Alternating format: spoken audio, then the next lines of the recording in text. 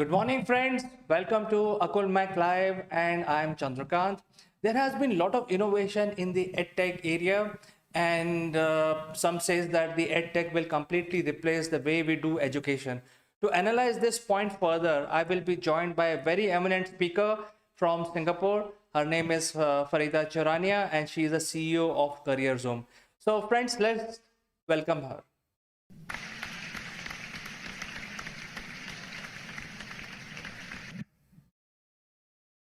Good morning, Farida. Welcome to the show. How are you this morning?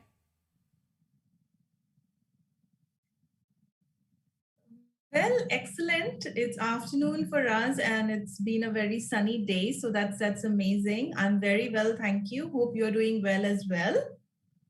And so I do hope our viewers are doing well as well. Yes, Farida, thank you for asking. In fact, we are live right now, and viewers, if you have any question or comment, you can use the chat function of the social media, whichever social media you're watching this program, and we will display your name and question right away on the screen. So, Farida, I think the topic of today's discussion is about edtech. I think we would like to know from your experience, where do you see our education system going globally?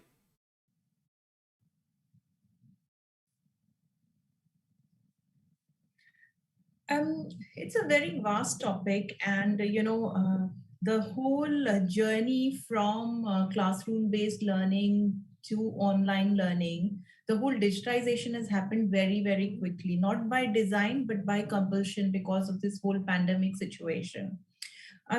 While there are different schools of thoughts, and there are different opinions on this, I do feel that edtech is very, very prominent because it will give opportunities to people who didn't have this opportunity earlier to actually kind of engage in upgrading their skills and educating themselves.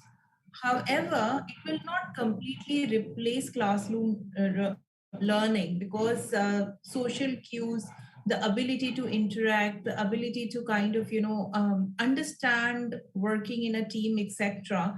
At least in my opinion, it's not very easy to replicate that on online resources. So I think uh, the model will evolve, which will be hybrid, and more learning could be pushed to online, but still classroom learning will not be replaced. At least I don't see it getting replaced very quickly in the next 10-15 years.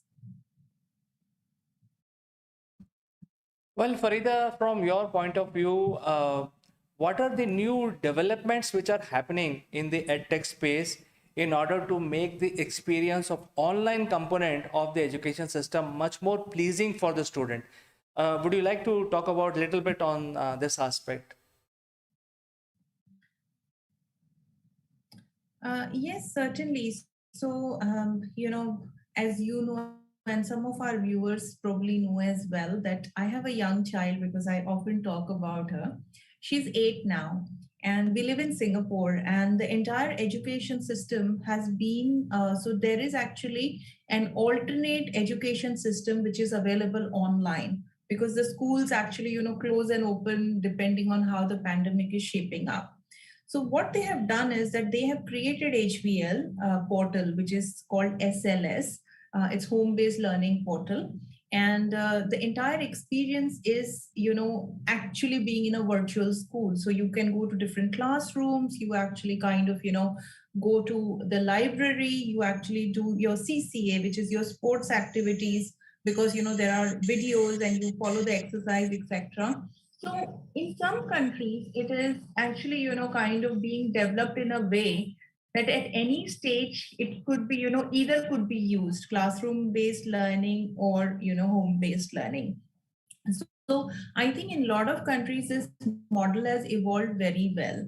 And that, kind of opens up a lot of other doors. I'm a business person, so I think, top line, bottom line. And I start thinking where, all these differences are happening. For instance, online imparting of education is a lot cheaper because, your cost of books, etc., goes down, cost of printing goes down, your entire real estate cost actually goes down. But it's been my personal experience where I have seen that children in this entire time they have become extremely screen dependent. A lot of them have had their, myopia really badly impacted. I never used to see so many children with glasses, but now you do see them because one is lack of sunlight and they are always on the screen. So you see that that is the downside. Children are putting on weight. I had never seen such round children in my entire life. But this entire 2 years, because the eating habits have changed, there are a lot of repercussions. But the good part is that in places where they did not have access to education that easily, now can be imparted. So I think this is evolution for good. There will be some downside like anything we use. So, because we will become more self-centric, we will, as an individual, when these children grow in this kind of hybrid environments, they may not make traditional choices in their careers, because now they know that they have a lot of options. You don't really need to go to an office to make money, because you can do it. So a lot of good things will also come out of this, but the downsides are also something that we need to consider. So while I don't know if this happens or not, but my expectation at least is that we should, as a society, as a global population, we should look at something which encourages hybrid models, because either is not fantastic, but a good mix of classroom based engagement and online learning is fantastic. And also, online learning gives opportunities to adults, because a lot of these courses are asynchronous. That means you can actually do them at your own time. You complete your assignments at your own time. So working adults can actually just educate themselves, enhance their skills. So edtech definitely is disrupting the industry. Real estate costs are very high, which gets passed on to the students. So if that is not there, the infrastructure cost to set up an online education system is definitely lower. And once you have set it up, there is only maintenance cost and upgradation cost. So that way, it's very good.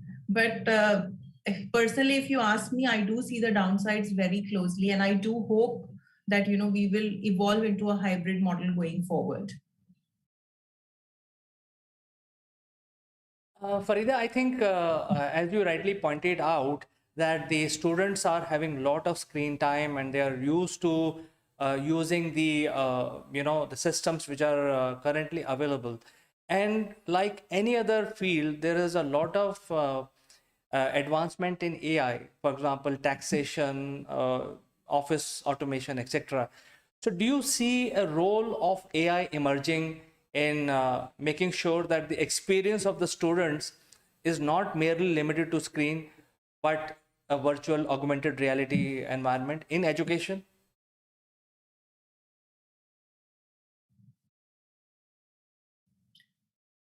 Yes, I do think that education is evolving much faster in the last couple of years than it ever evolved in the last 200 years. So yes, so right now probably the focus is on just making sure that you are imparting the education as per the times and as per the age and the learning capacity of that individual. But slowly things like gamification, etc., will come in, and there are a lot of companies which are already kind of taking steps in these directions. Some of them will become unicorns. Like nobody thought Uber will become a unicorn. Nobody thought borrowed cars without any infrastructure a company could actually become that big. And same thing will happen in education as well, because the entire experience of the student is going to change. It may not merely be limited to screens. It could be it could be a virtual reality glasses. It could be anything. You don't know, because what seems very unlikely today might be a reality tomorrow. 20 years back, we didn't think actually we would be using our phones as our personal entertainment systems. We just thought it's a phone, but today it's no longer just a phone. It's your bank, it's everything. So what seemed unlikely in the past is very much happening today.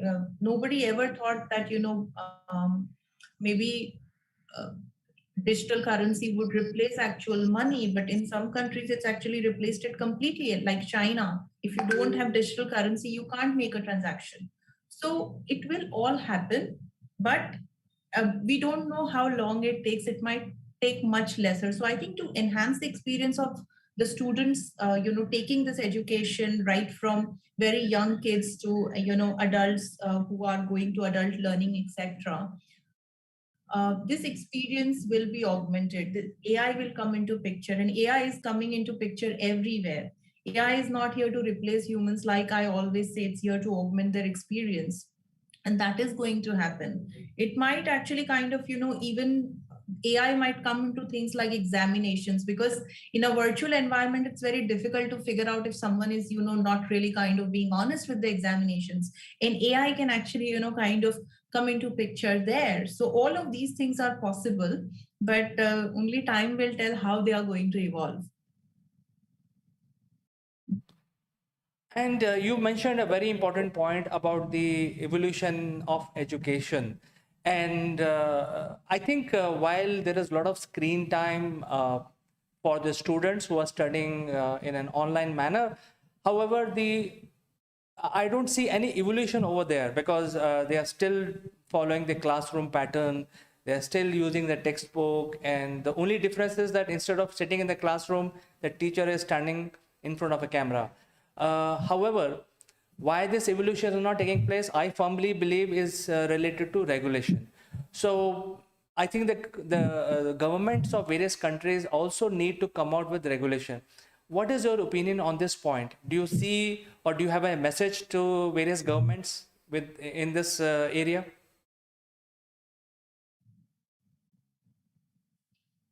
Yes, certainly. So the thing is that, like I mentioned earlier, in Singapore, it's very structured. Actually, Zoom classes are not very common here in Singapore, because the entire experience is like a school setup online. So, children actually, and all these lessons are pre-recorded, and, children actually take these lessons.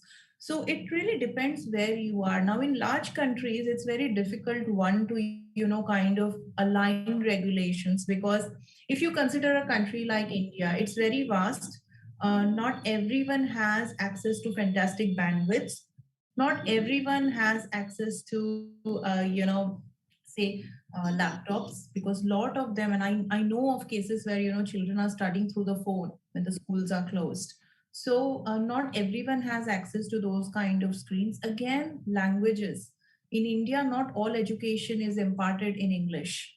It is imparted in so many languages. So those kind of geographies, if you look at, say, India, Bangladesh, Pakistan, Nepal, or even, for instance, you say Indonesia. So these countries, the regulations are very difficult to set in, but they would come in, because there is you, sooner or later, you have to join the bandwagon. It's like whole digitization phase. Like, for instance, in Africa, the entire digitization happened not because they are very forward. It happened because they don't have infrastructure. And it's a lot easier to set up digital infrastructure than to actually do brick and mortar. So, it was much easier. And that whole, pivot happened because of that. Now, various governments, I'm sure, are, kind of working towards this and there. But I think what would really help is if there is a central body globally which is able to guide and give directions. So certain things could be common across all geographies. Because if this is going to be the world tomorrow, then the hybrid models need to be, kind of, they can't be customized. I mean, they can be customized, but they can't be very different from each other globally. Because what will then happen, that some countries where it's very fantastically structured will move very much ahead of the other countries where this infrastructure is not available. So there has to be a central body which is able to, govern as to what is the best way to kind of, align this. So I think my message to any government and people who are listening is that we definitely need a global central body, and every country has to pivot. They have to kind of, come out with the ways where the cost can be reduced and more knowledge can be imparted. More students can actually get educated. Uh, uh, Actually, you mentioned about difficulty in taking out the education system, especially in a country like India, where there are so many languages and so many different types of board systems, etc. So I think the good news is that the Indian government realized there is a need for this, and they actually standardize the NCERT curriculum across the nation, and it is provided online, Yes. and it is free. So I think they have taken the first step, but I think subsequently the Indian government has to create a framework to allow innovation in this area. Having made this point, I'd like to ask you that how you yourself in personal capacity or your company Career Zoom is planning, or you have some ideas about reforming the education system, whether in Singapore or any other place?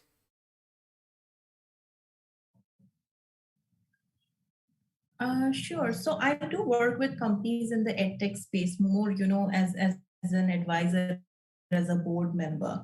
And one of the things which, again, education is something which is very close to my heart, because I think everyone should, it's a basic thing and everyone should have access to education. So one of the things that, which I kind of aspire to do is with the companies that I work with, that education in terms of, skills upgrading. So, the ability to learn different languages, ability to learn, different coding, etc. All of this should be available to everyone.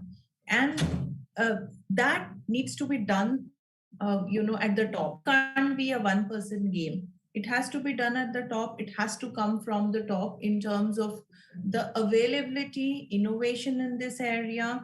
How quickly can you actually, kind of get people onto it? How easy it is for them to understand this mode of, instruction? And more importantly, the governments as well as companies need to recognize these qualifications, because that's still a very large gap.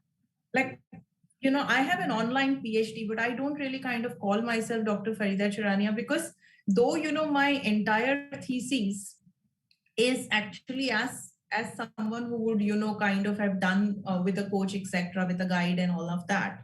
Honestly speaking, I don't know if it is recognized.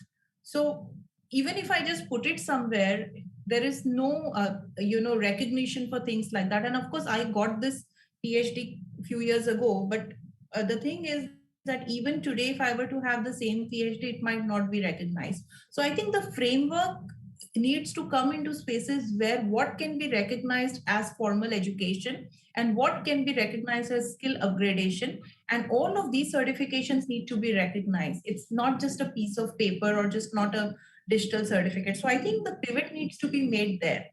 That is very key. And then, of course, innovation comes in to make it easier to access, easier to understand, and easier to, or rather, enhance the experience of people involved in this. But the first pivot is to really, kind of get to a stage where all of these certifications can be recognized.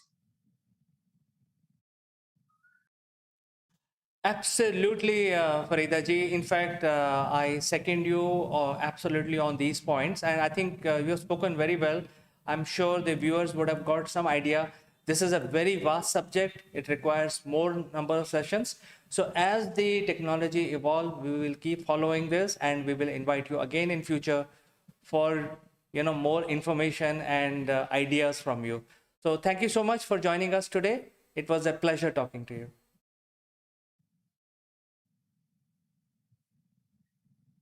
Thank you very much. Always excited to have this chat with you, CK, because always, happy to be on your show. And I think we have some great chemistry here, where it's not just about discussing, but we do come out with certain things which could be useful for people. So, yeah, I mean, happy to come on your show anytime that you call me. So great. Thank you very much, CK. Absolute pleasure. And thank you, all the viewers. Stay well, stay healthy. And I think a lot of viewers would be actually celebrating Diwali. So, yeah, happy Diwali in advance. Thank you very much. Bye for now.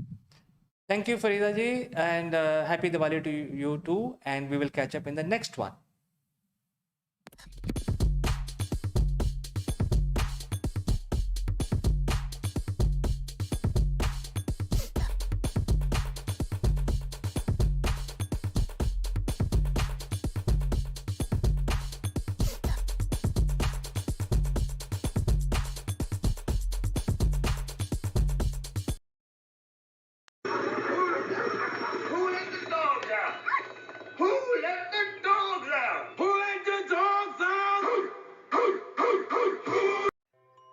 morning, Neville.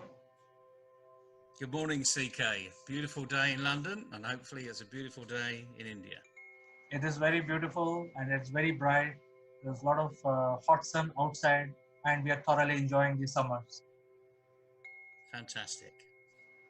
So, one thing I would like to share with you, Neville, today is that sometimes I get intuition, but I don't listen to my intuition. Sometimes I ignore the intuition and follow the book. And I would like to take your opinion. Is this a right strategy, or shall I listen to my intuition or not follow the book every time?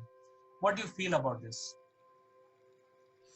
Well, you've introduced our trip through the alphabet really well, just by what you said today. No rehearsal, as usual. We just hit this on the road. And we're up to the letter R. And R, although today is a day of reflection, being Friday, we're not going to go down that simple route. We're going to go down a more complicated route. And you just mentioned it. It's the word relationship. And I'm not thinking of the relationship that we have with everybody else.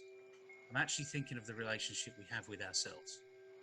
Because if we can get ourselves right, then we've got a really good chance of getting the relationships with other people.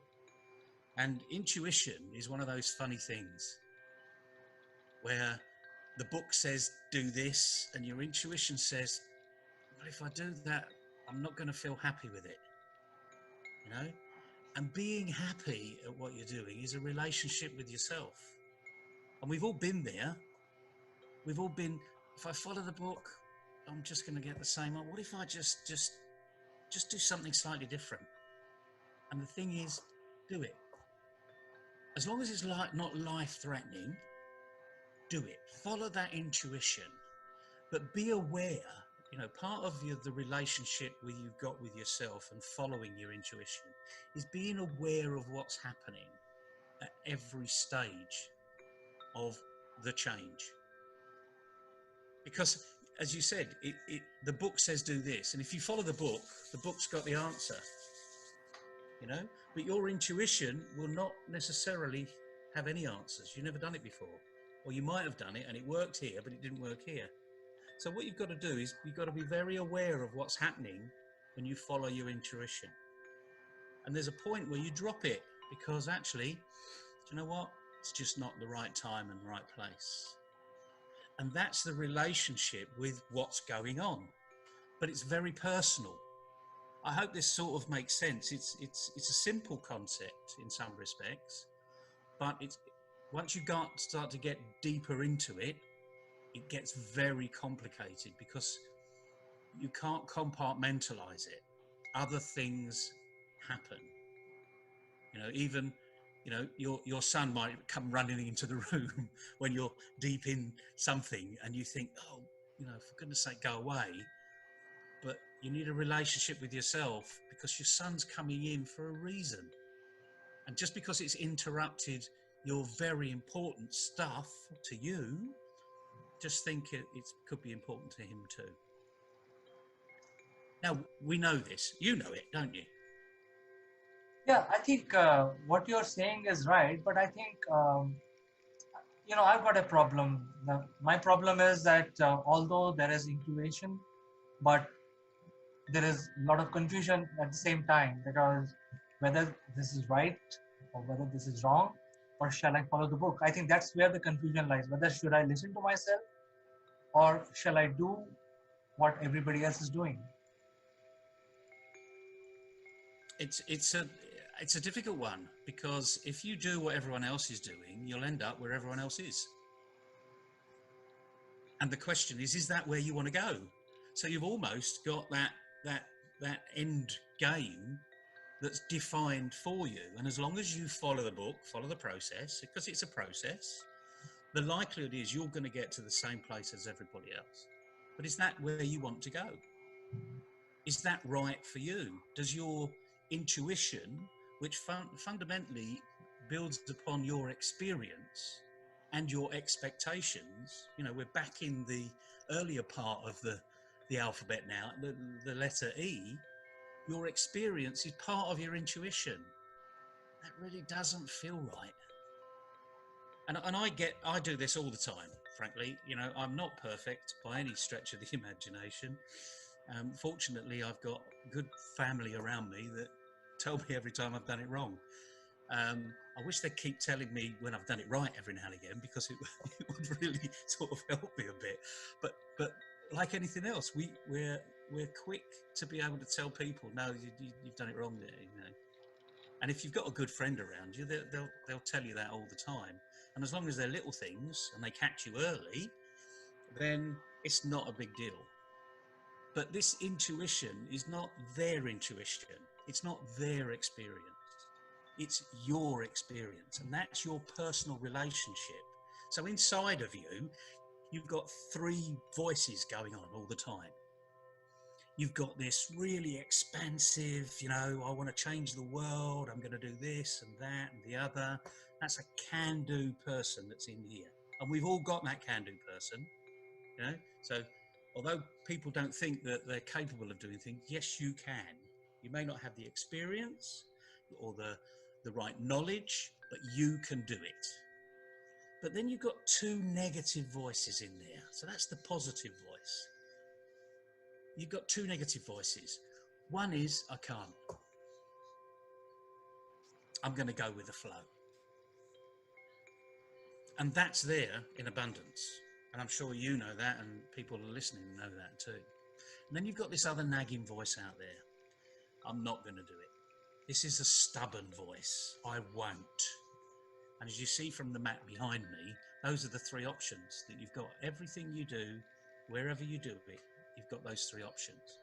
And it's that self-relationship that you have to fight first. You've got to kick out the can't do's, knock away the won't do's, and stay with that can do. I believe in myself.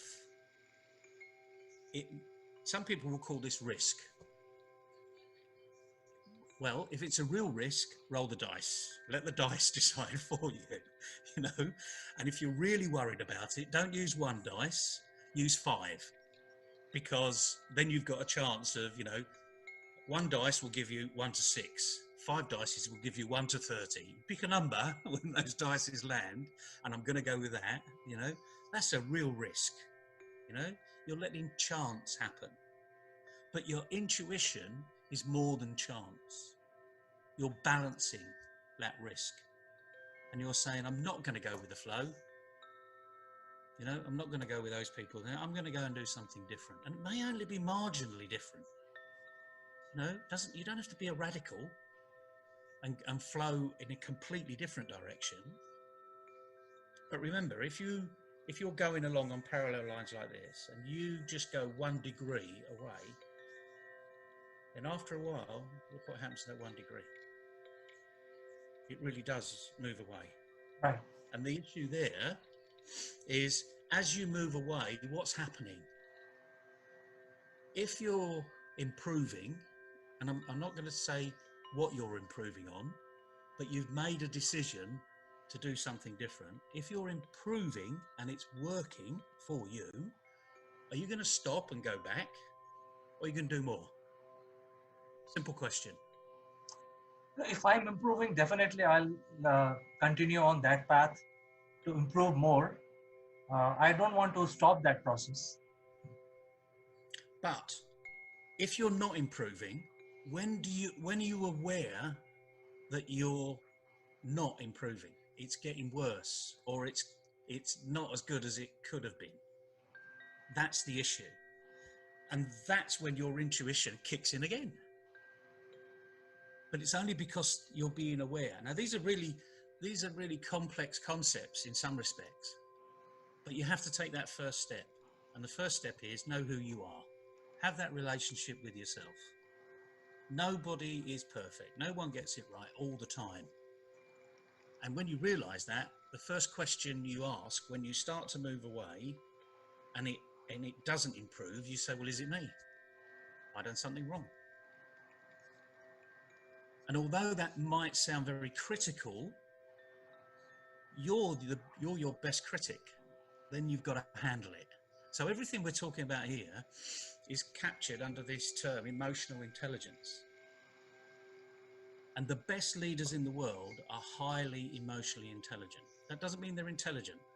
It just means they are fully aware of their situation and their emotions. And the nice thing is, when it goes like this, and it goes like that, you think, yes, wonderful. You know, I'm going to tell the world. But then you say, actually, I'm not going to tell the world because I've found something that's really unique to me, and I'm just going to keep it to myself. And that is your competitive advantage. And every business wants a competitive advantage. But you will share it with your colleagues, you know, people that work closely with you, because you say, look what's happened here. I did this. I didn't want to tell you about it at the time because I wasn't sure. But now, look what's happened. What if you were to do that? What if we were to do that collectively? How can we improve on that thing? And again, you're now talking about a relationship with everybody else. So it can blossom. But you've got to be able to handle the time when it doesn't blossom. Your intuition wasn't right. But don't let it stop your intuition taking the risk in the future. I hope this makes sense. You know, it's Friday, it's a day for reflection. So this is really internal reflection, but it's in this word relationship. Yes, Neville, in fact, it makes a lot of sense. And as you rightly mentioned, I think the real challenge is to, you know, is to understand the risk factor also, and how much. I think we need to work out a mechanism where we leave 10% on chance and 90% on intuition. So I think it's a long journey. I don't think, but you know, you rightly mentioned, even though you have given us a path of follow the right thing that we believe, but I think to get this process implemented, it will take a few more days for us to do a little bit more thinking. Like anything else, some of these things are not overnight sensations. The nugget, if you like, is to be listening and thinking about what's being said. And that, again, it comes back to this phrase, emotional intelligence, which when I first came across this phrase, I thought, emotional intelligence? What emotion's intelligent? Because its emotion is typically a reaction, how intelligent is that reaction? And it takes a while to think about, is there an emotion that's intelligent? Well, probably the only one is happiness, because if I smile and you smile, it's infectious. Yeah, that's pretty intelligent. I prefer to be there rather than be unhappy and sad. But is it really intelligent? Who knows? You know, I'm not a psychologist. You know, I'm not in that world of deep research into the inner machinations of the mind and how that works. There are plenty more people that we rely upon to do that. But the common sense is control your emotions. That doesn't mean to say when you're really ecstatic and you think you've got a fantastic result that you say, oh, that's okay then. That's not the sort of control you want. You need to feel it inside. That's the relationship you got with you.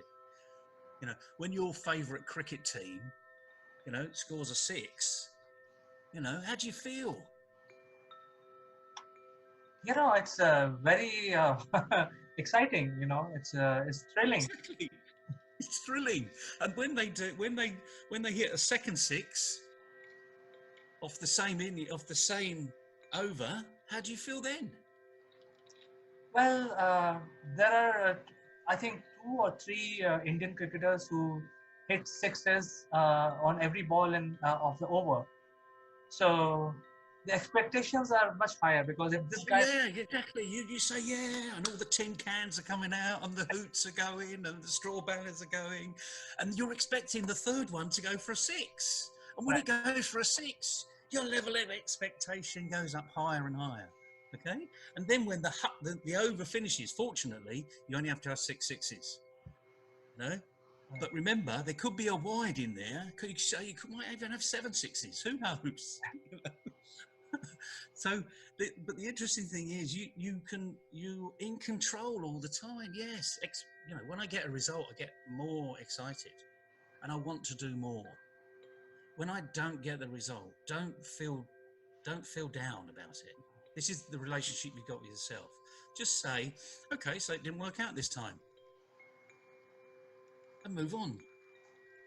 And say, but you know what? If I just change that slightly, I think it'll work. And then will your intuition say, I'm going to do that? Will that can-do person in here come to the front? Or will the won't do and the can't do literally say, no, we're going to go back and do it by the book? Not that the book's wrong, by the way. Right? This is not saying that the book's wrong. But if you feel it's wrong for you in that particular context, you need to have the willpower to follow it through. I hope this makes sense. You know, it is Reflection Friday. Certainly, never. It does. I think. Thanks for your advice. I think you have given me some direction to my question, which I started off this particular session. I think this is very useful, and I'm sure it is useful for others as well to follow the intuition and also gather more information to decide the next course of your action. So I think that is where we are, and thank you so much for giving us the direction. No, my pleasure, CK. I hope you have a fantastic weekend. We're taking the weekend off to recharge batteries. Sadly, we're all at home and I can't meet the kids, so I have to look forward to that another time. So again, that's my relationship. I have to deal with that, you know. I can only have digital relationships with all the people that I love. So be safe, take care, don't go outside, enjoy the sun. Thank you, and you too, Neville. We'll talk again on Monday. Cheers, CK. High five. High five.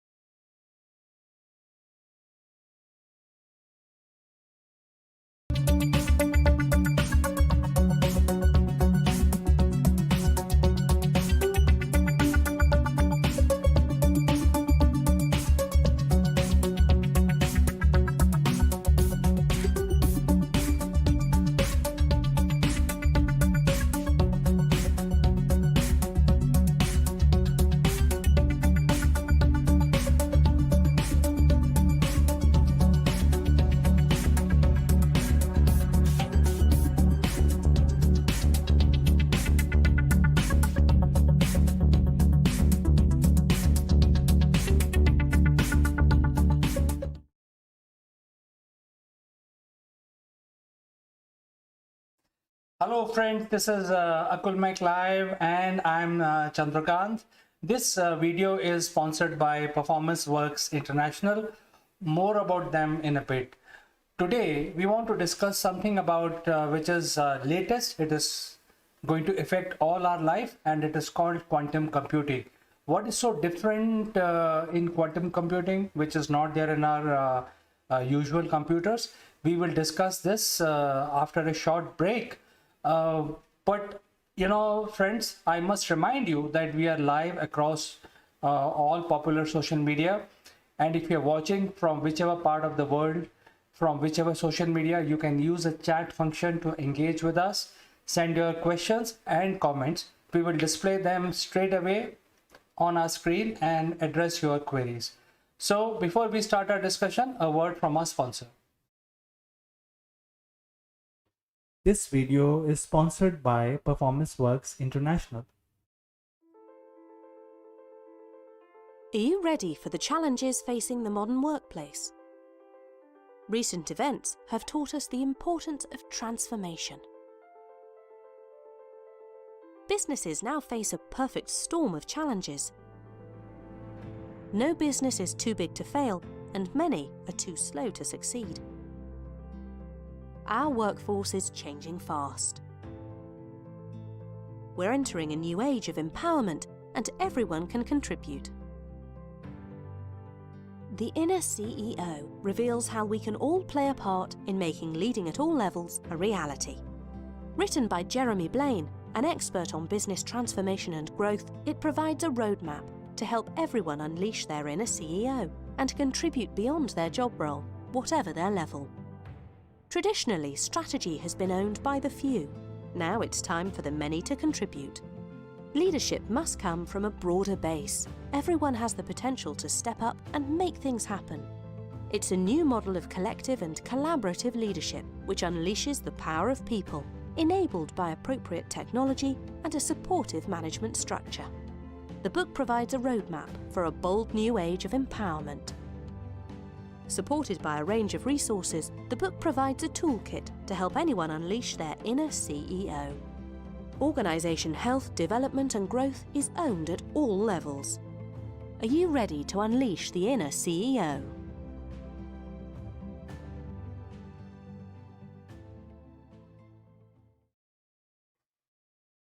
Welcome back, friends. And quantum computers are going to solve our problem of future, and which will propel us to the new era of mankind. Is it true?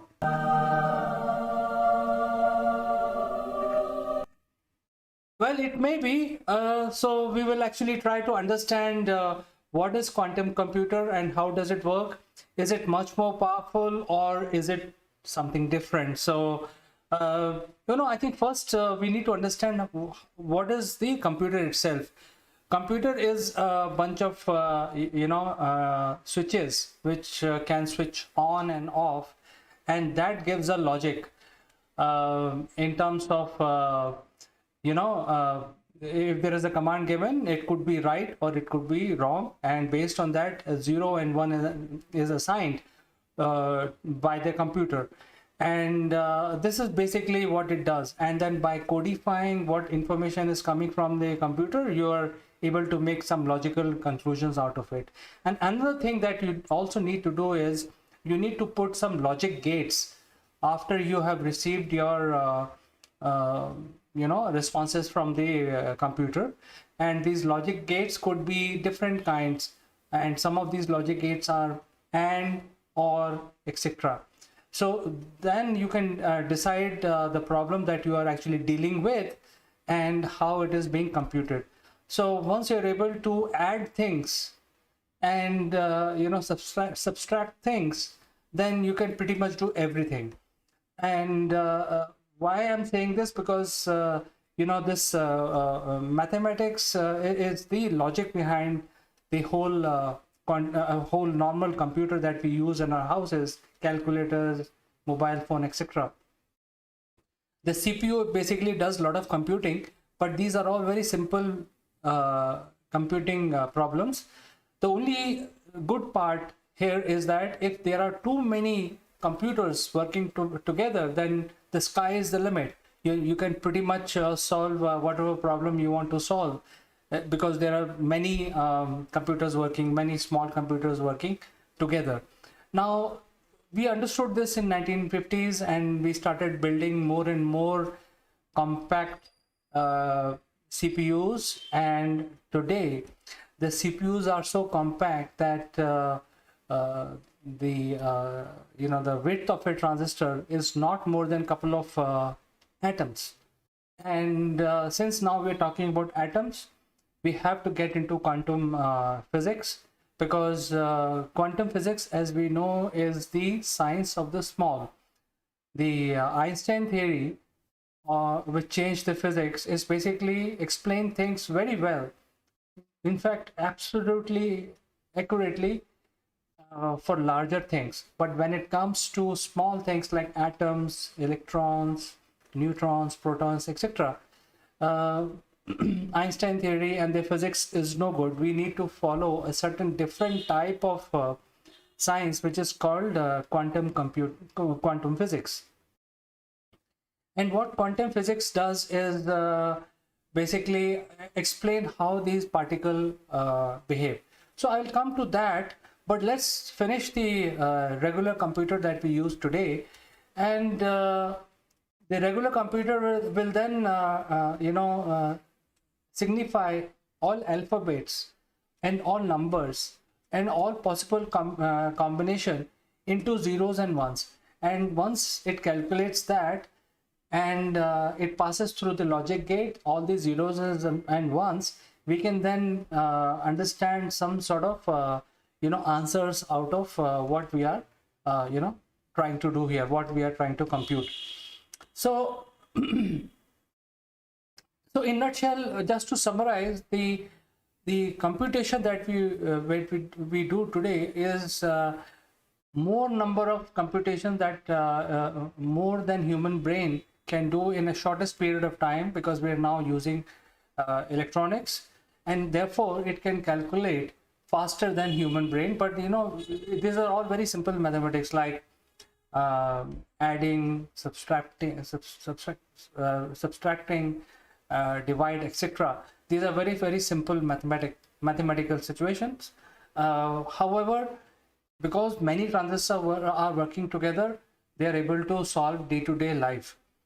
So where this quantum computing and how quantum computing is different. So quantum computing is actually using quantum mechanics instead of using your binary system to calculate. That is a basic difference between a normal computer and a quantum computer. What is quantum? What is quantum mechanics? It's basically it's about the particles behaving very abnormally, not like physical world, where they can exist at the same time at two locations. So that is the first problem. And that means unless you start looking at the particle, you will not know what is its speed, which direction it is spinning, and where it is heading. Moment you look at it, that value of that particle is frozen. And that is where the quantum mechanics explains that as long as you measure the thing, it can be anything. It can have any value, but if you decide to measure it, it will have certain value, which you think is the voltage of an electron, is like 5 electron volt.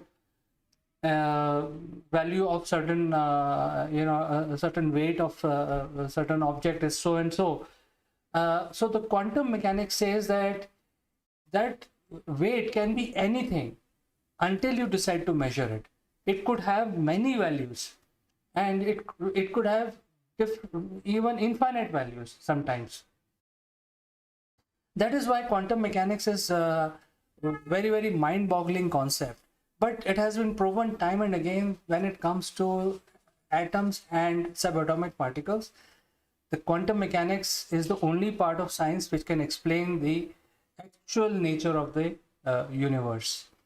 And the computer scientists now have realized that they have reached the ultimate level of reducing the size of the transistors, and they cannot go below this, because now the transistor size is a couple of atoms, and when the electrons are being transmitted through these chips, they start showing quantum tunneling effect.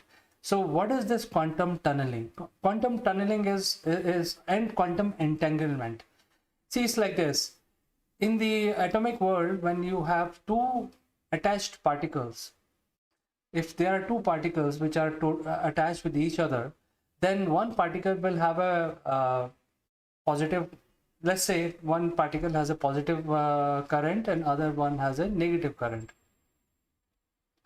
So what happens is that now they are together, but then you take them apart. One particle, you take one particle, because it's a pair, so you separate them and you think that you have separated them, and one particle you take it to the moon, and one is in your laboratory and on Earth.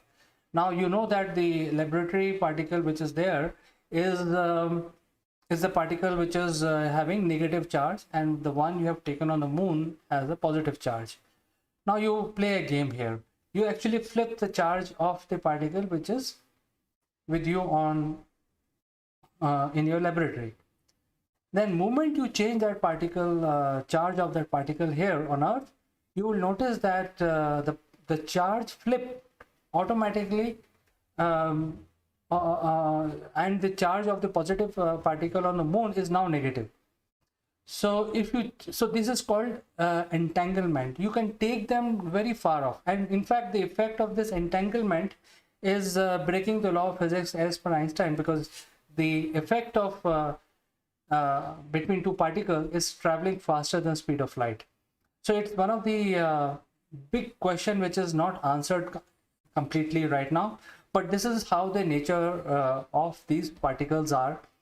That means these are entangled, and you can take them to next galaxy, still they will be entangled, and if you do something to one particle, the other will also get affected. So that is one thing. And second thing is tunneling, which is basically particle getting into superposition. So when we say superposition, is basically you can't find out what these particles are up to at that point, and they can be you cannot determine what is their speed, what is their position, and that is why it is called superposition. They can be anywhere, they can have any value, but if you start looking at them, start measuring them, then they will suddenly have a value. So this is where these are the two properties of quantum mechanics which are used in developing the quantum computer. So instead of zeros and ones in a normal computer, here if you have say for example, if you have a 32-bit quantum computer, then you can have 32 combinations instead of only 2 combinations, and the possibilities of finding the answer is increased 32 times. So you can imagine, by not increasing the power of the chip of the computer, you are now increasing the possibilities of possible solutions. So that is why quantum computers are much faster, because they can calculate things parallelly, and instead of increasing the size of the chip, that means many computers working together, it is the same small computer can do many things together. So if there is a 64-bit computer, then it can calculate a variety of problems at the same time. It will have variety of solutions. Say you give them one problem can have multiple solutions. It's one of those solutions you might have seen in Marvel Comics, where Doctor Strange try to find the solution of Thanos. What if they are able to stop him? And he goes around parallel universe, and he found only one. So it's like he is like a quantum computer, where he is checking all possibilities together, and he found one answer. So instead of using the regular computer, which will have only either state of 0 or 1, they will have multiple states, and then you will get your answer faster. Now, what are the applications? Will quantum computer going to replace your home computer, home PC, your mobile device, etc.? No, because our computer that we use right now are very, very efficient, and they're very fast. So this is not where the quantum computer will be used. Quantum computer will be used in analyzing the problems which are very, very big, very complex. For example, providing online security. Quantum computer can play a role in generating algorithms which cannot be cracked by anything. So because you will not know what is the answer. So if you don't know what is the code, because right now we are based, our whole security is based on 128-bit encryption. The defense security will be based on 256, which is, people say even 128 is not breakable, but you can still break it because there is a chance to break it. But in case of quantum computer, you can't even predict any keys, because your primary key can be anything, your secondary key can be anything, because now it's all in the quantum world. So I think that is one of the big application, crypto security, solving the puzzles which we have not been able to solve with regard to universe, simulating these situations. So quantum computers are very, very good in simulating situations. Quantum computers are also very good in solving the medical sciences challenges and things like that. So these are the applications for quantum computers which will be used where quantum computer will be used. So it's a different category of computer devices. It is not going to be used by people like you and me for our personal use. It will be used by very complex tasks and very complex situations, simulations, and stuff like that. So needless to say that quantum computer are not, in terms of hardware, are not more powerful than what we have today. They have about the same power, but they can do trillions of calculations at the same time compared to our current computers. That is why the large data search engines will be based on quantum computer. Their cybersecurity will be based on quantum computing. When it comes to large data analysis, the current computer basically makes the index file and look at the index, then look at the database, or go sequentially, which is very outdated now. But quantum computer can check all your details at the same time, so it is much faster in terms of searching the data of any kind. So in terms of providing security, identifying biometrics, quantum computers will be very, very quick. Identifying solution to a very complex problem, quantum computer will be very, very quick compared to our supercomputers even today. So this is something which makes them different. As I said, in order to develop the quantum computer, we have bits, and scientists are call the bits in the quantum computing world as qubits, which is about the same. It has the same meaning. But say, for example, if you have 32-bit processor, the 32-bit processor in the quantum computing world can calculate a million calculations, while a regular computer can calculate only few. So I think that is where the difference of the processing speed will come in, and the quantum computer use the quantum nature of our universe. And so basically this is why it is much faster, and that is why it is the next phase of progress in computing devices. Now the big question is, how does this look like? So the computer does not look like anything that we have seen. The computer looks like what you see here in the picture behind me. Why? Because since minute fluctuation can also affect the quantum computer. Minute fluctuation in the space, a cosmic ray particle, can change the calculation. So that is why the quantum computers are usually kept very cold, and they are surrounded by a very cold environment with liquid nitrogen. They are actually always, the temperature is controlled. They're kept very cold so that there are no quantum entanglement or quantum tunneling that happens to the computing devices themselves. They can actually use the quantum tunneling for calculating and quantum entanglement for calculating, but it should not happen that it start giving wrong information, wrong calculation. So quantum computers are always kept at a very cold temperature, and so it requires a totally different kind of setup, different power source, and different way of doing things. It has a totally different logic. It has a different programming matrix. It is used for totally different activity. So friends, hope you like the basic differences that I told in like 15 to 20 minutes, where I wanted to give you a basic difference between normal computer and a quantum computer, because we have been hearing a lot about it.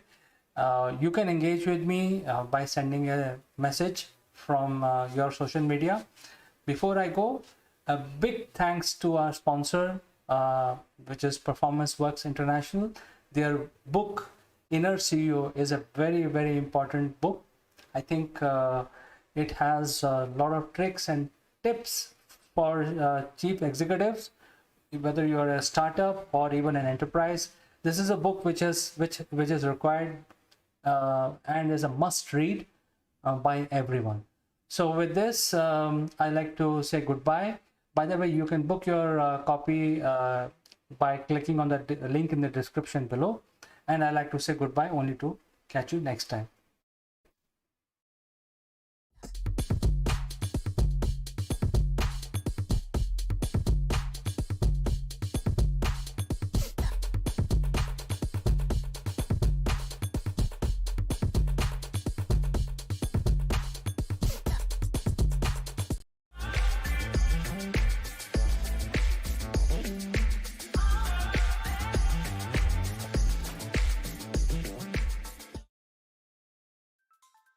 Hello friends, welcome to Akul Mac Live, and I have a question for you.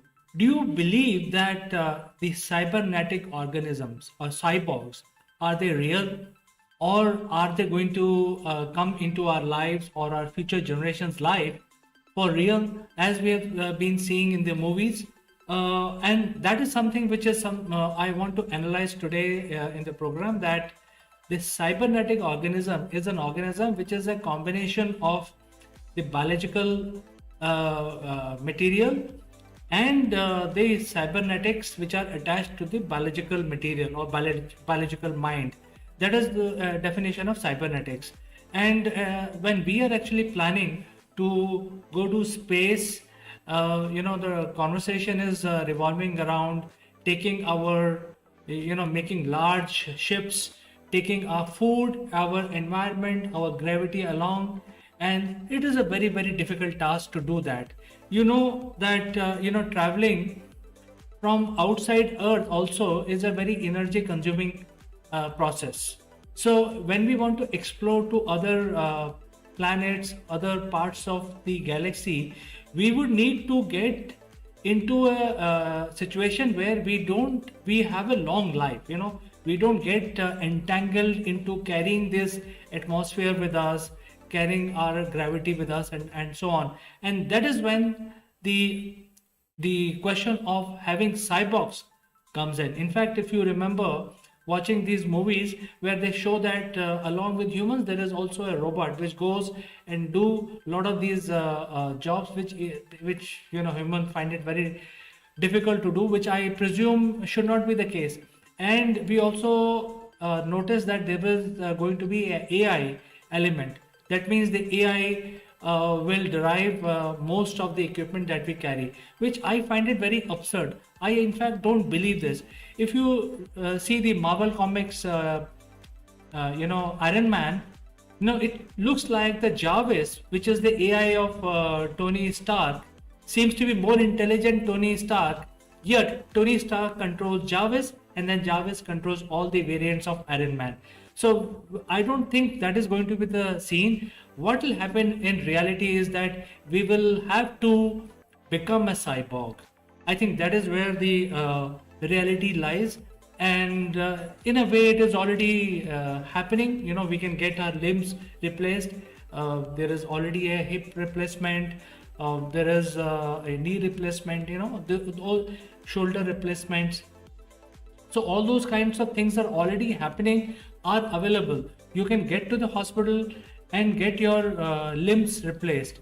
There are a lot of research going on when it comes to replacement. In fact, there are replacement happening recently. I mean, just last week, the scientists have successfully replaced a pig's heart into a human body. So a lot of these replacement of organ will also happen.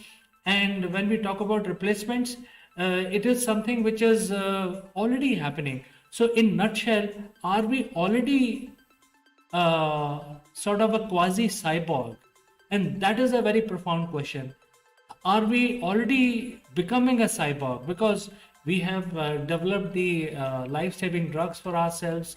We are developing limbs. If we have natural limbs which are not working out for us, we can get them replaced and replaced with mechanical ones. And once we have this limbs replaced, we can then next level would be to replace the limbs for that particular job. So if you want to lift a heavy weight, you can just replace your limb with a forklift, and so on and so forth. There is, however, one organ which cannot be replaced, and that is your mind. So we will come to that. But I think the limb replacement is already happening in a very big way. In fact, there are a lot of neural network based technology which is being deployed in this arena. So in a way, we are already becoming cyborg because we can treat our ailments by the medicines that we have, and we can also replace our limbs and also organs. If you want to debate on this, basically you can send in your comments. But I think 50 years back, the average life expectancy for humans were about 40, 50 years. Today it is about 80. So as we progress and as our technology progress into the future, we will be able to elongate our life. And I think this is an example of having an artificial heart. What is an heart? Heart is just a pump which actually carry the blood and make sure that the blood reaches every part of the body. Now if we are replacing our limbs, our body, there will be a different kind of blood required. In the sense, there will be only electricity required, and we will not need such a strong heart. We can probably replace the heart to basically pump the blood into certain parts of the body. So I think the whole structure of the human body as we see will change in future, and we will live longer, because if the natural life is not natural body is not helping you, you can always get it replaced by an artificial one. And then once you have that artificial equipment in your body, you can always replace it and get a new one. Every new replacement will be a new technology. So I think we are already becoming a sort of a cyborg, and we are actually going to have a longer life at an accelerated pace as the technology improves. There is one thing which is very hard to replace, and that is your mind. And there could be some repair required in terms of, in case your mind is still controlling and your heart, which is artificial, but your mind is your intelligence and that is controlling. So I think that is where the nanotechnology will come in picture, where these nano machines will be sent to your body, and they will not only monitor your state of your mind, will also monitor what is the health of your biological component of your body and repair it. So these cybernetic nano machines can be engineered to make sure that your biological parts are always kept healthy and are always in top-notch conditions. However, I think the scientists have noticed that the brain cells, again a biological material, cannot survive forever. There is a limitation with regard to how much survivability you have. So even though you are able to replace everything else in the body, but not your intelligence, which is actually residing in your brain as of now. So I think the next step would be to make sure that the brain is also living forever. And one of the theory to make sure that the brain does not live inside a biological brain that we have, which is having neurons, we can actually transfer your entire brain functions with memory into a computer. If that happens, then there will be no death, because as long as you're able to provide the entire electricity for brain to function, you don't need to eat food. There will be no requirement in terms of reproducing and so on and so forth, but your brain power will increase exponentially as we go along in our progress. And if that happens, then we will truly become a space-faring civilization, and we will be completely becoming a cybernetic organism which will not require to carry their atmosphere, to carry their environment with them when they go into a ship. They don't need to carry their farms or food along with them, because there could be many mechanisms to produce the power. for a cybernetic organism. And the intelligence is part of your intelligence, which has been already present with you, which is now transferred into a computer. So you will become a long lasting, very, very efficient machine or a cybernetic living organism, and then you can reach out to different parts of the galaxy, colonize these different parts of the galaxy in a true sense. So I think, in my opinion, uh, the journey to become a cybernetic organism has already begun about 200 years back. Today, if we have a problem, we go to the doctor and we say that, hey, I have this problem, and doctor will give you a medicine, you remove that problem and you live. So you live longer. 100 years back, if you had that small problem, you would die actually, because there'll be no medicine. So I think we have been able to elongate our life artificially, and therefore, I think we are already living in the era of becoming a cyborg. And I think after 100 years, I think there will be a lot of cybernetic organisms roaming around the earth, and they will also be roaming into the space in nearby planets and establishing colonies in the nearby solar systems. So friends, if you agree with me, do write in, send in your comments, and I will read out some of your comments in the next episode of Akulmek Live. For today, I like to say goodbye, and only to catch you again in the next one.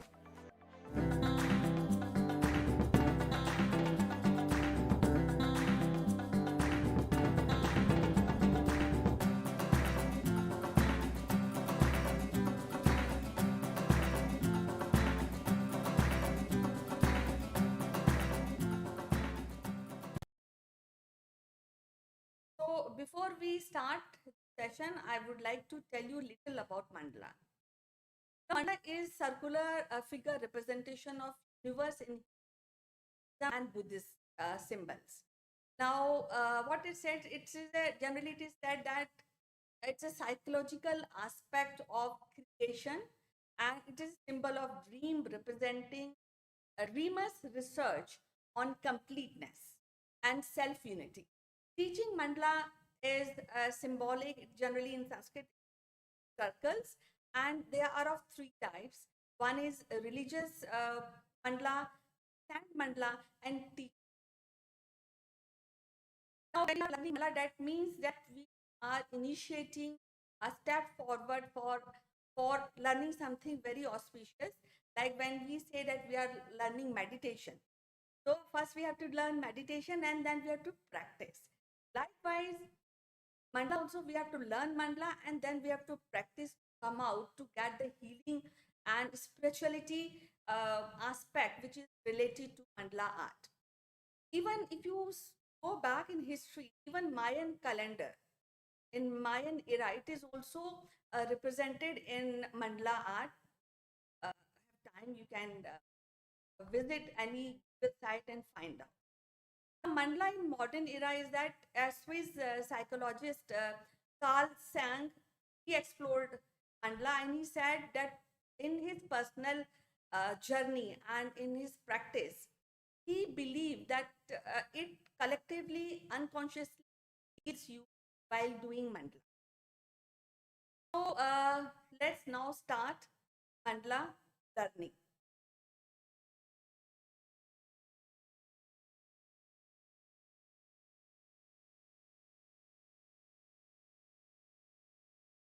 So all we have is, I'm taking help of this. We have paper, and I am dividing this paper into equal parts. So I have a scale, and if you count, you can see. So this, my page is around 28 centimeters, and we have to put a point in between of 28 centimeter, that will be 14. And again, we have to measure whatever page you are having. It is 21, so I will take around 20. I'll be this. And here I will be drawing, making a line. I hope it is visible clearly. And again, divide this page 4 parts. So it is equally divided.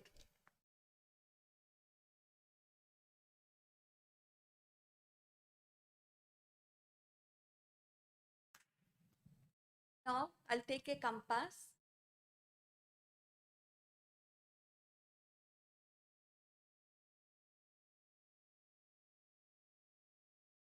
Generally, it is said that mandala is different.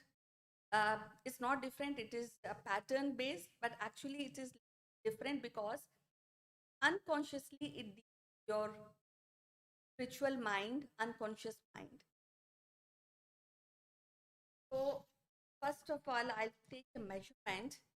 I will take 10 centimeter scale and then draw a circle here from the midpoint here, and I am making a circle. Then I will take half of the centimeter, 5 centimeter actually, and make another circle above of this 5 centimeter. Measure it 5 centimeter. Measuring 5 centimeter.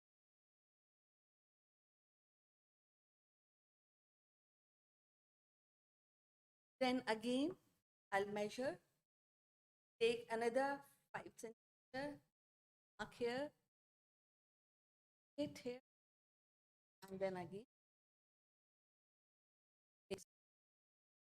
Then again measure, depends how big you want to.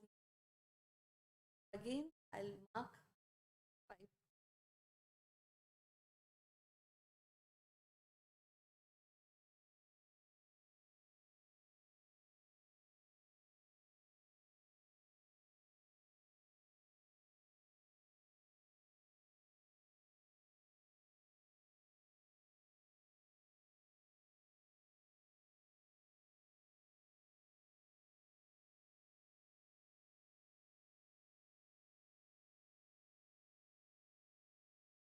So I have taken, you can draw of it. How much big you want depends on you, your choice.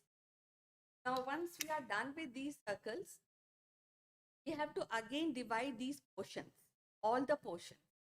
For this, again, we have to take measurement, and this measurement I have from 1 centimeter, 12 centimeter. I will mark a line here at 6 centimeter, and then in cutting this point, I will make again draw a line. We have divided the same here. I have this. So your measurement may be different. You can check on that. Again, I am taking 12 centimeter here. Mark the middle, that is 6, and then again draw line, cutting the center point of the circle.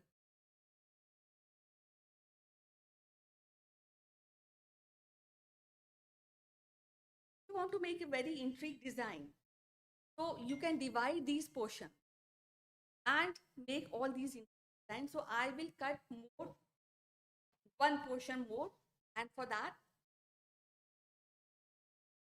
have around 6 centimeter here. So I will again mark a point here at 3, and then again cutting the middle portion, I will again draw a line here.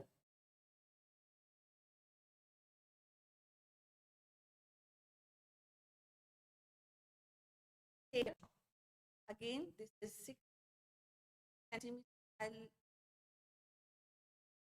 mark a again, I'll draw a line.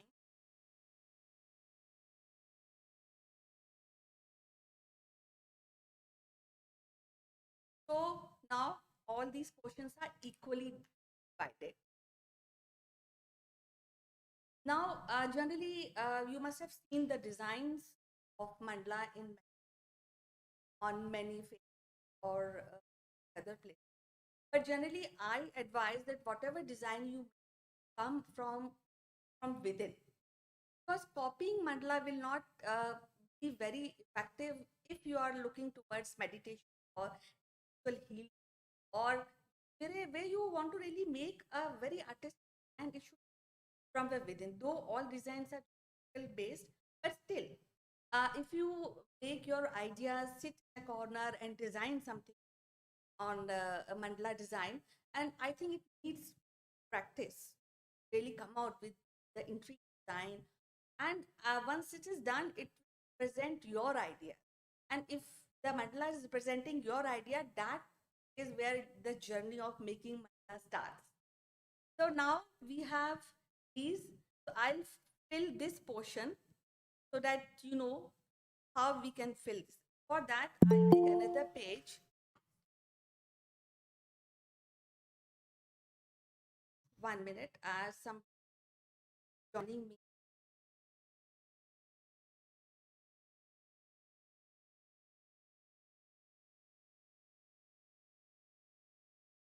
Yeah. So for that, I am showing you some design which you can incorporate in your design. Let's see, 2 centimeters. I am making lines just to refer the design where you can fill these designs in your mandala. So again, I'm taking centimeters. You can take 1 centimeter. You can take half of the centimeter bands. What kind of design really you are looking? So there are few lines. I'm just showing the design, the filling design, which where you can make a mandala. But again, I am telling you that whatever design, or geometrical design, or artistic, whatever you make, come from. But anyhow, I'm just making these. Let's are able to. They're very very simple designs,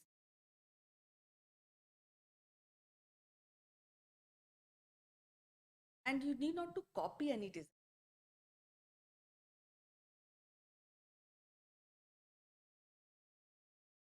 And suppose if your lines are not coming right, so that's okay. Once you fill mandala design, then it will look very beautiful, and whatever small faults are there in lines, or they will not be visible after you complete the mandala.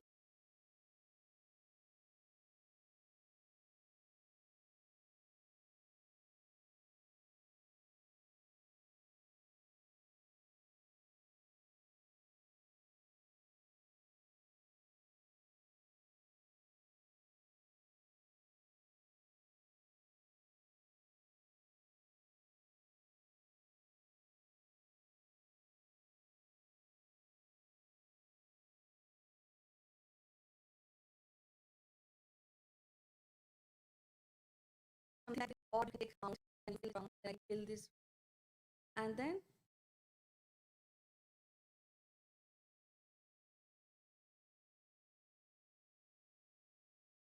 or can do all these banding. The main work I will be telling you once I use the pen, so you will understand how to really while drawing, because in mandala the importance of thin lines and thick lines, that plays a very major.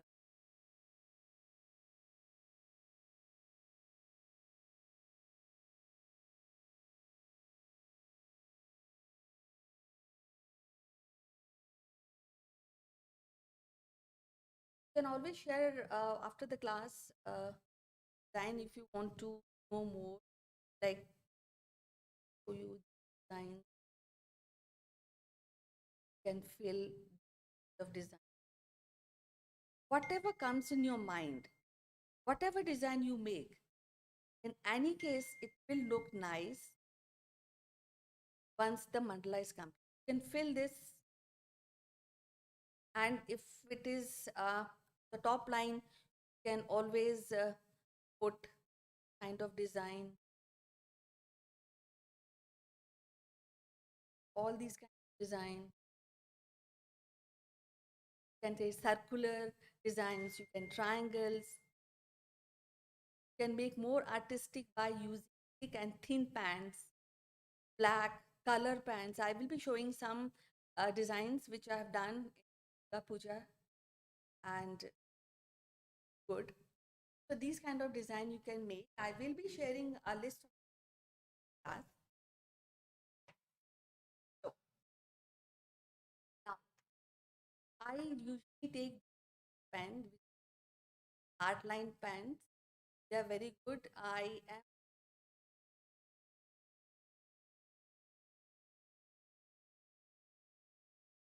point one nib, the 0.0 we get in this till 0.8. Otherwise, you can also go for pen. These are all colored pen, the octane pens. I color pens. Today I will be only black pen. How it like, but you can do all kind of color combinations. I'll do mandala. Now I will be doing. Let's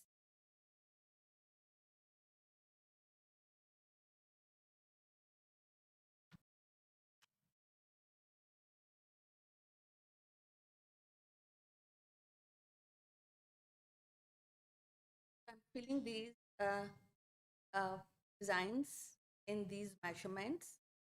Now, I would like to tell you, you can also draw a line. If you draw a line in between these portions which I have done, then again a design will look very nice and you have more options to really fill the patterns.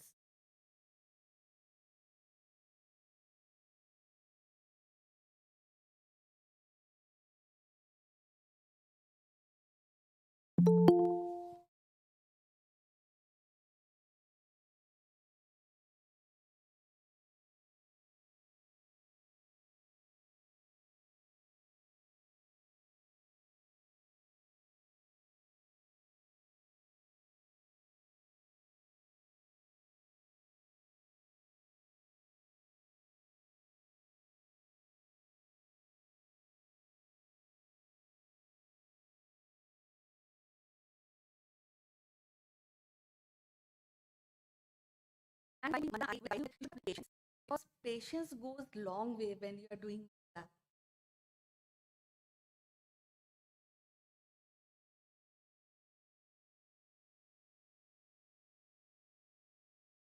You can fill it, you can make any designs, faces.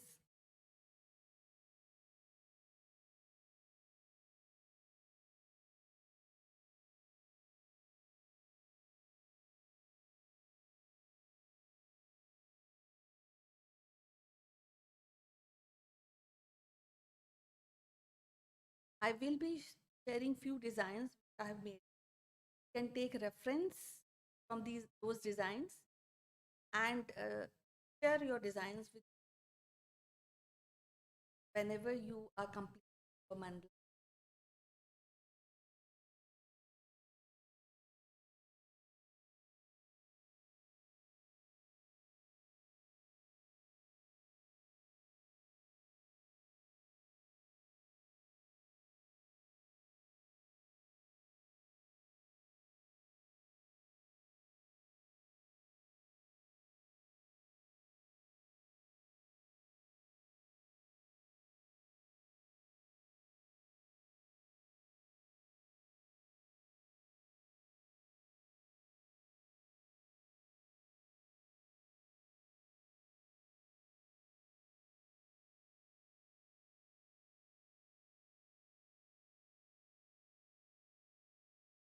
You can fill this design, or you can take these dots kind, or you all depends on what whatever design you are thinking.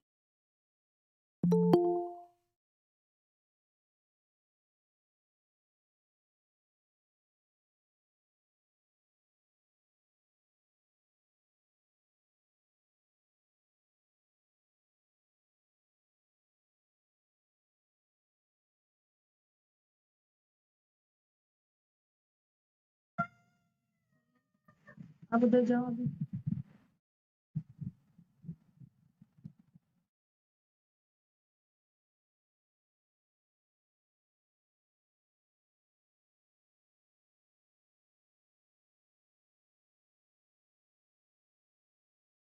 Anybody making with class?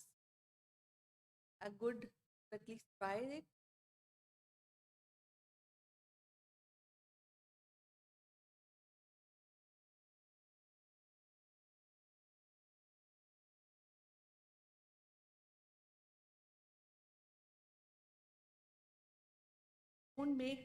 Don't use sketch pen, because the sketch pen doesn't look nice.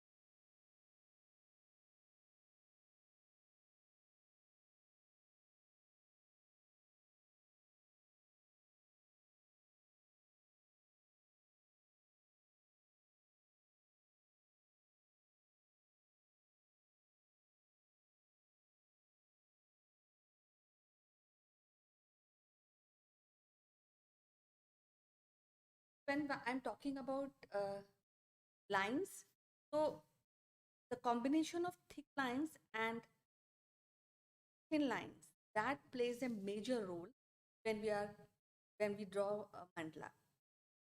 And what happens, you see mandala everywhere around, but sometimes we really fail to realize this. And we will find basically more of this in mandala art in Buddhism and Hinduism. In Akulmaik, we have also done research on mandala. There's a professor, is Illinois professor. She is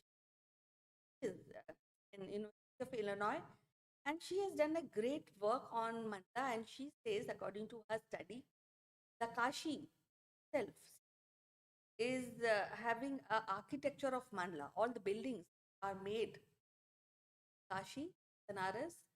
Ancient buildings are have taken the concept of mandala, and she has done a research. If all are interested, I can send a detail of her research. It's there in our uh, channel. I will share you. So it is very, very important to really understand and appreciate, and of course do it, because that, as I told you, that they are learning meditation, they have to, they are learning likewise. If we are learning mandala, then we have to practice, come out, excel in that. And I think there are far reaching effect of knowing mandala. As it says, it deals with the spiritual part of, quite interesting and quite good part of this art.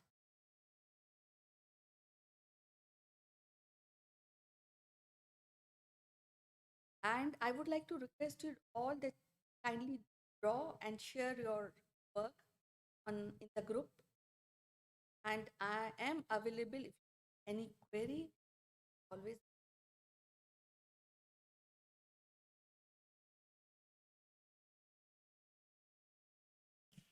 So something like this, I am drawing. Designs are your own. I will be sharing some patterns. So, and I also have done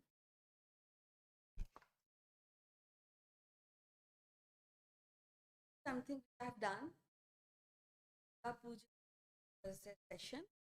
A part of this, then you match different colors, and I've also done, I think, draw it. These are all ideas where you can incorporate with other arts. So, any questions now?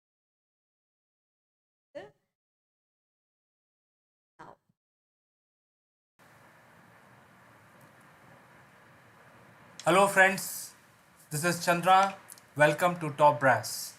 Today we will discuss about the corona scare which has happened in India. Even though it came, it's a global news, but we have been hearing about corona, how to prevent, etc. The government of India has been very proactive, and they have announced do's and don'ts, what we should do, what we should not do, etc., etc. So I will not repeat all of those because many of us have seen the directives. Many of us have basic knowledge of personal hygiene, and we are all of us are quite serious about not getting infected with this virus, and hence we have to take care of our own health. Now, one of the key things that has come out in this is that avoid social gathering, and even the Prime Minister of India is leading the way. He has already said that he is not going to celebrate Holi this year. And all of us know that Holi is such a big festival for Hindus. It's one of the major festival, and we are not going to play Holi. So this is something very, very profound, and we need to convince ourselves not to get into social gathering, because that can start the epidemic. So I think we can do our own rituals. We can do puja at home, and we stay at home on Holi. That's the first thing that the Prime Minister of India is trying to convey to all of us. Second thing is, I think this concept of not uh, participating in the social gathering, at least for some time, give rise to a need, which is how do we carry on our business without getting social. There are certain activities which requires you to be in the presence of other people. For example, students are going to school, they will have to interact with 50 to 100 students when they are at school, and another 20 teachers on an average. Similarly, people who are in different activities which are related to public relations. So lately, after the new government has come in 2014, the emphasis has been on the online medium. So why can't we look at transitioning all these activities which require social gathering, and this is the right time to experiment with this. For example, the schools can get into very seriously into e-learning space, and then there is no compulsion for students to visit the schools on every day. They can visit on certain days, and they can make their studies while sitting at home, so they can have a combination of school and home study using the online medium. Similarly, carrying on official meetings, there could be software available which can create an official environment. In fact, there are companies which are already providing the VPN facility. In fact, there are a lot of companies using this, and because of this corona scare, a lot of companies have in fact encouraged their employees to work from home. How they have encouraged their employees? Because all of their laptops carry VPN, and when they use VPN, they get a secure connection to their office networks. So why can't we use sort of extend this whole thing into a virtual office environment where people don't have to go to office? So the technology is already there, it is available. All we have to do is basically package this nicely so that the interaction can be brought in online, and people start traveling only when it is very very essential. So what you will do, you will actually achieve the same results by using online medium. You get into meetings, you basically collaborate using a collaboration tool like Google or Microsoft, and yet you don't physically travel. You travel only on need basis. So you first save yourself from contracting all these different diseases. Second, you will save the fuel cost, you will save the environment, and you will not waste a lot of time getting stuck in the traffic. So you have your own personal time at your own hand. So number one, let's very seriously implement e-learning for education institutes and schools. Very seriously look for virtual office solutions, how we can extend the VPN facility which is currently provided and use into a virtual environment. Thirdly, we can also do already the TV is a very strong medium, so we can actually get into webinars, very serious interactive webinars. So where people need to give speech, they can actually have an interactive session. So there could be another medium like that, which is linked to social media. So these are the ideas which are coming to my mind, and I thought I'll bring to your attention. Especially, it's the right time with the corona scare that we can start experimenting with some of these online medium. Even though these mediums are available for last many years, 15 to 20 years, but for some reason people have not really gone deep into this.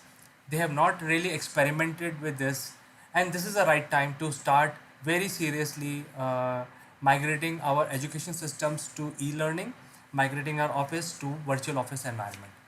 So with this, I will see you tomorrow again. Bye bye.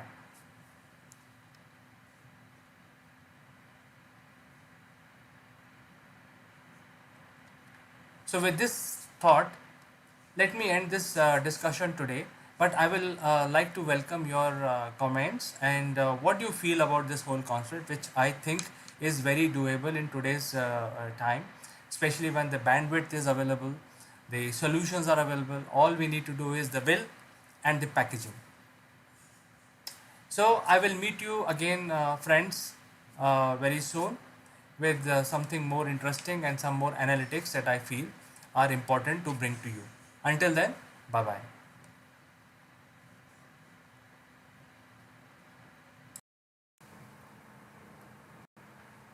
Hello. Hello friends, this is Chandra from Akulmac Technologies, and today I would like to talk about a subject which is very close to the emerging economies. Now if you look at the global trend today, specifically in the startups area, there are two countries which are well known for startups. One is of course Israel, but the second country is called India. And every city, all the major cities which are famous for IT in India are having some program or the other for startups. And if you look at the government of India, they are also giving a lot of freedom for startup to flourish, to start in the first place and then flourish, and so on and so forth. Now, considering all of this which is happening, in fact, if you look at, there are everyday new ideas coming out in the field, and they are fructifying all these ideas in terms of building a startup community. And in order to look at this market segment, the Indian market has also, and also in Israel, in Tel Aviv, there are a lot of co-working players also coming out and helping these startups to kickstart or bootstrap their operations from day one. So today, if you look at the co-working centers location, they are giving them places to sit, to set up their infrastructure, to have a decent environment for sharing their working ideas, give presentations, call client, etc., etc.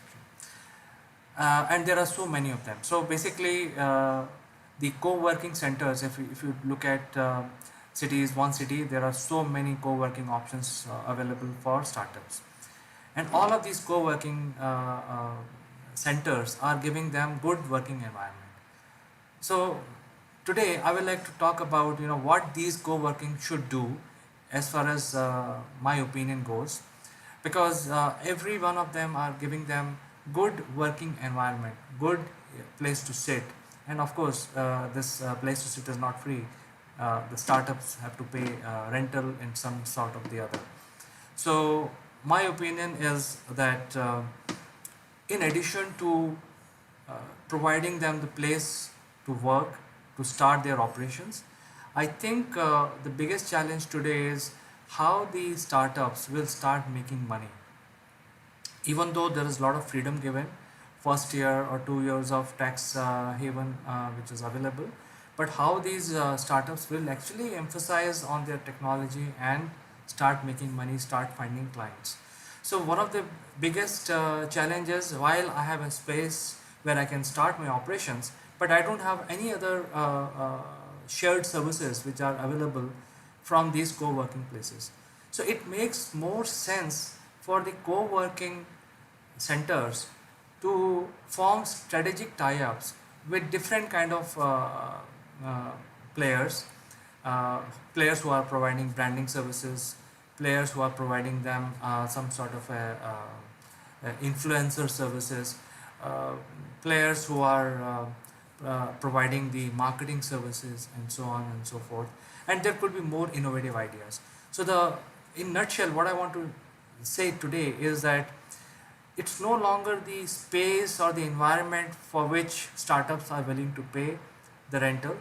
I think if the co-working can provide under one roof area to work and also area to promote their work, that will be the more compelling value proposition, specifically when there is nothing unique in this in today's world, when there are so many co-working places available across all cities in India, in Tel Aviv. This is something which I feel personally, in my opinion, they can differentiate with others. So with this message, I will end my video today. Hope you like this idea, and if you like this idea, reach out to topbrass.akulmac.com, and we are willing to partner with all the co-working business centers and have a strategic relationship where your clients can leverage our branding and marketing services under one umbrella. Thank you, and look forward to talking to you again.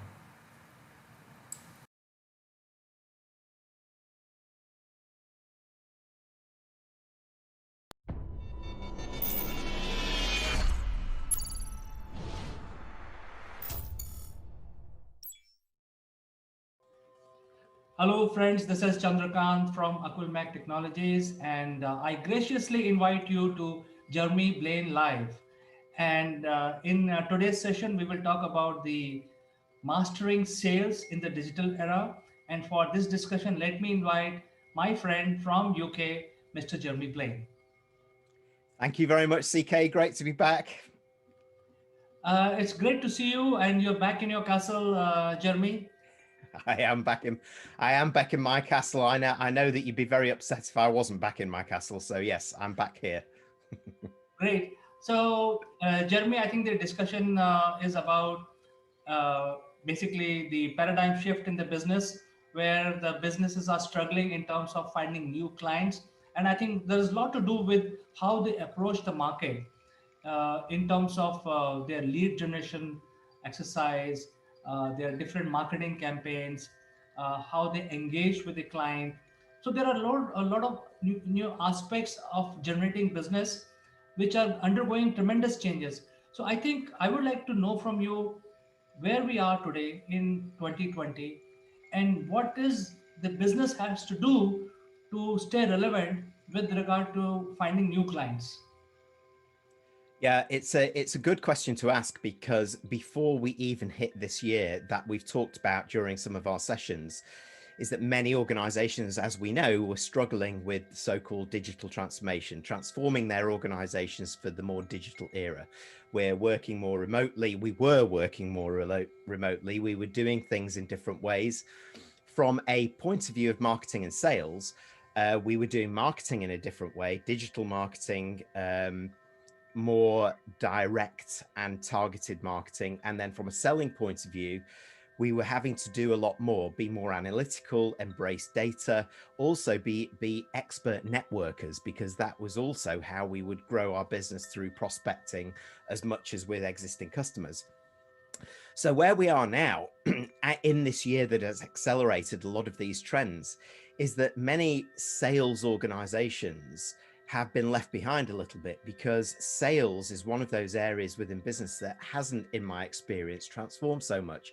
Now, I work obviously, and I have a consulting stroke training business, and I have been in learning and development for many years now. And I do criticize my own industry about this, because what I see out there for sales training, let's say, and sales coaching are the same things that we've been doing for years and years and years, just repackaged and repackaged for now. What we haven't done is make that jump and evolve it forward. In fact, that's something that myself, I really made a strong decision to do and to challenge myself. So what it actually has done, it gives me two things to show you, really. The past now and the future now. And I say now in there because it's happening. So the past now is traditional selling, but it's still in place with many organizations.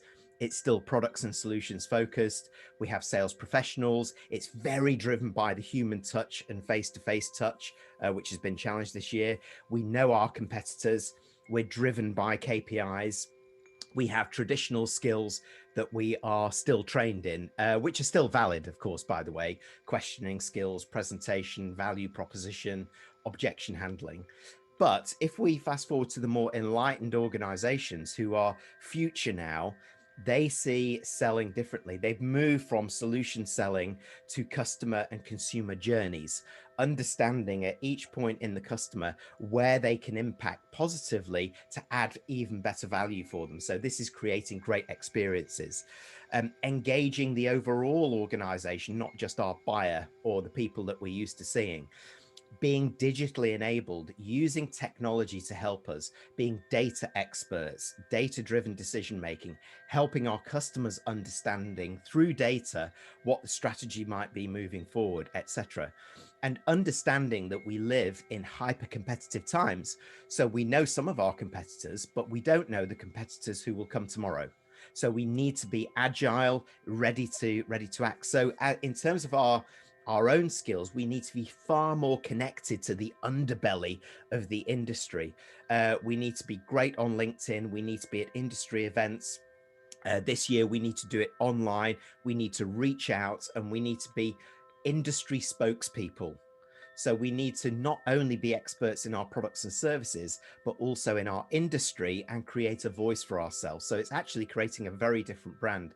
The mindset is moving from target mindset, I must hit my targets, to growth mindset, which is what do I need to do to hit my results now, but how do we grow in the long term as well?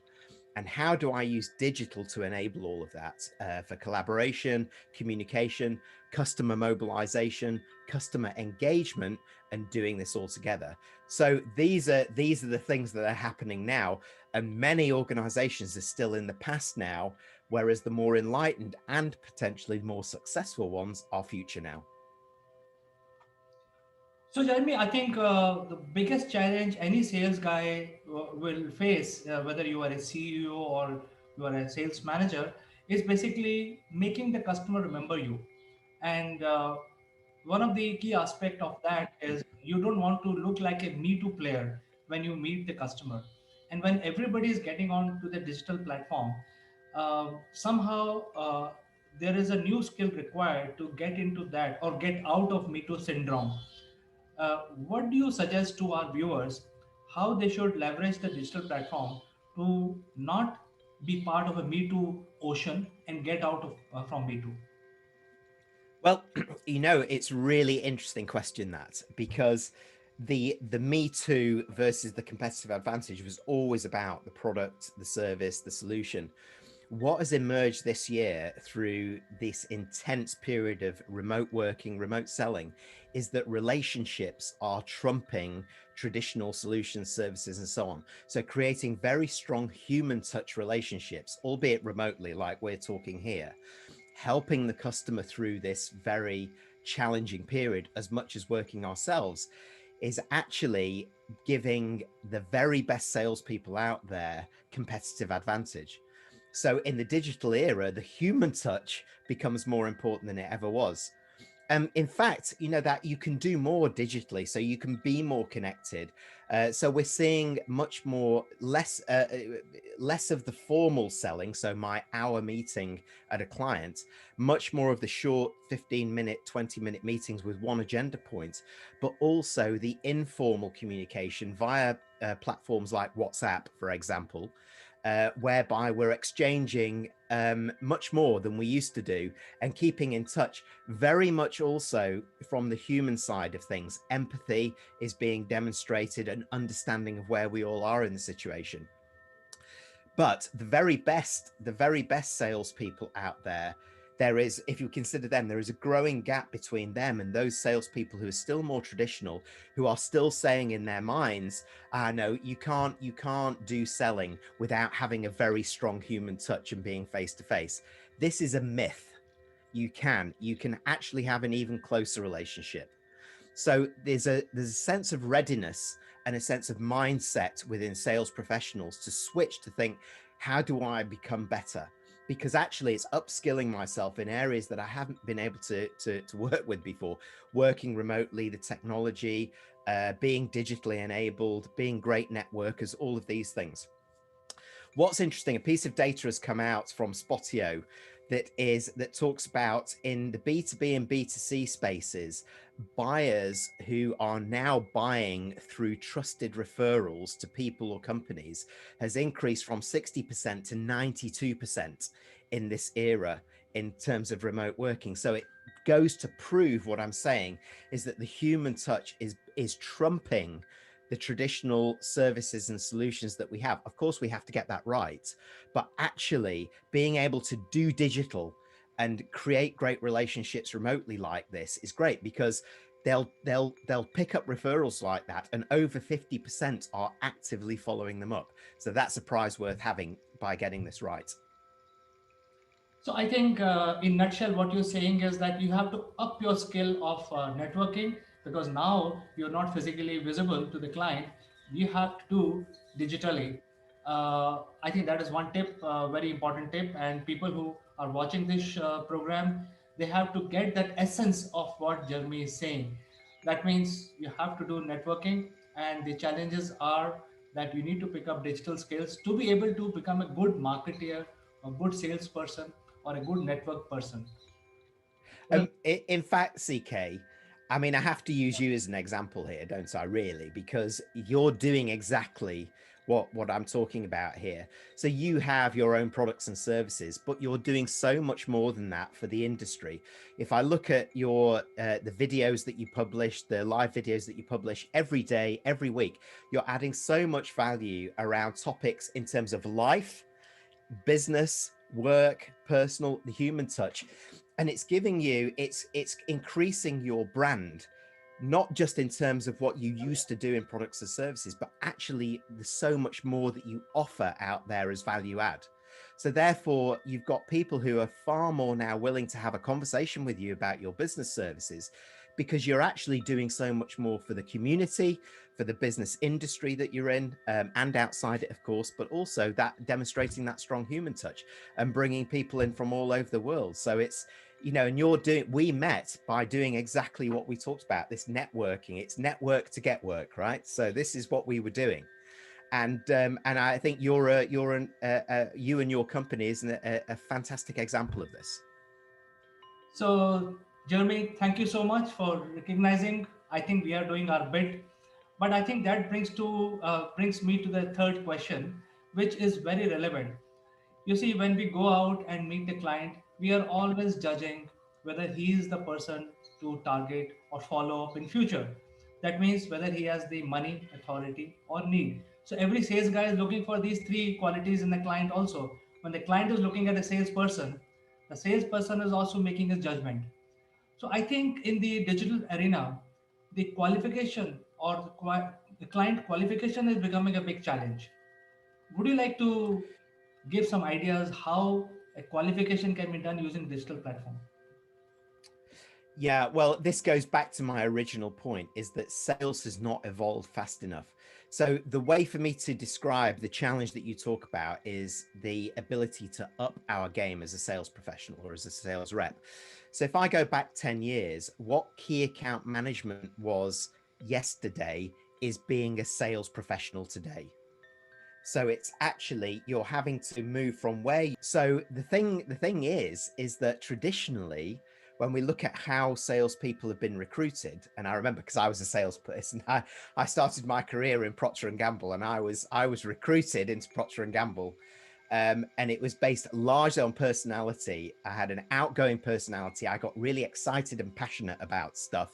And this was a really key trait of a salesperson. And it still is. We have to be able to do that. And we have to be able to create good relationships. However, I remember then my analytical skills weren't so good, but that was fine because I was going into sales. Right now, you need great analytical skills and more strategic skills. So the very best salespeople out there who are looking to develop themselves need to understand that in order, let's say, for example, to absolutely penetrate a customer or a prospect in the best way, they need to be prepared to do some research. So they can go onto LinkedIn, they can look at industry papers, they can look at company reports, get in there, look at who the key players are, and start to think about how they grow their network within their company by, first of all, who they know, and then moving forward in terms of not just going directly to call a person, but doing exactly what we said before. Start raising their profile in the industry as an industry spokesman person, so that they can then start to share things. So they can start to tag people in posts, let's say, for on LinkedIn that they know are key decision makers in their prospects or targeted customers or people that they haven't known. Reach out and say, hello, I work with your company. It's really great. It's an honor to meet you. I'd love to connect. And here's something that I published about the challenges in our industry that I think you might find interesting. So it's starting with the informal and moving up. So it takes far deeper, greater skills as just being a sales rep, let's in the old language that we used to do. This is about now being a sales professional, and it's what we used to call being a much more experienced key account manager or strategic salesperson. So we need to up our game, or else we're going to fail, CK. In fact, Jeremy, in fact, I like to quote your last session, and you very explicitly quoted about having the new skills. And what I see is that many of these standard established leaders are finding it very tough to network in this arena because they had already established name in the physical world, and to replicate that in the digital arena, they have to do the whole thing all over again, and they are finding it very tough to do it, and they are still living in the past and behaving very high-handed in a very high-handed manner while tackling with people digitally, because they are not used to it. So I think it's very clear that people have to get used to digital empathy, as you mentioned in the beginning of our show today. uh, the fourth question really for me is where they can get acquire these skills, because nobody's teaching Mm. these skills. I think that is the biggest question we have. Yeah, yeah, I'm teaching those skills, CK. That was a very nice segue into that. Thank you very much. Because like I said at the beginning, I think it's our duty as learning professionals to challenge ourselves, learn ourselves, and provide those new skill sets on top of the existing skill sets, which is still important because you still need to know how to ask great questions, create great relationships, but you need to do it in the virtual world better, and you need to do it differently. So I spent a lot of time doing that. However, if I look at what's happening more generally out there, then nearly 40% of high growth companies from a sales perspective, they're starting to pivot their sales skills and using inside sales technologies. So in old language, that was call centers. So they were using the skills to boost their selling techniques of how call centers did it. So the call centers know they potentially got 5 to 7 minutes to sell something to a call, maximum, absolute maximum. They've got to create a great first impression. They've got to do this, and they've got to do it repeatedly, time and time again. And they've got to get used to hearing the word no. And they've got to get used to kind of getting up again and going. So what many traditional sales organizations and newer sales organizations are adopting are these skills from inside sales. So those connection skills, and then they're bringing into that. In fact, they're bringing into the new skill sets, and of the new skill sets, 80% of organizations are believing that data analytics expertise is the route to Salesforce competitive advantage. So they're spending a lot of time creating a lot of training around agile working and agile methodologies, data interpretation and analysis, and then therefore to provide insights, and then training on how they actually present that data to a client. So for example, a agile technique like data visualization. So trying to use the least words possible and trying to use pictures to kind of paint the story and tell the story for a client. And storytelling is really at the heart of this, using visuals to help drive a narrative through it. So these are upgraded skills from where we are. And on the job, when you think about kind of management support as well, over 60% of organizations report creative new practices to engage the customers through joint selling online. So for example, here we can do a lot more. I can bring people in to let's see if this was a selling call, I could bring a special guest in to a prospect, say, here, I instead of providing a customer testimonial on a reference, I've got someone who's just going to come in for 5 minutes, tell you about the experience and answer any of your questions, live. Now it's kind of guest practices live, isn't it? I can do joint selling with my manager. I can do far more by coming onto, let's say, a Zoom call like this, one day before a really important meeting and practicing the meeting with my colleagues or my people. And I can record them and view them and start to look at how I interact in the virtual world.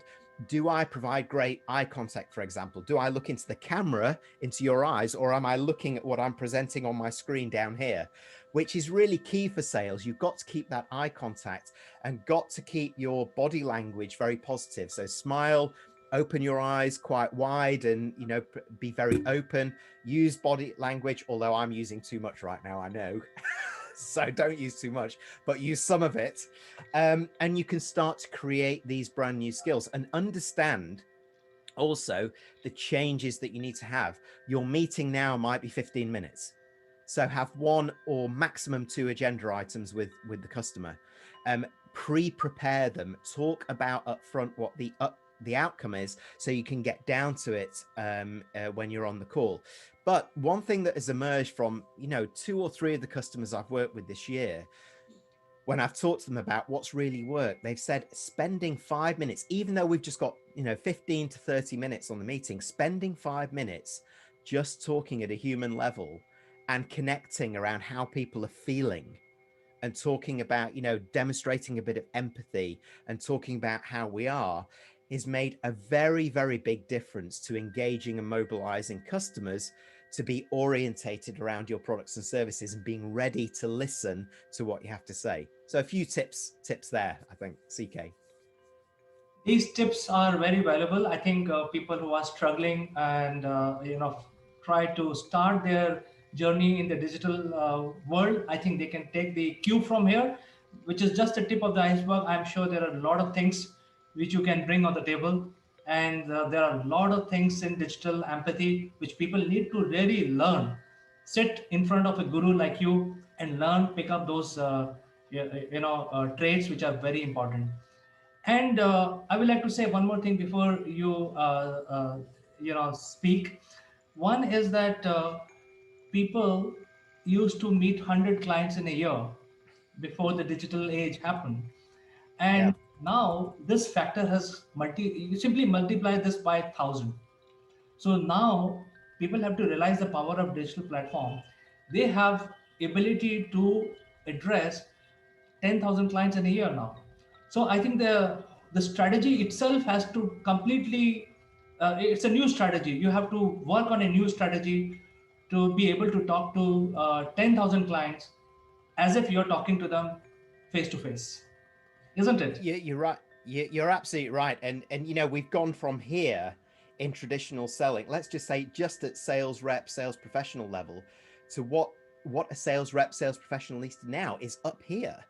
The skill gap from where we were to where we need to be now, just to compete on a normal selling and general selling, is really quite big. So these skills that you talk about, we can engage far more. We can engage at industry level. We can use technology. We can leverage data.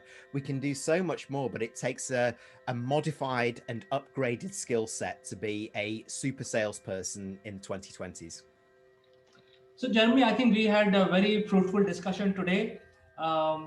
There is, tremendous amount of learning from you. There is a lot to it, and people who want to reach out to you, they can reach out to you directly, or they can drop an email. The email will be shared at the end of the video, and we will connect you with the people. So, with this, I'd like to thank you for finding time and joining our show. We will catch up next Tuesday. Thank you very much, CK, and thank you everyone for listening. Have a nice day, and bye-bye for today. Bye-bye.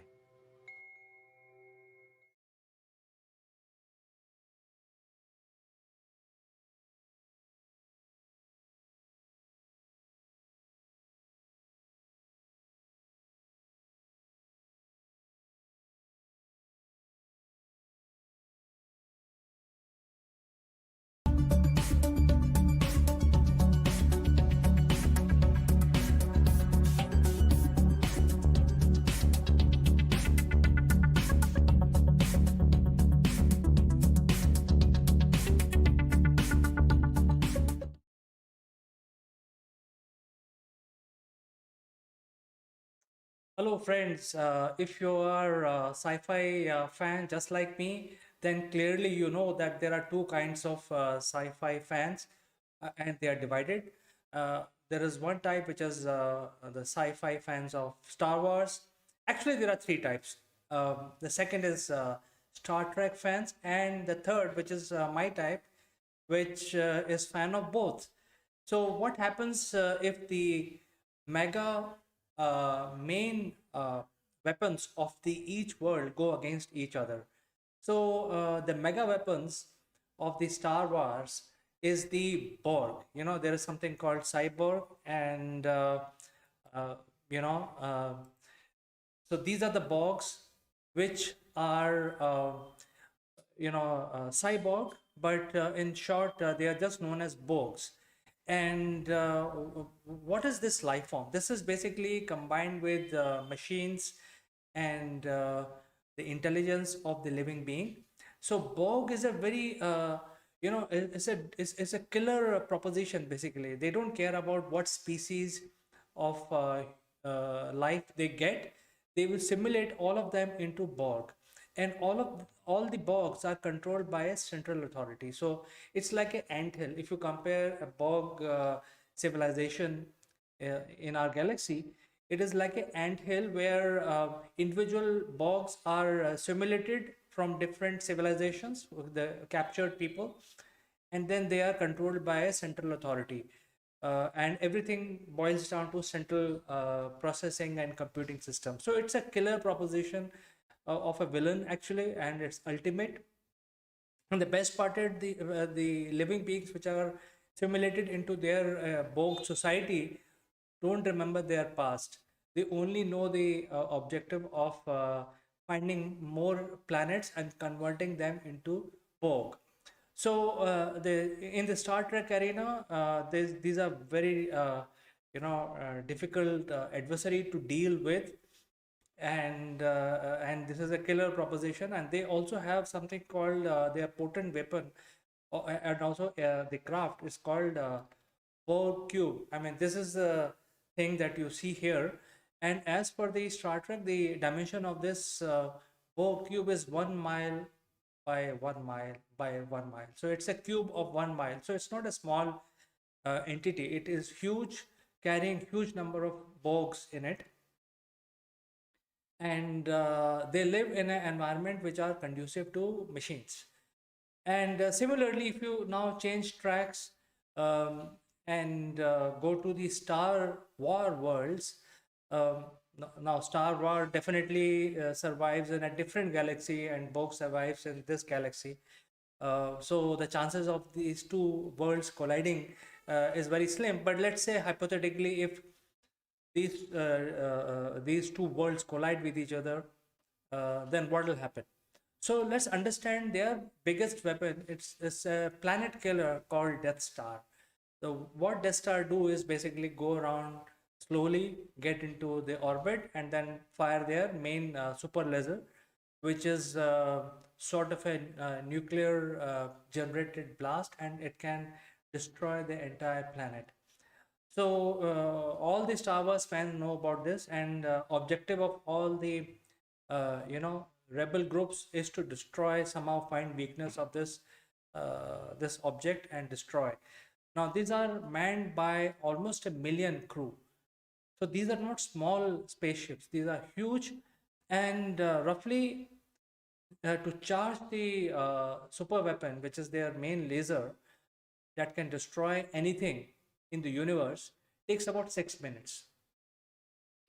So and this is basically controlled by a very experienced admiral, and there are a lot of people, and they have numerous secondary weapons which are at least 10 to 15,000 plasma cannons, which can fire an oblivion, anything to oblivion from any side. So it's a round structure with a proper system, and it is adversary which you can't take lightly. Now, what will happen if Borg collide with the Empire, and their main weapons, these two guys, go against each other? Now, let's understand very briefly. Borg has certain advantages. They actually start scanning the enemy, and they have a strategy where they keep talking to you, keep telling you that your resistance is futile, and you can join the Borg without firing any shot. In the meantime, they start evaluating your strengths and weaknesses, and they have the ability to teleport people. That's one of the transportation used in Star Trek world, where you can teleport from one to other using waves. So they will teleport their people into the Death Star and start simulating, because it is not in interest of Borg to destroy such a beautiful weapon. They will like to acquire it and use it in the galaxy to people who oppose their onslaught. So they would like to acquire this, and the best method is they have 1 million people on board, which are available for simulating into Borg society. So they will basically teleport themselves into Death Star and start converting those people into Borg. And gradually, most of these people will be converted into Borg and become their subjects. And even in the meanwhile, because charging of the main weapon it takes about 6 minutes. Even in the meanwhile, if the Death Star main command is able to fire the cannon on the cube, and if the cube is destroyed, it won't matter, because by the time the Death Star people realize what is going on, they would have been converted into a Borg ship. So this is what is going to happen, friends, if the super villain of Star Trek collide with super villain of the Star Wars arena. Uh, I think the winner clearly is the Borg, because they have certain advantages. They can teleport, they have the scanning mechanism, they have the simulation, and even when you fire their weapon onto them, they have a shield. The shields are also assessed based on the enemy's weapon. So if you fire once, may be able to kill one or two Borgs, but rest of the other so many millions of Borgs will become immune to that particular fire. So they have certain advantages which are very, very good as compared to the weapons which are found in the Death Star. So I think this is something I thought as a crazy idea this morning on a slow Monday morning. I thought I'll bring to you. What do you think about it? And I'll catch you in the next one.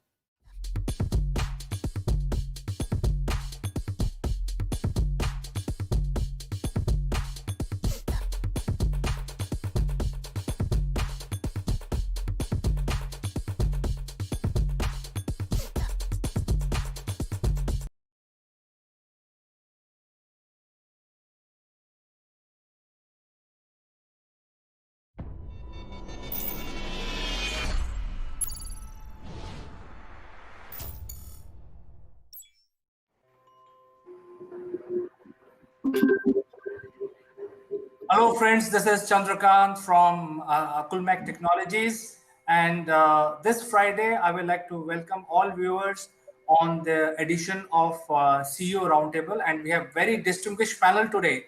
I will introduce our first panelist, Mr. Satya Madala. He is a CEO of a very emerging and pioneering company, which is known as Single Point Solution. Welcome to CEO Roundtable, Satya. Thank you very much, CK. So thank you very much for introducing me to this panel. Most welcome. Now, our second panelist is Mr. Neval Gund. He is the chairman of Mindfit Limited from UK, and he has a vast experience of working with global organizations. And now he is helping young population of the world, works with many companies across the world, and he also works with us. Welcome to CEO Roundtable, Neval. Good morning, CK. Good morning, everybody.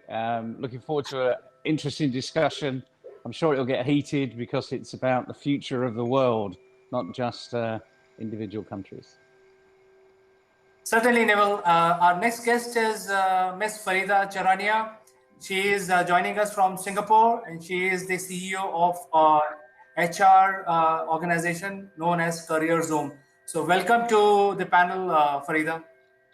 Thank you, CK. Lovely to meet all of you again, and hello to all our viewers.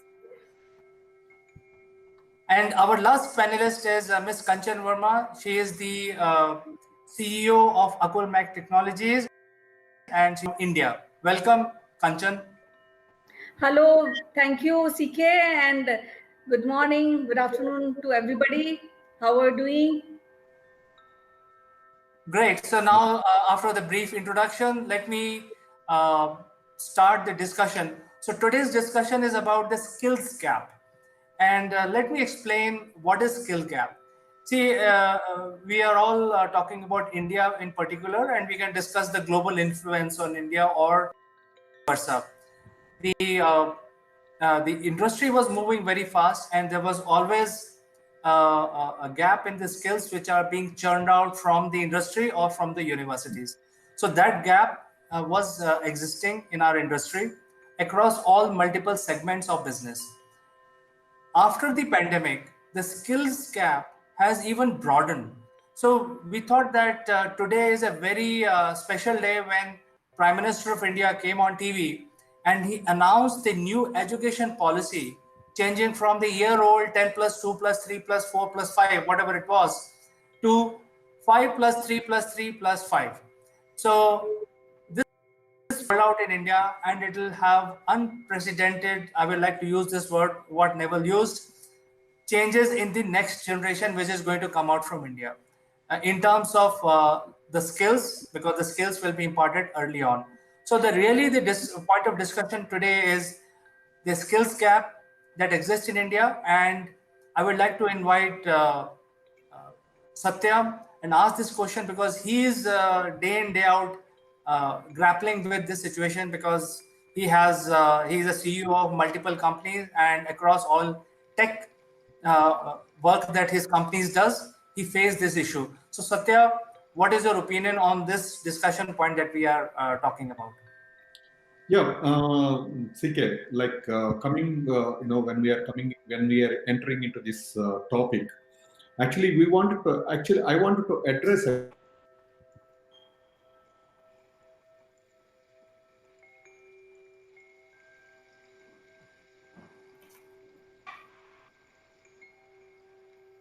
So Kanchan, I think we have lost line with Satya. Would you like to take this question? Yes, I feel the skill gap is real, and there are so many problems employer are facing due to skill gap, and this leads to unemployment. And with this pandemic, it's on. So the new digitization is done, and due to this digitization, also many people, many professionals are not comfortable because they are not one to one. They are not talking one to one. They're not able to do that, and that's why they feel that they are not having a real time interaction with the people. Now when we talk about skill gap, there are people are professional, they really have the knowledge, but then there are few things which are missing out, like for example, if we take a technology person was not able to put forward his ideas and how he want to convince people when it comes to taking up the business. So this is a very real thing, and it's very painful also because people have the ability, but there's something which is missing, and they are not able to put forward and take up the decision and do a productive contribution. Okay, so Farida, I think you have also worked in India, and then although you have moved out of India for many years, but you have a lot of connections with the industry here, and also in Singapore and also in UK. And I'm sure this is a common subject across all countries. There is always a skills gap. In India, obviously, there is a skill gap, but I'm sure there is skill gap everywhere. So, what is your opinion about whether this situation is real or it's just a myth? I think there are no myths because this is real, and we feel the pain because we feel the pain when suddenly because some geographies are very good in certain skills and some geographies are not that advanced in those skills. They still have developmental areas, and today when the easy travel is being kind of completely controlled or it's almost shut down for so many months, we feel the pain. So I think, firstly, my humble opinion is that it's not a myth; it's a real problem. Secondly, if you speak about India in particular, there are a lot of skills in terms of execution skills. So there are a lot of ideas. There are skills to execute that, but I think the gap which I see, and this has been my experience speaking to my peers in the industry across border, that the most strategic middle layer, so it's not the top layer but the most strategic middle layer is really missing, because I think either there are people who are very, probably would like to take a lead, and they can actually, formulate an idea, have a vision. And then there are people who will probably, do those things. But the key component where I see a gap is that skill to bring all of that together. The curator of results, basically somebody who will speak the lingo on both sides, is missing. So, and that's a real problem. That's a real gap that I see. So let me ask this question from Naval, because Naval is the most experienced among the panelists today. He has a lot of experience working with multiple global organizations. So Naval, what do you think, right from beginning when you started your career many years back till today or till yesterday, did you feel any skill gap while working with your colleagues? Well, it's a fascinating question, and both Farida and Kenshin mentioned the pain. This isn't a myth; it's a reality. There is pain in what organisations are doing. We feel it throughout the organisations. People, even if they've got a fantastic idea, they can't get that message over. They can't explain themselves to get other people enthused about it. I mean, it's quite clear. It's quite clear that they're enthused and excited, but other people aren't. And we've only got to look at, you asked me, go back all those years. Let's all go back all those years. Let's all go back to the classroom. When we were sort of 5, maybe 6 years old, and we're sitting in the classroom, and the teacher asked for a volunteer. Did you volunteer? I did. I was always volunteering for everything. No, there you go. You see, we've got one honest member of the panel this morning, and it starts then, because if you volunteer, you've got something different. It's nothing about this isn't about academics. The skills gap isn't about being academic. It's about having those soft skills and the other things that underpin those soft skills, like volunteering. What makes you volunteer? Well, I was excited. I wanted to learn things. So I would always be first. So my hand would always go up. You end up being the teacher's pet if you're not careful. But that's up to the teacher to say, no, you've had your chance, Neville. Let someone else have a go. But the point is, you've only got to walk into a classroom today and walk into doesn't matter what classroom you walk into. And I recommend anyone does this, actually.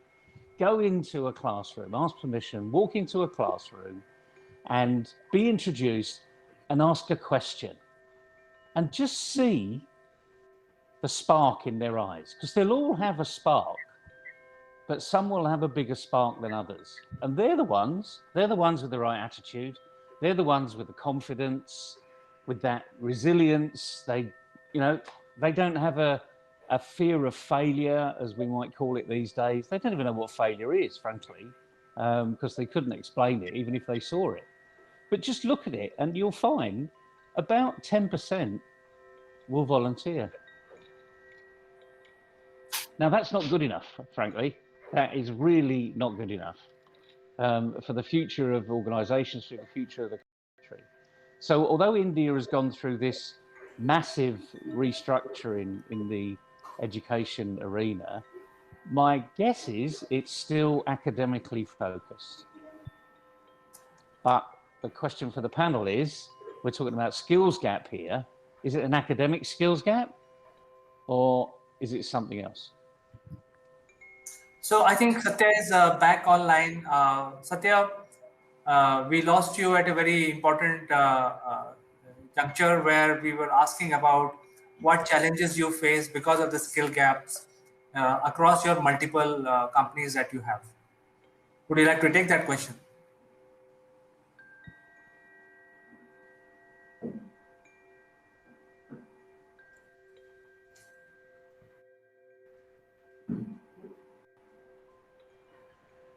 Looks like we're having a few problems. Maybe the monsoon has hit. So I think we will ask this question from Satya once his voice is enabled. So we are trying to get this voice patched up. In the meanwhile, to answer your question, Neville, I saw the entire news today, and what the Indian government is trying to do is bridge a gap between academics and the extra skills that people are required to lead their life.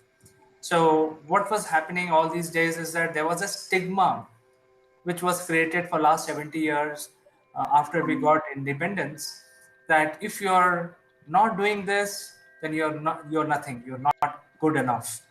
And that stigma was created by everyone in the society, by the society itself. We can't blame anyone. It is how the society evolved. And now we have realized this. I think it's not today's realization. It was realized 30 to 40 years back. But the government of the day today had guts to change it. And I think we discussed some time back that because the students are not in school, there is nobody in colleges. So I think this is the right time to make the change. So that is why the government is making all the changes here. And the streams of the students based on their skill sets will be decided early on in their life, and they don't have to wait till they become adolescent or go to college to determine what they want to do in life. Like for all of us, it was like that. We study because we will get a job. But now in the new system, it will not be entirely academic. So I think that is what I'm gathering from reading and also watching the news. Just I wanted to add one more point, CK here. The thing is, like the institutions, actually, the universities or colleges, just they need to take a rapid step to improve the skills. Actually, they are more concentrating on academics. I don't think they are concentrating more on improving the skills. So simply, actually, just even as you said, like the society, and they are looking at actually what is the rank the candidate is getting, and what the marks they are getting, and what is the percentage. So they're concentrating much on it, but they're not concentrating on communication skills and technology skills, and they're not trying to improve practical skills, wherein actually you see, if you take Hyderabad, so people, actually there was so many institutions who is training on this IT skills, but they're not just they're training them and sending them out, but actually they're not looking at how the candidate is coming out with some sort of experience. So they are not looking at, so people, actually even society or parents or the institutions or government, everybody, they need to take a rapid step to improve the skills. So practical skills, actually it requires some infrastructure also, not only from these institutions, even from a government side also, they need to provide some sort of, if you take a China, actually I have some Chinese friends are there. So just they created infrastructure, and if the candidate wanted to go into some sort of sector, so they can go and train in the labs, and they can apply their mind and improve their skills. But when it comes to India, to improve their skills, so colleges or government or society, they're required to provide some sort of infrastructure to improve their skills. So that's what I found in Indian market, wherein actually it is possible. It is possible, and wherein actually it won't take much. Like financials are, it won't take much time also, but they need to provide some sort of infrastructure towards to that the candidate, practical, what do you call, like a practical things required to improve their skills from the candidate side. So my observation is, wherein actually when I call somebody, we are maintaining some domestic placements also, domestic resource placement. But when it comes to actually candidates are quite well, and so they are able to just pass their some sort of levels, but very less people, say almost 60%, 60 to 65%, they're failing at practicals. So if they can concentrate on that area, so you can close the gap. So the skill gap can be closed in that way. So, Satya, let me ask you this question. You have raised a very important point that the source. So, there is always a demand and supply. So, in case of human resources, also there is a demand and supply. Yes. And obviously, supply is coming from the colleges and universities. Yes. And our experience is that they are not doing enough. So, I think Yes. the one of the point which has been highlighted today is that the universities have to change their curriculum. I think with the new education policy, I think that will fall in place. But today we do not have a solution. So let's discuss about today. Satya, your organization, yourself, you are well known globally. You are among the top 30 recognized technical person globally. Your Yeah. companies are doing pioneering job. You Yes. have realized the opportunity at early stage, and you're trying to bring the change to the people for India as well as around the globe. So, what you need as a company to succeed? Because obviously, you need people, you need skills, you need infrastructure, you need government. So, what is that you need from the skills perspective to make your company successful? See, here again, coming to this point, actually we required some sort of experienced guys in the market to come up with the new products. But the problem here is everybody is concentrating on particular sector. Not that it is not enough for from the candidate side. Candidates should be trained on on known technologies and different technologies, and we require a multi-talented people. So the institutions are actually the colleges or universities, just they're particularly concentrating on particular technology. Not that it is not enough at all.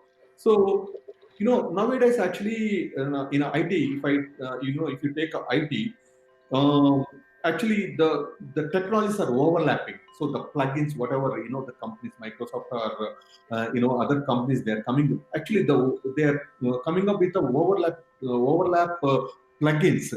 So to manage that, the particular skill set is not enough. So people, actually candidates, required to train on multi skills, multi technologies. So that's what we require for the companies, and particularly for a product-based company.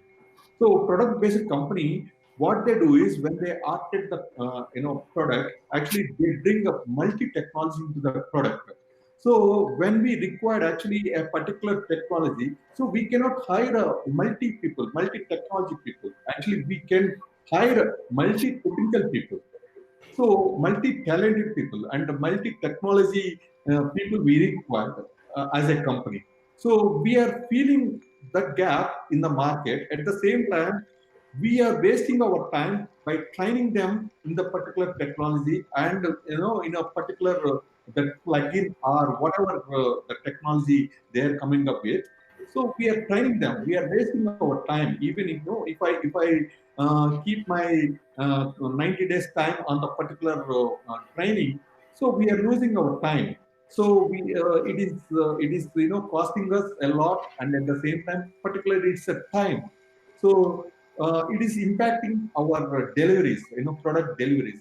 So I require a people who can work on a multi technology, wherein actually that is lacking in the market right now.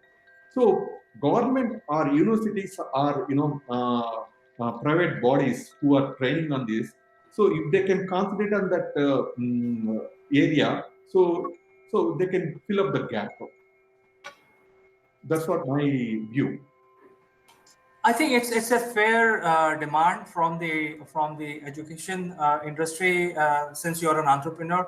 So I would like to now invite Kanchan to the discussion here because Kanchan works with a lot of education institutes and universities. So Kanchan, you have heard other panelists saying that there is always a gap between the skills which are required and what business needs. So what would be your advice to the universities in India specifically? What they should do? Because you've heard Satya as well. He is looking for specific trained person, and he doesn't want to waste time in training him, basically hiring him, then training him, and then making him productive.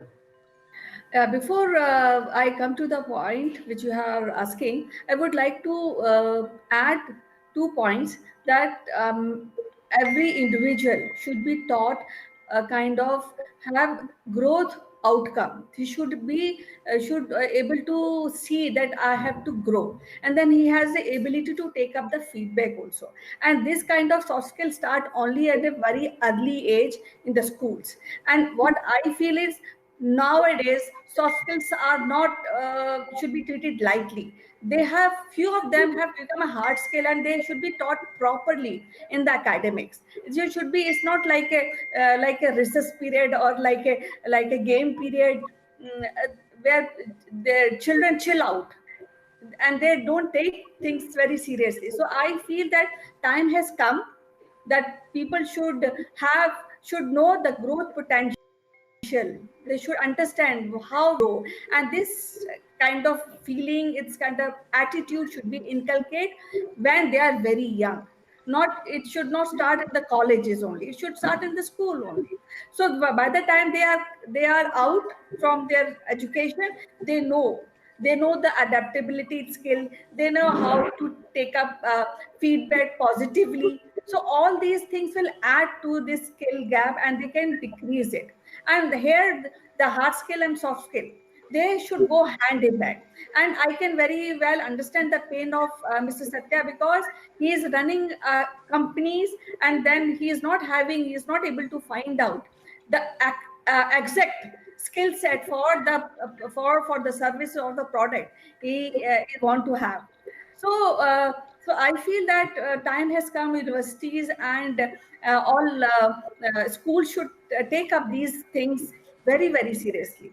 Now, I have come across in one place in Hyderabad that one school is started in sixth standard animation.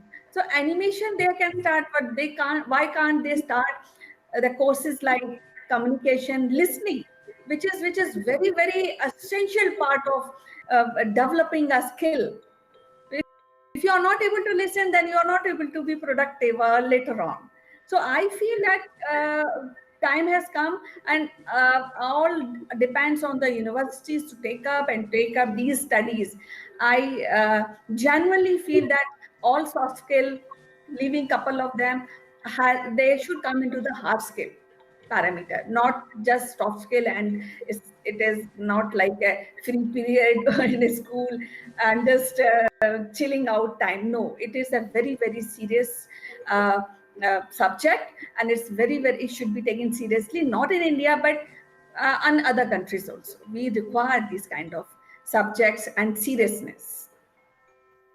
So, as per Kanchan, the soft skills are no longer called soft skills. These are all hard skills. But to address what Satya is talking about, his pain point, I think there has to be a forum where the new skill sets should be given like a list from the business, and universities should pick up those skills which are 2 years, 3 years, 5 years, and then churn out these trained people, so that people like Satya, and there are so many other companies across India, across the world, can leverage this new trained resource skill pool. So, Farida, we are discussing mostly in India, and you are a very your personality is very unique, because you work with Indians and you work with Singaporeans, and you also work with people from England. So, what do you think we should do to resolve this issue? There are some certain solutions coming out from this panel, but from your point of view, what we should do? Sure, I think this is an interesting discussion. Couple of things here. One, I am delighted with the changes in education system in India, because it is now aligned to how the rest of the world and the most successful education systems like Finland, England, Singapore, these are the most successful systems which are exactly in this manner. So I think it is one. This is the first step in getting Indians, ready towards globalization. Also, another thing is that the scaling is required to where the puck is going, not where the puck already is. So I feel that, well, I mean, there are a lot of solutions, but my opinion is that at this point in time, I would add to what Kanchan is saying that soft skills are no longer, something that can just be left. And if somebody is really smart and, like Neville said, volunteers in class to sing the national anthem, you just kind of go with them. There has to be a conscious effort to start developing these skills, because yes, listening is very important. Again, that's a skill which people underestimate. But if you don't listen, you will not understand, and if you don't understand, you will not be productive. So there are a lot of with this education change, there will be some time of adjustment, and then eventually things will start falling into place. And I'm actually quite optimistic that it would fall in place. But for parents also, it's important that don't just kind of think that once you send them for an IT course, they'll find a job and that's it, because there is a serious gap between the people who have the vision and the people who execute. There is a serious gap of somebody who can project manage all of this. And if we actually kind of address that question of soft skills, then this is something which will get aligned to quite an extent. And then ideas are cheap, execution is everything. So let's see how this goes forward and how this gets executed. In fact, the Prime Minister Modi said exactly the same thing. He said, coming out with a plan on a paper is one thing, but executing it is another thing. So I think he's working with the ministers today. He's having a very big press conference along with all the ministers and asking them to implement, roll out this policy, because I think this is the right time to roll out the new, we call it NEP, National Education Policy. So with this, let me go back to Satya, because Satya is running a company. One of his companies called Single Point Solution, which is all about the EV vehicles. EV stands for electric vehicles, and also the EV charge solution. So he's pioneering in this area. He has got the whole setup. Uh, but I think his problems, I believe as a professional myself, that his problems are multiplied simply because, uh, even the government has announced certain curbs on applications from China, but still a lot of stuff is available. In Satya's space, there is a competition. So while he has got a situation where there are not enough skills people available, at the same time, he has got a competition from China. So I would like to know his opinion, uh, what his suggestion to the government of India would be. Yes, okay. Now, actually, my suggestion not only to government, actually, my suggestion I wanted to bring forward to parents. That means actually, society and educational institutions, wherein actually, they are. You see, the candidates, students, they are more with the college or university. Almost 70 to 80% of their life they spend with the college or a school or something, and they spend some little time with the parent, because when they come back to house, actually they'll spend some time with the parent. When it comes to candidate, actually, so they need to motivate in a certain level. Actually, everybody needs to take their time. It's a parent or the teacher who is leading the class, or the university, whoever is taking that take lead. So, and at the same time, government. Now, first comes to actually parents. Parents required to motivate them to go in certain direction. Then after that, actually, they need to take a suggestion from class teacher or whoever is leading the. And the third one needs to take care by government. Now, when it comes to, say, for example, if the parent, taking them to some direction, wherein actually teacher or lecturer, professor will take care of them to grow them in that particular area, and government requires to provide some sort of infrastructure. So with the combination of the three, like we can get a good skilled people in India. So this is what my brief suggestion to everybody to fill the gap in the skill sets. So actually, first required, as Kanchan said, like the student or the candidate required to motivate them in what direction they wanted to go. So nowadays, actually, they can go in any direction and they can earn and they can get the job. No, there is no limitation. So there is no limitation for the skills. There is no limitation for the opportunities.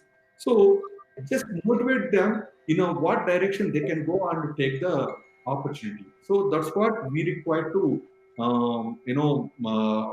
send the message to society as well as the colleges and government.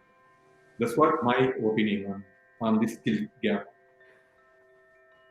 Excellent, Satya. So I think let us ask the last opinion from Neville, because Neville is a very senior person recognized in the industry, is also well known globally in the change management arena. So Neville, I think we will leave the stage to you for making the last comments. Thanks, CK. I'm not too sure about the prominence of my experience here, but however, Satya mentions motivation. And he mentioned it so many times, you would think that we all know how to motivate people, because he says it with a passion. And the reality of life is we do not know how to motivate people. Parents don't know how to motivate themselves, let alone motivate their children. And this is where we start with a problem. And it was the reason that I started Your Passport to Grow, because there's a massive gap in the marketplace.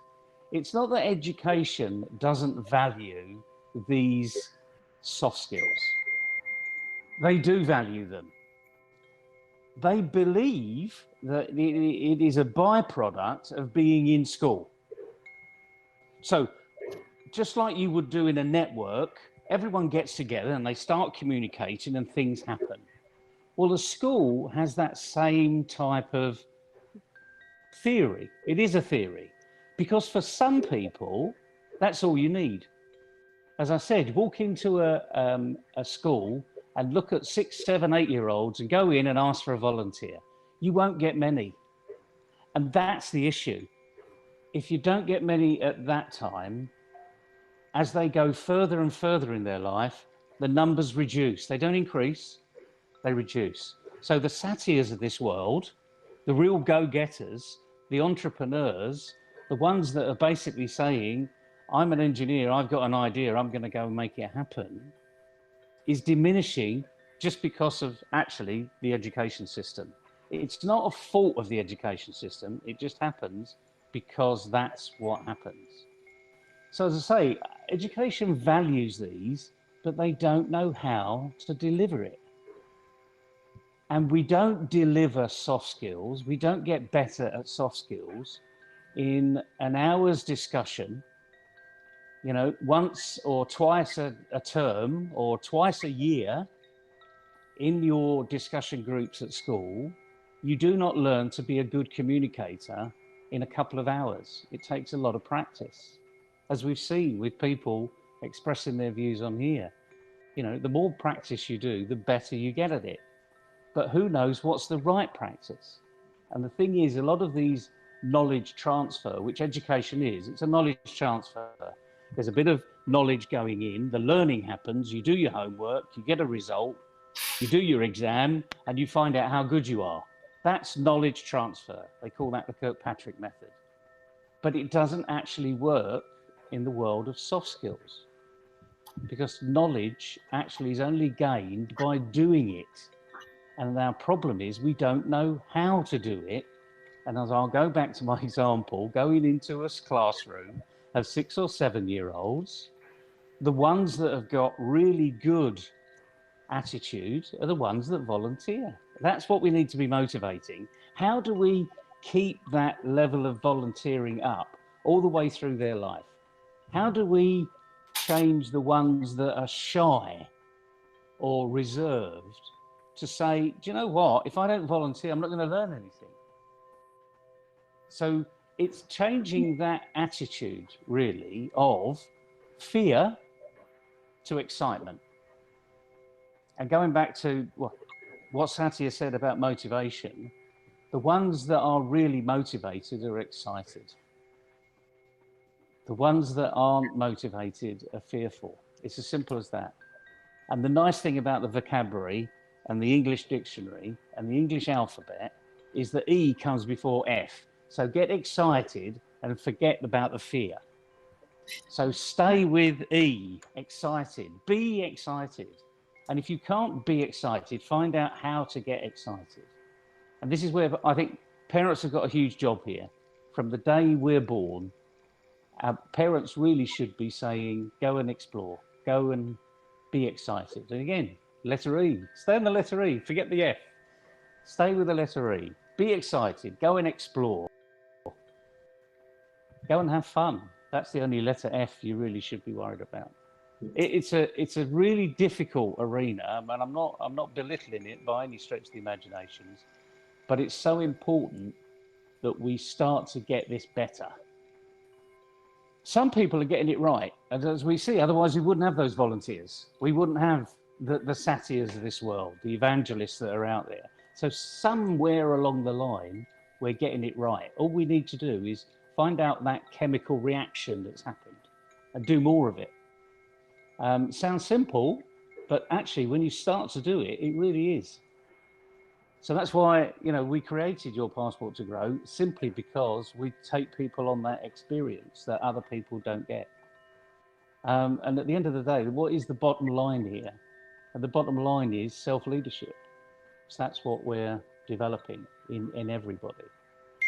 The ability to be a leader in any circumstance. So that's the big picture, if you like, CK. Been a pleasure to see everyone today, every smiley faces, everyone changing the world. So we need to go and do more of it. Absolutely. In fact, I like the example that you mentioned about E and F, which is like excitement and fun. I don't know about other things. So excitement and fun. I think that is a point in our panel discussion today. Let me summarize. I think one of the need of the hour for India specifically is that the government is also already working on changing the education system. I think that will be for good.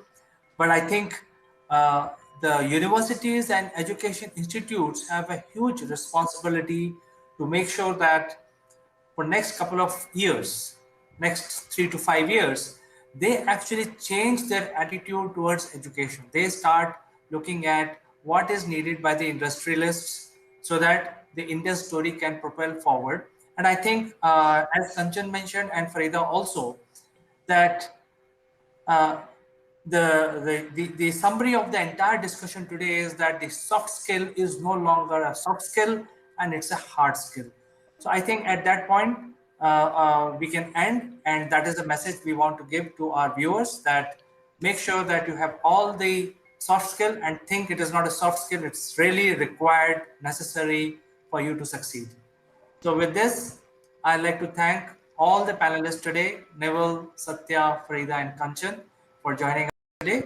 And we will catch up in the next CEO Roundtable again. Bye. Bye. Bye-bye, everyone. Bye. Bye.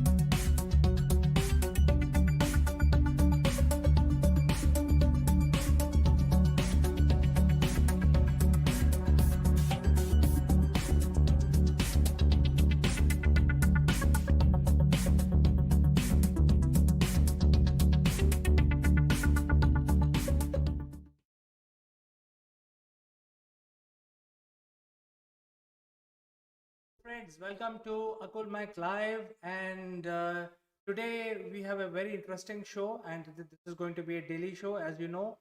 And if you want to interact with me live, then there are three methods in which you can interact. One is you can use the chat function here, and if you chat in your social media, it will instantly come here. I will read your question and talk about it by taking your name.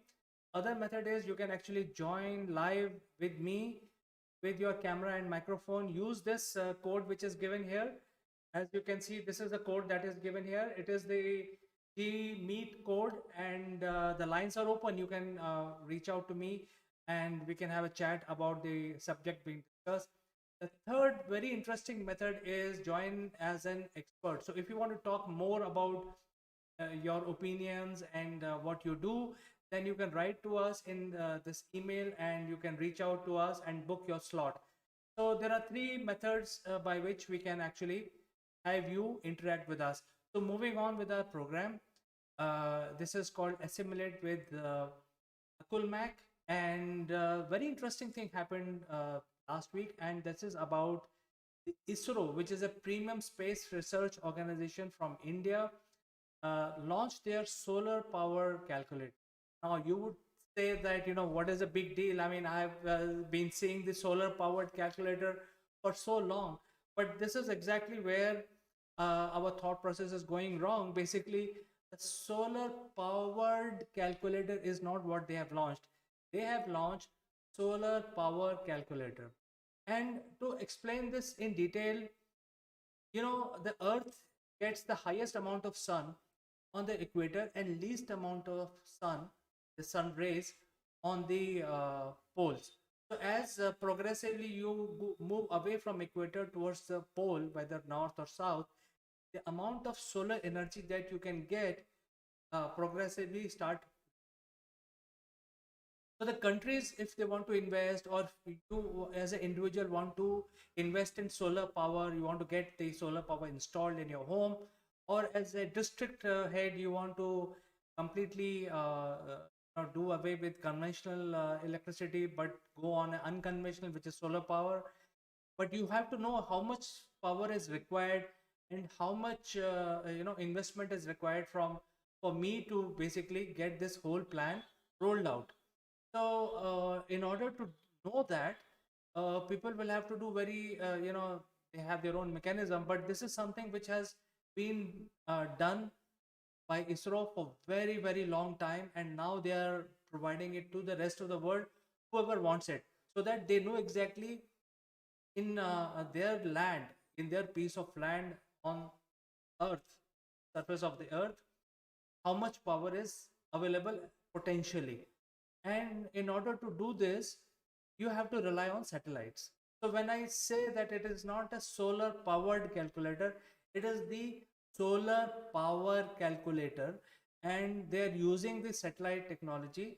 And for this activity, the geosynchronous satellites are used, simply because they are stationary, as the name suggests, and they are way far away from Earth, almost like 36,000 kilometers, and then they start rotating in 24-hour orbit. And as a result, they will stay stationary on a place on the Earth. So ISRO has been pioneer in launching their geostationary satellites. They've been doing it for the last 20-30 years, and the calculator will actually give you potential solar energy which is available on the piece of your land, and they use the satellite technology. They will, so in the application, all you have to do is key in your coordinates, latitude and longitude, and the application will tell you what is the potential of the solar energy that point on earth gets. So this is very interesting, friends, and this is something which is being done by ISRO, and anyone across the world can actually um, utilize this application or a process or a system to get hold of how much solar power their piece of land is giving, and that will give them a lot of headroom, elbow room and leg room to plan their activity. Maybe they have to try a combination because now they know that the set amount of solar power they are getting on their piece of land during daytime, uh, and it is not going to fulfill their need to run electricity in that district or house. So they can then start planning in terms of whether they need to go for conventional power, or they need to go for wind power, how much solar energy they can generate, and how much deficit they have, which needs to be fulfilled somehow. So I think this is a very good thing. It will help citizens of the world to start thinking about about the plan, the moving on to the solar power, and move away from fossil fuel, because even in the COP26 pledge that has been taken is to uh, reduce our carbon footprint, and we have to get to the goal of net zero. So I think solar power is most viable, it's always available. All you have to do is harness it, and in order to plan your activity, you have to know how much solar power is available in your area.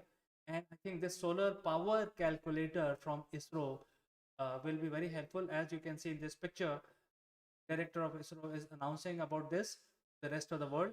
And I think this is a message for anyone who wants to utilize the application to plan their solar power requirement. I think this is something that will help them. So friends, I will move on to the next story, and I will just go take a break for a minute, and I'll be joining back just after a short break of 1 minute. In the meanwhile, you can actually start dialing in. If you have any observation, you can dial in using our link, which is meet.google.com ndn-euvn-smt, and this will bring you directly into this live show with your camera and microphone. So I will catch you after the break on the other side, and don't go anywhere. I will have a very interesting story lined up for you.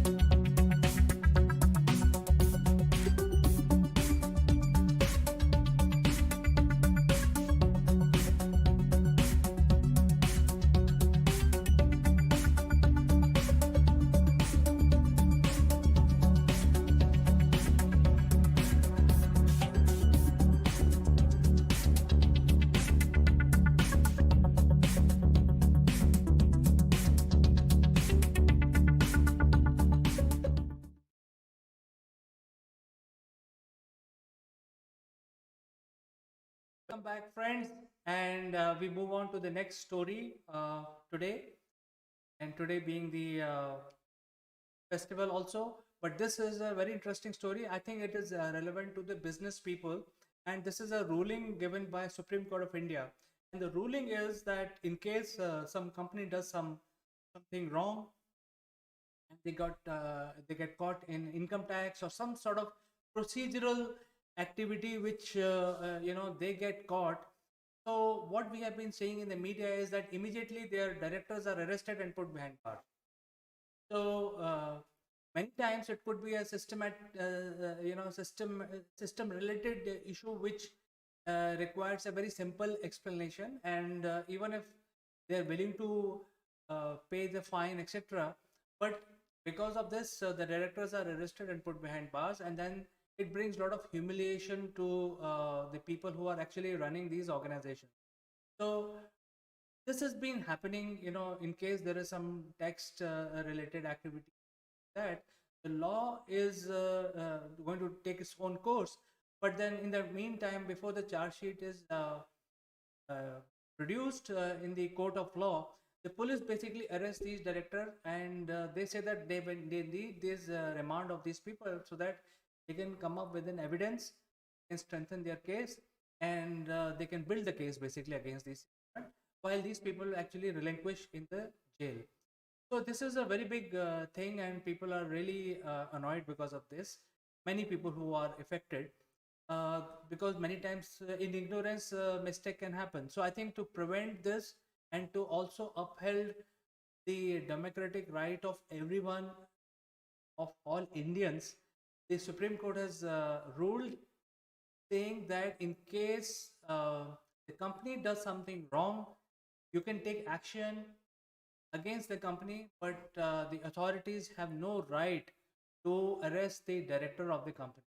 So, they have very clearly given this ruling, and this ruling will actually mean that the entities, the differentiation in entities, which is the company is one entity, and the director of the company are another entity, and they are related with the relationship of working for the company. Directors are also a set of employees, very senior employees, who are working for the company to ensure that the company uh, progress and produce the right results that they are expecting.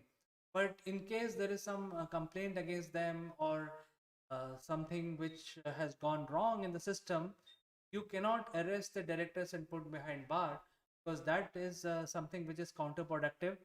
And in case there is some very grievous, jail in a democracy is meant for very grievous people who have done some grievous activities. That is why there is a need to keep these people out of normal life from society into a confined area like jail. Now, in this case, where the companies have got a complaint against them, either in terms of not being able to provide customer service or income tax relief or something else. So, in case there is an inquiry on the company, for that inquiry, directors of the company need not be arrested, and they have to give full cooperation in investigation, but they need not be arrested and put inside a confined area which is meant for dreaded criminals. So I think this is something which has been defined by Supreme Court. I think my lawyer friends in my circle would like to join me in the next session, and maybe require more details about this, because I think I'm not a legal man, but I think lawyers can join the session and talk to the people in our expert category, and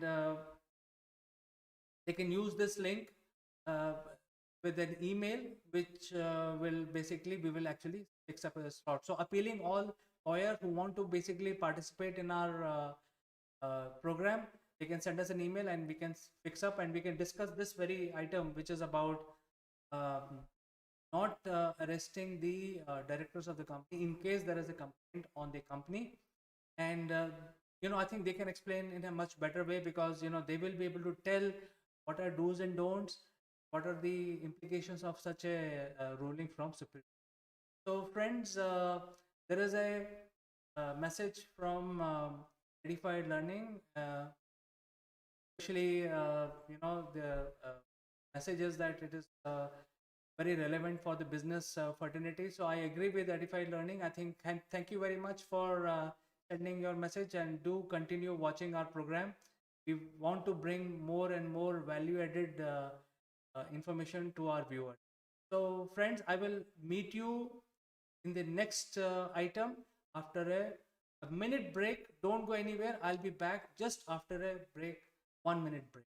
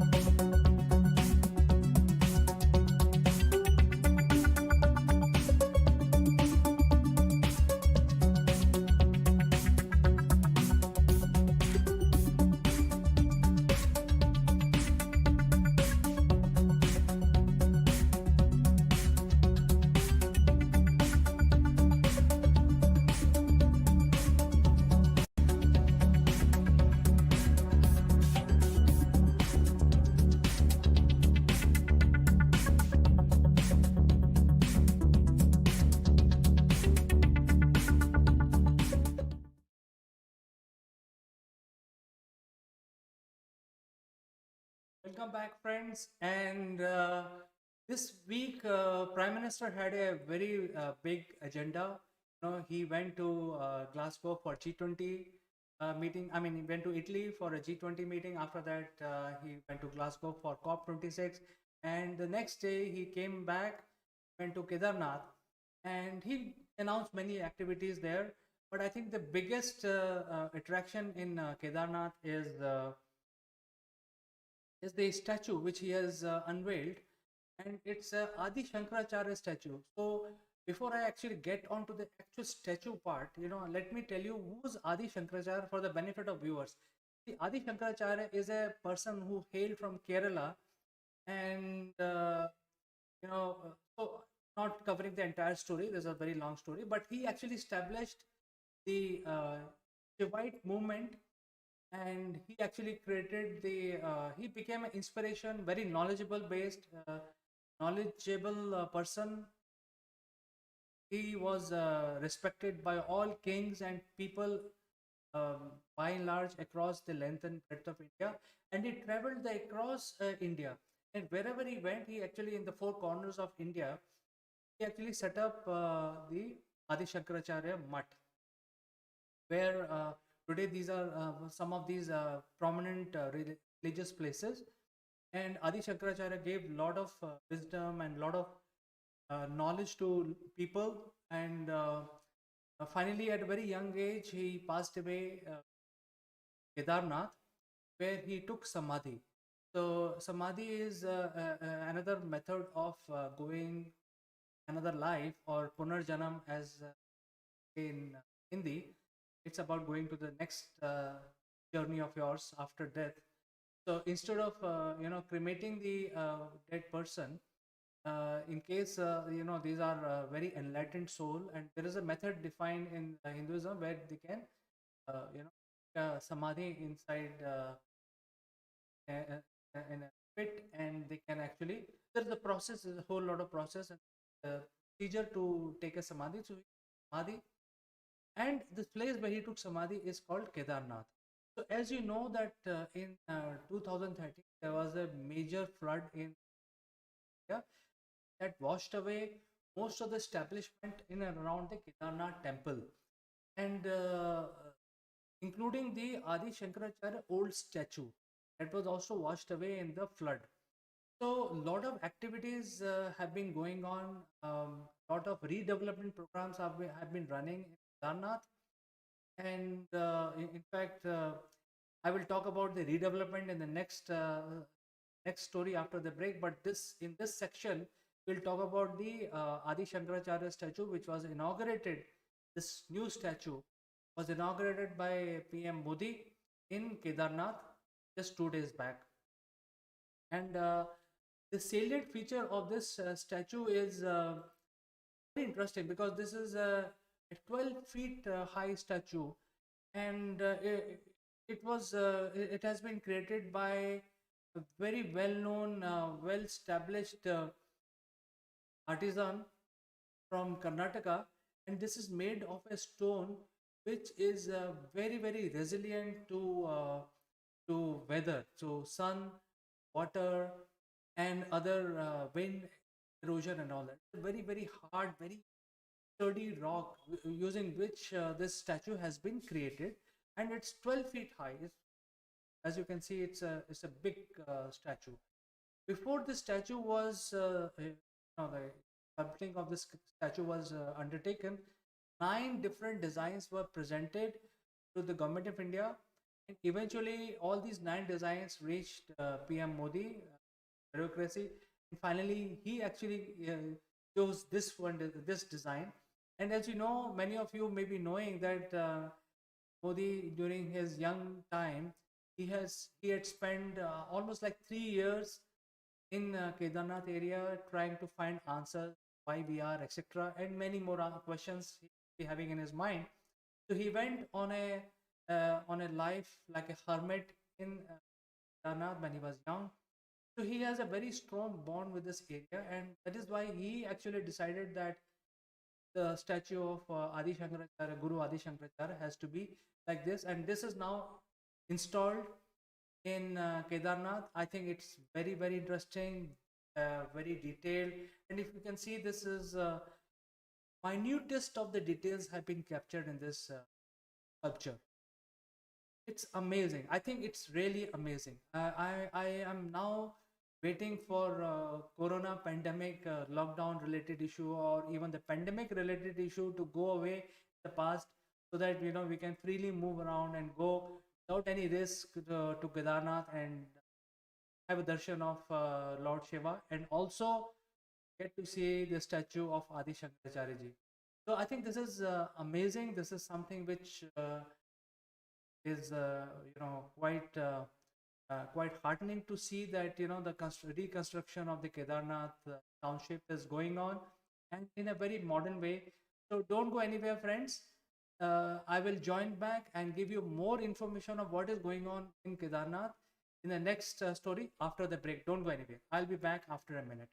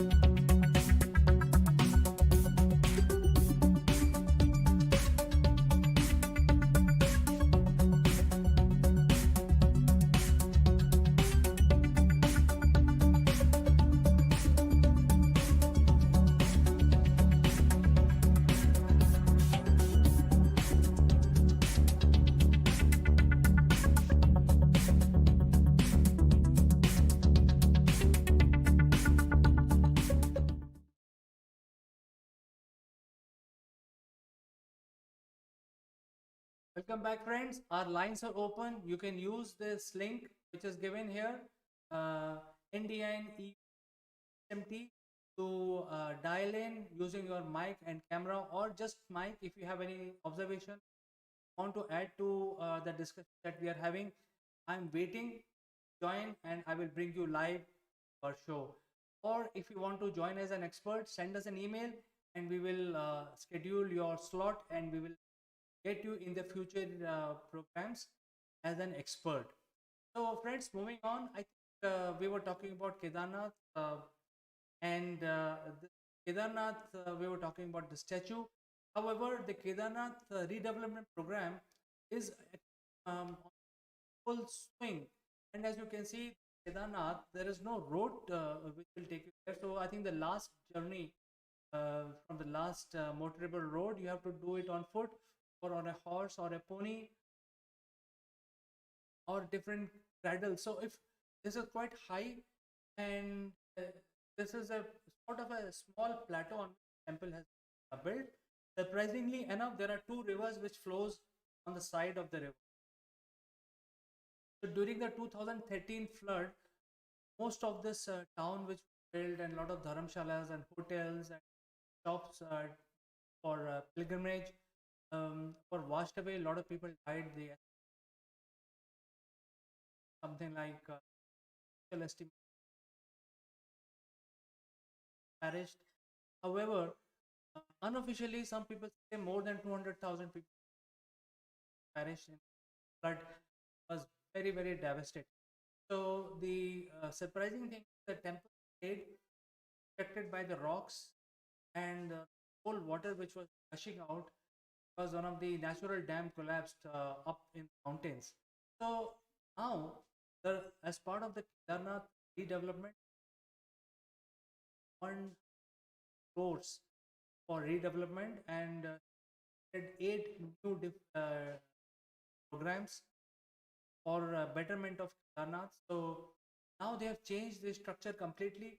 They have built different areas. All these 138 different projects make sure that the city have adequate lodging facility, hotels, media center, floor things, um, rivers goes on both sides of the temple are Saraswati, Mandakini, they actually have been given a proper channel out of their coming naturally, because previously for the flood there were no pathway defined for the river environment. Now a proper pathway, in case there is a lot of water in water, has a channel which take the water out without affecting the town or not. And the temple has been rebuilt. The temple stayed thoroughly repaired. There is a big platform which has for worshippers outside, and a lot of structure very haphazardly designed or just came up on need basis have been removed, and structural method chaos has been, I mean, there was a structure which was missing, so they've created a. They've also built 900 steps on the platform and reach the. So this 130 crore is used. Surprisingly, you want to take dip. In fact, take major. So if you want to take a dip in these ice cold rivers which are flowing sides, you can now, because there are carts being constructed as part of this new renovation program. Carts have been renamed, has been named behind some big people. So you can go down and worship the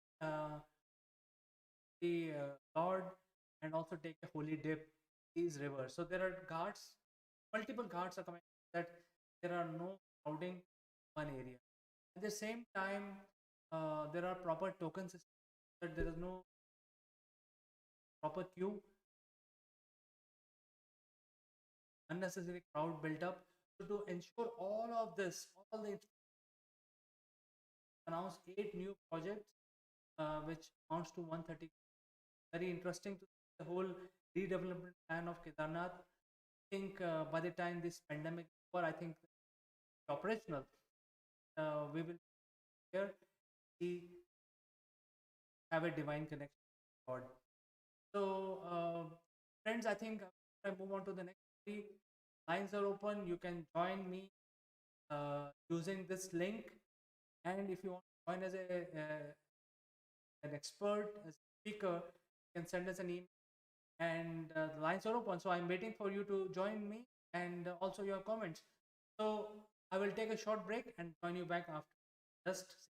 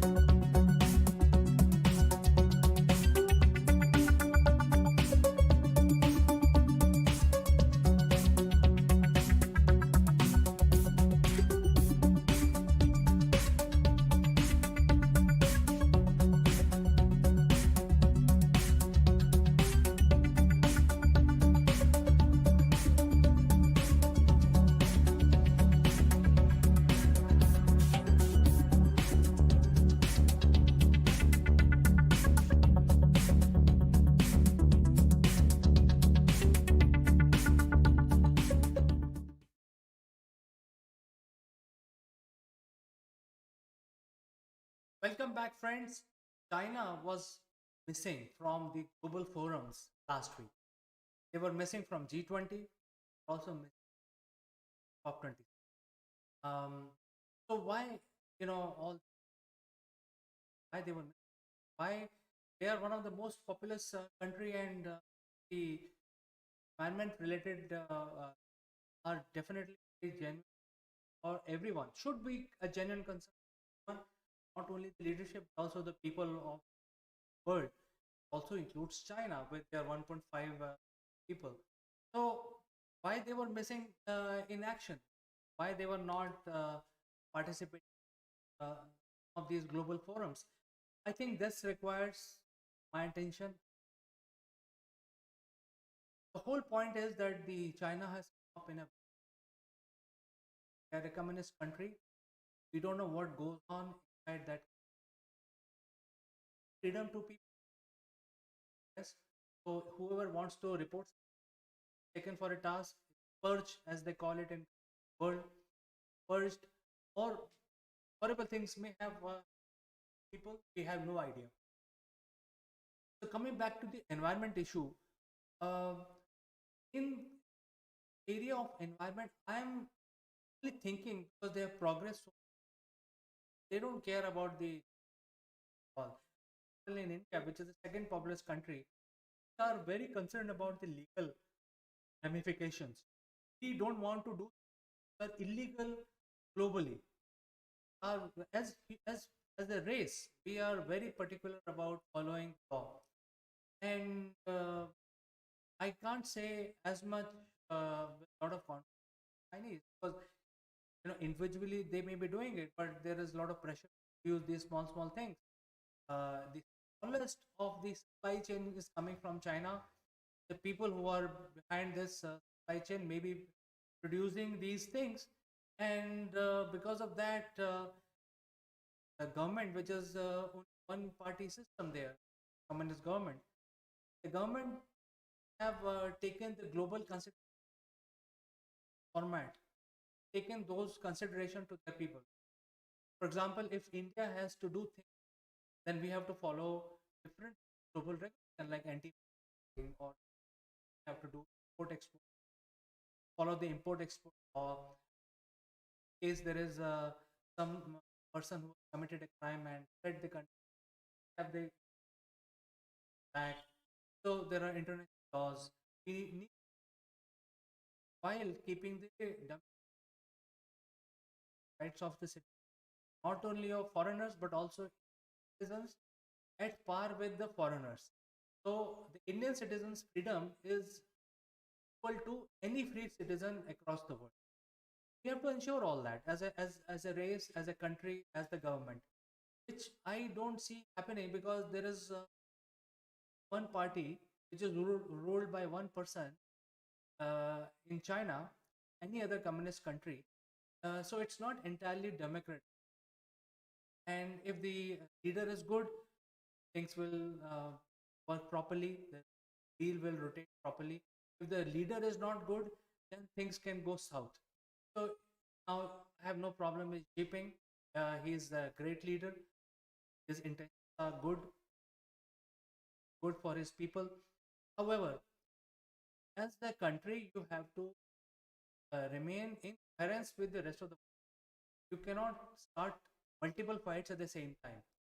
So I think this is something that they are doing, at least in the media, are always part of a heated debate.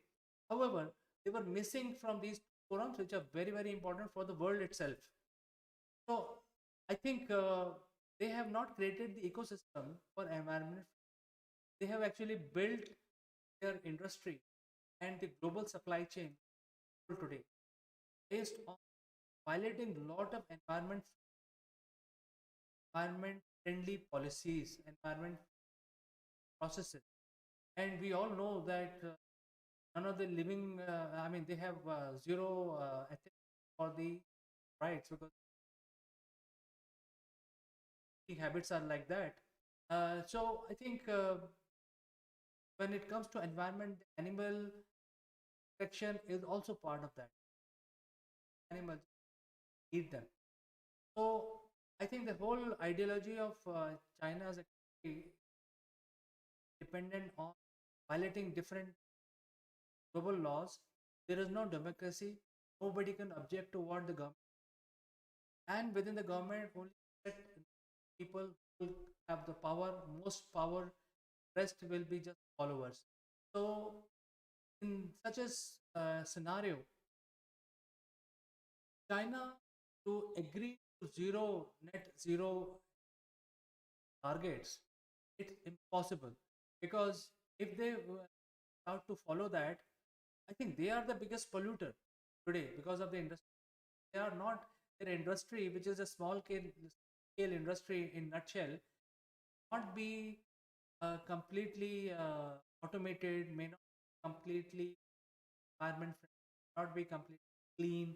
So they have a lot to do in order to net zero targets for their country. And if they to the global pressure, then the Chinese economy will collapse. It's collapsing, but it'll take time. You know, it'll take 20 years. So by this time, China has take corrective measure. But if they for a net zero carbon emission target 2050, their collapse will happen just in 2 years because it's not easy to all that because they are built their economy by violating everything, by violating every environment friend that is 10%. So I think to build that pressure, to that framework, tell their people to train them, sensitize them towards animals, sensitize them towards environment, air pollution, so on and so forth. It is a Herculean task for. This is why, in order to do a face saving, they pay by registering their token resentment, and they said that hey, we don't want to participate. The two absentees, prominent absentees, are Russia, China. But Russia is not a big problem because not a big. I mean, they are a big country, but the population as China. China being the largest polluter, they have a lot to do with this net targets, and you can't say that hey, I will not. You guys all follow good practices. I will not follow. So I think the pressure will start building. Don't help them even if they not appear, become absent because we have only one Earth. It is a closed system. China is a country in heart of the people, but essentially for nature, there is no country. Just one race, one environment, one closed system, which everyone has the responsibility to fully pitch in and take care of our environment. And the way it is going, rise of 2.6 degrees temperature of these towns, it's better for them to come up global community, work with the global community, and get their own terms because I think time is limited. I think this is what I feel happened, and because of that, the China stayed out of COP26 and agenda. While China was out, India has taken limelight because second most populous country, also the third largest polluter, per, but per capita pollution is the lowest in the world. So India is right. We can control our pollution, and Prime Minister Modi already said that he has set up the target. Moving on, the biggest pollution is the power generation units, which are based on power. So I think there has been a target. Almost like 50% cars will be electrified by 2030. A lot of activity going on. Um, Highways are coming up here where trucks will not run on gasoline, run on wires powered by the wires, and these are so the routes have been electrified so that have any gas guzzling, very heavy traffic highways for transportation of goods carrier. So those things are being. So the target has been set up almost like 50% journey we will finish in 2030. Rest 50% will depend on the environment justice discussion underway. I think the COP 26 weeks we will following that and offer the analysis as and when. So don't go anywhere, friends. I will be joining back with a new after it.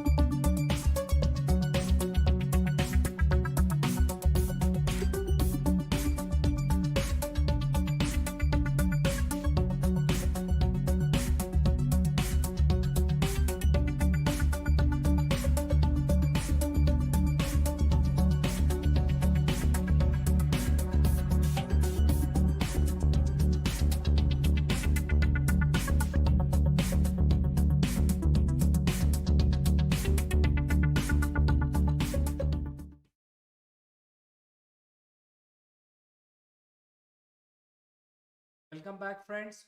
So, the last story today is about a new gadget which has been launched by Reliance Jio. And this is a smartphone. I think aware of this.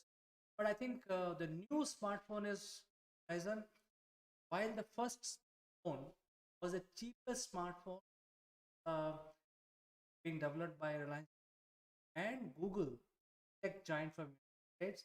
And this current smartphone is available for just 3,000 rupees. Next one is more powerful and will be available for 6,500,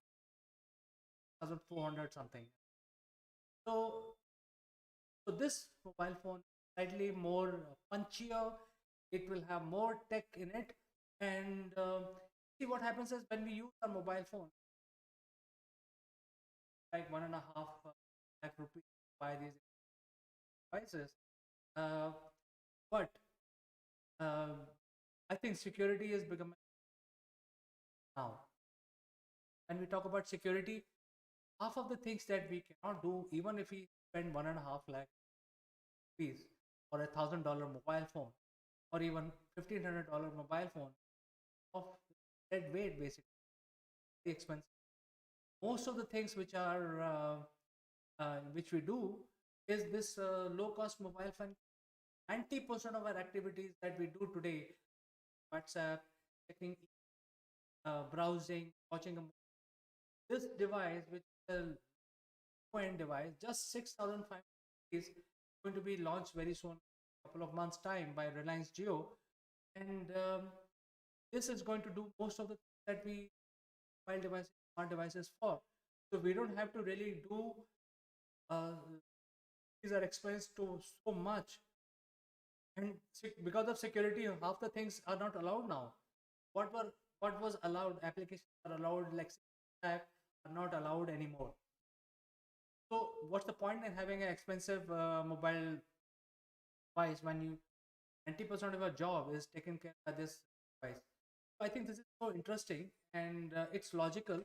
The thought process behind this device is also very logical.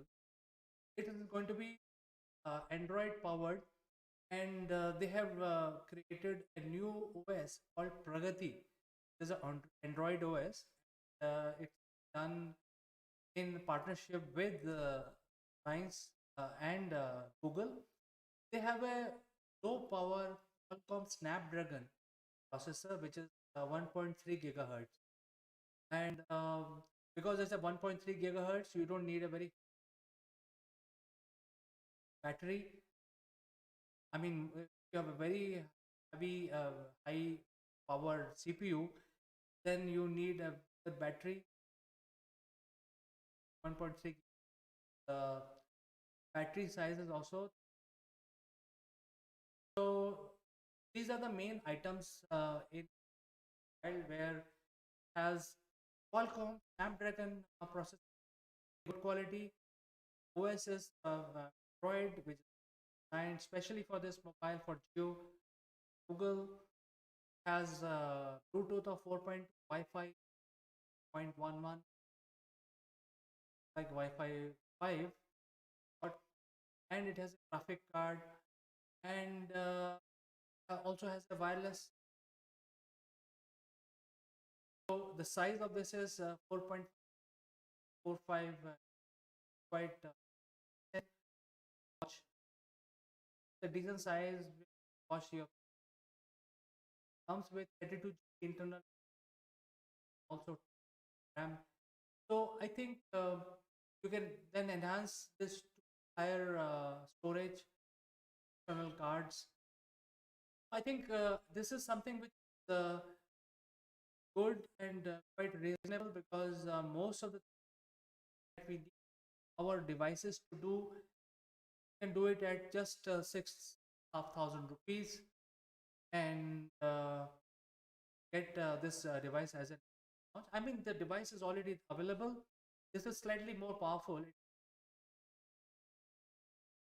device, which is now available smart smart device with so just 3,000. This is going to be launched very soon, and as it when come out with a new device, I will my analysis. But today I like to just say that as the technology is improving, security concern is making sure that we don't actually get to do anything and everything on a mobile. So there is no buying a mobile, especially when you want to just do chatting, calling, media viewing, emails, etc. So go for a low-end mobile device, this one, and save the money for the rainy day. Use it more intelligently. So, friends, I will be back tomorrow at 2:30 again, and I look forward to your participation either via video or via your chat messages. And as you know, friends, we are live on all social which us any of the social platform. You can actually become part of our program live. These are the links. Uh, these links are also available in the you can save them as a bookmark browser, and so that you know exactly you can get on live with us. So, friends, I will say goodbye for today.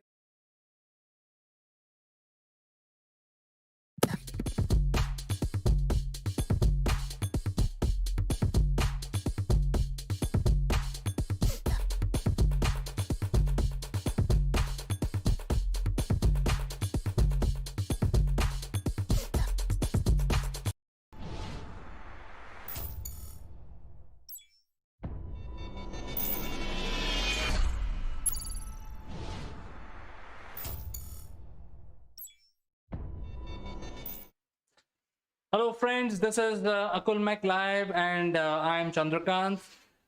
In our session today, we will talk about the support systems and how it is important for supporting our initiatives in business and personal life. And for this discussion, I'll be joined by a very important person, globally acclaimed. So don't go anywhere. I will be joining along with my guest after a short break.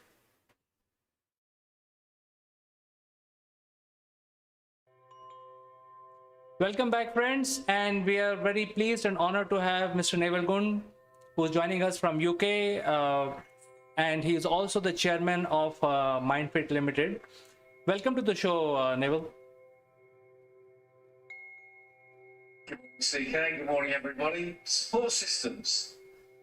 What an interesting subject, especially when, if you don't know what support systems you've got, how do you tap into them? So, CK, over to you. Who supports you? Well, I think my family is the first one to support me, and that Good is answer. very important. Very good answer. And yeah, it's all going to be personal. But there are three things that we can tap into when we look at support systems. There's the personal systems, the ones we automatically fall back on, that are personal to us, and they tend to be internal support systems. And then we have two types of external support systems. We have technology that we can fall back on, and we also have people. And it's the people one I think I'd like to talk a little bit more detail about today, because the people one is often missed. And it's certainly missed when you're talking about sustainable development goals, because we make an assumption that we're all in it together. Well, that's a support system in itself, isn't it? By just saying we're all in it together, what does that actually mean? So what does that mean to you, CK, in any context? Well, Naval, in fact, support systems are very, very important. You know, everything is required to sustain your personal life as well as your business life, your professional life.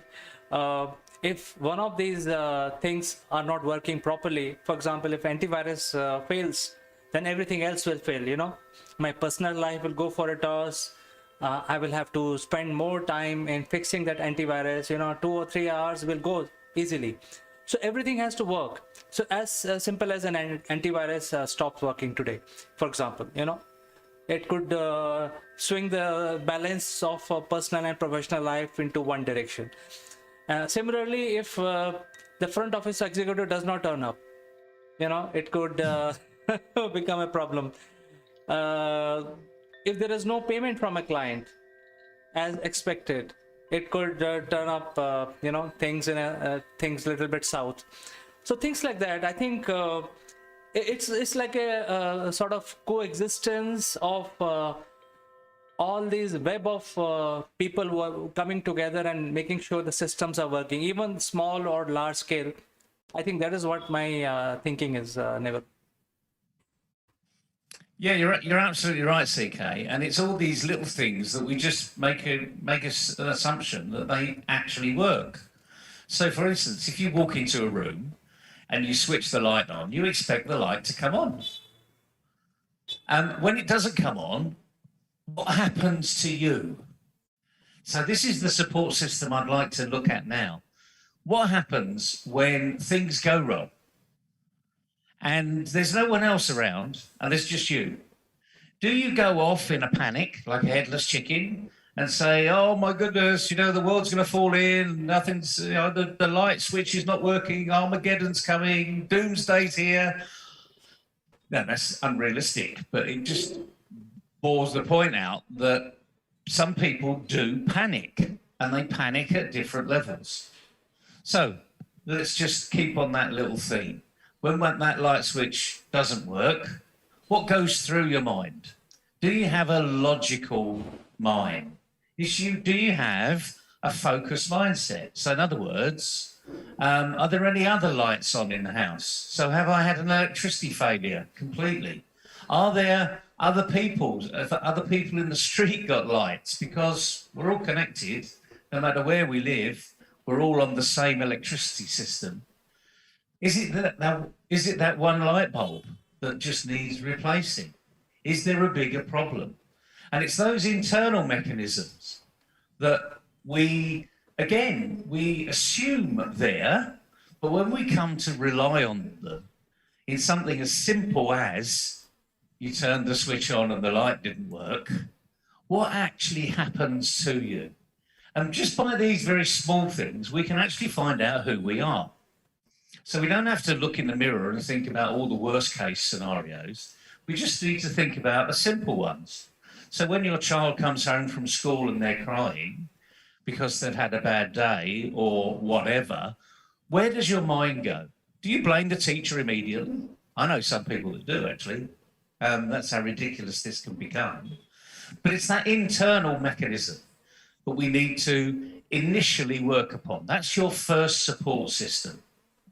And how do we know that we've got a really good internal mechanism? Well, I'm breathing currently, but I'm not telling my lungs to breathe. It's happening automatically. Blood is circulating around my veins. I'm not telling the heart to pump it because it's happening automatically.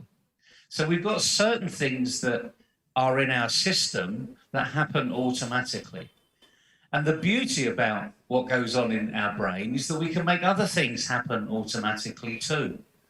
We can have resilient support systems. So again, let's go back to turning that light bulb on. CK, what would go through your mind if you went into your house and you just put the switch on and nothing happened? Well, I think two things will happen immediately. One, the state of shock.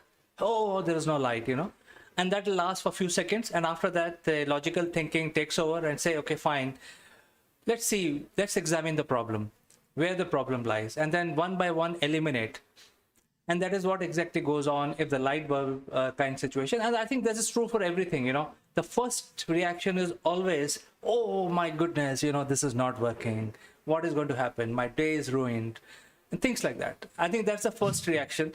It depends, it takes some cases it takes about 1 minute to eradicate this feeling. In some other cases, it may take lesser. And some other extraordinary cases, it may take longer. But I think the first thing is, oh, this is not working. My day is ruined. You're absolutely right. And although we're just focusing on this one area, it's a really important area because it's the consequences of your actions. And ultimately, what you need is your initial support system to kick in so that you become confident, resilient, you're logically thinking, you're not making a mountain out of a molehill, and it's all those sort of things. And it's irrespective of whether it's turning a light bulb on or dealing with a real problem that's coming to the business. You know, someone hasn't paid their bill on time. Someone actually is phoning in sick when you really do need their help. And immediately, a lot of people just go into panic mode. And they just forget, actually, that they can deal with this if they just think of this logically and in a systematic way. So there's your first mechanism. There's your first support mechanism, you. How well are you doing? And you just think about what happened yesterday when something went wrong. How did you deal with it? How did you act on it? Because that's how you build a level of internal confidence. And that's what your initial support mechanism is. And some people have got an amazing propensity, a resilience to an internal support system. Because it doesn't matter what's thrown at them. They just calmly think about it. Yeah, there's always this shock, horror. But how long does that last? You know, for some people I know that drive to work and they have a bad journey to work, they could be talking about that bad journey for 2 or 3 hours later. At the coffee machine, oh, did you know what happened here? Oh, yeah, I was so lucky. You know, that person just cut across me. I might have been in hospital. I could have been dead. Imagine if I were dead. I mean, why? Why be such a drama queen about it, you know? So you got cut up on the way to the office. Big deal. CK, you live in India. You get cut up on the way to the office every day of the week. So it doesn't make any difference. So this is about the internal support system. But now let's talk about the external support system, working in a team, because that's where the majority of business owners do a lot of their business. They actually work within a team. What sort of things can we as owners, as leaders, as entrepreneurs, as managers, what sort of thing can we help people to, in essence, create their own support system to be able to deliver better to the team? What simple things can we get people to do? Naval, I think people used to build a lot of redundancy in their organization so that the wheel continue to move. Unfortunately, none of those things exist today, even in a larger organization where you have backup of a backup of a backup. Those things are becoming less redundant right now because of the pandemic, and the world is just coming out. It looks like that we are going to come out of the pandemic situation, but still, I think it has been announced that there will be a third wave also. So I think the sustainable growth is becoming an issue. So I think to answer your question, whatever we plan today may be valid for a month or 2 months. After that, we have to do replanning. That is the way I'm thinking right now, and I'm in that situation right now, Neville. Yeah, I totally understand that. And in essence, the word that immediately comes to mind is being flexible. I mean, there's this word that flies around the business scene currently for the last 2 or 3 years about agile operations, agile performance. Well, that relies upon you, the leader, the team player, the manager, just the person that's in a bigger team, not necessarily internally, but externally, because your team, remember, are your suppliers and your customers.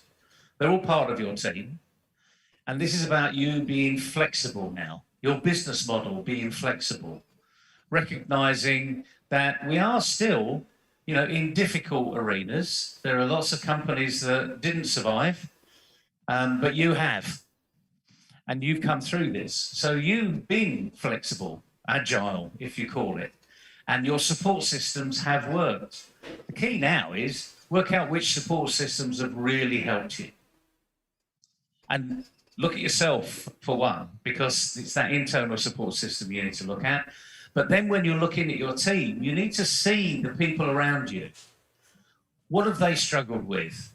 How have they come through this, in essence, you may say they've come through it unscathed. The reality is they've got the marks, they've got the scars somewhere. And the key thing is not to help them build more scars as you go forward. So we've all got to play our part here. And to help someone else be flexible is to show that you're flexible. So whenever we talk about helping the team succeed, 99% of the time is you've got to do it first. You've got to be the one that's actually there, encouraging, empowering, having empathy with other people and recognizing the difficulties they're going through.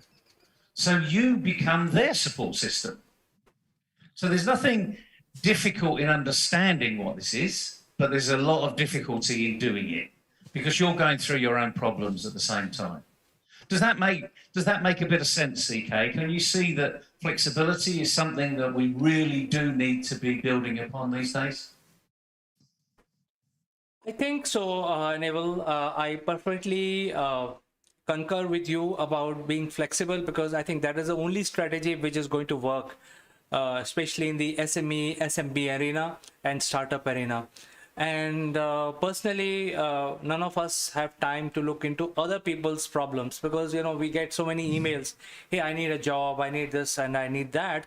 We have nothing ourselves. So how can we help you? So I think people will have to come up with their own strategy. They have to generate their own flexibility, looking at their own surroundings and find out what are the solutions which are specific to their surroundings.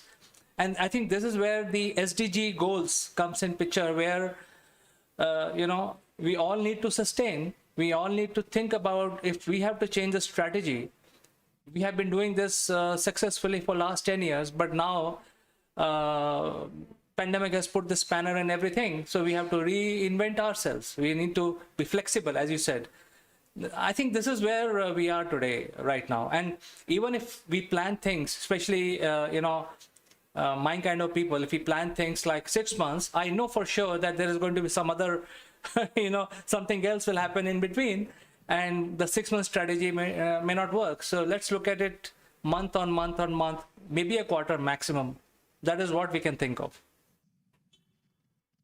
Yeah, you're absolutely right. And that, in essence, is being flexible. It's actually recognizing that things have changed. So we just need to change. And that is the challenge. But like anything else, you know, as Gandhi said, you know, be the change. You know, if you want to make something else happen, you've got to be the change. And it's so true. You know, he didn't know that COVID was coming along. You know, he's long dead by the time COVID was coming along. But he recognized that the only person that can make the difference is you. So let's not worry about how he said it, when he said it, the exact words that he said it. The essence was he really did know that we need to look internally and change. And you're absolutely right about the Sustainable Development Goals, these things that are called SDGs, that people flippantly actually talk about, and they're almost like throwaways. Oh, yeah, we do this in innovation, we do this in education, we want zero hunger, we want everyone to have a house over their head, etc., etc. And that the reality is the only way we're going to get SDGs to work is by having the unwritten SDG, as I call it, SDG 0. And that is having the right attitude. And if you think about it, if you had the right attitude and you work in a team in any of these SDG arenas, something good's going to happen. But if you go in there with the wrong attitude, what's in it for me, rather than what's in it for us, then you're not going to get those results.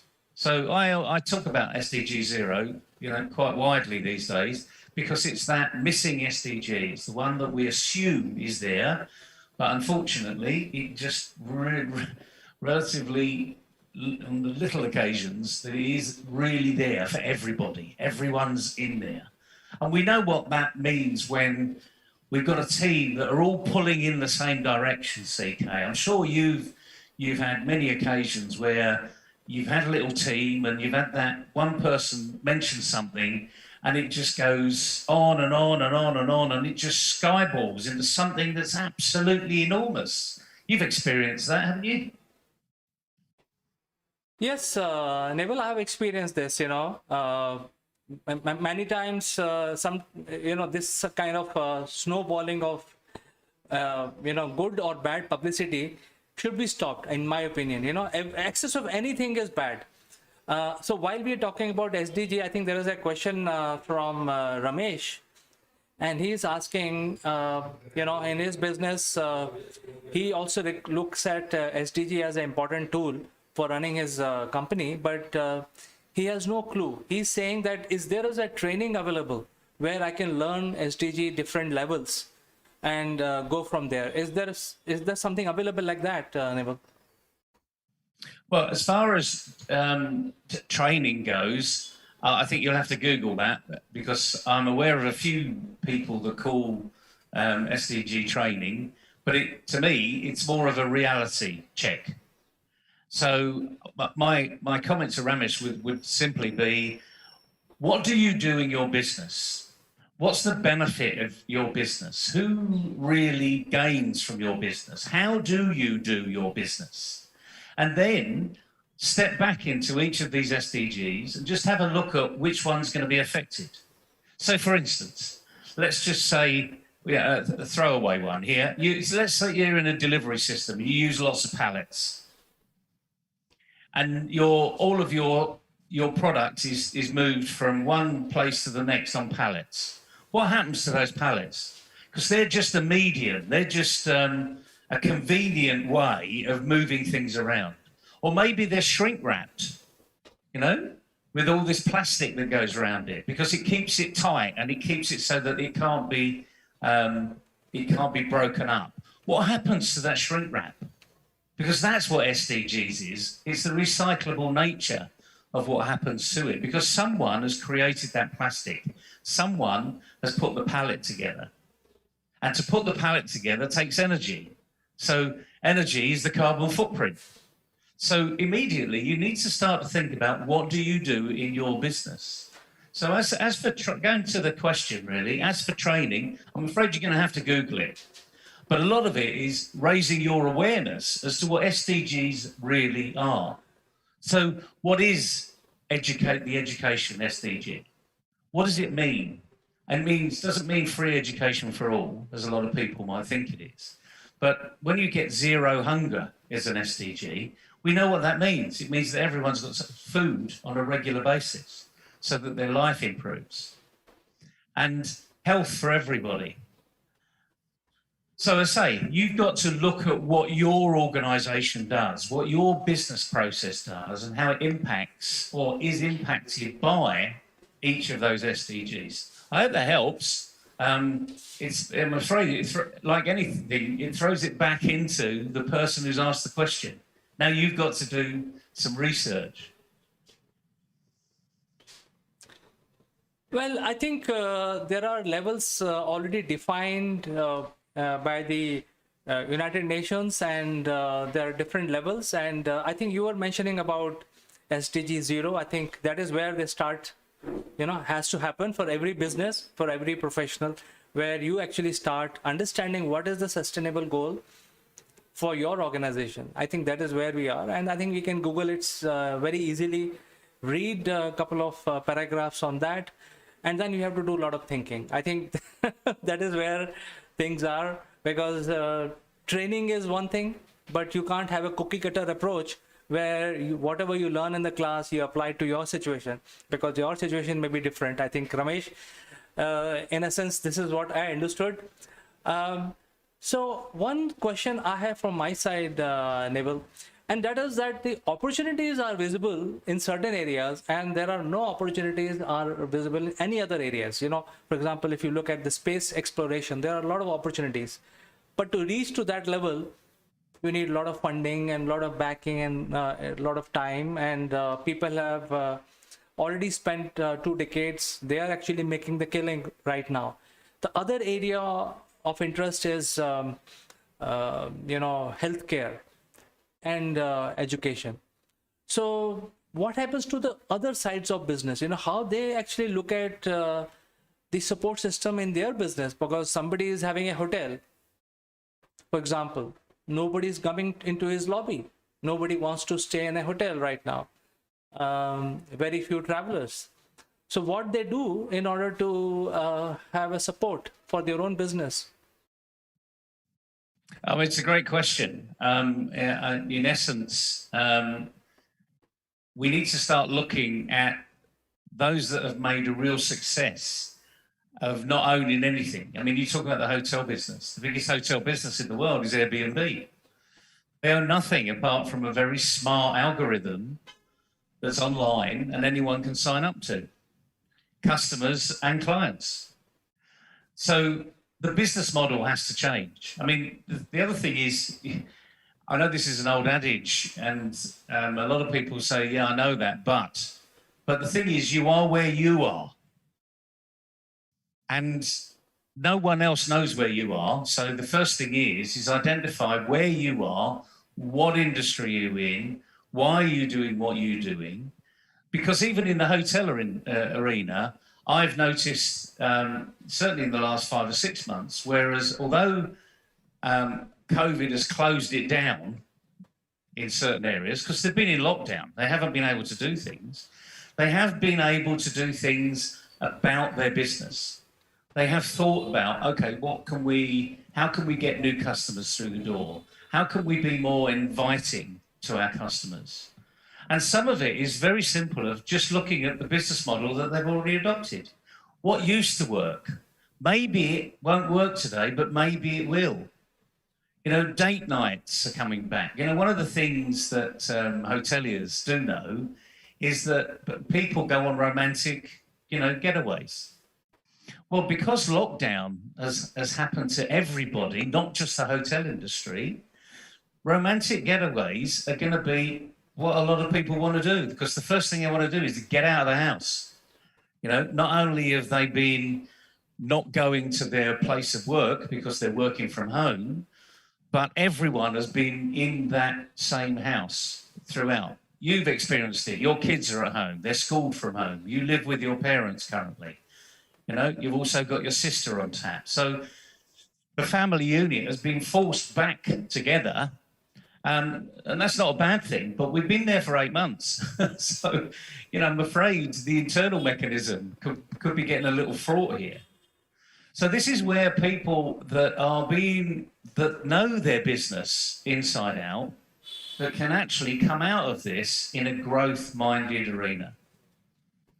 And it is as simple as that.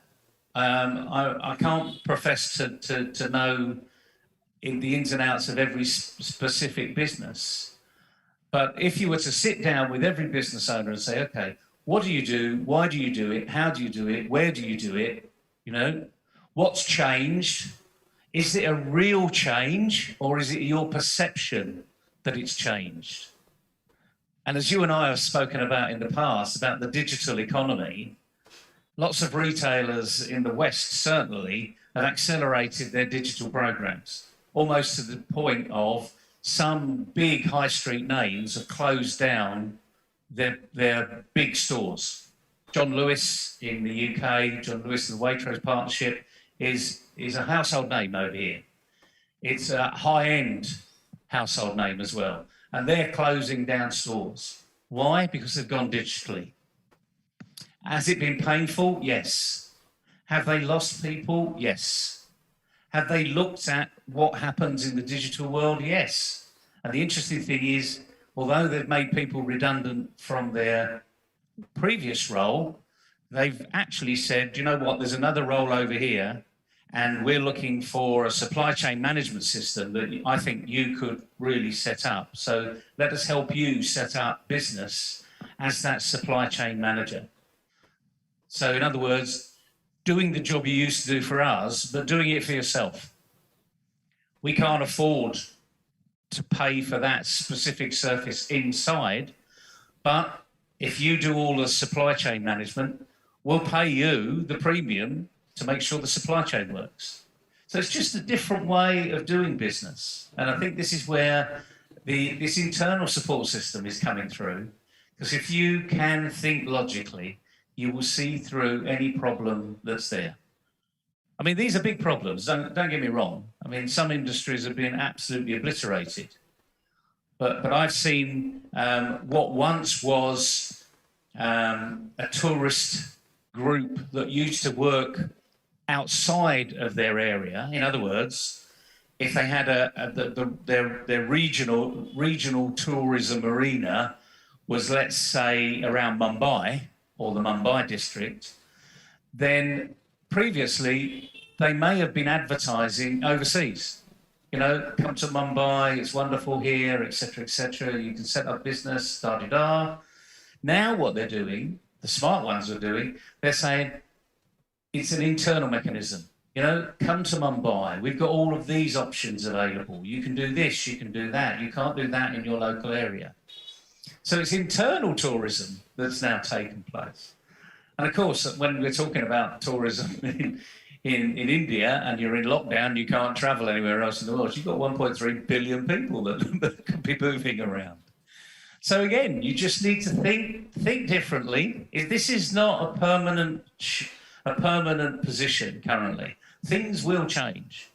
Lockdown will go away. We will not have the same freedom that we had previously, as a lot of people seem to think that we're going to just go back to normal. But we're in the new normal. So you just have to think about your business, very carefully about your business, just as you have, CK. You know, anyone that's running their own business, you've had to think about what's changed, why it's changed, what platforms are coming up, what platforms are now no longer useful. You know, and then you've also dealt with the change in Indian law.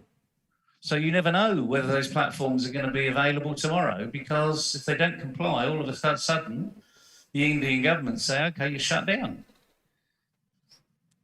So why don't you share a few of those experiences where you've seen platforms change, because you don't own the platform, someone else owns the platforms, you put the content on the platform. Well, absolutely, Neville. In fact, we were small, so we could change it very quickly, but I think it may be very difficult for larger organization to move on. In fact, there is one example which I want to give here, is that without naming the brand, one of the oldest ISP, internet service provider in India, shut down. And as a result, they were, you know, very popular in different news arena. They were the first one to start the web news, etc. And one fine day, they just said that we are shutting down, we have no money. And, you know, so many people were affected with that. They have, you know, so many companies were hosted on their platform with their company web pages. They can't shift overnight, you know. And the case has gone into the courts here, and people are fighting. I mean, they're in the south of India, but, you know, thousands and thousands of companies are affected with that shutdown. So I think we had to deal with this as well. You know, my company also had to deal with this, and we are not putting all eggs in one basket. We are making sure that we are not dependent on one particular brand. We are trying to see if we can distribute into a different segment. I think today's lesson from after talking to you is that we all need to sit down and understand what is our quality, you know, in order to have a proper support system. And, you know, some of things which we were doing for a number of years, for decades in the past, is not valid anymore. You know, our experience is not valid. So we need to think, we need to take a break and think what we can do with our own hands. You know, let me put it in a very rustic language, you know, what we can build with our own hands, rather than, hey, can I hire 10 people and build this software? Or can I, you know, build a team? You know, that is not going to work, because we don't know whether whatever we have built is going to be, you know, liked by the client, or there is a market for it. So I think that is the crossroads we are in. We need to identify our own strengths, personal strength. And that is the only way we can move forward, I think, Neville. That is what my thinking is. You're absolutely right, CK, and that's why today's really important, because although we just said this is, what support mechanisms have you got? It's that starts off with the internal strength and it moves to external strength when you're working with other people. And one thing we do know is the only thing that we can control is ourselves. We can influence, we can advise, we can, ultimately, if you go to it, you can bully other people. But fundamentally, if you really want others to do it, show them the way. And we've seen that so often is the case. And you will then see that you start to attract the right people, the people that want to do what you're doing, because it's exciting, it's encouraging, it's exhilarating. There are ways ahead where you can be successful. But like anything else, change is constant, and we just need to deal with it. So that's really where we need to be at the end of the day. So it's been a fascinating discussion with you today, CK. Thanks for the questions, everybody. Keep them coming in, because I know we get loads of questions, but most of them are down the same theme. And the main thing is you've got to do it. We can't do it for you. You've got to do it. It's your business, your life. So take something and go and do something with it, and then you'll learn a lot more about yourself. Thank you so much, Neville, for finding time and joining us this morning. And viewers, there are a lot of questions. The lines are always open across LinkedIn, Facebook, and YouTube. You can reach out to us and ask live questions while Neville is talking in this show. It's all live. So Neville, we will catch up tomorrow again with something even more interesting. Absolutely, CK. Enjoy, everybody. Have a good day.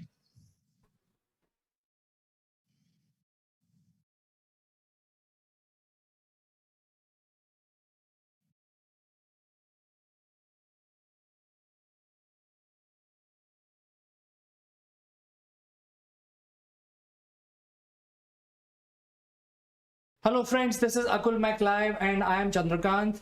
Jeff Bezos has successfully blasted off into the space and returned after a successful flight. And this success actually forces us to think what will be the future of space tourism. So I think this is a fantastic subject for our discussion. Before I start, I have to tell you, you can now get connected with our channel instantly by just pointing your camera from your mobile phone on this QR code. So friends, I'll be back after a short break. Don't go anywhere, as an outstanding space odyssey is coming up right now.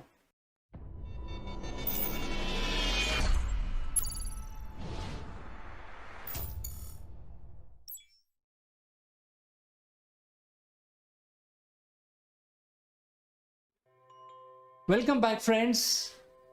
On April 12, 1961, Mr. Yuri Gagarin became the first human to go into space. That day, he saw the world in a way no human had seen before. Since then, only 560 to be precise, people have gone to space. Most of them have been trained astronauts who spent years preparing for this flight. But when will the rest of us will get a chance to go to space? And what will we do when we get there? In this video, we are going to look at the future of the space tourism. We're also going to look at the private astronauts who have paid to go to space. Also, reusable rockets that can help kickstart the space tourism industry. Since the beginning of the space flight, only 7 people have given money to go to space. And in 2001, the American entrepreneur Dennis Tito paid $20 million US for 8-day trip to International Space Station. At that time, NASA thought it's inappropriate for tourists to go into space, so they refused to train him. Instead, he partnered with the Russians and took a ride on a Soyuz mission along with 2 other cosmonauts. He remembers the glorious moment when he first looked at the window and saw the curvature of the Earth against the darkness of the space. Dennis spent a total of 8 days on the International Space Station. and conducted various experiments and admired the incredible view of the Earth. So far, number of visitors to space have been very, very small, but that may all change in near future. With many private space companies developing reusable spacecraft, the cost of spacecraft is starting to drop dramatically. The Blue Origin is developing its new Shepard spacecraft specifically for touring flights into space. The capsule has 6 seats with largest windows ever seen in any spacecraft. During these flights, the rocket will accelerate to about 100 kilometers altitude before cutting off the engine, releasing the capsule. At this point, the capsule is essentially in a free fall but still traveling upwards because of the momentum, and it will reach its highest point. The passengers will be able to leave their seats inside the capsule and experience the effect of weightlessness. A few minutes later, the passengers would return to their seat before the capsules enter the atmosphere, and effects of weightlessness would disappear.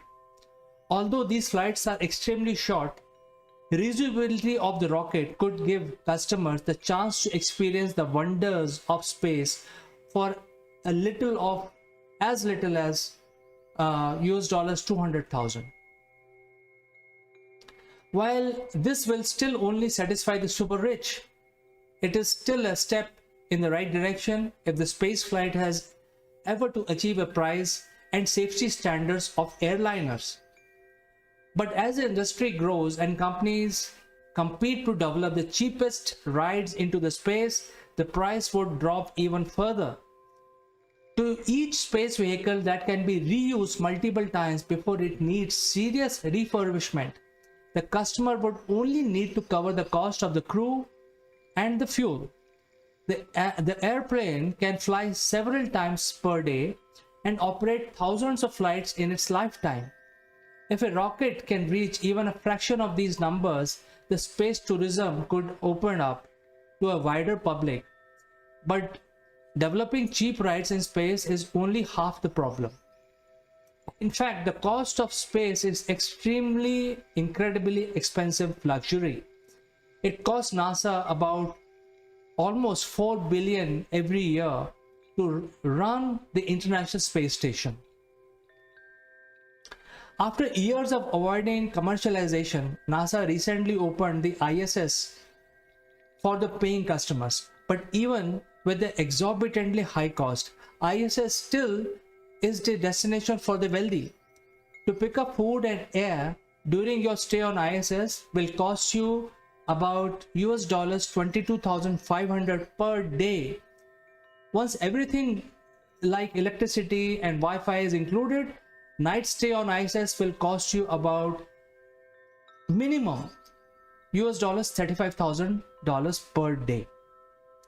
For space tourism to become a reality, the cost of building and operating a habitable space station would need to significantly reduce the cost of the space technology. There is a startup called Bigelow Aerospace is developing a large inflatable space station modules. These modules can be packed into rocket payload bays and inflated to much larger size when in space. The idea is that such large expandable modules will be perfect base for space hotels. Currently, ISS requires a huge team of people working 24 hours a day to keep the station running. Bigelow Aerospace is hoping to simplify the operations of these modules and reducing running costs. And since these are easier to manufacture, cheaper to launch than traditional space modules, they can completely reduce the cost of living in space.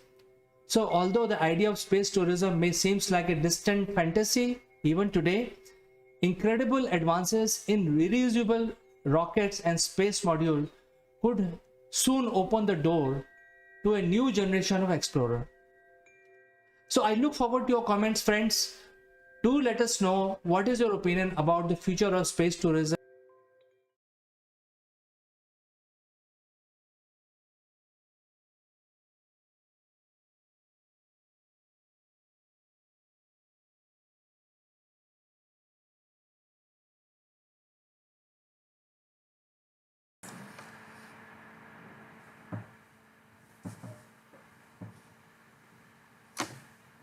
Good morning, friends. This is Chandra from Akulmac Technologies. Welcome to Top Brass. This week we will talk about the events which unfolded in our legal system within 14 hours, 14 to 15 hours, during the mayhem and the rioting that was happening in the northeast part of Delhi, soon after Trump left. So this issue is not related to the writing itself. It is related to transfer of Justice Muralidharan. Now let me give a little bit background about this particular judge. He has, or rather Judge Muralidharan has given some of the remarkable judgments which has profound effect on the Indian legal system and Indian society by and large. He is the perfect judge. He has thorough knowledge of the law and he is also implementing it thoroughly. He is one of the top luminary as far as legal systems are concerned. Justice Muralidharan was transferred uh, after giving a verdict against the Delhi police, and which was then utilized by a lot of political parties, and it was all in the media and so on. So I just want to dissect this particular event so that and give my own analytics on how it happened and what happened during that 14 hours. So when the writing was going on in northeast part of Delhi, there is a lawyer. In fact, there are activists. I don't want to tell their complete name. I just use their last name only, surnames, which is father and daughter Mandars. Their surname is Mandars. So the daughter Mandar gave a petition related to the law and order situation in northeast part of Delhi, and there was writing and petition is about safety security of people. Ideally, this such a petition should have gone to Chief Justice of Delhi High Court, but on that day, Justice Patel was on vacation, and then through the legal process of how the cases are distributed in Delhi High Court, it landed in the court of Justice Muralidharan. So he listened to this argument, and there was, since it was a grave situation in east part of Delhi, he decided to hear the case in the middle of the night at his residence. So, which is also a normal practice that in case of emergencies, the judges open cases in their residence, and they call the staff and also sometimes other judges just in case. So Justice Muralidharan heard the case, opened the case, and gave judgment at 1:30 in the middle of the night. And the judgment is about instructing Delhi police to provide protection to people, which is fair. As far as legal system is concerned, this is absolutely fair. And the follow-up date was given on the same day, which is like 1:30 in the night, at around 12 o'clock, 11:30, 12, when the next hearing was set up. And while this case was being heard, just before that, the father advocate Mandar gave another petition related to the same event. So now there are two petitions related to the arson, mayhem, and rioting which is happening in northeast part of Delhi. And hearing all this from the legal standpoint, the justice gave a order or his verdict saying that Delhi police responsibility is to provide protection to people and ensure that these things are calmed down. While giving these things, this kind of a judgment, the judge also used words like unprofessionalism on account of Delhi police, etc., etc., which is also fair. And from legal standpoint, this is what judge felt at that point in time based on hearing both the parties. And the next date was set up, and that means the judge gave 24 hours to Delhi police, since the situation was so grave at that point in time, that within 24 hours you should submit your response saying that why you have done the work professionally and what is the situation. Now at that point in time, we all know, we have heard the news the Delhi police was really having a lot of tough time. They were losing their officers, police officers. In fact, there was so much news about this attack on police officers with acids and stuff like that. So I don't want to talk too much about the mayhem part of it, but nutshell, I want to say that Delhi police was having a really tough time at that point in time, and on top of it, the legal system is basically sort of putting a lot of pressure on Delhi police to give an appropriate response when they are fighting for their lives, and they have so much pressure that they have to bring the calmness. They were basically announcing in that area that announcing and asking people to calm down and go back to their home. At the same time, they were trying to not use lethal options like firing and stuff like that. They didn't do it, and they were losing their officers. So in such a situation, I think Delhi police uh, really played a very vital role in controlling the whole thing, and they didn't want the morale of their officers come down, because if that would have come down, then situation would have become very, very grave at that point in time. So ensuring that the morale of Delhi police is always kept up, the government of India transferred this judge. Now let me take you back a little bit in time. This judge, Justice Muralidharan, was actually transferred on February 12th, much before all this happened, much before Trump came to India, much before the mayhem started and blah blah. It's like 2 weeks back he was transferred. The process is that the collegium, which is the group of judges in Supreme Court, they decide which judge will work where, and this collegium had decided based on their pressures and what is needed where. The collegium decided that along with three other judges, Justice Muralidharan will also be transferred. So Justice Muralidharan was transferred to Punjab and Haryana High Court in Chandigarh on February 12th. But in order to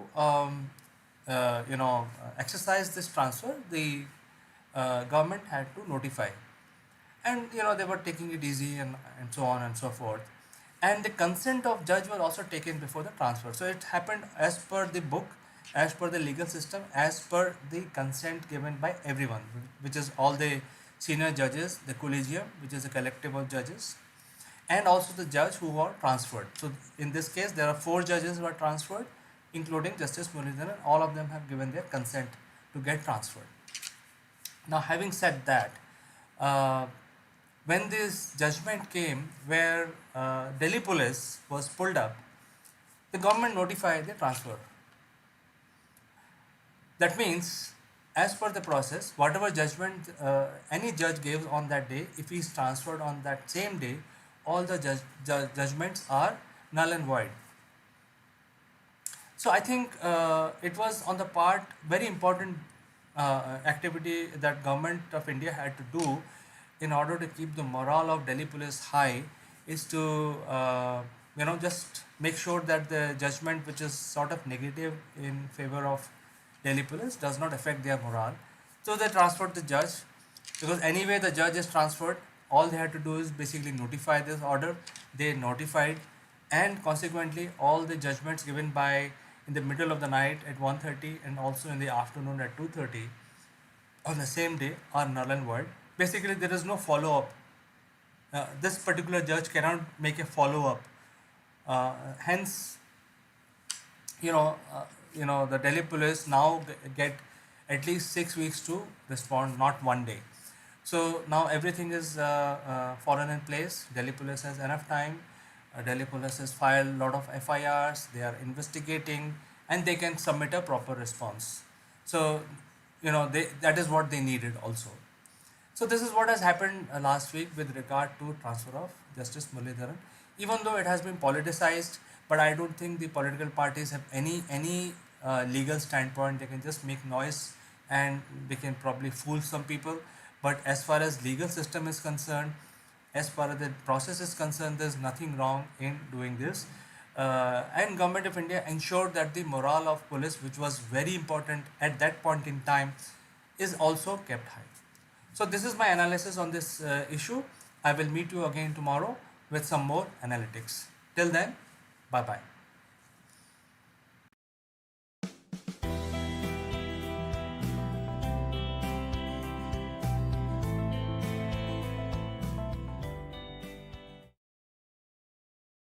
Dear CEOs and industry leaders, you are most graciously welcome to Akul Mac Business Bunker. This is a forum where you are able to showcase your products to the masses, to the investor, to the prospects, and to your client. And if you want to promote your company and yourself, you have landed at the right place. Before we continue, do like and subscribe our channel. Friends, as you know, we have our expert, Mr. Naveen Toshniwal, who has been guiding us during the past few weeks about the grapho analysis. And last week, we did a episode where we actually analyzed a handwriting live on the show. And today we want to basically discuss how this therapy works and how this person's handwriting changes attitude. So it is going to be a very interesting episode today. Don't go anywhere, friends. Before we start our show, let's welcome Naveen ji. Hello everyone. Hope all are doing well. Welcome to the show, Naveen. Everything is fine, and I'd like to wish you, most profound greetings for our 73rd Independent Republic Day. I beg your pardon, which is 2 days from now. And also, I'm very happy that Netaji Subhash Chandra Bose statue has been coronated also at India Gate. So I'm very happy, and I want to share the same feeling with you. Yeah, it's definitely very nice to know that. And I too wish all the viewers a very happy Republic Day. Great. So last week, Naveen, we actually analyzed handwriting, and subsequently you gave your therapy to this person. And after a couple of weeks, this person wrote another handwritten document which we want to compare today. So over to you, and I will bring up the document also.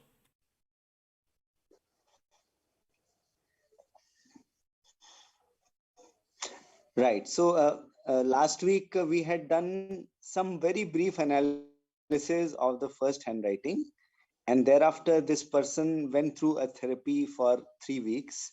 And as I told you, the therapy is a very simple process where you are required to practice the stroke changes only 5 minutes a day. See, I'm repeating 5 minutes a day because these days we hardly write.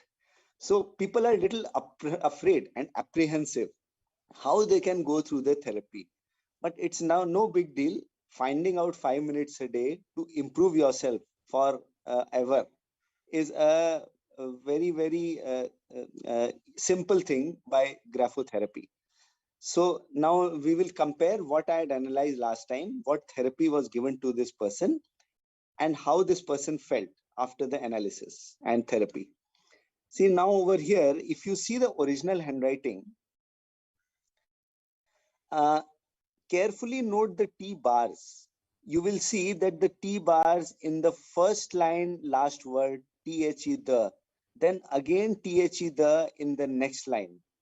They were cutting towards a lower side.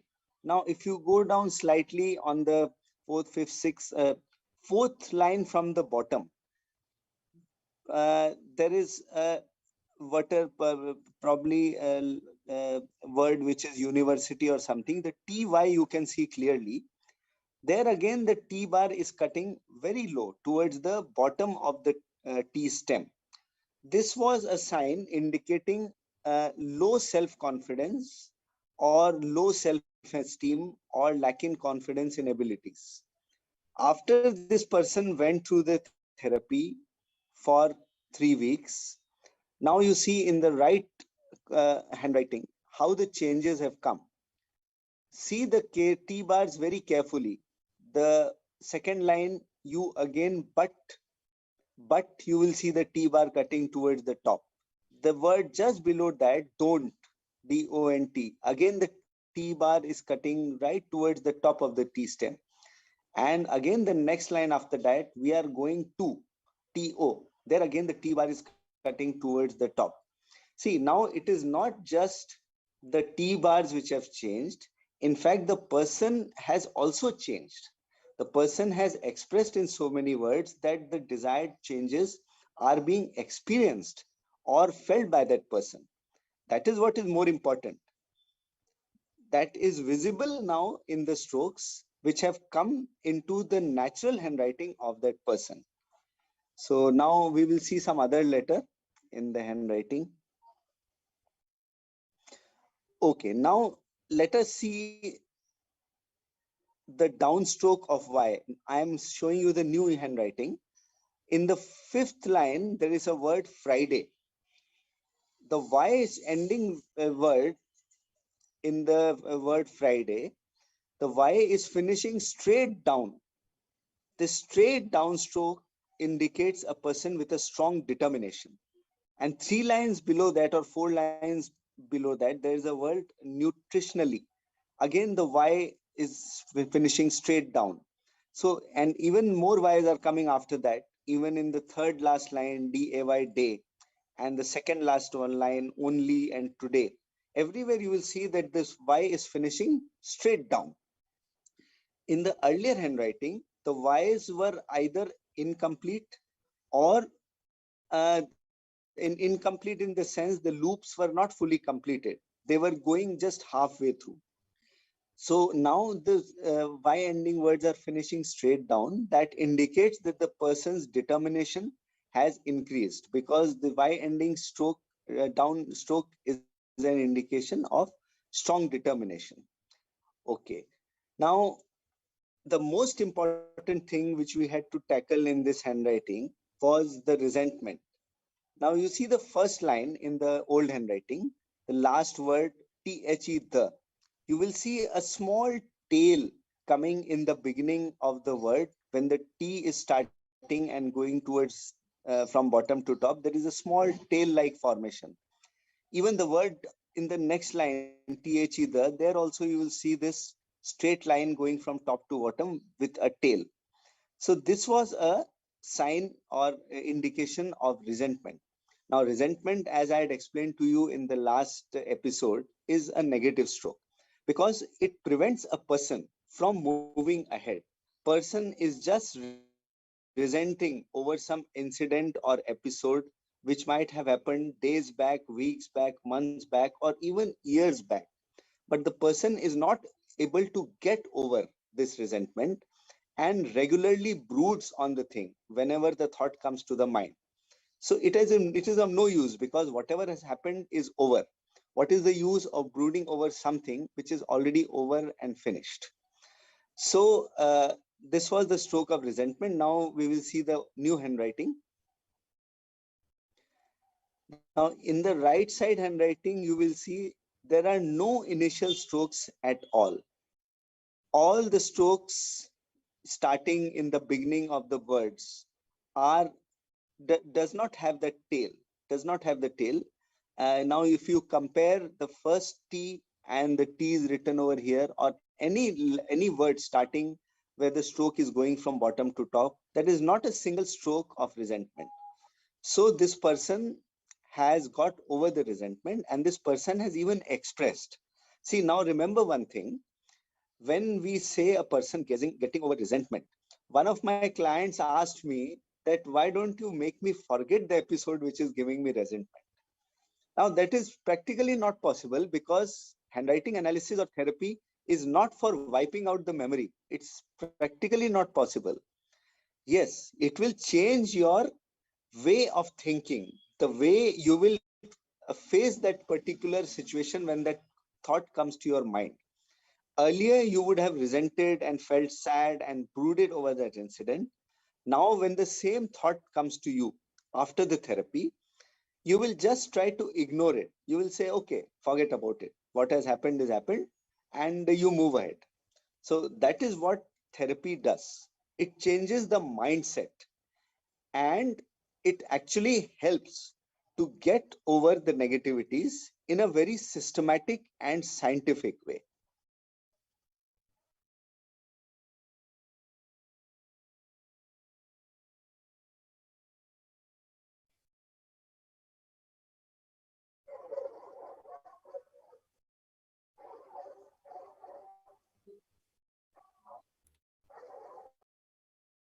Naveen, thank you so much for covering this in detail. And I think a couple of questions I have of my own. One is that, some may say that these two handwritings are not looking very similar. I mean, if you look at it, these two handwritings are not looking similar to each other. So that is why some may question that, some may question the effect of the therapy itself. So do you have any opinion on that? No, actually, see, from expert's point of view, there is a difference only in the strokes. The handwriting is of the same person. And see, let me also tell you that there are also some positive side effects of the therapy. For example, you are doing therapy for two particular traits, like gaining self-confidence and increasing determination. So if you work on these two, it is quite possible that your other traits, which were negative, might also take a positive step ahead. Then it may also help you to define a long-term goal. So that stroke will change automatically because you are going through therapy for some other traits or characteristics. Some other traits and characteristics may also improve on their own. So those stroke changes will come automatically in the handwriting.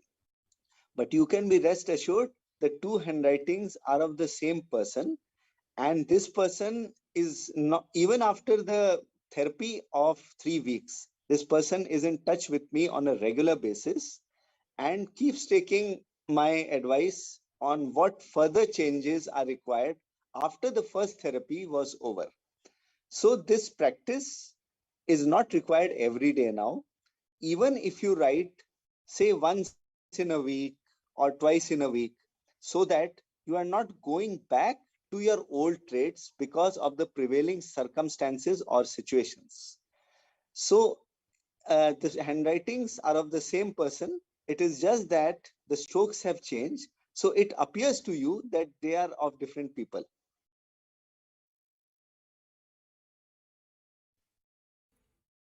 So Naveen, how much strokes can be changed? I mean, as you can see that the tea is something which is very very personal to us.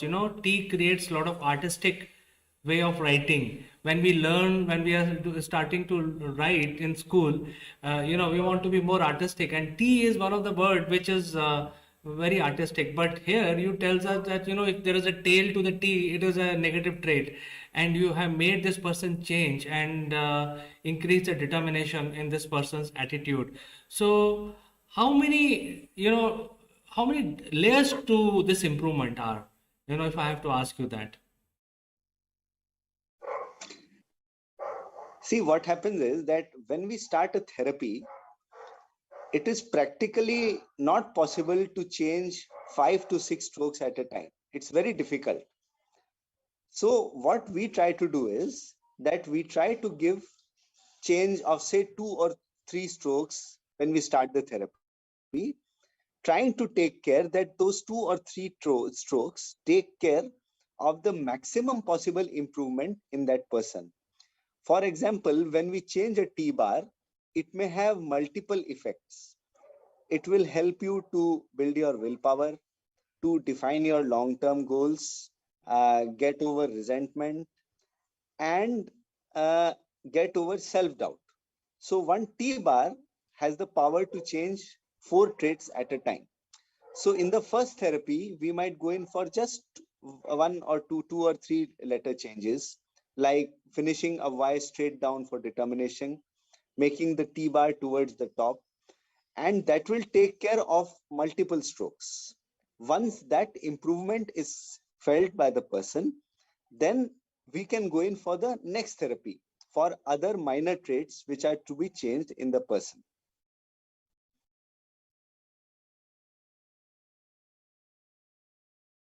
Well, Naveen, I think it was such a great pleasure learning about these things, and this is a very vast subject, and it requires years and years of practice, like Naveen has done. So, viewers, if you want to basically leverage this thing, you can actually reach out to us. We can make the connection happen. And if you want to subscribe to Naveen's services, they are listed on our website, and you can go to akulmac.com/subscribe and you can directly subscribe. Or if you want to have a conversation, send us an email. We will make the connection happen. The email will be listed at the end of the video. So for today, I like to say goodbye to Naveen, only to catch again in the next one.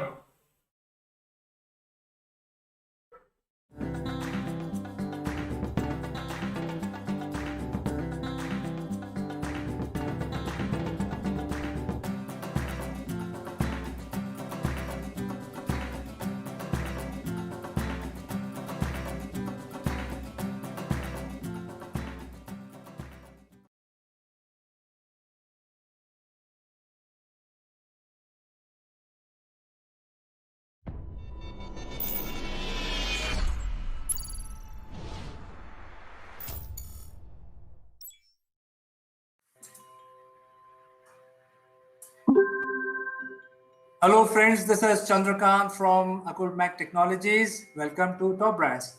And today we are covering a segment of our Top Brass channel, which is called Spotlight. And I'm very honored and pleased to have Mr. Satya Madala in our show. Satya, welcome to Top Brass.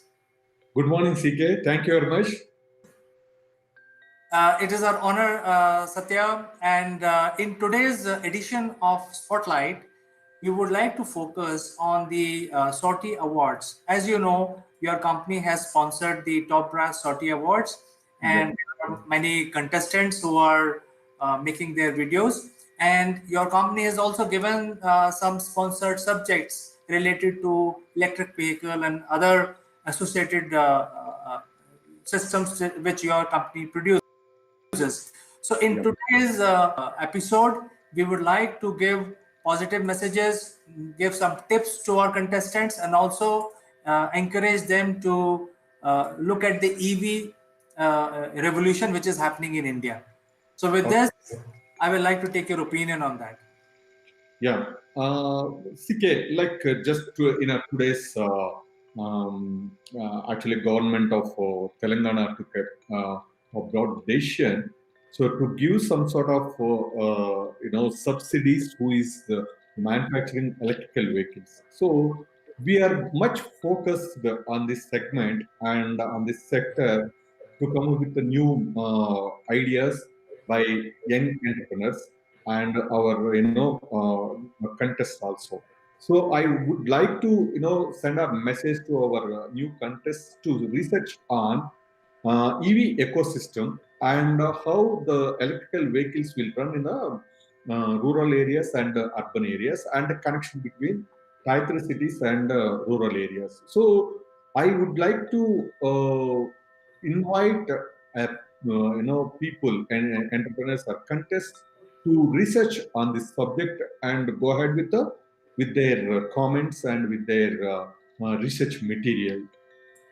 So this is what, like, I want just you can ask the questions what kind of input they required, and I'm ready to give that input.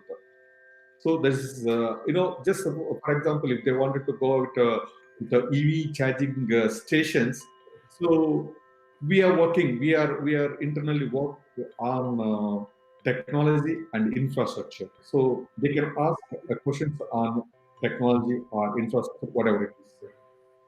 So Satya, actually 2 days back there was a announcement by Government of India that EV vehicle, EV vehicle has multiple components like a motor and a frame and a battery. So when any individual who wants to purchase an EV vehicle, he has to obviously go to the transport office to get the vehicle registered before he start applying that on the road. So the Government of India has announced that now anywhere in India, anyone who buys the EV vehicle, whether it is a bike or a three-wheeler or a four-wheeler, the battery cost will be excluded from that. And viewers, as you know, the battery cost is almost 50 to 40 to 50% of the vehicle. So you can imagine that India as a country is sitting on such a big EV revolution which is waiting to happen. And the single point solution, which is our sponsor for the Top Brass 30 Award, is really doing a pioneering work because they have multiple solutions which are available from them. They are the really A to Z provider of the electric vehicle solutions, technology, and also consulting services. Yes. So, Satya, I think the key point is that we would like to have the contestants start realizing that the EV will come in a big way. And since your company is, taking a lead across India, uh, and you have also given some subjects, so it is apparent that you can inform the contestants that how they can do research on your products, your offerings, and EV ecosystem by and large. Do you have information available on your website, or do they need to call somebody in your company? So all this information, if you can provide, that will be very helpful. Yeah, I understand, CK. So as we are manufacturers, what we are doing is, so we are manufactured battery operated vehicles and no battery operated vehicles. You see, like no battery means actually, we are excluding the battery price, and they can have a battery on a swapping basis.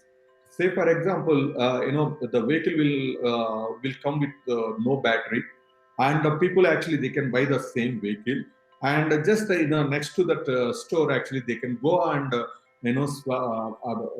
a swap battery in it. And every day, the once the battery is charged, it goes up to 120 kilometers. So after that actually they can go and swap the battery again, instead of charging the battery in their house, or instead of having electricity charges more. So to utilize this sort of facility, so we are providing battery swapping slots also next to the showrooms. So we are offering the same to showrooms also. And when we are manufacturing a vehicle, actually even a small kid also they can swap the battery. Some sort of facility we are providing to swap the battery. So as you said, like government of India and government of state governments, they are providing some subsidies on each and every component, wherein we are utilizing that facilities, and we are transferring the same facilities to the EV users. This is one point. The second point, when it comes to research on EV, actually they can follow our websites. It's singlepointsoul.com. At the same time, smartevsolutions.com. So both places they can find a lot of information about EV ecosystem, wherein actually EV ecosystem consists of infrastructure, wherein actually we came into EV charging station manufacturing unit, and at the same time actually we are providing IT solutions for the same, and wherein actually infra companies directly they can come and take our technology, and just it's kind of a plug and play technology. So wherein actually we provide charging stations, and we provide IT solutions, and when it automatically comes to cloud, wherein the cloud can communicate with the mobile application. So this sort of information we are already provided in our websites, and we provided some sort of information on EV ecosystem, so people can go and visit it, and people can visit our websites and take the information, and they can do their research. So this is a great information, Satya. In fact, many of our contestants are not from the IT background. Okay. Could be from commerce background and all that. But the beauty of all this is the website of Single Point Solution is written in such a way that even a layman can understand what information they need. And Yep. since contestants are making 15 minutes or 20 minutes video. I think there is enough information available on singlepointsolution.com Yep. to prepare, to plan, to strategize your video. So Yes. I think the contestants will have to do little bit of digging to make a script on the electric vehicle. But I think one thing is very clear, that with the government policies and how the corona has reshaped the world, the electric vehicle is going to play a major role. So Yes. with this, I think this is a tip for today, Satya. I think your company has given us 8 subjects. We will come back again on the spotlight to discuss about these subjects and provide tips, very important tips to the contestants, because the contestants are waiting for these tips from us. Okay. Sure, CK. Sure. So I will catch up with you, Satya, next time. Until then, bye bye. Bye. Bye, CK.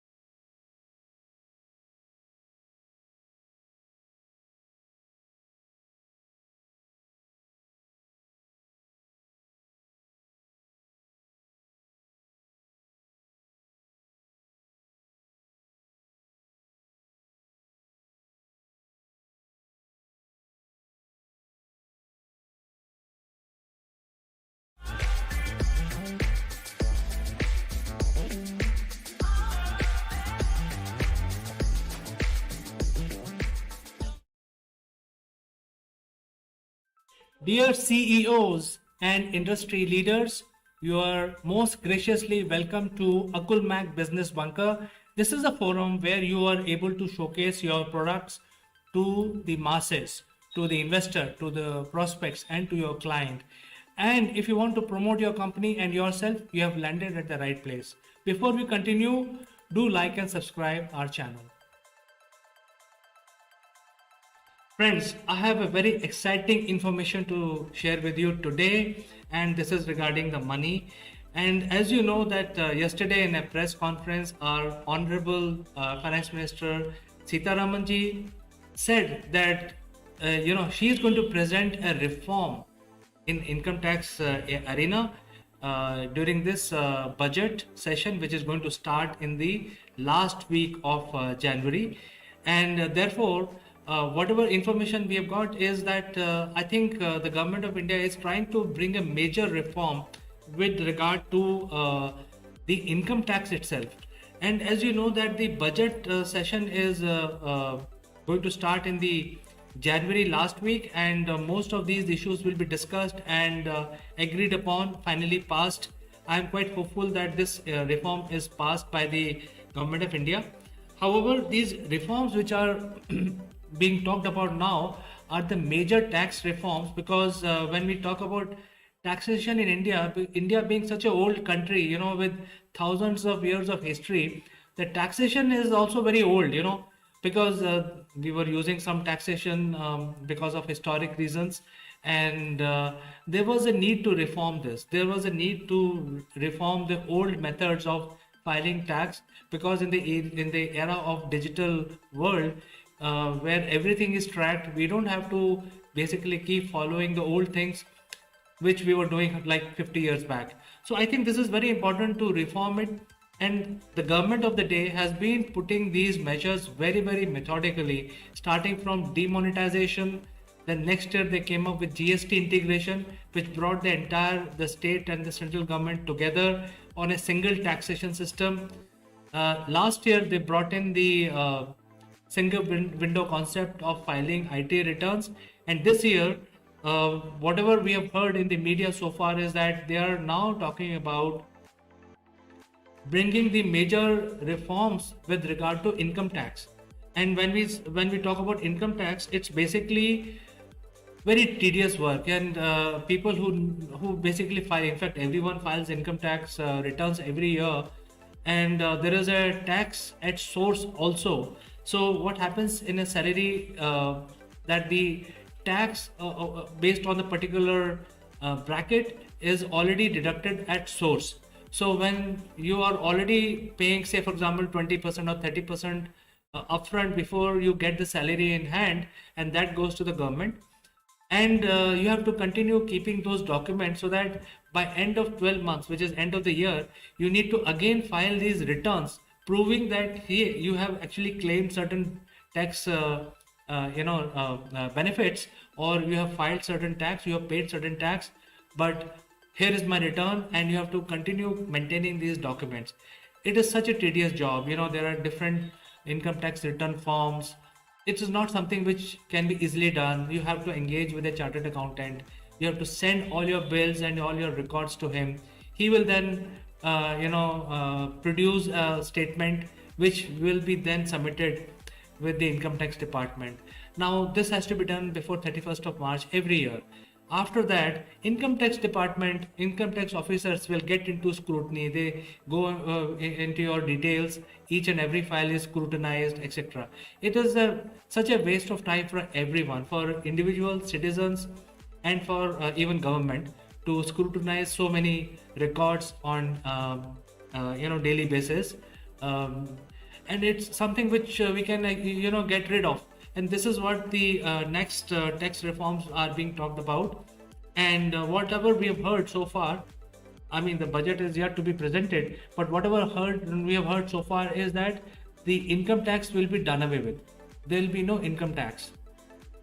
Instead, the new tax will be introduced that will be called expenditure tax or investment tax, whatever you want to call it. And whatever I have understood so far, I thought I will bring it to you. See, what happens is that when you get your salary or your paycheck, the tax at source is deducted and submitted to the government, because you have already got that salary, and the tax on that based on the slab is this much, and that is already deducted. So what government wants to do now is not to do that. Instead, they will give you the entire salary, which is pretty much like what you get in Middle East. Say for example, somebody is working in any of these Middle Eastern countries, there is no tax there. You get the entire salary, whatever has been agreed with the employer. So you get the same salary. However, when you spend money, there will be expenditure tax on that. So cause and effect of this tax system would be the same for the government, because earlier government was taking before paying you. Now government will take the same amount after you spend that money. So this way, this will be very good, because then you will be able to plan how much to spend also, because each individual will start thinking that whether I should spend the money, because for spending money you will be taxed. Therefore, this is going to bring a paradigm shift in the way we actually think.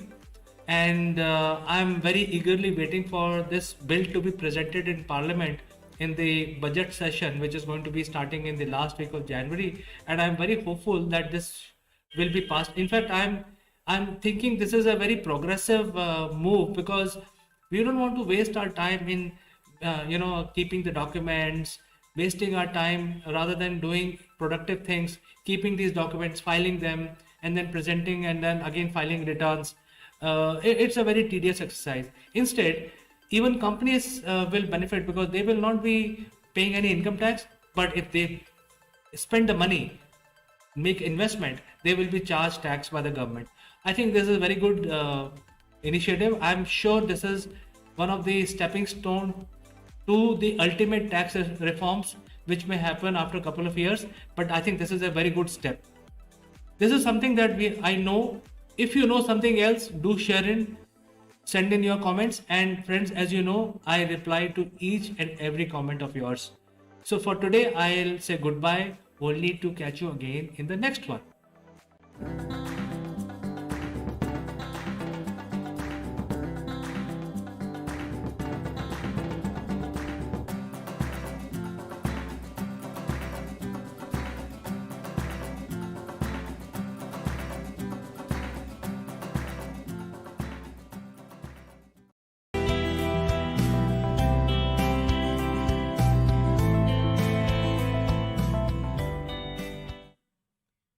welcome to Akulmek Live. I'm Kanchan Verma, and today, Monday, and we will be discussing some quick points about the opportunities in the market after this COVID.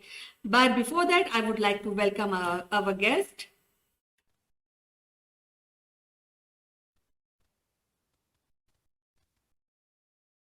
Thank you, Kanchan, and I'm absolutely fine. Thank you. It's nice to be back on your show every Monday.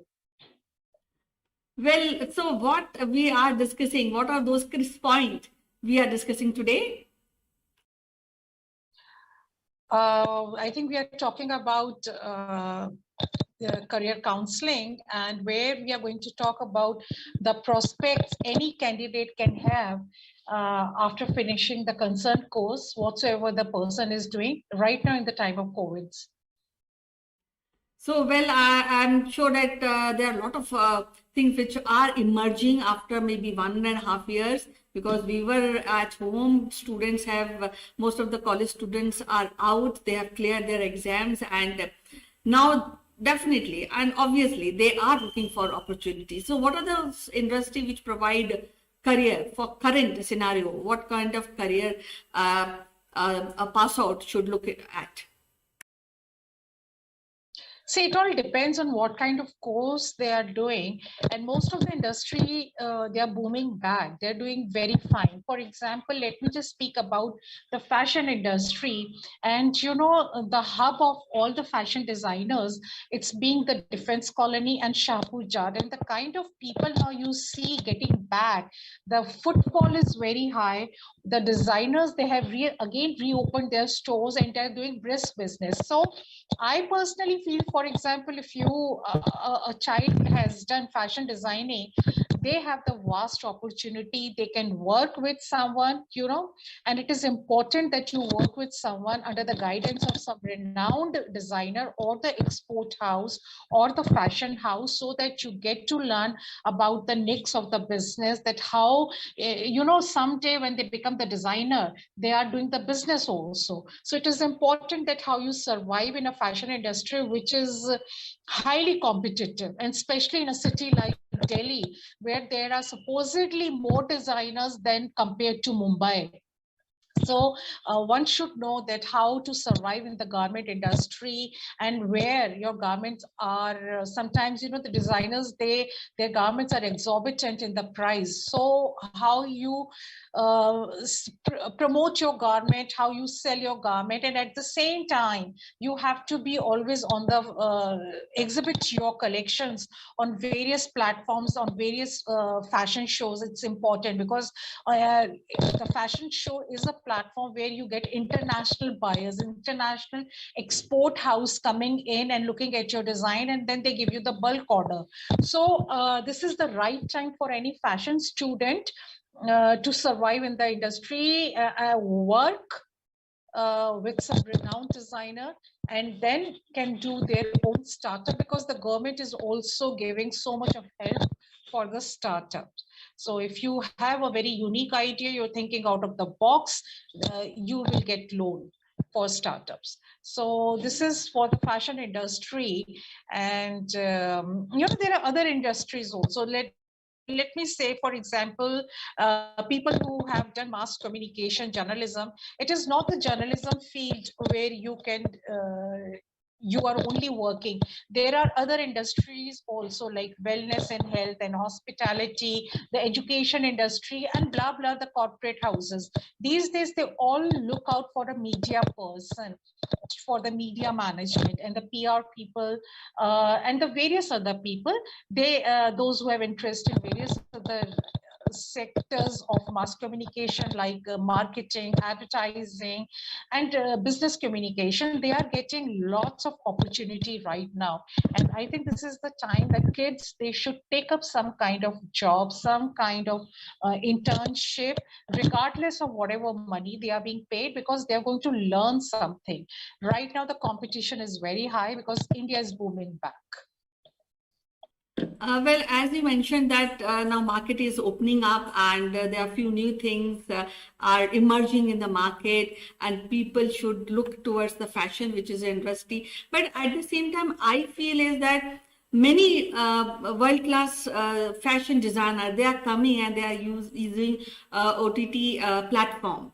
So how you compare? You said that there are opening of stores. So how you really feel that OTT provides a better job opportunities as compared to the physical store which are opening up? Right. See, right now is the time for wedding in India. There's a season of wedding, and this is, the mentality not in India but otherwise also. The customers would really like to physically touch the fabric when they're spending the money on, the lehengas, the wedding lehengas, the wedding attires, the clothes. Otherwise, they're exorbitantly priced. So people, they actually want to go. They want to give the trial, and then they want to buy. Here the designers, and you can discuss with the designers, these things are slightly missing digitally, because it's a process. You are buying the clothes, it is delivered to your house, then you're trying, then you're getting the money back. So this takes lots of time. So people are physically going out to different stores and they're buying, because you place the order, you give your size, you go back one day, see the trial, take the trial, and then you finally pay the money. And it also gives you different ideas. You can see various outfits, touch them, have a feel of the fabric, and then you can decide for other things also. And personally, believe me, the designers are also wanting people to visit their stores, and people are also going out, because they have stayed in the house for nearly 2 years. It is giving them opportunity. People are vaccinated. So I think it's the time, and business will only go high for the fashion designing industry when people, they visit the stores. It's important for people to visit the stores also. See, one sector is fashion, which is definitely, it will never be out of touch because of obvious reasons. Then you also mentioned about PR industries and communication advertising, because we require, even in OTT platform also, we require advertising on a daily basis actually. But there are one industry which I really feel suffered most, that is hospitality and travel industry. So do you really feel that we have an opportunity in these sectors also at this point of time? Kanchana, you have asked me a very good question. The hospitality and the travel industry does not have much option right now. People are avoiding going for travel, and people, it's not that people are not going for holidays, they are going for holidays. But you will see a particular change, that people do not travel very far. They are going for holidays, they are planning their own holidays. They are not taking the help of any outside third party, this outside agency. That the confidence is shaky in people. So they are not really flying. They are not really traveling in trains or going out anywhere till the time things become more better. So travel industry is slightly hit, but people, the students, what they can do is that they can take up some advanced courses. There are certain courses which are short courses. These courses are advanced, but the duration is short, maybe for 2 months or 3 months, so that they can keep themselves abreast with the latest happening. So when the things, they become much better in 2022 next year, they can get jobs. Because anyway, any travel house, any airline, any hotel would want a candidate who's completely prepared. So it is a matter of another 2-3 months, and the candidate should prepare himself or herself for the market. So travel industry is right now slightly taken aback, whether it's hotel industry, hospitality, whatever. It is slightly not doing as good as the other industry. So there's still some time left for it to take a new leap. As you must have seen that even on social platform, there are many chefs who are organizing their courses. Even I've seen Sanjeev Kapoor is also offering a world-class course and want people to really open up a hospitality joint. Now, is it good for children who are pass out this year? They can take up, especially somebody who is from hospitality sector. take up social media and enhance their business? And also, do you really feel that if children take up any venture online, it will go better as compared to physically opening a hotel or a store for hospitality? Absolutely, they should do these kind of courses because the cloud kitchen is going to be here. It's going to stay. So this is a very new kind of a thing. So these kids, they should do all these courses because someday when they want to start their own thing, let's call it startup, and they want to do their own business, a small business, a startup, then they have to do the cloud business. So these, you're talking about Sanjeev Kapoor. I have also seen Kunal Kapoor's achar making online classes, and there he tells you also about that how to start your business online. I think this is a very good platform they're getting right now. They should just go for it, learn something about it, and so that they can start their work, because this is the need of the hour. So they should follow it. Lately I have seen that supply chain has really emerged out very prominently, because everybody was at home and supply of goods and edibles were done very efficiently by supply chain partners. So what I feel is that education industry and supply industry, I think they also offer good opportunities for children. I would like to ask you one final question. What is the message you would like to give to young children who are looking out for a job? The kids who are looking out for the job, they should take up job, any kind of job which is more closer to what they want to do. If they are not actually getting as per their qualification, then they should always have plan B. It is important for any person to have two plans in life, because most of the time plan A does not kick off. It is the plan B which takes you up. So they should go for the plan B, the kind of job which is more close to their career. They should take up the job regardless of whatever the salary is being paid, because Kanchan, this post-COVID era is not paying you very good salary to none of the people. So whatever salary they're getting, they should take up the job, because the job is going to teach them that how to survive socially at your workplace. Number two, it is going to enhance their personality. Is very important. You cannot always remain a student or a baby. You have to behave like a responsible grown-up citizen also. And number third, it is the importance of the money. It's very important for any youngsters should to know what is the importance of the money. Go out, work hard, earn the money regardless whatever you're getting, because tomorrow things are going to go for a better this thing, the things are going to change, and by that time they'll be completely professionals in their field. So they should definitely take up the jobs. I would like to request our audience that they should contact us in case they require any advices. We can connect to Ritu Gupta, and they would be able to get a final advice. So as usual, Ritu, it is so wonderful to talk to you today, and we'll be discussing a very interesting and thought-provoking topic in our next episode. Thank you. Thank you. It's very nice to get connected with you. Thank you, Kanchan.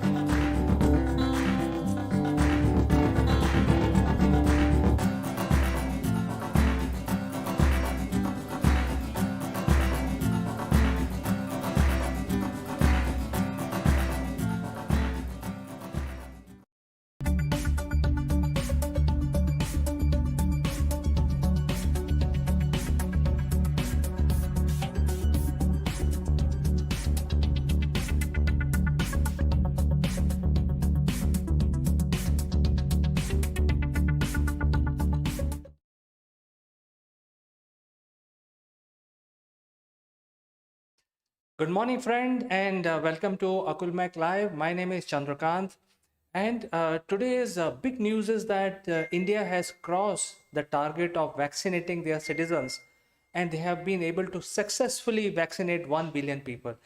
It is a very big deal, and I'll exactly tell you why this is a big deal.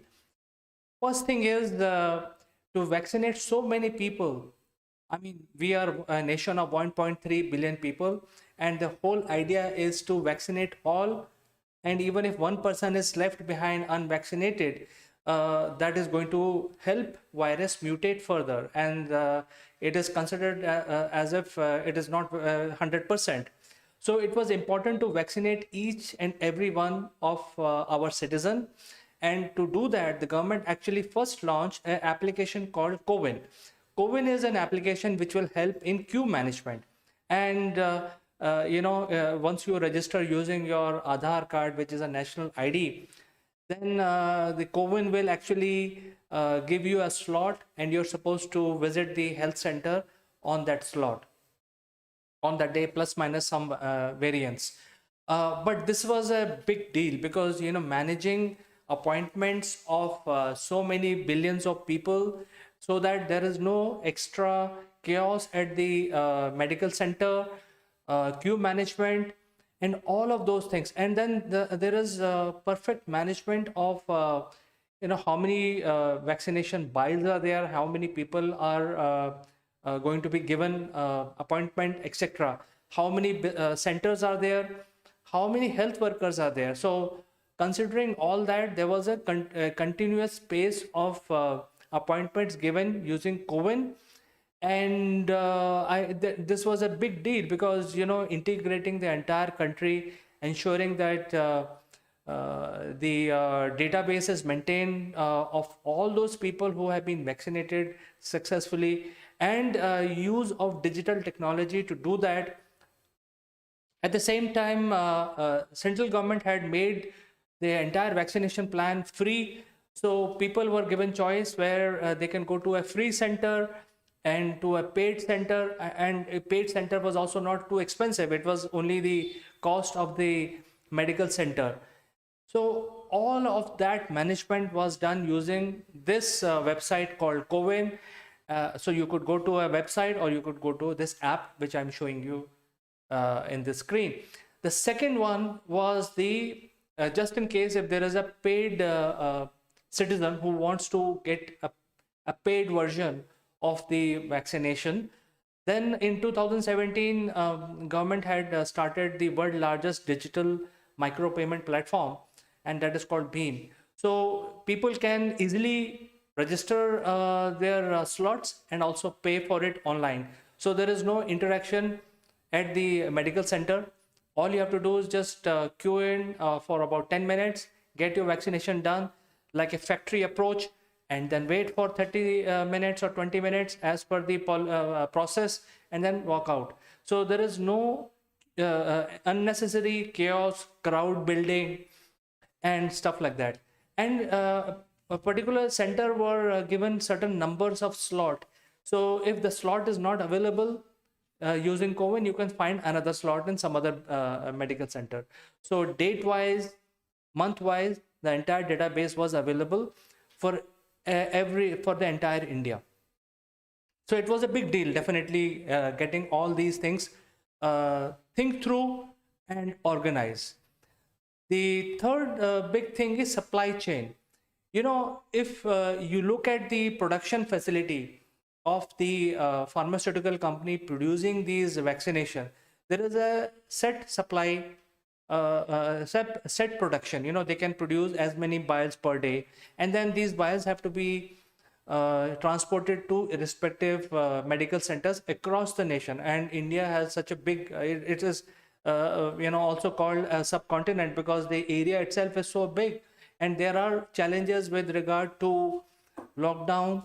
Not many people were available, so the government had to build a database of frontline workers, which involved the medical staff, also the transportation staff, and so on and so forth. So basically the entire supply chain, starting from raw material to production to distribution and then finally administration, was taken care. And then at the same time, if in order to administer so many people with vaccination, there was no way that one company could have produced so many vaccinations in this time frame. So Government of India very quickly decided that they need to approve all kinds of vaccination which are available, And being a federal system in India, the central government is primarily responsible for approving a particular vaccination, and then state government were supposed to pick that up. And as far as central government is concerned, the central government made vaccinations free for everybody, and the state government can pick up the final produced and give it to their state citizens either on a charge or free. So I think that was a freedom given to the state governments. So the entire ecosystem was running to make sure that there is no wastage, there is no damage, and smoothly people have been given slots, and those many numbers of vaccinations are available on that day. So the entire supply chain was linked to co-win application to make sure that there is no chaos. It should not happen that so many people turn up on their turn and the medical center runs out of vaccination vials. So the entire supply chain was managed. At the same time, availability was also maintained because all the vaccinations were available in India. So you have the Indian vaccinations, you had AstraZeneca vaccination, which is co-branded as Covaxin, Covishield, and Sputnik, and Pfizer, and a few others. So all of these vaccinations were available just to make sure that there is no failure of supply chain and availability. It is a very well planned strategy with digital support and execution. So because of that, we were able to vaccinate almost like 86, 87 citizens every second, starting from January 14th in 2021, when we started our vaccination program. And until 2 days back, we had crossed a billion citizens. So what is remaining are only the younger population, for which the testing is going on right now. So about 300 million are the young people below 18. I think the vaccination will start for them very soon. Now, let's come to the last point where, in spite of lot of criticism, lot of naysayers, politics, and there were many elements across the world. There are countries, including the developed countries, they wanted India to fail. They had some of these gurus and prediction artists. They were saying that India is going to create such a big mess. They will not be able to control things. And we have actually proved everyone wrong. We have actually ensured, the Indian government and the state governments and the citizens of India ensured that all these naysayers, whether they are Indian citizens or outside India, have been shut up finally by this success. So I think I wanted to bring this particular information to you to ensure that that you are aware. Especially people in India are aware of this, but this video is primarily meant for Indians outside India, or the people who are overseas, foreigners. And if they have any confusion, they can actually dig deep and find out more about what it takes to administer vaccination, starting from supply chain to distribution, and also making sure that there is no crowd build-up, making sure that things happen smoothly and satisfaction to everyone. So friends, this is all for this particular session. I will catch you in the next one.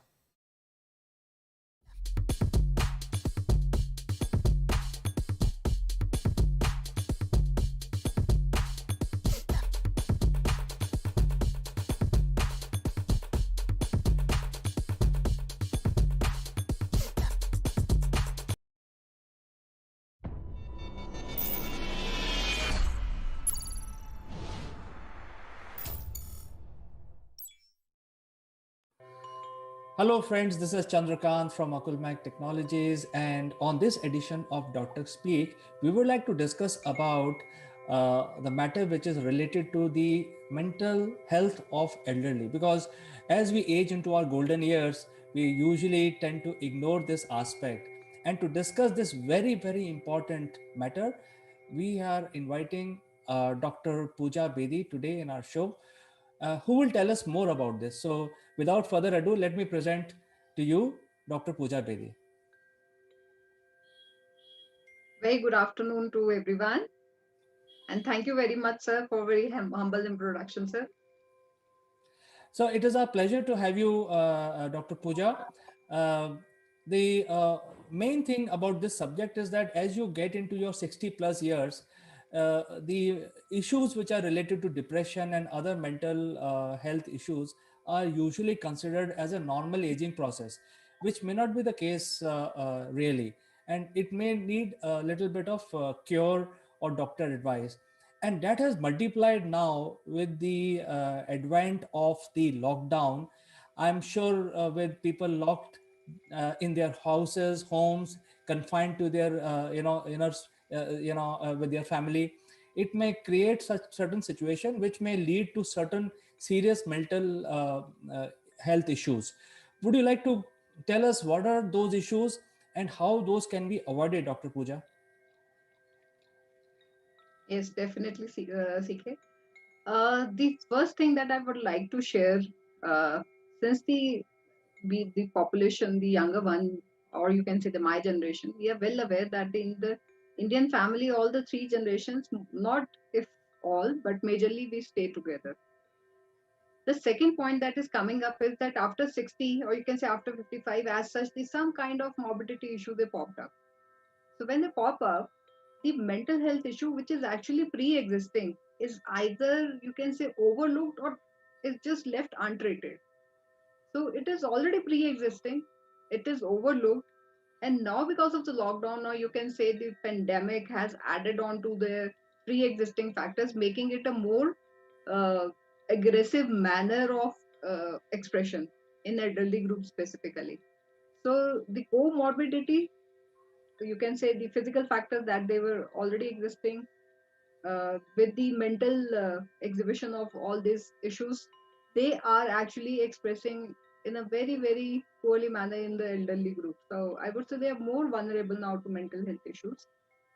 With God's blessing, since we stay in a joint family, we are still able to look after the elderly group.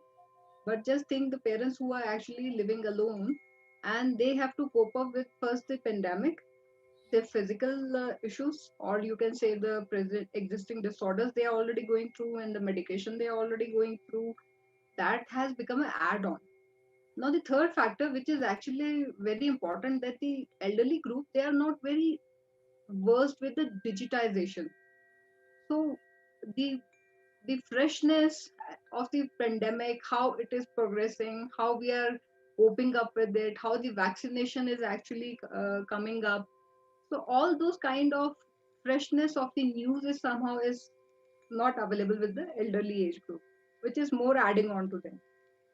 So yes, they are getting affected, and the issues like depression, anxiety, many other actually bipolar also in some cases, sleeplessness. They are cutting off from the social activities. The way they used to do their daily chores, they are not able to do it, or they are not doing it actually. So it is definitely a clear cut indicator of mental health issues that probably is happening because of the pandemic.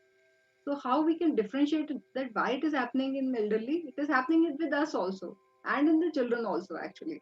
But since the elderly group is more vulnerable, so it is more pronounced in this particular age group.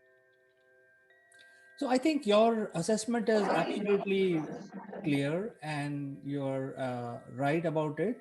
I think it's a sort of a taboo when mature people like to talk about their mental issues, because it may be happening to them but we don't even know.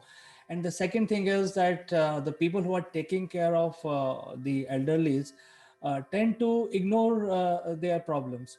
So how do we overcome, how do we make sure that our people, elderly people who are living with us, are in a good mental shape? Yes. I'll start this answer with a small example. I share an excellent chemistry with my mother-in-law. I just adore her. I love her. But this pandemic has really transformed my relationship totally with her. If it comes to sharing, to take opinion, to give monotonous calls several times in a day, I keep doing it, and the response is so good that she also keeps on doing it with me. So, as a generation that we are into, it's our responsibility to cater for the care, for their medical needs, and for their social and psychological needs as well. So, it's very important that first thing we must do, being a family member, is to be in a constant and continuous be connected with the elders in the family. If we are not staying with them, please give them a call couple of times. The calls are usually, monotonous. What happened, kya khaya, but it's all fine. They feel as though they are being little looked after.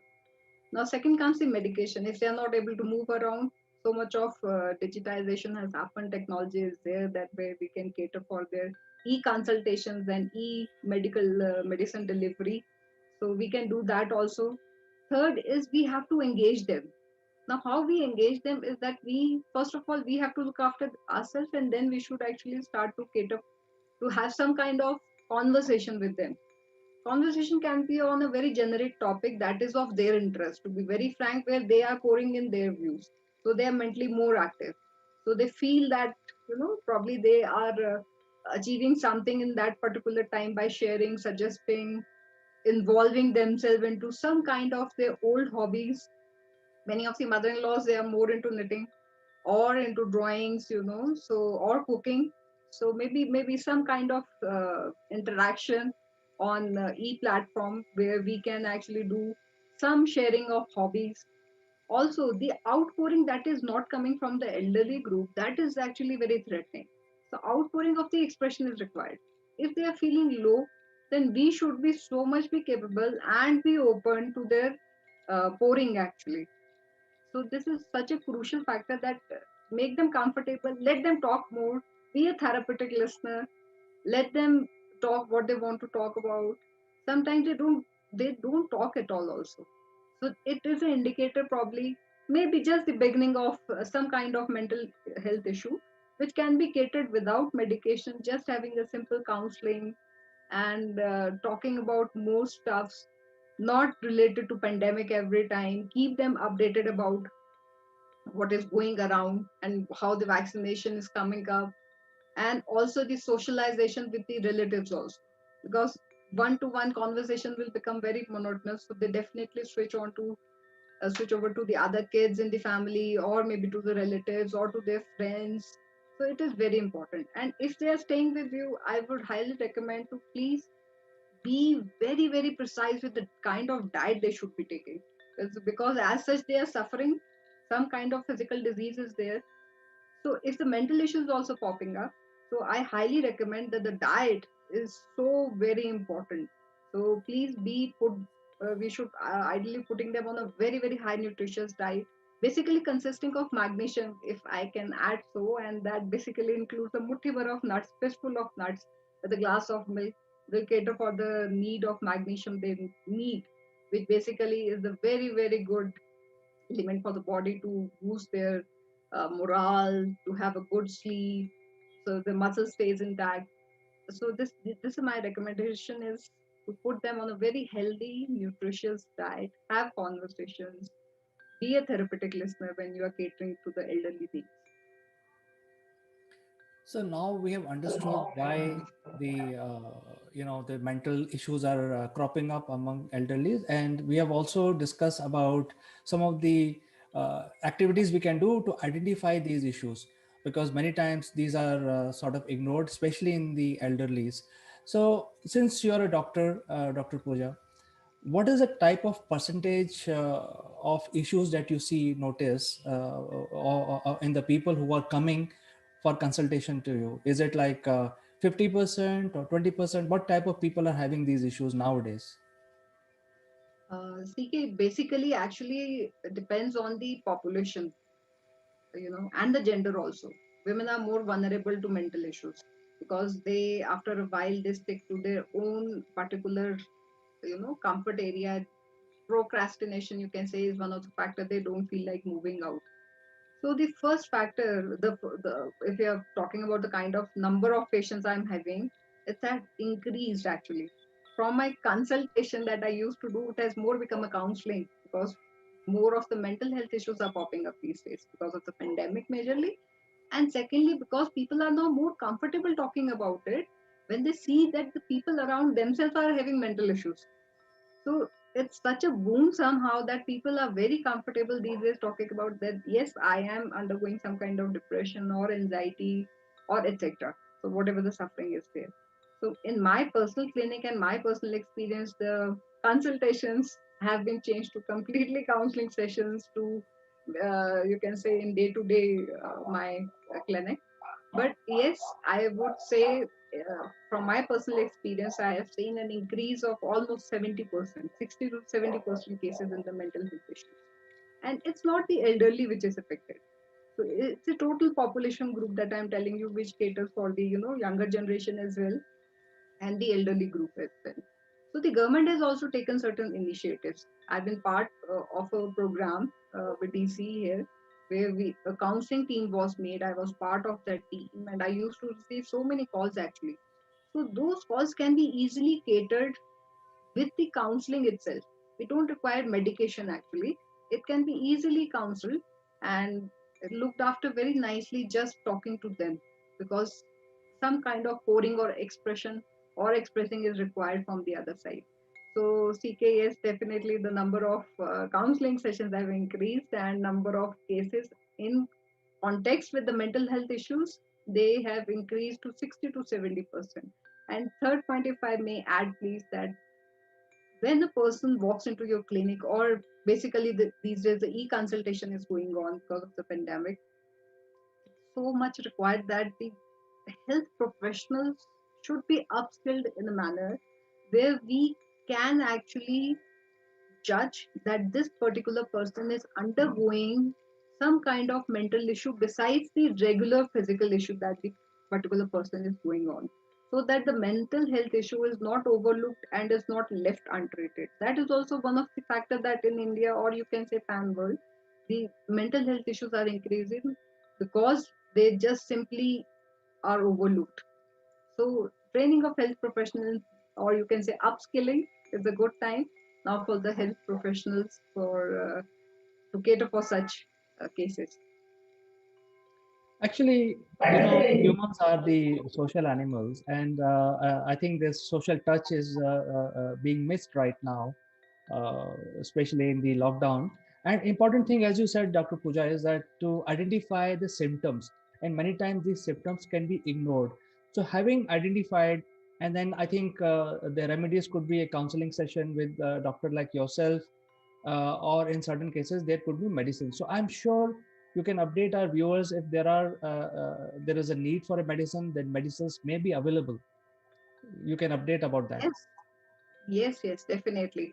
Uh, the many of the cases that are coming because of the pandemic, I majorly treat them with the counseling sessions, because they don't require medication and they are very easily resolved in a couple of sessions only, uh, in the younger age group. But when we are talking about the elderly age group specifically, yes, they do require medication because the indicators are pretty much clear. Usually, they are accompanied by the family member, and they keep on telling us certain indicators like they are not taking bath every day. The kind of serials they used to watch earlier, they have stopped watching it. They are not into religious activity. Also, they are quiet. They are sometimes just panting and remembering certain particular sentences. The memory is affected. They keep on repeating certain questions or sentences. So everything is a very clear indicator that they are undergoing mental stress. And if the counseling session is not working in one odd session, then they definitely require the medical intervention. That is for sure. So yes, medicines are available, but more or less it depends on the case and the severity of the indicators. So it was great talking to you, Pooja, today. It was wonderful session I had, and there's a lot of learning, and also learning about how to identify the symptoms in the first instance, and then making sure that we have the right advice and the right counseling, and the medicines are available to solve this issue. And these medicines may be very low cost medicine, I'm assuming, but important thing is to identify these things which are totally ignored among the elderly. So thank you very much for finding time today afternoon, coming on our show and talking to us and talking about this very important subject. It was our pleasure. Thank you, CK. Pleasure for me. And stay safe and healthy. Thank you, Dr. Pooja, and we'll talk to you again on some very interesting issue related to healthcare in the next episode. Pleasure. Pleasure. Thank Bye. you.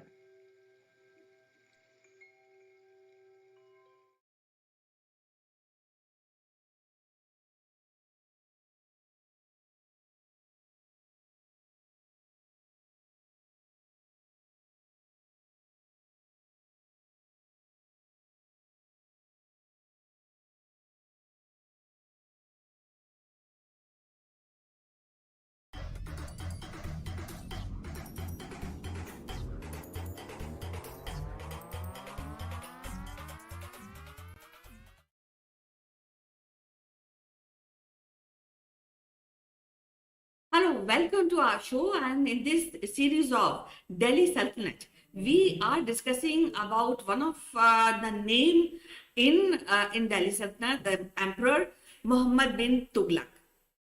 And to discuss this important emperor, we have one of the prestigious historian from India, Mrs. Meeta Joshi. So before we start discussing about Muhammad bin Tughlaq, let's welcome her.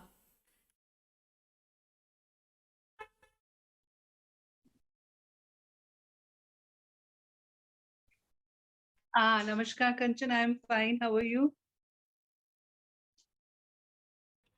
I'm perfectly fine. And as we know that today in this series of Delhi Sultanate, we are discussing about Muhammad bin Tughlaq.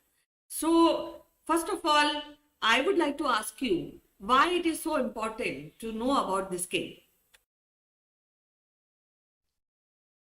See, Muhammad bin Tughlaq is one of a very strange characters which happened to be there in Indian medieval history. He was a very intelligent man because if you see his educational background, he was highly educated. He knew many languages like Arabic, Persian, Sanskrit, and apart from this, many other subjects like astronomy and anything related with medicine. So he was a very well-read man. But the problem was that maybe he was born in a wrong time because all the decisions which he took in his tenure happened to be a big failures. All his experiments, because he is known for his experiments. So they were all very big failures. And then those experiments were also the reason for the downfall of the Tughlaq dynasty and consequently the Delhi Sultanate. So, by any chances, want to clarify that Muhammad bin Tughlaq in any way related to Alauddin Khilji? No. He was the eldest son of Ghiyasuddin Tughlaq, who was the founder of Tughlaq dynasty. There is no connection with Alauddin Khilji. Well, I would like to know what are those mistakes which Muhammad bin Tughlaq done during his tenure, and what is the impact of those mistakes which he committed during his reign? Okay. See, as I told you, he is known for his experiments, which he did when he was the Sultan of Delhi. He came to the throne in 1325 AD after the death of his father, Ghiyasuddin Tughlaq. And as soon as he came to the throne, he started experimenting. He started taking some decisions which were not very good for the Sultanate. The very first thing he did was the taxation in Doab. Doab was a fertile region. Doab means the confluence of two rivers, and that area is very fertile. So obviously, when the area is fertile, the agricultural produce is, very high.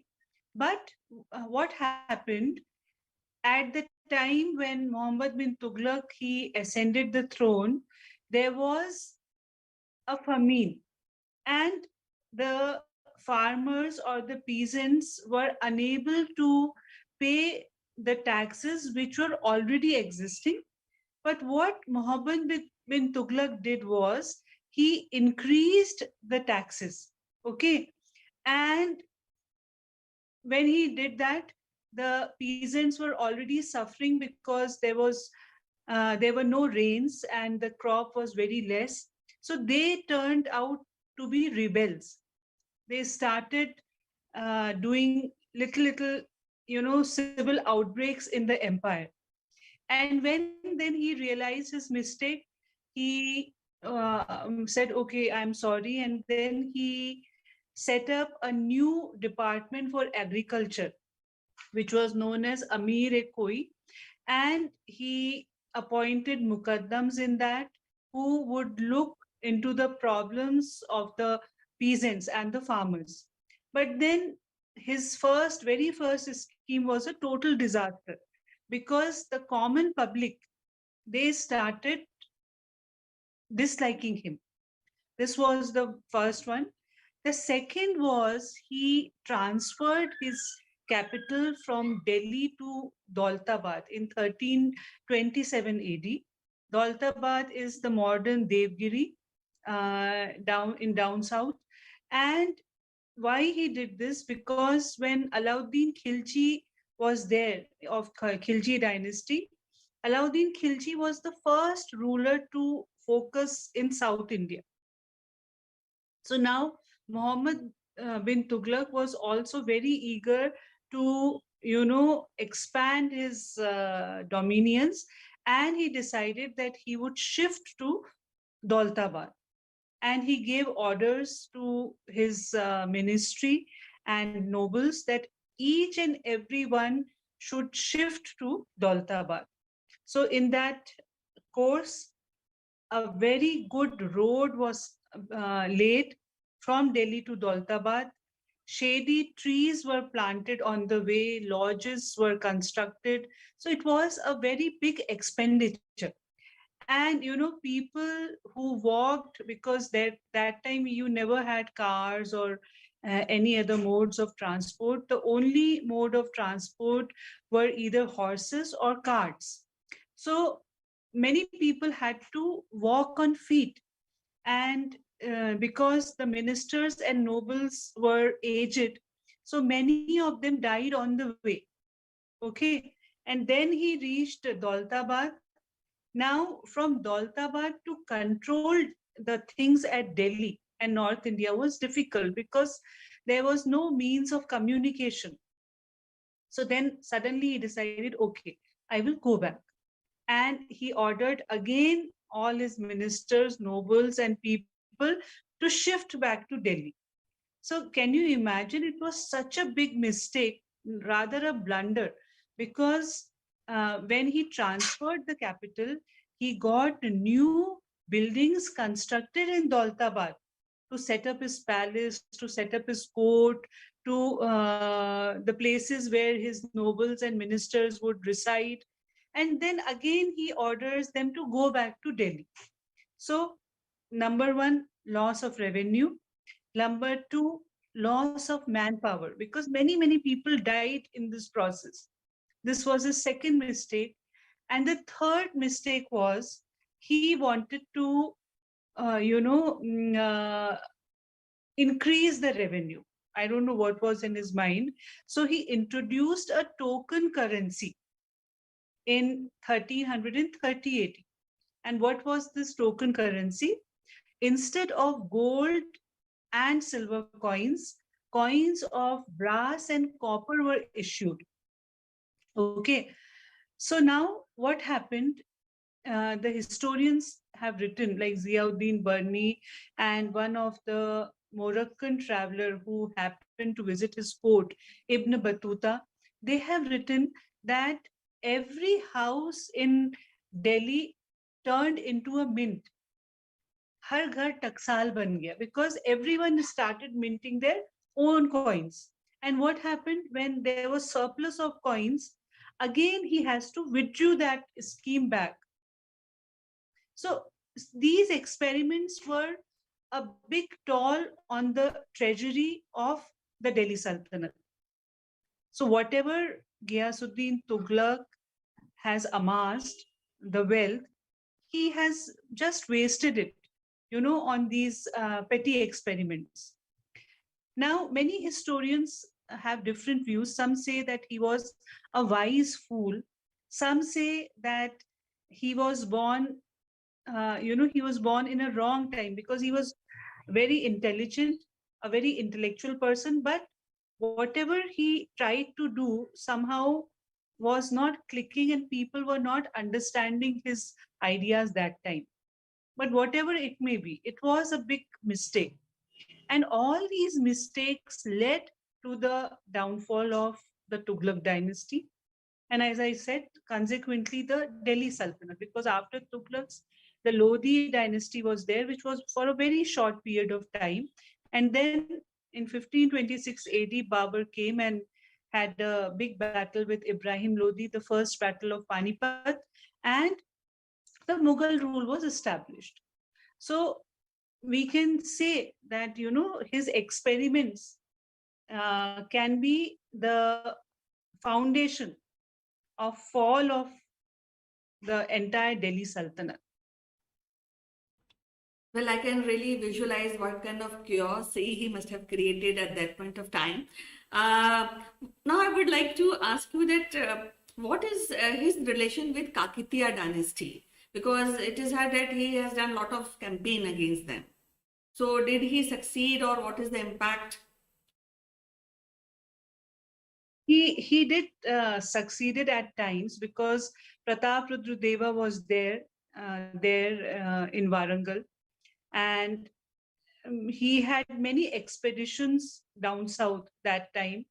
And after those expeditions, when he saw the wealth of the Deccan, then only he was interested to shift his capital from Delhi to Daulatabad. So he had not very cordial relationships with them because when he went to invade those places, he made many prisoners, and two of the prisoners were Harihar and Bukka, who were later the founders of Vijayanagar Empire. So they were not, in very good strings or good relations. But yes, the expeditions of Warangal and Kakatiya dynasty did impact again his rule, because it was huge loss of treasury again. These expeditions, lot of money and manpower is involved in that.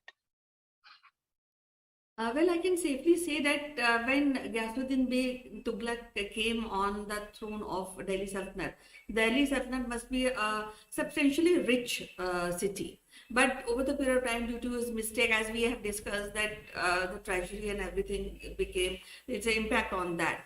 Now, I would like to ask you, there must have been a proper administration or a proper ministry who was already established. So would you like to throw some light on kind of administrative agencies or people at that point of time?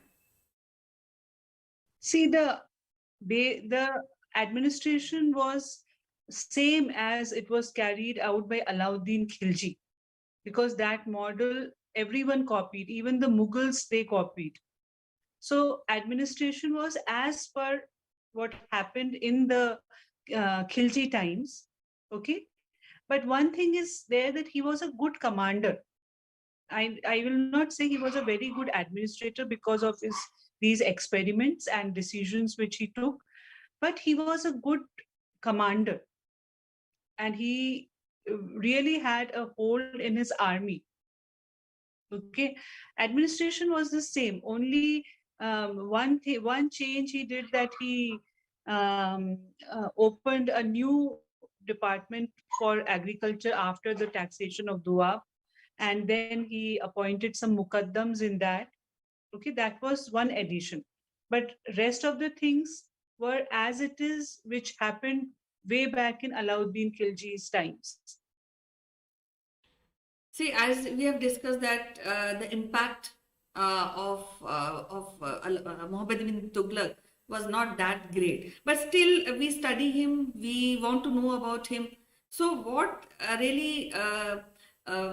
is the necessity to really know about the mistakes of Muhammad bin Tughlaq when we are talking in the context of Indian history? See, history, it is said that history repeats itself.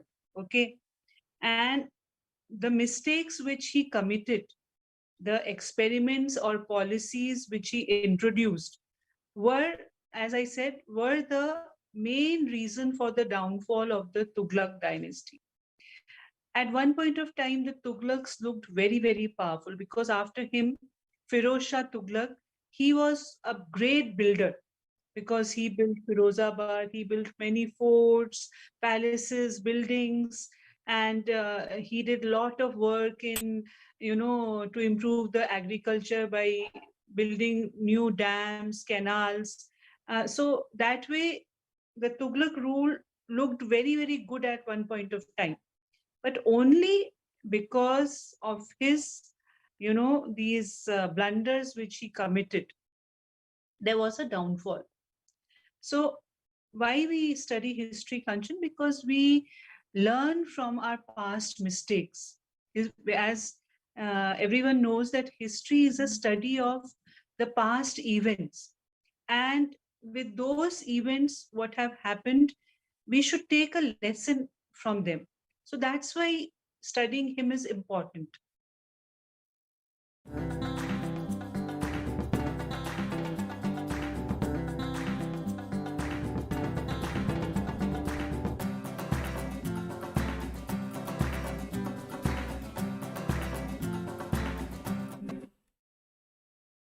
So, ma'am, we were discussing about Muhammad bin Tughlaq, and I would like to ask you how you will rate this king when we are in combination of other Delhi Sultanate emperors. See, as I told you, he was a very good commander. Okay, he was a learned person individually.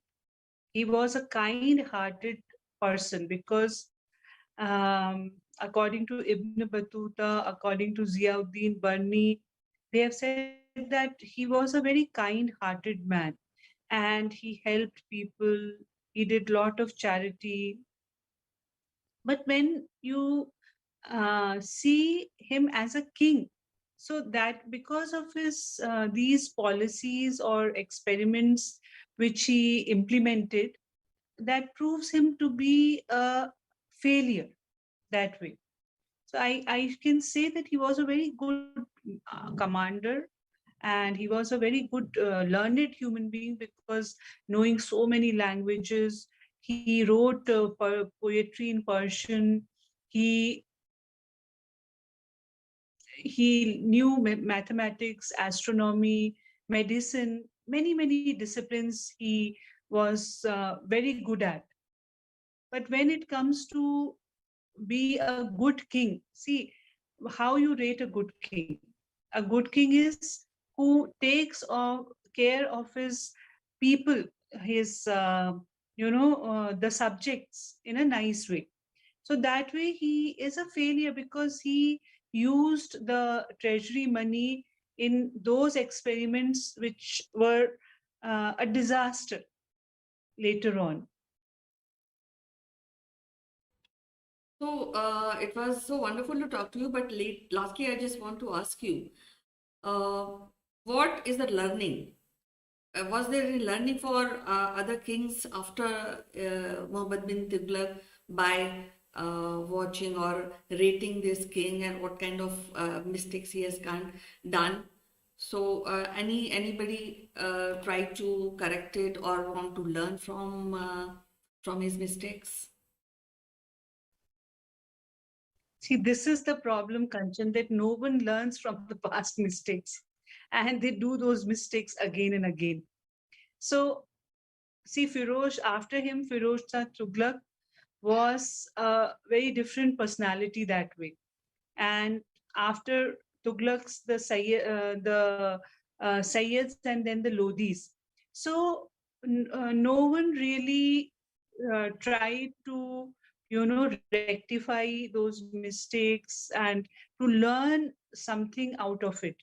Because, see, that's why again and again, these things, they occur in history time and again, because no one takes a lesson, no one learns anything out of it, and then we blame our fate or something.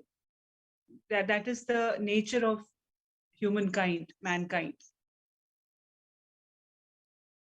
Well, ma'am, it was so lovely to talk to you and know once again about Muhammad bin Tughlaq and what kind of king he was and what are the blunders he has done. So we'll be meeting again, ma'am, and listen about and discuss about any other important king from Delhi Sultanate. Till then, bye-bye and you take care. Thank you, Kanch.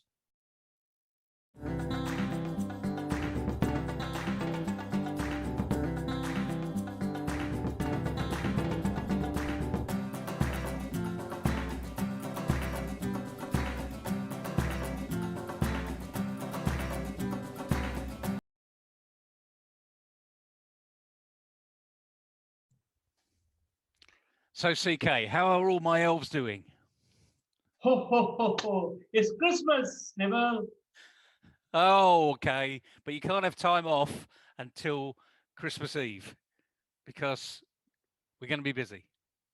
This time, Neville, it is going to be a digital Christmas, and I'm going to catch you digitally even on the eve of Christmas.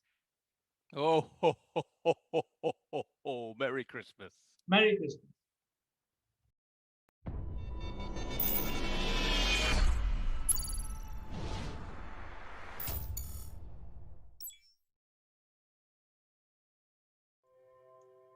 Hello friends, this is Chandrakant from Assimilate Technologies, and today is 22nd. We're just 3 days away from Christmas, and to celebrate my Christmas, let me invite my friend from UK, Mr. Naval Goon. Ho, ho, ho, ho. Merry Christmas, everybody. Hello, CK. Couldn't resist that. Sorry, wearing a Santa hat. So, yes, 3 days away from Christmas Day. And as you probably heard, Christmas is cancelled. Yes, Naval, I think we have been hearing a great deal about UK and the measures being taken there. And yesterday I heard on the TV that the list for people who will get vaccinated has been revised, and now the cutoff date is 75. Earlier it was 80. So I think lots is happening, and our best wishes for the everyone, not only for people from UK who are coming in the news quite a lot, but I'm sure it's a worldwide phenomenon. Yeah, it is. And thank goodness the vaccine is here. Our applause goes out to all those people involved in developing the vaccine that's been approved in the UK so far and all the other vaccines that are well on their way to being approved.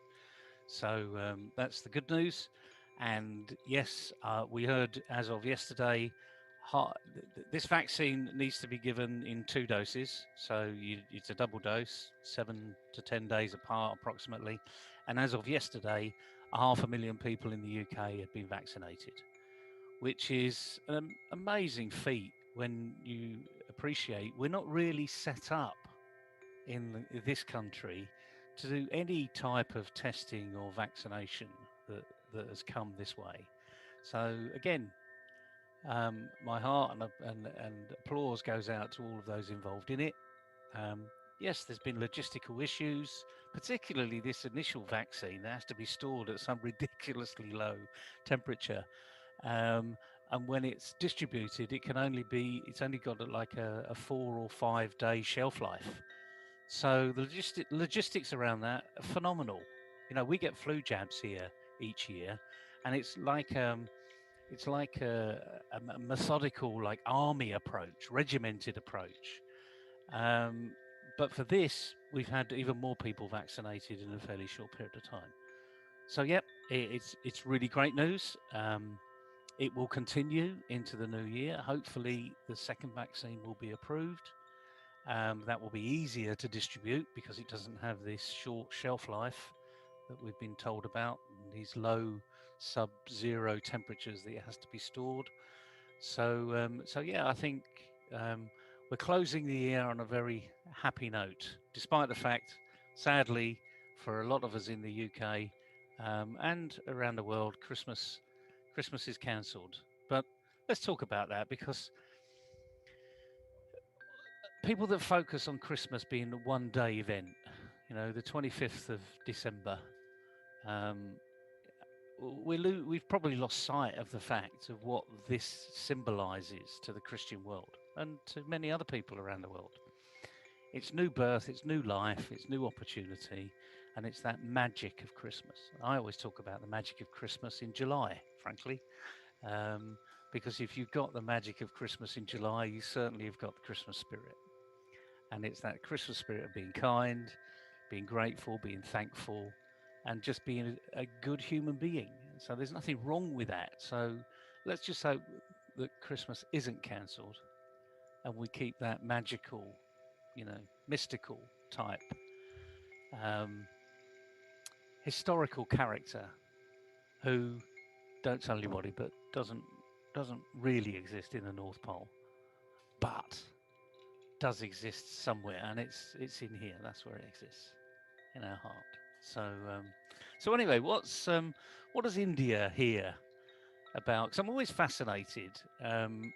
Wherever you are in the world, you hear about what's happening elsewhere, but of course, you're only hearing what they want you to hear. You're only hearing a snippet of the news programs that we have here. I mean, news in the UK is 24/7 now. BBC Channel has a regular news briefing, and it's on channel 601 on Virgin Media, and you can look at that any time of the day, and it's just instantaneous news, and it's rehashing everything that's been out there for the last 24 hours if there's no news, or it's given us the weather, which is always another interesting subject. So what's India hearing about what's happening in the UK? Naval, I think I can understand what is going on in the minds of people in the UK, because I think it's a new year, sort of a new year, and a lot of celebration. And as you put it rightly, it is the magic of Christmas. So I think the Indians, the non-Christian Indians, have also gone through the similar feelings recently, because the similar celebration happened just 3 weeks back when we had to. Yeah, Diwali. Yeah, absolutely.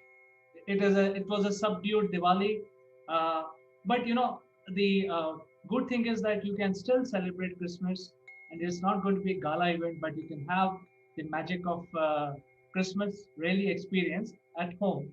And I think you can use a lot of Zoom sessions to communicate with each other. So it's going to be a digital Christmas this year. It is, and interesting enough, as of yesterday, I have 5 children between my wife and myself. I've got 3 children, 2 stepchildren. As far as we're concerned, they're all ours. So, and they're in different parts of London, as it happens. They're all fairly close to us, but they're so far away, because even a couple of miles is, you can't even go there. So we're going to have a karaoke Zoom event on Christmas Eve. So, rather than do the traditional watch the TV and then go to church for Christmas carols, we're going to do a Zoom event and have a. I don't know how we're going to do this, by the way. I mean, the kids have told me it's perfectly possible, so it's fine. We're going to have a Zoom karaoke evening, which should be hilarious. Let's hope they don't record it, but playing back in a year's time, who knows? So there's loads of things you can do. Just the physical fact you're not together, and that is difficult. I mean, I've got to reach out to everybody. It is difficult. We're humans. We do like a cuddle. We do like to embrace. and that's the way that we do share. So yeah, it's going to be different, but we just need to get on with it. Really, we Yes, can't change it. Just get on with it. yeah, that's right. I think it's a different way of making sure that you celebrate, and there is not even iota of reduction in your celebration, but the medium of celebration is slightly different. It is digital now instead of physical. So going back to your question about what we've been hearing about UK. So firstly, I personally believe that the coronavirus is just pulling the mankind. It is erupts in some form of the other, some different strains coming out, and some are getting infected with those special strains, and we keep hearing them about them in the news. So I think coronavirus is here to stay, and if you look at the Darwin's theory, I think it will mutate, and even if you don't get it, you will get it in some form or the other. And the important thing is to work on the immunity. So what we've been hearing is predominantly the news, and the news is what they want us to know. So any government want to shield certain information and don't want to publicize too much. For instance, there was a news of strange, I mean, we have heard this twice in last 2 weeks. Strange disease erupting in small pockets in India, killing few people and infecting 300. But beyond that, we have not heard anything beyond that. So we really don't know what is that is killing people, and that is not corona. So I think would I would say that although we have been hearing a lot about UK, the lockdown and suspension of flight, sealing of border, but I'm sure this new strain will erupt even with all these measures in every part of the world. I'm sure it will. We're still there's still question of where this original coronavirus actually started. Will we ever know? Who knows? Really, it's for the scientists in the world to go and find out. Really, but I think I'm really grateful of where I live, because despite all of the conversations that are going on, this new variant could have been hushed up.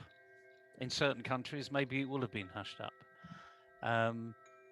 But the scientists saw a problem, they investigated the problem, and if we believe what the government are telling us, within 24 hours they made the decision and they locked down they created a new tier, and Christmas was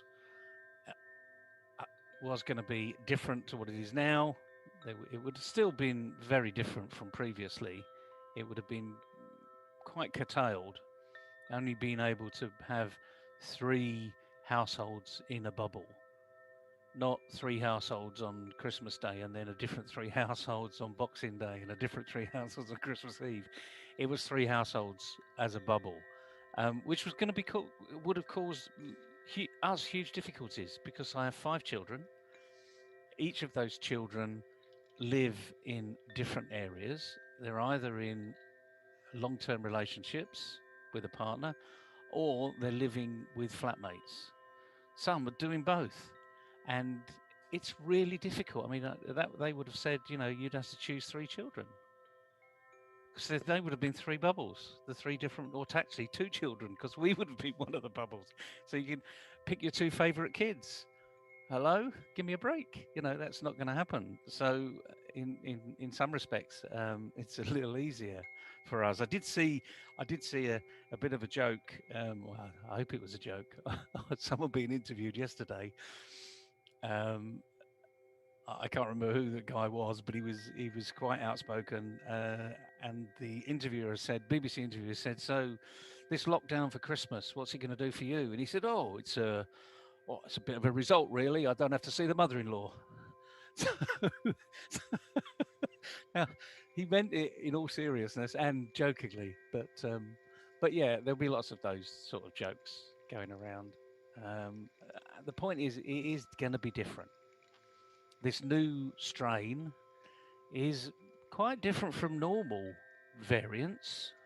We're told normally there are two elements of a particular virus that's been affected. In this particular strain that's been found over the last few weeks, 23 elements have changed. But they've even identified it to the part of the protein that's changed. So when a lot of people say, "Oh, you know, it's a bit hit and miss. They really don't know what they're doing," you know, I've got to hand it to the scientists out there. For anyone to come up with a vaccine in this short period of time, not just one vaccine, but if we add up all of the vaccines in the world that are currently being tested and are getting results, we're talking well into double figures, the numbers of vaccines that are out there. It's a very scientific approach. This is almost like a space type, NASA type approach to the problem that we've got. So we're not back in the sort of Florence Nightingale days where it was hit and miss or what happened. This is incredibly sophisticated. Some people call it genome project of the decade. In fact, it'll probably be of the century. And it's actually finding out exactly how these molecules are made up and how they affect the majority of people. And they're not going to get this right, because there are going to be a few people that do have adverse symptoms. We've already heard that, a couple of people that were initially injected had symptoms of rejection. They weren't as what everyone was claiming them to be, because they were like a couple of hours. And again, it was actually the NHS. It was two of nursing arena that had just a rejection of the injection. We see this all the time. One flu jab, I remember my whole arm just blew up overnight, but it went down the following day. It's just it's not going to be perfect for everybody, basically, because we are all different, despite the fact we like to think we're all the same. So I think going back to the point that you made, Neville, is about, I also feel very lucky that, we are living in a democratic and liberal world where at least we hear of advancements and things that happen around us. But, I imagine half of the world is living in either, some sort of communism or dictatorship where people don't have any means to even know what is going on in the neighborhood. So I think I feel very lucky that we know and we can discuss openly things like these. And at the same time, when you get vaccination, there will be a side effect. Every vaccination, whatever you take today, even the kids, it comes with a bunch of warnings like swelling, fever, nausea, things like that. So I think it's associated with all kinds of vaccination. It's a general advisory that you will get the arm swollen up, or the area around which the vaccine has been applied will swell up a bit. You may have a fever for 1 or 2 days and so on. So I think coronavirus vaccine will be similar. It will come with similar sort of warnings. But most important thing is that the people in UK are getting it, and I feel also very good about it that the India has approved Pfizer one. They are going to. Oh, excellent! That's really good news. Yes, and they are going to start vaccination within a few weeks from now. So they are preparing the list of the first recipient. And since India being such a large country, the first list comprised of 18 million people. So we don't have the knowledge of the date when it will start, but surely it will start in a couple of weeks. The second vaccine which is coming up in India is something called Covaxin. It's an Indian-owned region, and that is going to be the second one that we will have as a second choice. So Pfizer one for the emergency cases, and then Covaxin will come in picture after 1 or 2 weeks of vaccination to start. It's good news, and the homegrown vaccine just goes to give a lot of people in India the confidence that you've got some really brilliant people behind the scenes as well. I mean, that's one of the things that this particular pandemic has shown. We've got some fantastic people all the way around the world. No one country has got the monopoly on the best scientists. We've all got great scientists, and the other thing is they're all working together, which is what businesses really should take a leaf out of their copybook. Start working together. A number of times you and I talk about collaboration on our programs. It doesn't mean to say you're giving away your intellectual property or your competitive advantage, but 1 + 1 is definitely greater than 2.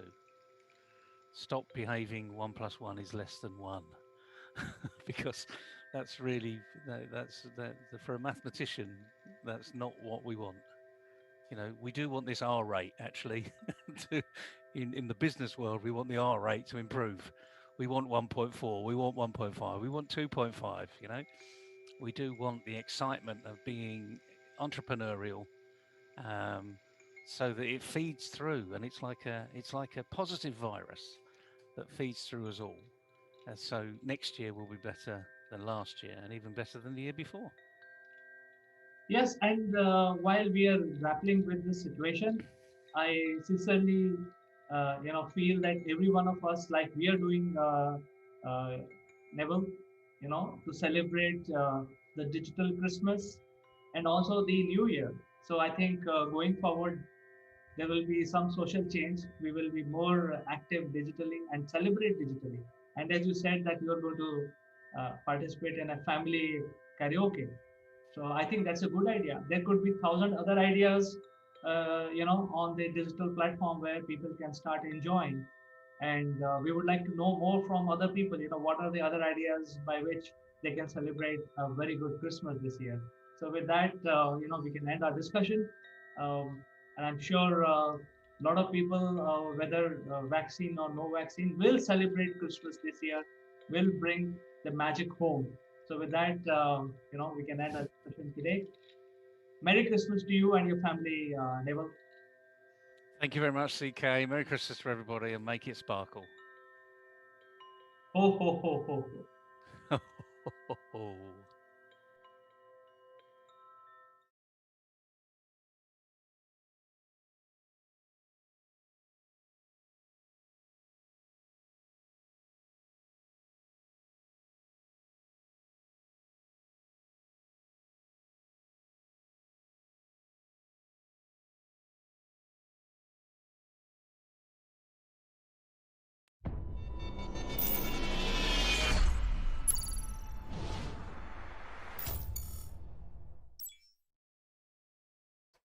Hello friends, welcome to Akulmek Live. I am Kanchan Verma, and today in this episode we are discussing about the street food available in Delhi.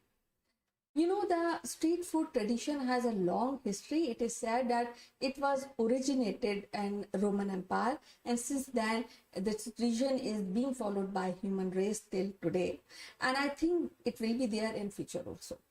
We have in this episode a very interesting personality who will be discussing about the items, the taste, the joints in Delhi where you can find an item of your choice. So stick around to this episode till the end. You will find this episode very interesting.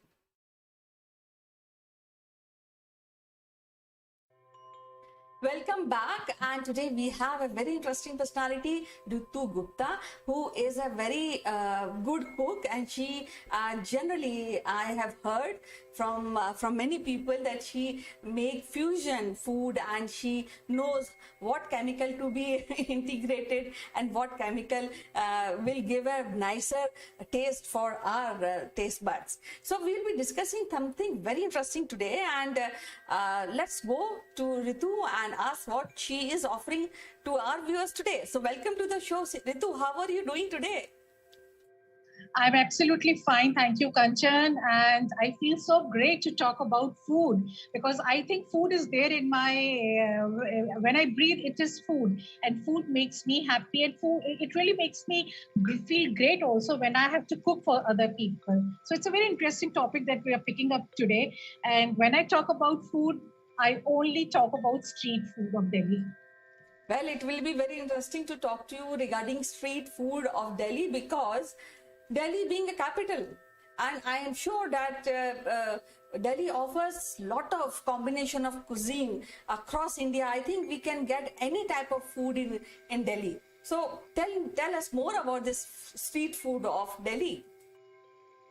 So, what you said is right, that we can get for any kind of food, whether it's from any state of India or whether it's international food like Mexican and Italian, and we have the Greek food also, which is available in Delhi as per the pocket of people. It's very pocket friendly. So when we talk about Delhi food, most of us, we talk about Delhi chaat, which is, golgappas and tikkis and bhalla papdi. But now the younger generation has gone one step ahead. They are, everywhere in Delhi you may find the northeastern food, which is like momos and chow mein, and the clear soup, which is also part of street food. And when we talk about international food, I see close to my house also many kiosks serving pastas and pizzas and various other things which are international food. So when you talk about Delhi food has crossed the boundaries. It has crossed the boundaries. It's gone outside India also. But everything is pocket friendly and it's street food, because the let's say the ingredients which is used is a very local ingredients. Local ingredients are used to make the international food. While talking to you, I remember when I was in college in Delhi, and we used to visit Central Secretariat, and there were a lot of very good joints, and we as friends circle, we used to eat there and then used to come back to home. And I also remember one place which is in front of Hindustan Times office, which a person who used to offer fruit chaat, and it was awesome. I have not tasted anywhere else in India till now. So definitely. So any street food which you like, and you feel that this all street food is has to be given a weightage, or people should compliment it, or popularize that person or that chaos? Okay, so I would really like to mention three people. And first is, I think he's very popular, Anna. Anna, you will find him very close to Parliament House on the Jantar Mantar street, and he will be serving only South Indian food. Right from 6 o'clock in the morning to 11 in the night, you will find all kind of South Indian food with him. And he's very hygienic, and he serves food in a very hygienic manner, and his food is very popular and very clean food. Number two, I want to mention, I'm sure you know about Bharati Vidya Bhavan. So there on the roundabout of Bharati Vidya Bhavan, there is a joint, and that person serves all kind of shakes, tea, coffee, and Maggie and the chaat papdi. But that person is so popular, it's because his contact, his about his memory of each person visiting his store. So he has made a kind of relationship with each person. So when I go, he knows that I don't like taking sugar in my tea or coffee. So he gives me that special privilege that I don't have to remind him. Now the third one I want to mention about is, if you know Sri Ram Center, just outside the main gate of Sri Ram Center, there is one snack guy, BM Snacks, and he's very popular only for bread pakoras, samosas, and tea and coffee. It's available throughout the day. So I see people sitting there talking and sipping their tea and coffee and just munching on bread pakoras and samosas. But the relationship which they make there, the licensing which they do, because they are all in theaters, they want to act in more and more plays. So this place has a very special aroma, a special place in the heart of every Delhiite. Well, while mentioning all the dishes and definitely the ambience, because I know these places very well, and I really feel like just going there right now, actually. But then we are inside the house, and we are following social distancing. So when you're talking all this, so I really tempting really to go out and visit these places.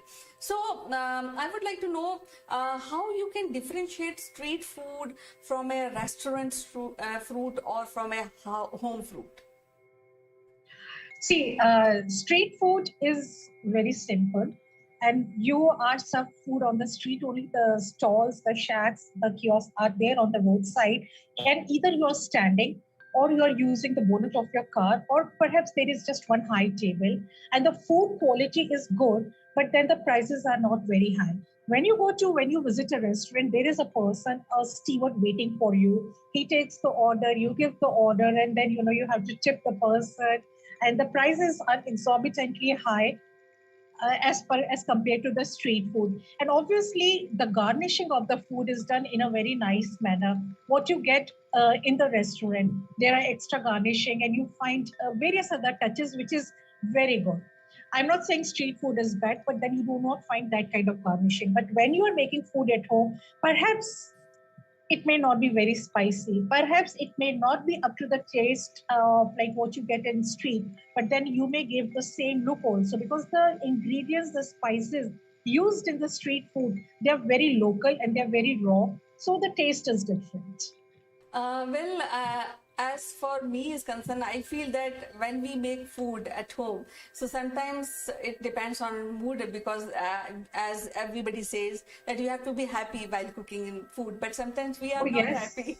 We are not happy, and we cook food, and that kind of temperament or that feelings, generally people say, even the olden people of or in the Indian text, it's written that you have to be, as lady has to be very happy to go in the kitchen and cook, so that a very good taste come out. But when we talk about street food, the one thing which I personally appreciate is that whenever you go in that particular joint, you will find the same taste, no variation. So I think that is something which is very, very unique when we talk about street food. So which street food? That's the secret.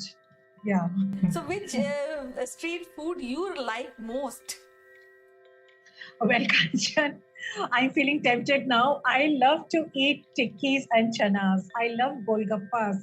And I feel that having golgappas, standing on the street, something going in your mouth, something spilling out of your mouth, that's the fun, to eat golgappas standing on the street. Yes, definitely, because these pani puri and tikkis, they are the traditional Indian spicy food, and we had been eating this generation from generation, and still appreciating this recipe and this item of food. So before I close, I just want to tell you that wonderful talking to you, because you see there's water in my mouth. I have to close this episode now, and we'll be meeting again next time with a very interesting episode. Till then, bye bye. Thank you, Kanchan. And I hope that you're going to eat something nice now. Yeah, I'm planning to make it at home actually now. Yes. Thank you. Thank you, Kanchan. Bye-bye.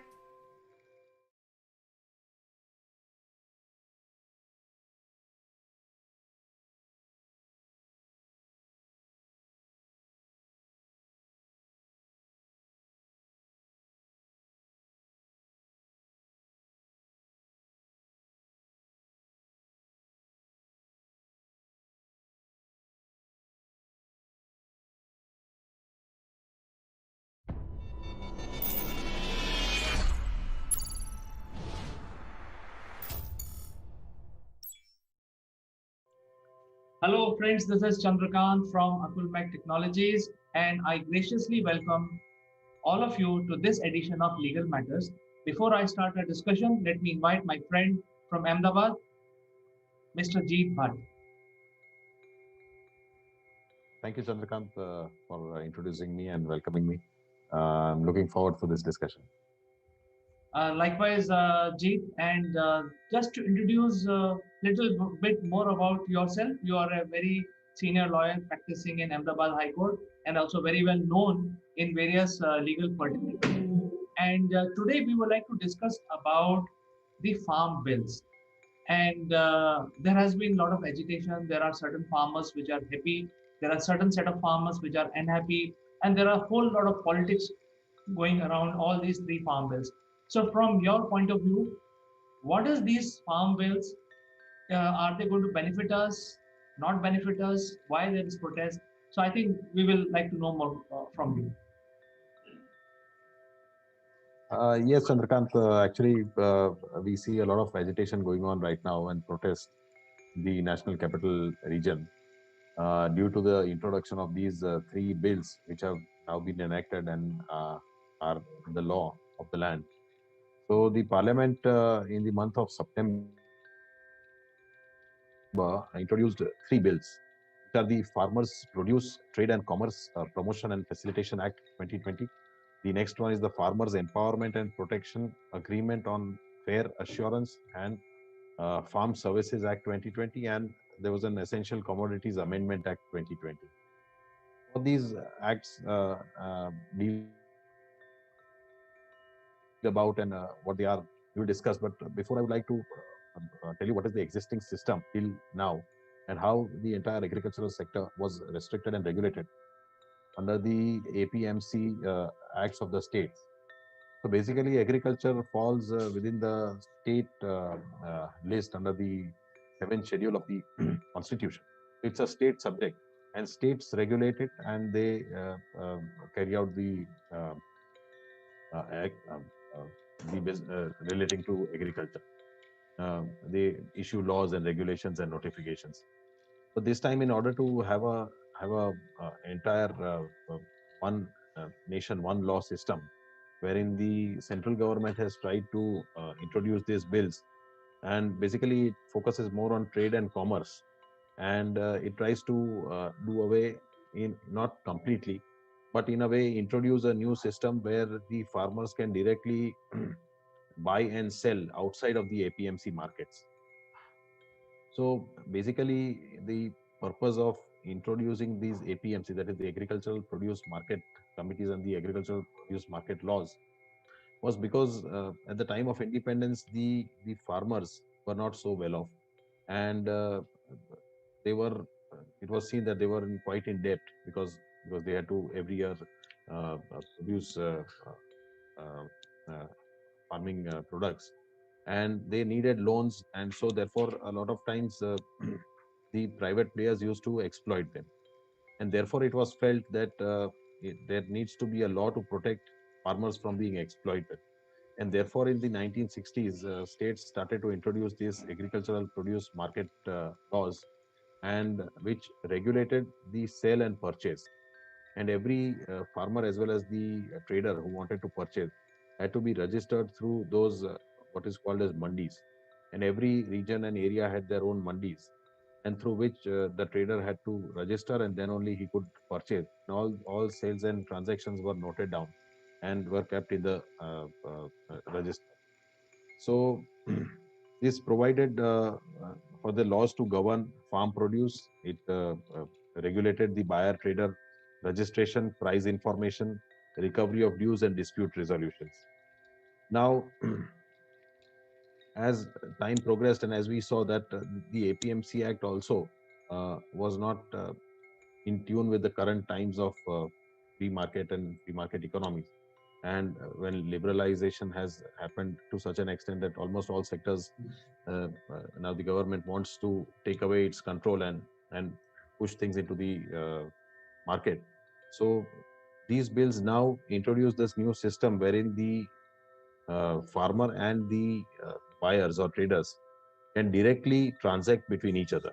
So that is the purpose of introduction of the Farmers Produce Trade and Commerce Promotion and Facilitation Act 2020. The next act which has been brought is the Farmers Empowerment and Protection Agreement of Fair Assurance and Farm Services Act, wherein the farmers can enter into agreements with traders for selling of their agricultural produce. And the agreement and the contracts will be provided by the central government, the form its terms and conditions. And basically, it provides for the protection of farmers on price assurance and farm services.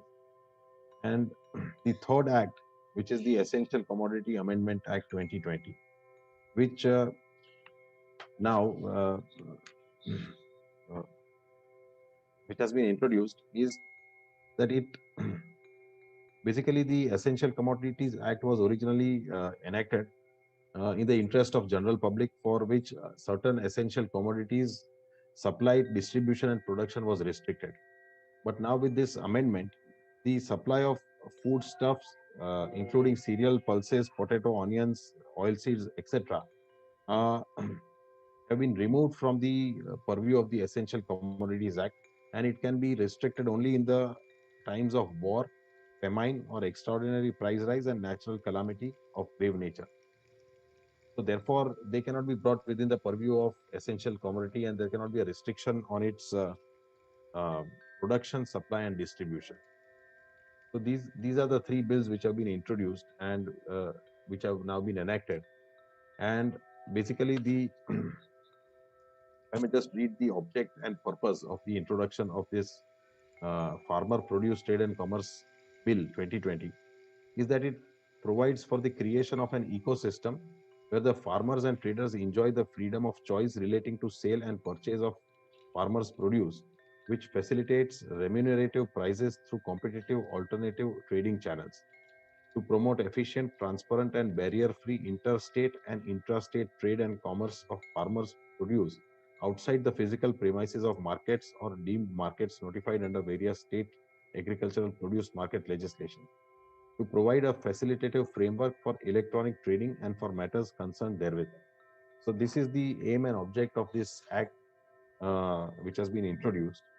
And the salient features of this act are that any person having a PAN card can become a trader and can enter into an agreement with the farmers either through physical or electronic trading and transaction platforms, and they shall have the freedom to carry on interstate or intrastate trade and commerce in farmers' produce in the trade area. So, one farmer from Punjab and Haryana can sell his produce in any of the states in the country. So, therefore, it gives a wide variety of buyers, which otherwise was restricted to the APMCs of that regional areas. So, therefore, it brings more competition and it gives more options to the farmers to sell their produce. That is the basic salient features. But what is the objectionable objection and what are the dispute which has arisen is that one of the provision, section 6, provides that the market fee or cess or levy which the state APMC acts was levying on the state for every transaction cannot be levied under this act. Second, so therefore, what the states and the APMCs are contemplating is that it will ultimately uh, it it will ultimately be a loss to the state exchequer, and this is a state subject.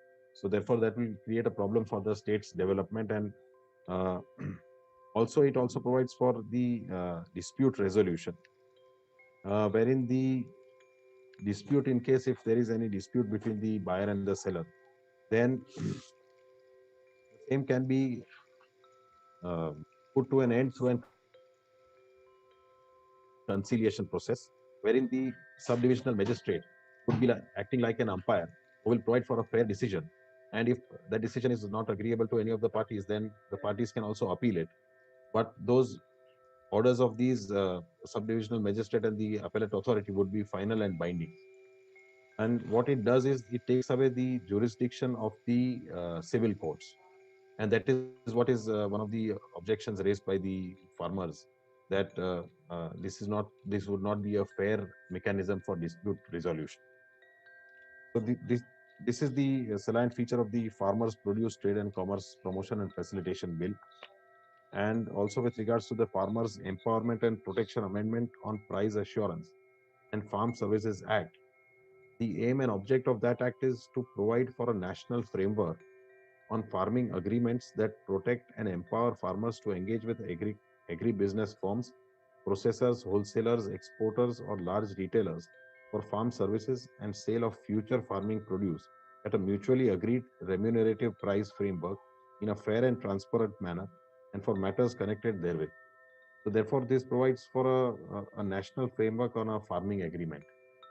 So, so this act provides that the salient feature provides that the price which is to be paid to the farmer for the purchase of a farming produce may be determined and mentioned in the farming agreement itself.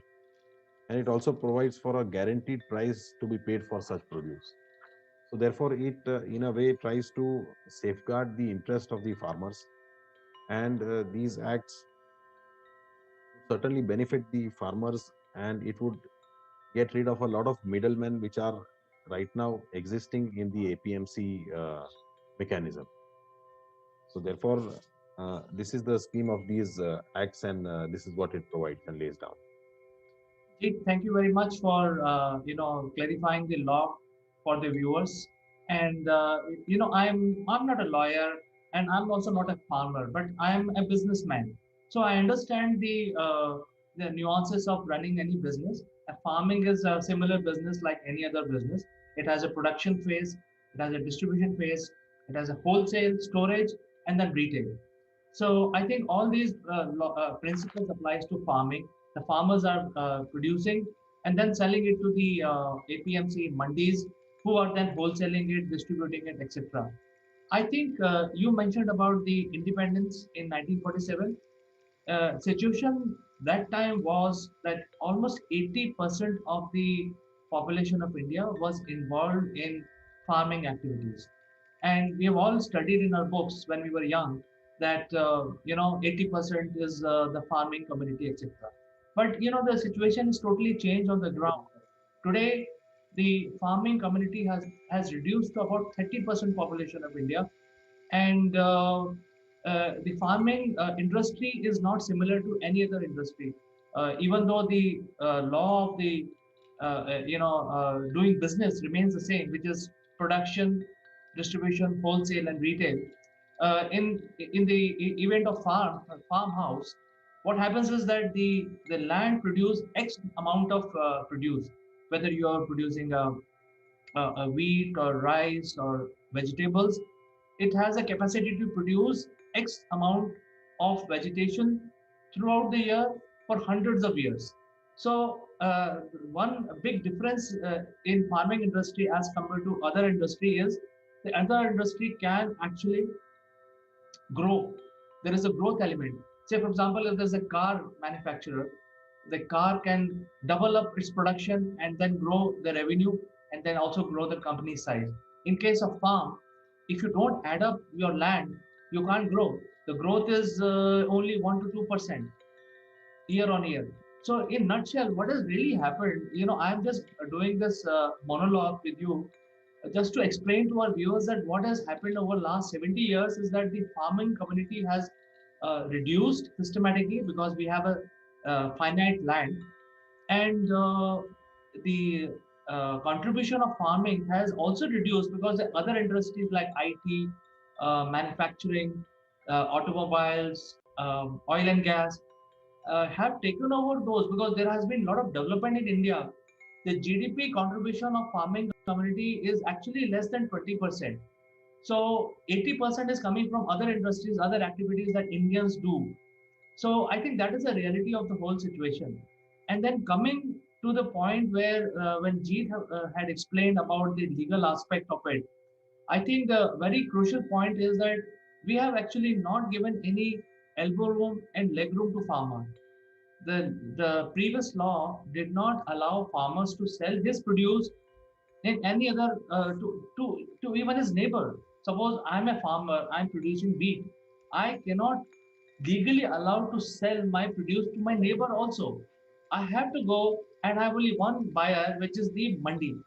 And as you know, some of our viewers would know that there are two seasons, prime seasons for cultivation in India, and different producers are sold at that time. So the farmer has no choice but to load his produce in his truck or a tractor, go to the government warehouse, and take whatever money they get it, right? And if, they are at the mercy of the person there. So I think, from my opinion, as a businessman, not as a farmer, not as a lawyer, I see as a pure Indian, I see that these laws will free up the farmers from all these compulsion where they can sell to anyone, they can sell at any price, whatever price they can strike their deals at, and that will give them that will make them richer, just like any other businessman. So we should not doubt the intellect of farmers. that they cannot do business. There are what I've heard so far is that there are e-portals also started by Government of India where they can sell their produce. So I think we have to ensure that the farmers are intellectually more advanced, and they should welcome these changes because now they will be able to get more value for their produce. And last thing I want to mention, Jeet, last year itself there has been another farmer protest in Haryana, where the farmers came to know that the peas farmer, the chickpeas farmers, came to know that the APMC bought their chickpeas for 6 rupees. I don't know the measure. I think it's a quintal or kgs.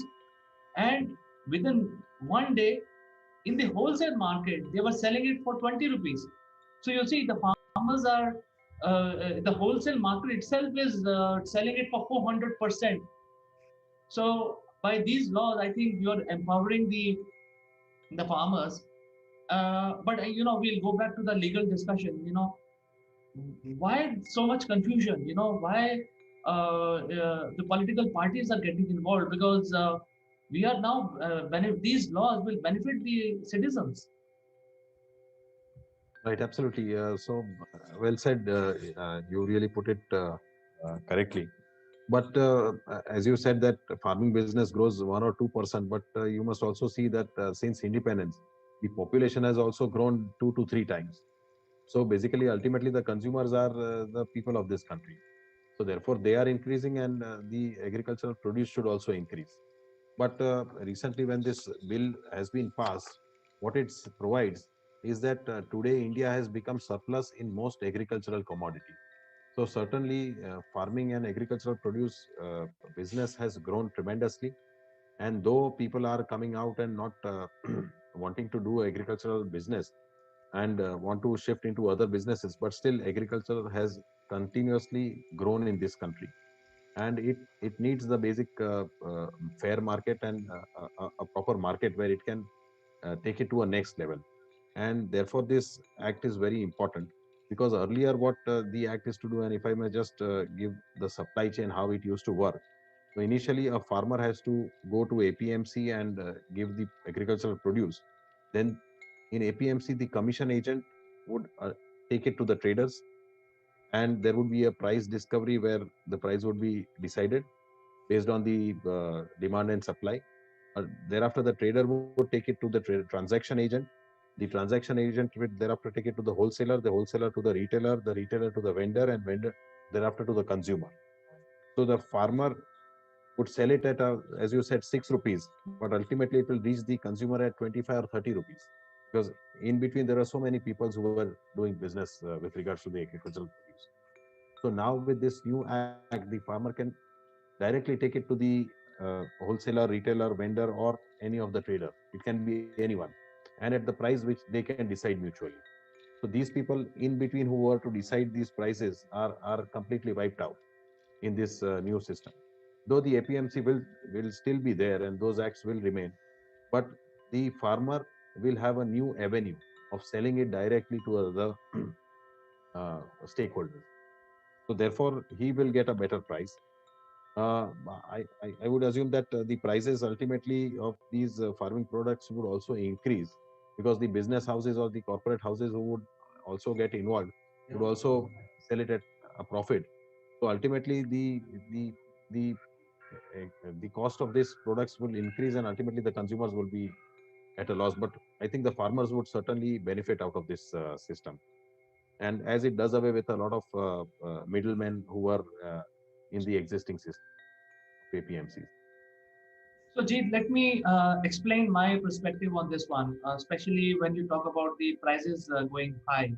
Uh, in my opinion, what will happen in reality is that the amount that the farmers will get, for example, let's go back to our 6 rupees wala example where the farmers are selling it for 6 rupees. But in the new system, they will be able to drive more value for their produce. So they may get 15 rupees instead of 6, and the 6 rupees per kg feed, the consumer will have to shell out 100 rupees per kg. Ultimately, when I buy it, I actually buy it for 100 rupees. So my price of procuring it will reduce. And while farmers' income is increasing 300%, my cost of delivering the farm produce will reduce considerably, almost by half. So I will end up paying 50 rupees. And going back to the corporate buyer, I think the confusion has been created. I just like to clarify. Who's the biggest corporate house which is buying? It is the Nestle. It is processed Pepsi. Pepsi. Those kind of guys are buying, and these places to go and buy from. They have to go to FCI and buy from there.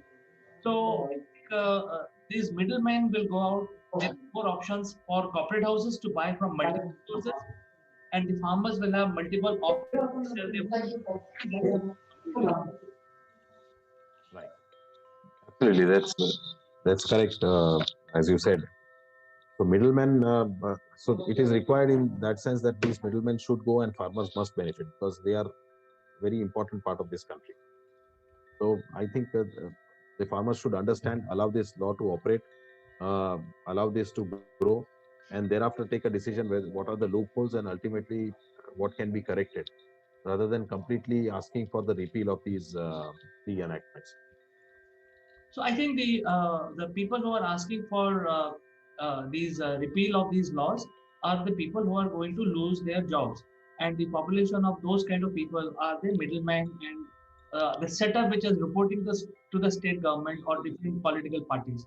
So I think the farmers of all other states like Tamil Nadu, West Bengal, MP, etc. They are not complaining about it. It's only the farmers from one or two states which are complaining. So I think in interest of 30 million farmers in India, hardly 3,000 are on the street.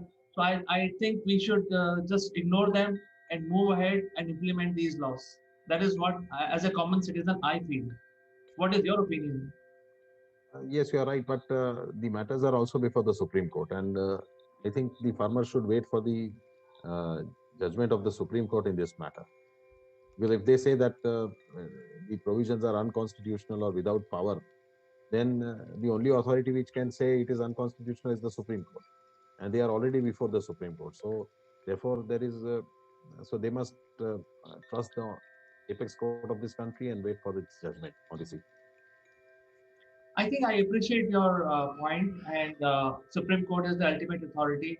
Since the matter is in front of the court, the honorable judges will decide for the benefit of everyone. And I leave it at that, and we can discuss this further because this is the matter which is still sub judice. We will come back on the subject sometime in future once their decision is made. But for the time being, this is what we feel. You have explained beautifully, and thank you for finding time to explain to our viewers what it means from the legal standpoint. I think this is going to be very valuable and knowledge-driven discussion for the viewers. Thank you so much. Thank you very much. So I will catch up with you next Thursday as usual. Until then, bye. Sure. Bye.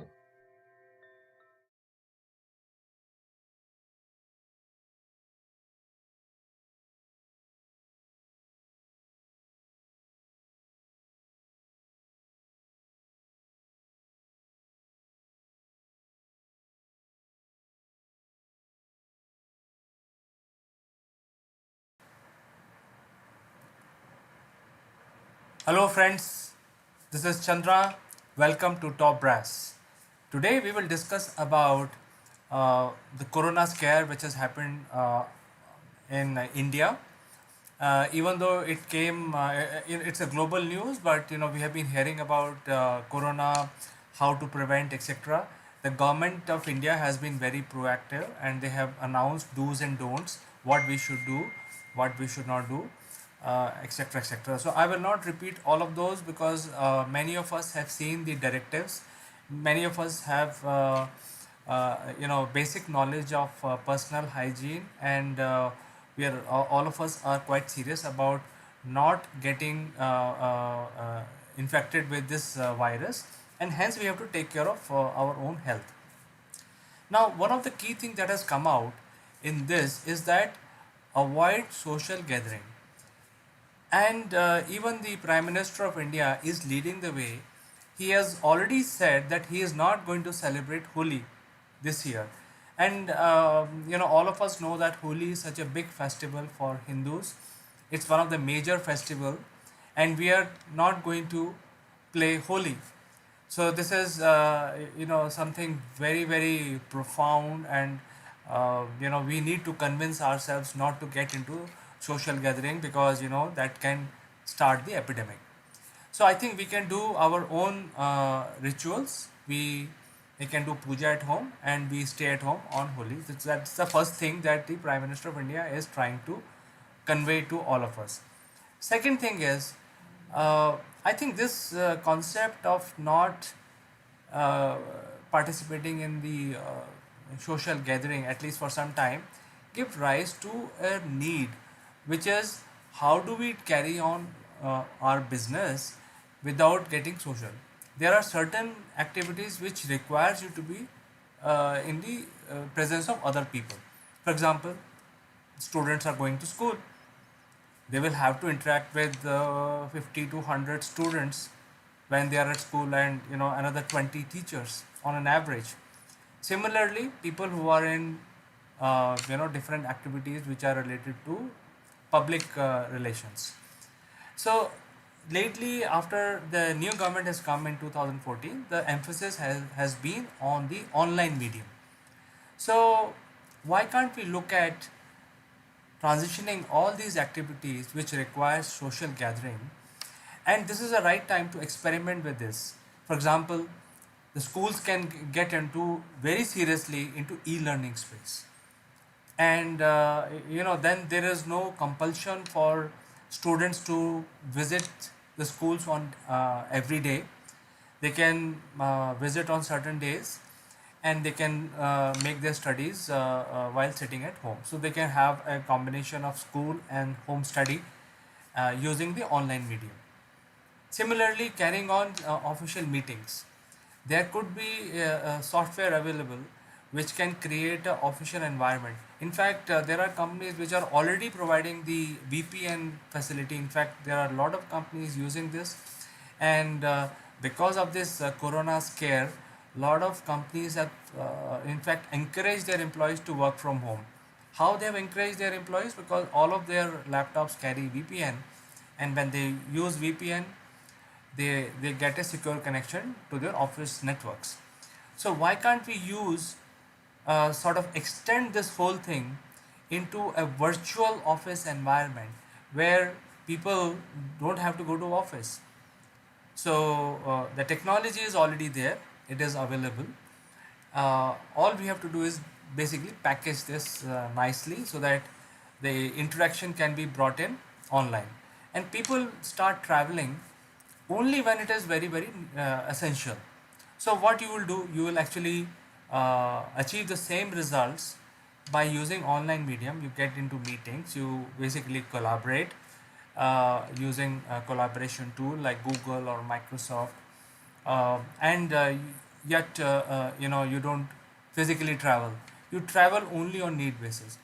So you first save yourself from contracting all these different diseases. Second, you will save the fuel cost, you will save the environment, and you will not waste a lot of time getting stuck in the traffic. So you have your own personal time at your own hand. So number one, let's very seriously implement e-learning for education institutes and schools. Very seriously look for virtual office solutions, how we can extend the VPN facility which is currently provided and use into a virtual environment. Thirdly, we can also do already the TV is a very strong medium, so we can actually get into webinars, very serious interactive webinars. So where people need to give speech, they can actually have an interactive session. So there could be another medium like that, which is linked to social media. So these are the ideas which are coming to my mind, and I thought I'll bring to your attention. Especially, it's the right time with the corona scare that we can start experimenting with some of these online medium. even though these mediums are available for last many years, 15 to 20 years, but for some reason people have not really gone deep into this. They have not really experimented with this, and this is the right time to start very seriously migrating our education systems to e-learning, migrating our office to virtual office environment. So with this, I will see you tomorrow again. Bye bye.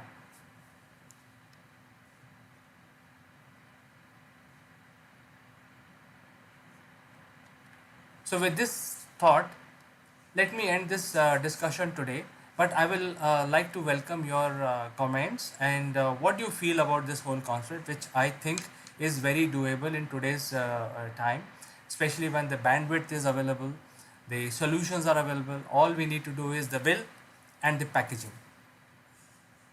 So I will meet you again, friends, very soon with something more interesting and some more analytics that I feel are important to bring to you. Until then, bye bye.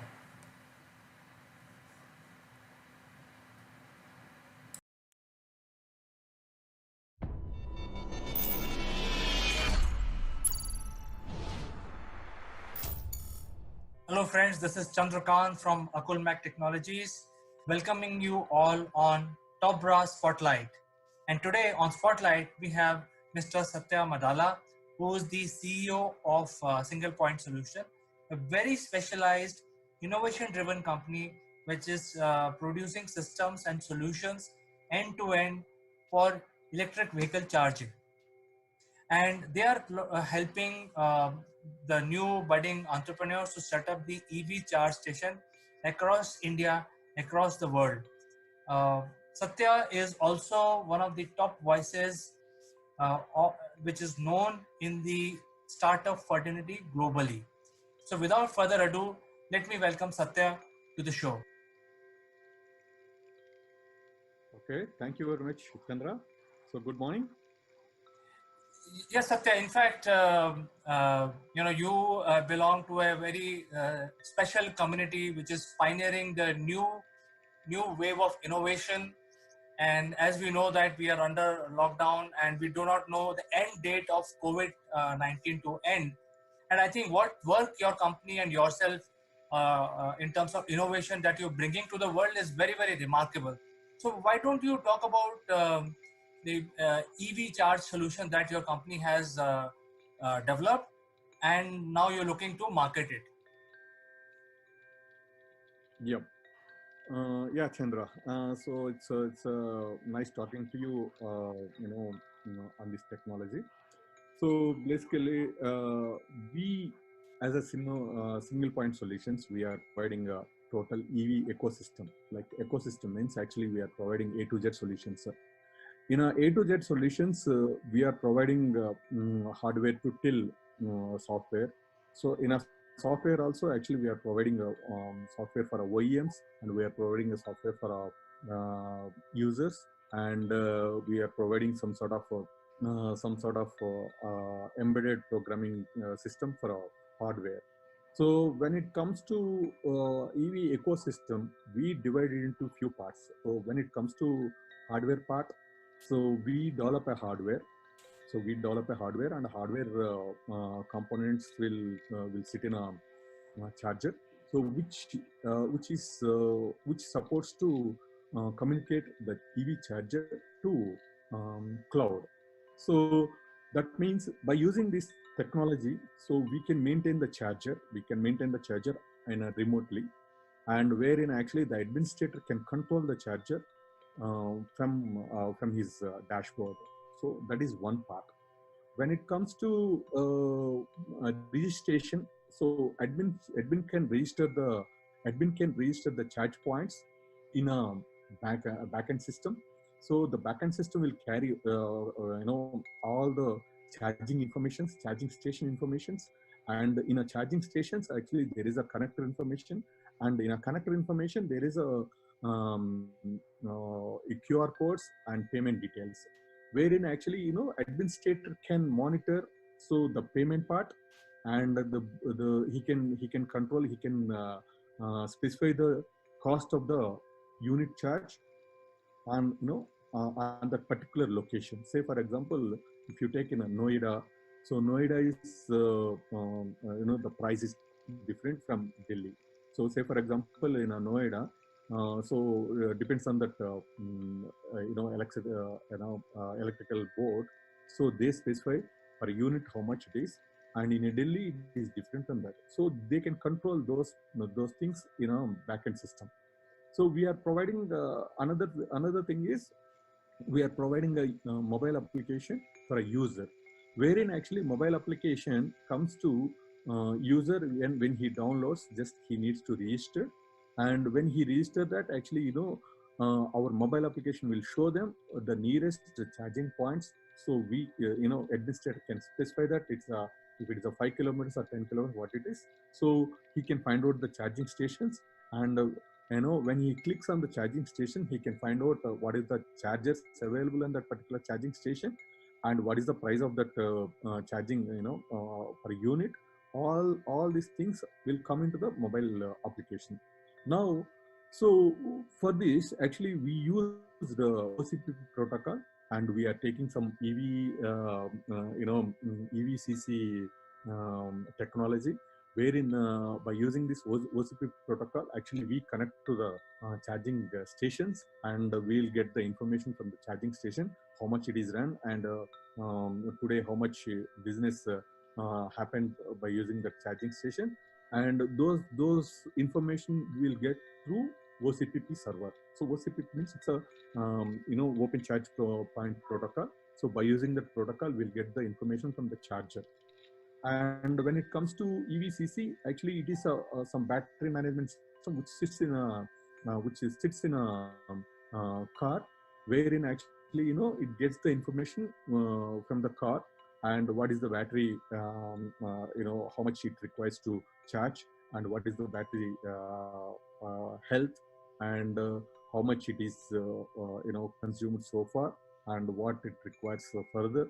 So all sort of information we'll get by using that EVCC.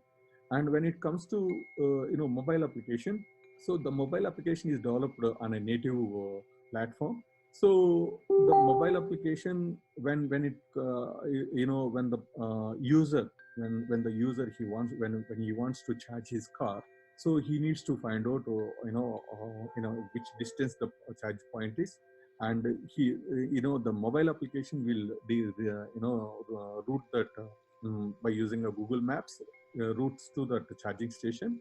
And when he goes there, then just he needs to open his mobile application and scan the QR code, and it redirects to payment part. And in a payment part, actually we are specified 3 items. One is a cash payment, and bank payment, and time base and full charge base, something like that.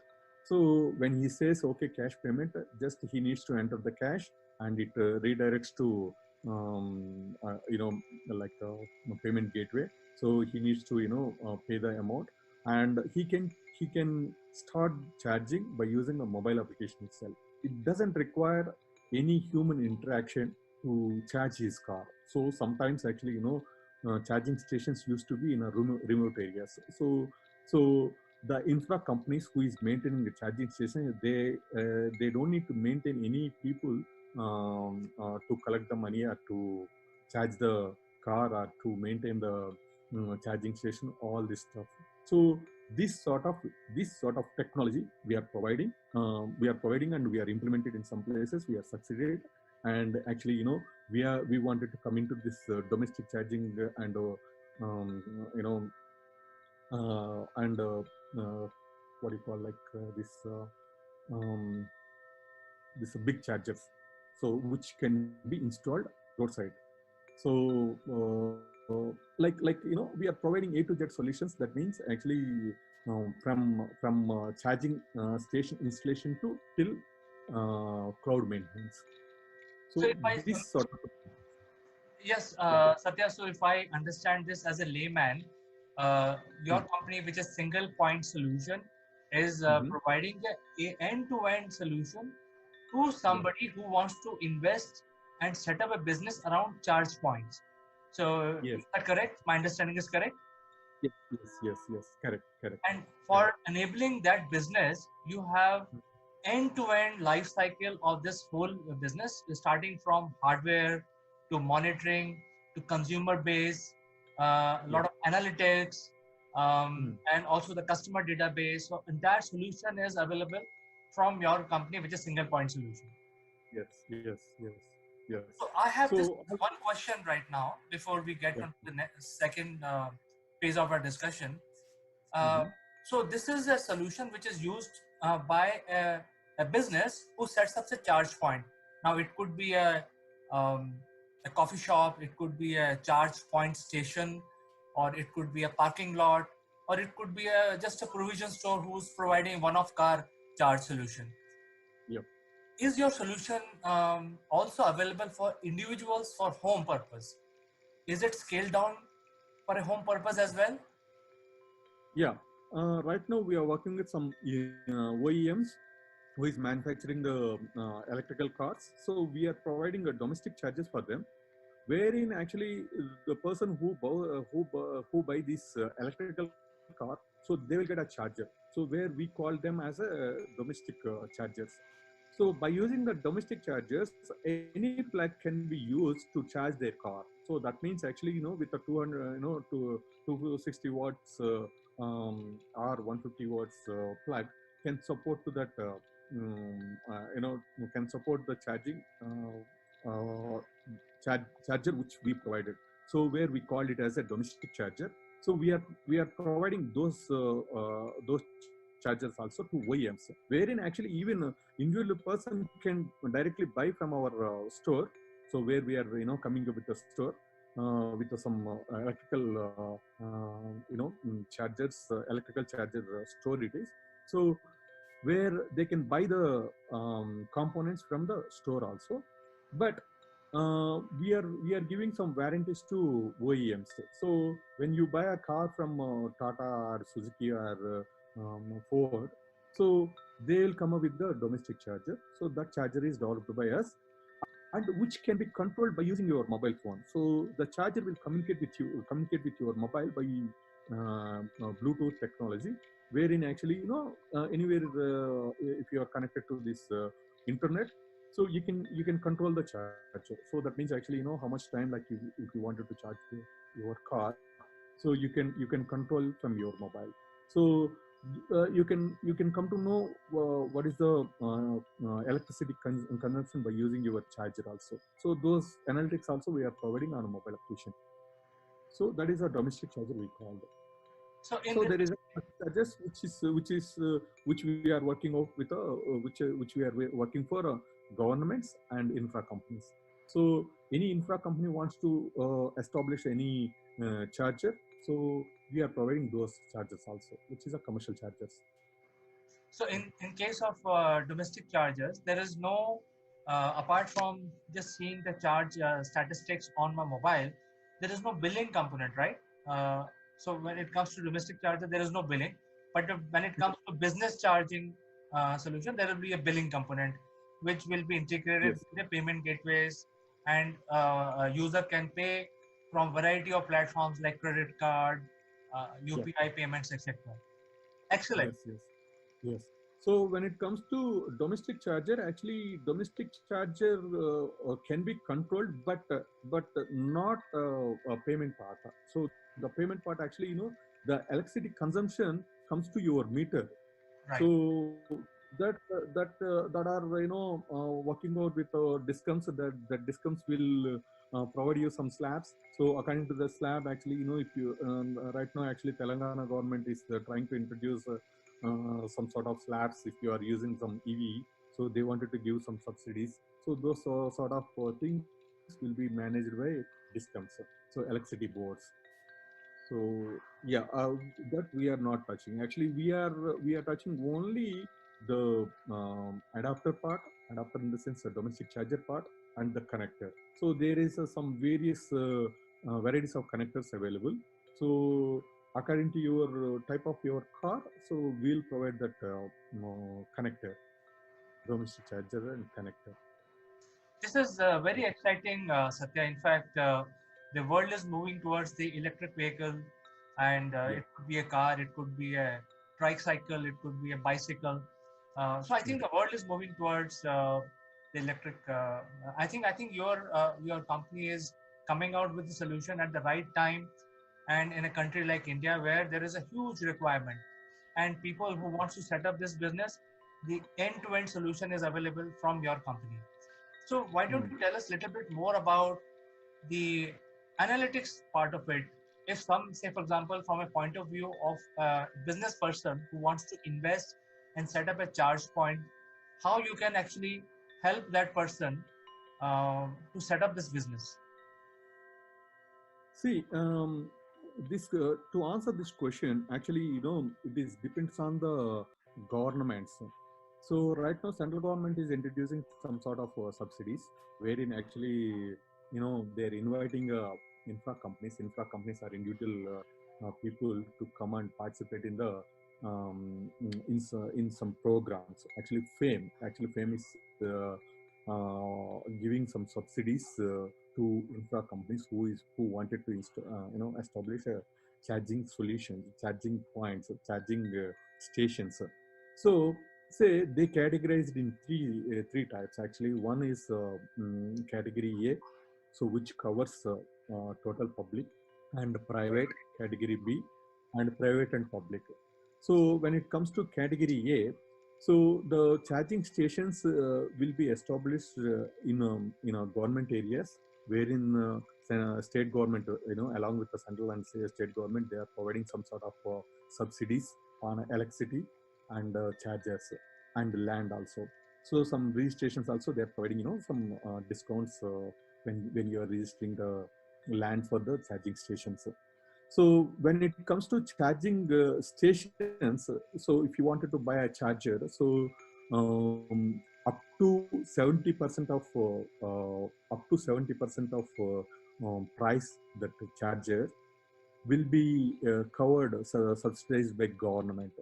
Say it is categorized. Say for example, if it is a private category, so they are giving 25%, and if it is a public and private partnership, then they are giving 50% subsidy on a chargers. And if it is a public, then they are giving 70% subsidy. So likewise, so this state government discoms also, electricity boards also, they are providing slabs on each unit. Say for example, Karnataka government is providing 6 rupees 10 paisa for a unit, and AP government also providing some sort of 5 rupees 75 paisa, something like that. And Telangana government also coming up with some good subsidy to establish charging stations. When it comes to the person who the company or person who wants to establish charging stations, so they'll get a their investment within 1.5 years, something like. So it doesn't require to maintain any human interaction. Like they can establish a charging station, then people will come and by using our technology without intervention of any human, so they can charge their car and they can pay and they go off. So that means if you work with a fame, so fame is already giving some sort of frames, subsidy frames. So if you fall into that subsidy frame, so max to max, so infra companies can get their ROI within 1.5 year. So that calculations are there with us. So it is a little big subject. So what is the involvement, and what is the cabling level, and what is the establishment type, and there is a concrete work is involved. So we calculated everything and we kept aside. So it's a big subject to explain. It's a very long this thing. So that if anybody interested, then we can provide some sort of DPR, project report, and we'll help them to establish the charging stations anywhere.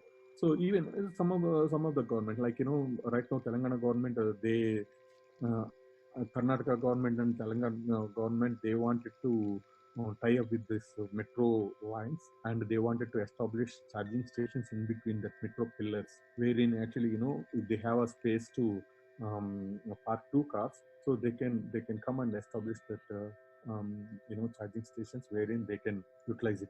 So this sort of arrangements are coming up with state governments. So We have everything, so we are ready to help if anybody wants to come and establish it. So I think this is very exciting what your company is doing, and especially Okay. with the state government coming out with these innovative ideas how to establish new business, new ventures, and new way of Yes. doing things. I think one of the critical aspect of any business is the support. So since your company is specializing in providing end-to-end, which is hardware, software, and so my question is regarding maintenance. So what sort of maintenance plan that your company provides to the OEMs and the business who buy your products and your services? See, the maintenance part, that's what I told you, right? Actually, when it comes to hardware, we provide some guarantees. So it covers, the warranty covers everything. Actually, the critical components we replace directly without any problem, like, without repairing anything. But when it comes to data problem, actually that can be maintained by using our system on a need basis. So it doesn't require to send any person to go and clean it. No. So the data can be cleaned by using our technology, wherein actually we have a separate maintenance system, wherein which will monitor the charging station on a day, on a every minute basis. So if there is any problem, actually it triggers back to administrator. So administrator can run some commands on the system itself. So it will clean the charger on air basis. It doesn't require to go and do any maintenance. So if there is any critical problem in a hardware component, we go and replace it. So it won't take much time, and I can guarantee the system for 3 years. So for 3 years, there won't be any problem in any hardware component in a charger, in a charging station or connector. So if any, only connector will be exposed outside, so which will be handled by many other people, which sometimes some people will come and they handle it. So it's a connector, right? So sometimes on a regular basis we replace the connector also. So that means if there is any problem, will on a system they will come to know. So they'll send the service person and they'll change the connector. So there is no repairing sort of system in a charging station. So only replacing. So any part can be replaced. So that sort of maintenance we are providing. So this Yeah. is amazing. You are also providing the entire end-to-end support system, ecosystem, so that it is very Yes. easy for any business to establish and provide services with regard to charge solution. Now, as a Yes. layman, Satya, I want to ask one very pertinent question. The question is, there in future there may be a lot of different types of vehicles having different types of batteries. So when somebody goes and want to charge his vehicle, it could be a bicycle, tricycle, quad bike, or even a car, variety of different makes, manufacturers. How the user will ensure that the charge is adequate or in line with the specification of the battery which is there in his vehicle? Because this is very technical information, not everybody will have it. Okay, got it. It's a good question, Chandra. So when it comes to connectors, so the in a world, actually right now only 6 connectors are available. So 6 types of connectors are available. OEMs are depending on only those connectors. And the second thing is battery. When it comes to battery, actually it doesn't require any information about battery. So the battery could be anything, but it is only depending on the connector. So the battery connects to the connector and connector connects to the charger. So the important component is connector. Now, as a layman, so you have some sort of say for example Mahindra E2 H2 vehicle is there with you. So the H2 vehicle carries some CCS connector. Okay, wherein when you open our mobile application, so when you click on some charging station, it gives you information of the connectors also. Wherein charging station comes with a multiple chargers. So charging station is a bunch of chargers wherein actually the charging station will contain 3.3 kV and 5 kV, 15 kV and 30 kV and 50 kV and 150 kV. So 50 kV and 150 kV chargers are connectors, whatever it is. So those are rapid chargers, which charges the car within a 20 minutes time. Wherein actually 30 kV charges will take a little time, and the 3 kV charges will take a little time to charge the two-wheelers and the three-wheelers. So the person who carries that, actually say for example, if you are driving a Mahindra car, so it requires some CCS to connector. The CC connector and type 2 connector. So the type 2 connector, the mobile application will give you that information whether the charging station is providing that type 2 charger or not, connector or not. So as a layman, just by clicking on your on a mobile application, and you can search on a connector basis also. So if the connector is CCS2 or type 2 connector, then just you filter it, and it will show you only the charging stations which is provided the type 2 connectors or type 2 chargers. So you can go there and charge your car. So we are not giving a much burden to the user. What it doesn't require to even by when he is registering his car model. So we are showing them the connector also. We are showing them we are telling them what sort of connector it is. So it gives you only that information, and you can drive your car to the charging station and charge your car. So we created some sort of ecosystem, so which is very any layman can use it, and without any not even it doesn't require a technical guy to understand the system. So directly any layman can use the system. So that sort of system we created. So it is easy to use. I have one question, which is based on my experience in SFO, where Tesla has made a lot of investments, and in order to support the infrastructure of their cars, they have built every few miles, they have built the charge points, and these are again run by the private parties. Some are owned by Tesla. But important thing I wanted to ask you is, say for example, if I go to a Tesla charge point, they have a supermarket, they have a coffee shop, they have multiple things to do. So while the car is being charged, the car owners can do multiple activities. But important thing is, when I put the charger in my car, I can choose the plan. The plan could be a long charge, it could be a mediocre charge, or it could be a fast charge. And the charging solution is giving me different pricing for different types of charge. So does your system also has this kind of a charging possible? Yeah. Our when I start our discussion, I told you, right? So by using our mobile application, so when you go to the charging station, just you need to there is some sort of mechanism used to recognize the charger. So some sort of connectivity we are used. So the connectivity is something like a RFID technology, or something like a Bluetooth technology, something like a QR code technology. For example, QR code technology. When you open our mobile application, so there is a QR code.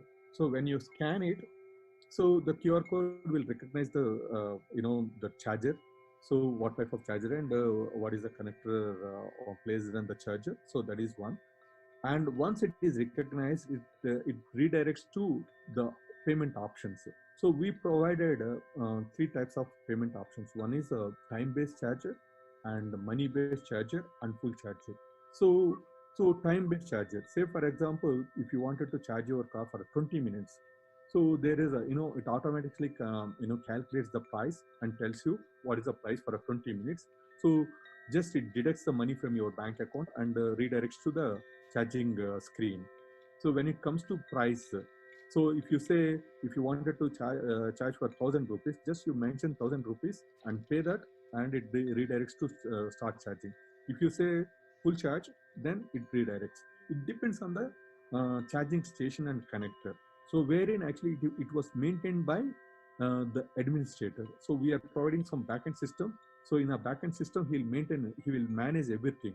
He will say, okay, for a rapid charger, this is the price, and this is the price for a unit, and this is a time to charge the car. So all sorts of information we are providing through backend and mobile application.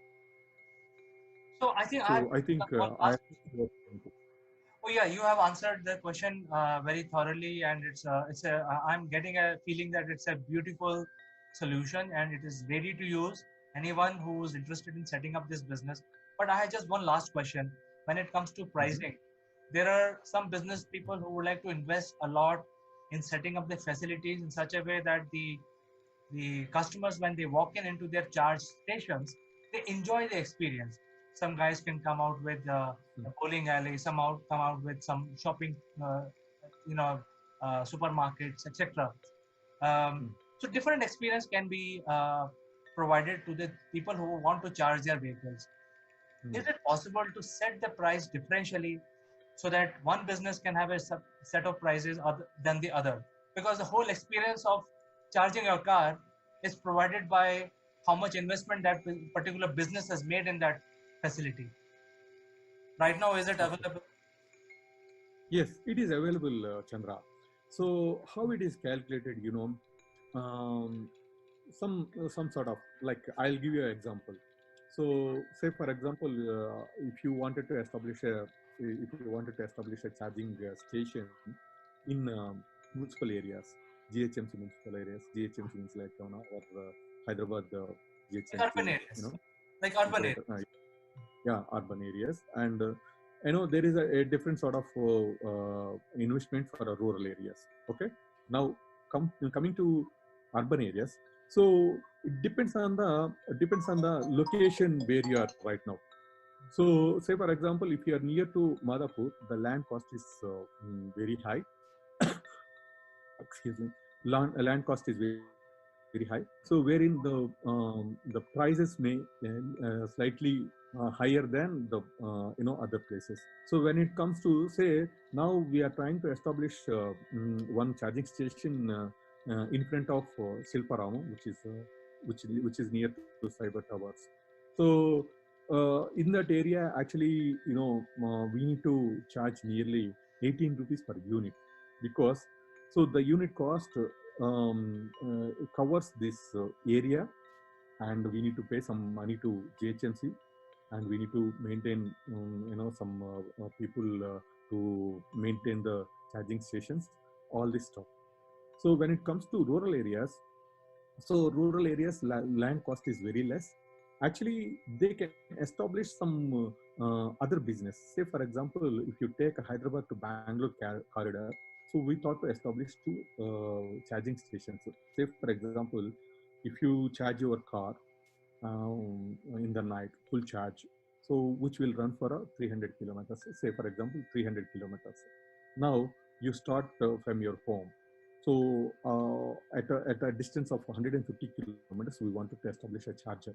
So there actually, you can create an ecosystem wherein actually other people can sell their products, say some agriculture products that they can sell in that point, and you can maintain some gaming stations over there. You can maintain some restaurants, and you can maintain some marketplace where people can come and come with their products and sell their products and share some revenue with you. Some sort of business we are created for rural areas. And sometimes in a rural areas the problem is providing the electricity. So in that case, we are suggesting to go with the solar systems. So the green energy, total green energy. So they can maintain some solar systems, which will go for 5 years and which with no maintenance, so no electricity charges. Some sort of that areas, if you select, then the RO will come little earlier than the urban areas. So it is depends on the area to area, and city to city and town to town, something like that. So end of the day, the maximum ROI we are showing 1.5 years. So I think after talking to you, I'm quite excited. I want to tell my viewers that the single point solution EV charge system, I would call it a system, is fully scalable, is very innovative. It fits variety of different business requirements. It has a lot of analytics. It has a lot of different types of charge models when it comes to getting the money out of the business.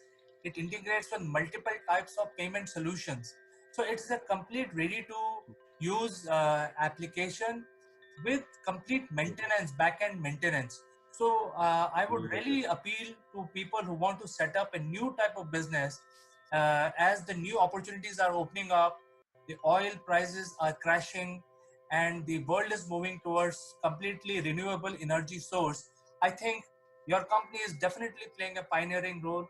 I will leave your email address so that whoever watches this program can reach out to you directly. It was really my greatest pleasure talking to you and understanding the technology, the hard work, and the sweat that you and your team has invested in this system and solution. Thank you very much, Chandra. So not only fuel charges, not only we are not looking at our fuel charges, and irrespective of fuel charges, we are looking at some global warming system. Like so if you use a fuel, then it emits some a lot of these things. Okay, so if you use electrical cars, so it is globally, and it is there is no pollution at all. So to reduce the pollution, so we encourage the people to use electrical cars, and even a government also, by the central government is taking initiations to convert all sorts of government vehicles into EV vehicles by 2022. But I don't know actually about after this corona what could be the way forward by government. But right now the situation, government announces that by 2022 all government vehicles needs to be converted into EV vehicles. So by taking that advantage, even we are manufacturing some sort of EV vehicles also, EV 3 wheels and EV 2 wheels, and EV scooters also we are planning to manufacture, wherein we are targeting some sort of rural areas, rural fleet, and we are targeting tourism departments to use these e-scooters, and we are targeting municipalities to carry the waste material and to carry the waste bins. So some sort of oil, some sort of water tanks also we are converting into EV. So we are coming up with various products, various EV vehicles also. But so our major contribution is EV charging solutions, EV charging ecosystem. So we are purely concentrating on it. And if anybody wants a different business model, so we can establish and we can suggest them, and we can give a consultancy to establish that business. So if anybody wants to come into invest in this area, so we will provide all sorts of information whatever we have, and we can give them a total hardware and software support, and it's a ready to go products available with us. So that's what I wanted to tell to our viewers. Very nice, and I think this is a solution with a lot of innovation, and the possibilities are immense. It's just up to the imagination of the person who wants to establish a business in the area of EV charge, and that is where the future is. So it was really my greatest pleasure talking to you, Satya, and I will leave your contact details, and I hope a lot of people talk to you, reach out to you directly, and take advantage of your expertise and innovation. Thank you very much, Chandra. Thank you. Nice talking to you, Satya. Pleasure is mine. Bye. Bye.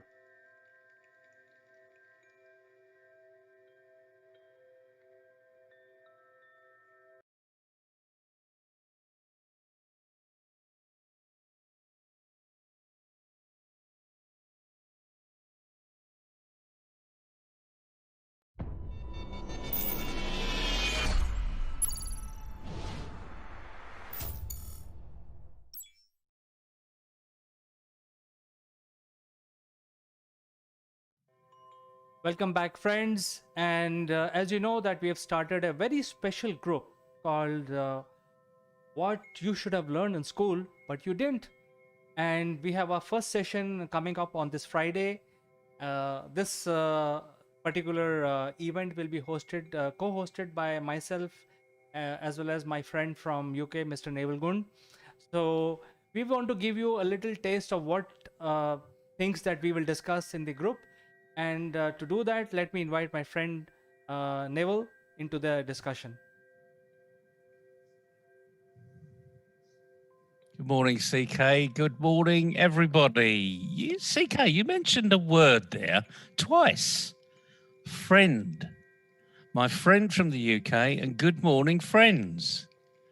That's one thing we could have learned at school, how to make friends, how to keep friends, how to be a good friend. But we didn't really learn it, did we? We weren't taught it. The teacher didn't say, we're going to learn today how to be a friend. Did your teachers ever say that? Unfortunately, none of the teachers said you have to be good friend. In fact, they said if you are too good with each other, you are making too much noise, so separate it out. Exactly. And stop talking to your friend. And you've got plenty of time in the playground to be a friend. So it wasn't though friends, being a friend, making friends, having friends, keeping friends wasn't important, but it was for the playground. It was for outside the lesson. In other words, you had to learn it for yourself. And the thing is, the majority of people just went along and they made friends, but there was no plan, there was no pattern, there was no reason, there was no chemistry that you understood of why you're making that person a friend, and more importantly, how to keep that friendship. And of course, this next question, CK, how many friends have you got from your primary school? Well, I think you hit the hammer on the nail head, and I don't have anyone which I remember that I studied. In fact, I had very close friends when I was in the primary school. I remember at least 3 names, and I've tried to search out their whereabouts, and I've failed so far. I mean, it's interesting, isn't it? And you ask many men that question, and it's very rare that you've kept a friend that you've met at school. You may have kept a friend that you met in your street and then went to school, but it's pretty rare that you kept a friendship going with people that you met at school. However, women are very different. They keep their friendships, they make their friendships. There's deeper bonds with friendships, and they've got a chemistry that men don't have. So come along on Friday, and we're going to be talking about all these things that you should have learned at school but didn't. So come along, let's have some fun. Friends, I think this is just a precursor of what we are going to discuss on this coming Friday between 4 p.m. 5 p.m. India time, and this is going to be very, very interesting. So please join in. It is going to be open forum. You will be able to ask questions live, and also ask anything that you want from Mr. Naval Gund, who is going to be the main chairperson of our discussion. So thank you, Naval, for coming live with us. We will catch up again tomorrow before Friday on our usual show. Until then, I'd like to say goodbye. Cheerio. Have a good day, everybody.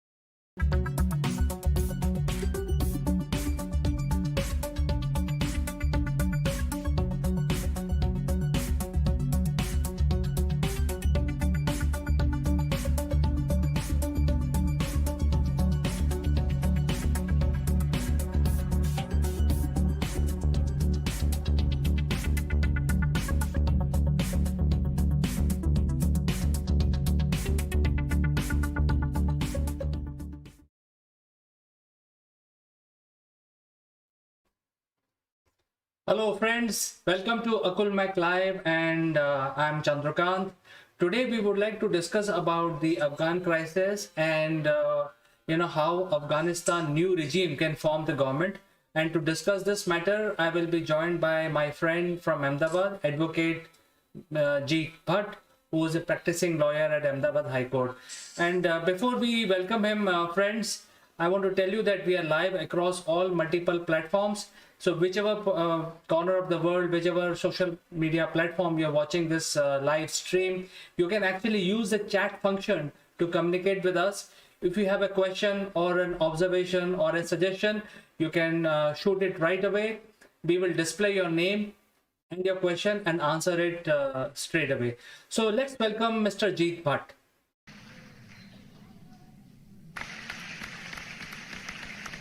Thank you for having me on your show, Akul Mac Live.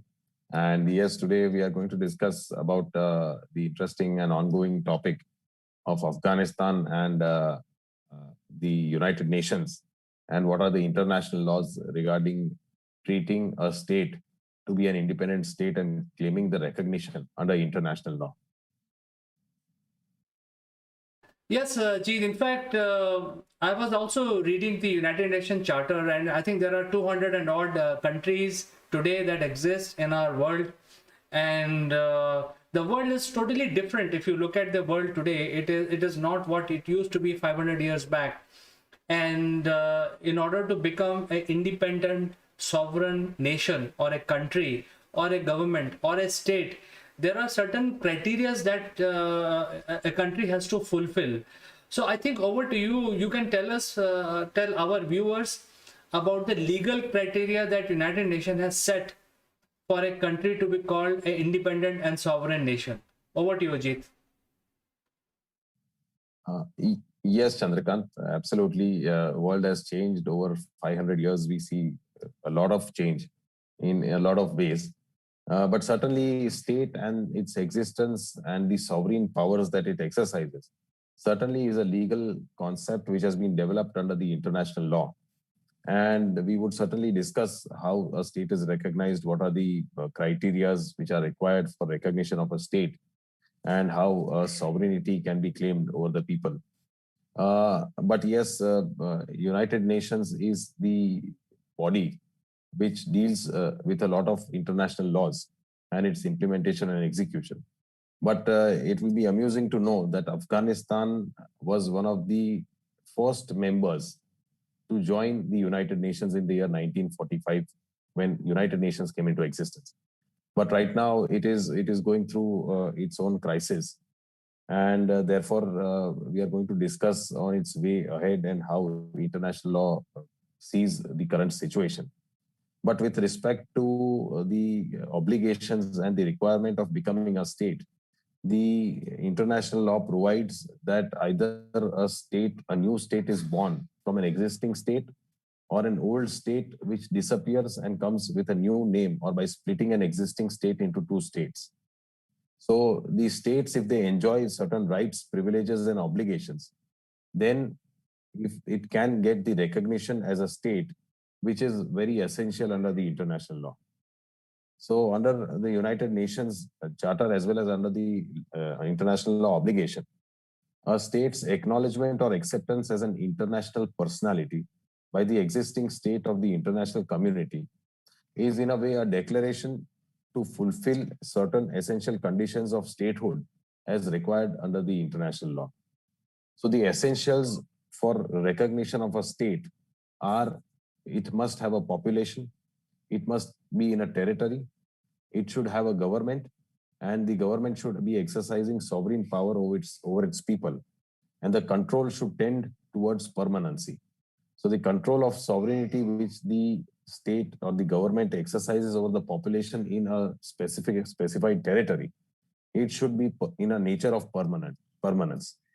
So sovereignty, as we see the concept in India, has been dwelled upon under the Constitution of India. And our preamble itself says that we resolve ourselves to make India a democratic, sovereign, socialist republic state. So therefore, by way of a constitution, we, the people of India, have resolved to make India a democratic sovereign republic state. And therefore, India has been recognized throughout the world as a sovereign nation. And also, similarly, all other nations which exercise sovereign powers, because this is very important to have a legal personality, a legal relationship. So therefore, it is a very important concept, and it requires these 5 conditions. If it fulfills these 5 conditions, then it can be recognized by other existing states to be a recognized state in the world over.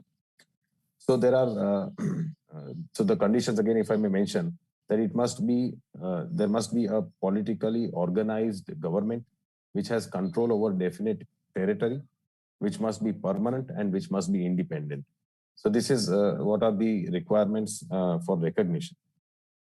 And then the existing states would recognize the country and its government as a sovereign nation in respect to international law. So therefore, there have been several cases earlier also, especially with regards to Israel and Palestine dispute, also China-Taiwan disputes, where some countries recognize these countries as an independent state, whereas others don't. And in fact, India did not recognize Israel till 1999. So therefore, though it were entered into relationships with regards to arms and ammunition, but it did not recognize Israel till 1999. Even China-Taiwan disputes, 15 countries recognize Taiwan as a state all over the world. The remaining don't. And the others see it as a part of Republic of China. So therefore, there are several such cases where there have been disputes with regards to recognition. But one of the very important conventions under international law is the Montevideo Convention.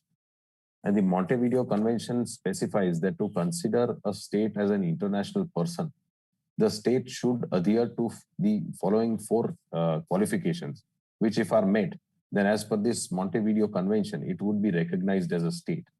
And the 4 conditions or qualifications are that it should have a permanent population, it should have a definite territory, it should have a government recognized under the law or recognized in accordance with law, and a capacity to enter into relationships with other states. So these are the 4 conditions which are mentioned under the Montevideo Convention. And if any state meets with these 4 conditions, then it can be recognized, and then it becomes the duty of other existing states to recognize it. Now, with this in mind, considering the present crisis in Afghanistan, Afghanistan had a government which was run by the president, Mr. Ghani. And on 15th August, he had to flee Afghanistan, and he had to take shelter in a neighboring country. And he posted a Facebook video saying that the Taliban has taken over. And therefore, he had to flee to save his life and also for the safety of the people of of Afghanistan. Now, being a president under the constitution of Afghanistan, the only way for Mr. Ghani to have abandoned his post of presidency was to tender a resignation. Now, if he tendered a resignation, then the vice president would have taken over. And Vice President Mr. Saleh also had to flee from Afghanistan, and that was the situation that was created by Taliban. So under the constitutional setup of Afghanistan, the Taliban has not taken over through legal means. So the taking over of Taliban of Afghanistan is not in accordance with the constitutional law of Afghanistan.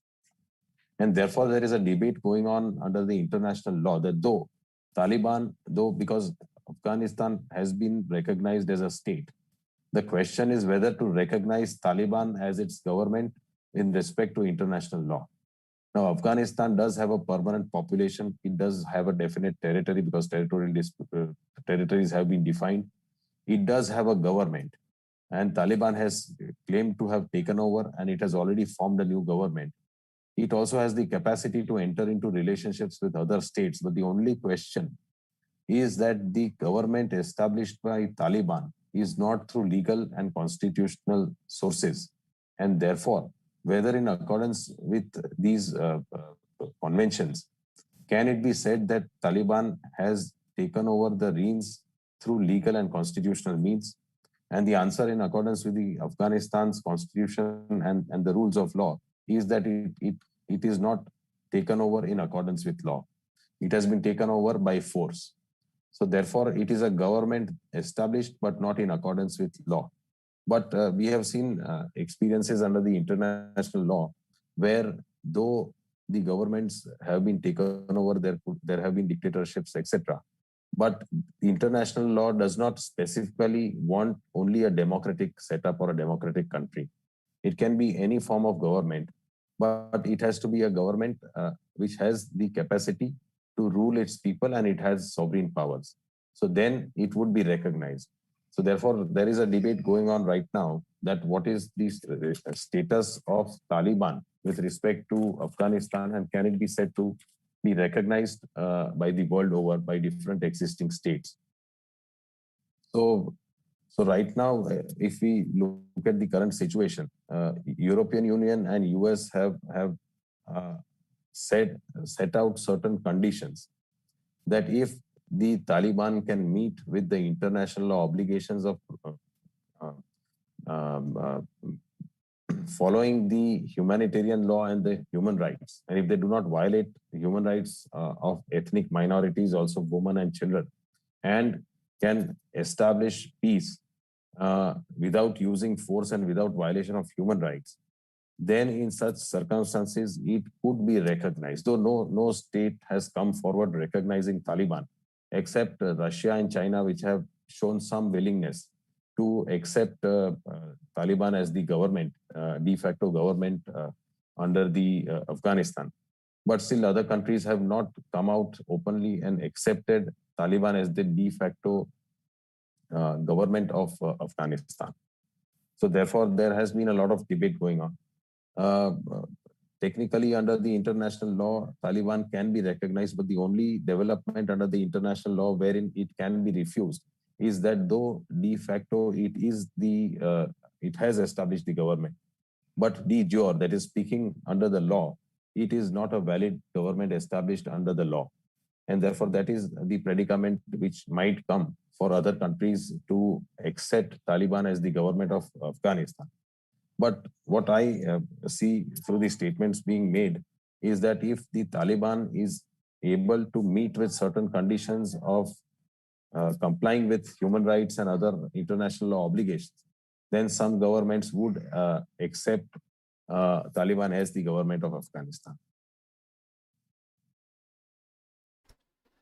Very well mentioned by you, Jeet. In fact, let us summarize for the benefit of our viewers. Let us summarize the 5 to 6 conditions which have been laid down to form an independent sovereign country and government. So number 1 is you should have a land which is not disputed by any other. So you can't have disputed land and call it your own country. So that is, I think, Afghanistan qualifies there. Number 2 is you should have some economy, because if you have a land, you should have some business activity going on. So there also Afghanistan qualifies. Number 3, people. If you have economy and people, I think the Afghanistan qualifies in first 3 criteria. Number 4, as you rightly mentioned, I'm just summarizing, I'm just simplifying, oversimplifying what you just told us. Government by law. So when the government is formed, it should have a rule of law. It should have some sort of measures to take care of citizens. It should have a court system. It must also have a constitution. So you can have a democratic government or you can have an autocratic government. Both are possible as per United Nations. So I think there also what you're trying to tell our viewers is that the Afghanistan partially scores some marks there because they have a government, but it is not really formed by the legal process.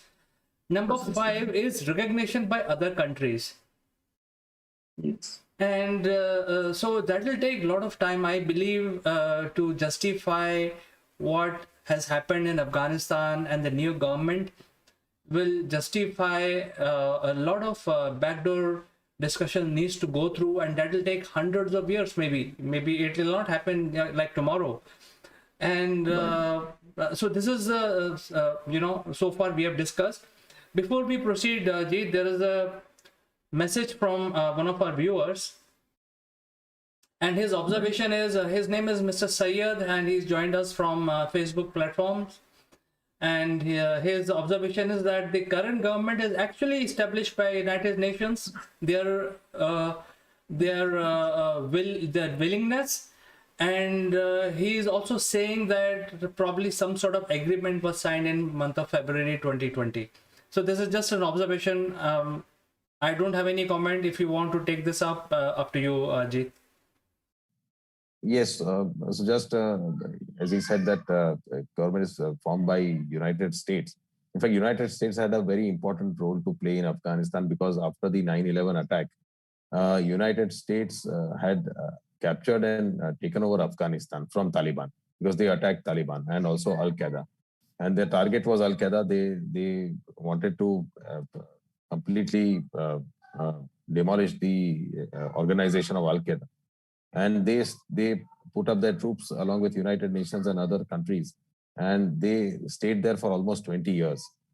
And probably in February, as he mentioned, I think it was the Trump administration entering into an agreement with Taliban and saying that they will withdraw by August 31st.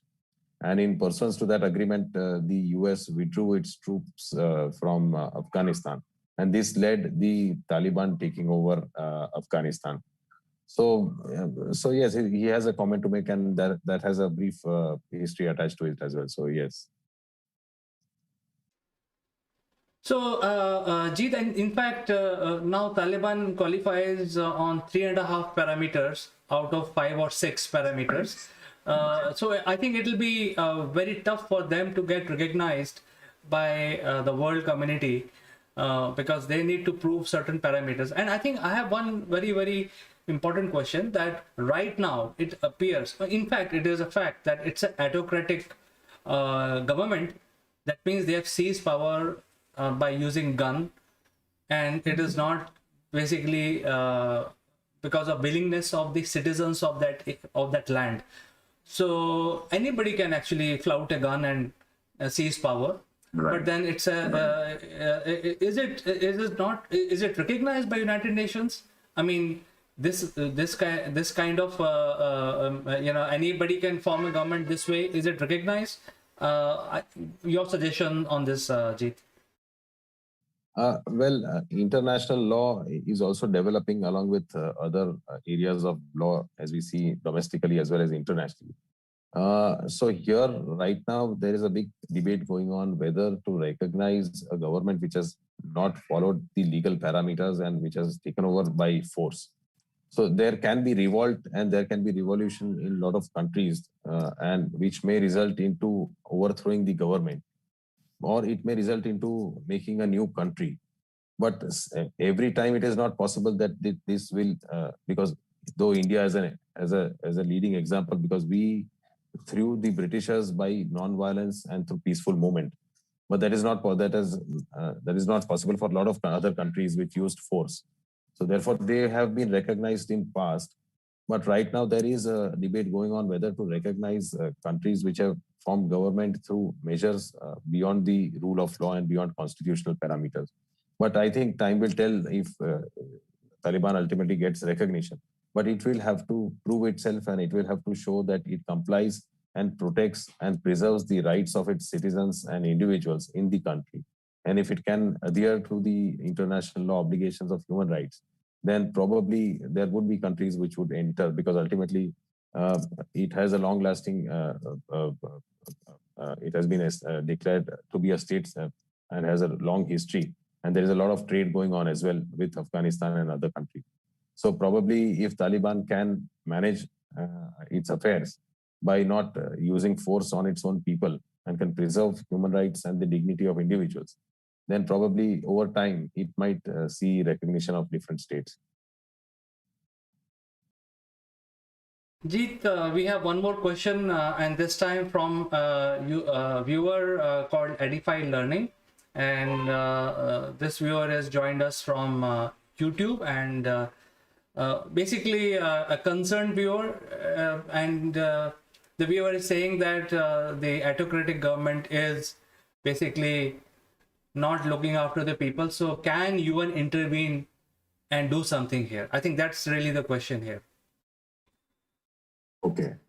So if there is persistent violation of international law, then UN can intervene. The Security Council can intervene if there is a attack or use the Taliban uses its territories or its borders for transporting terrorism. But otherwise, for its internal affairs, not for every action can United Nations intervene in this as and when it wants to intervene. But there has to be certain actions on the part of Taliban which justify the intervention of United Nations. Otherwise, United Nations is not a body which governs all countries or its internal affairs. It is to ensure that peace prevails over the world and trade and commerce happens. So if Taliban uses such force, then United Nations can intervene. Jeet, I have one last question where you mentioned in the beginning that the Afghanistan was the first member of United Nations.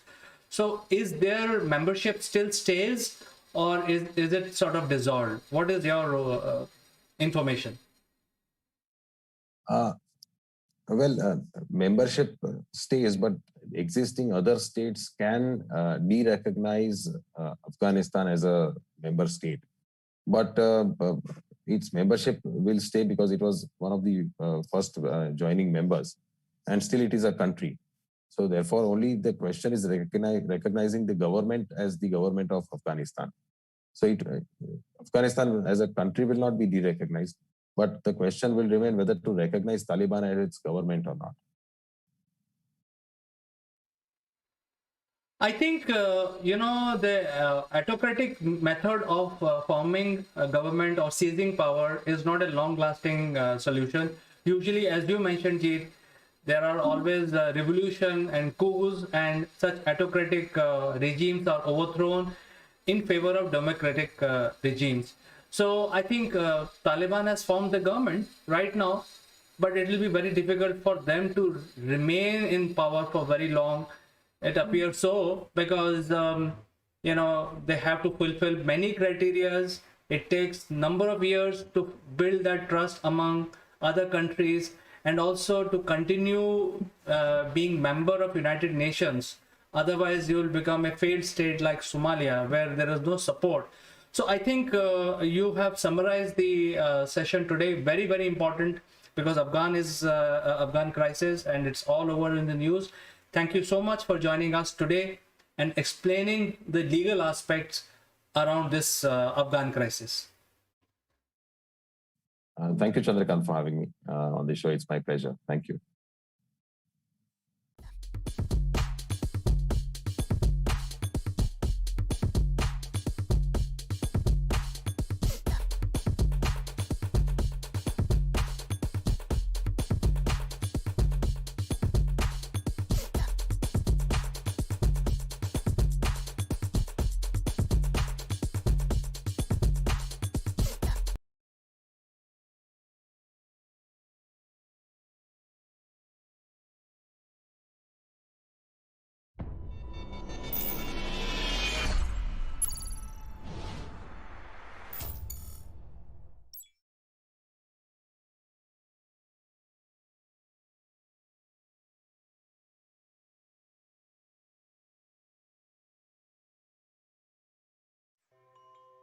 Hello friends, this is Chandrakant from Akulmac Technologies, and today we are in company of a very accomplished leader from IBM.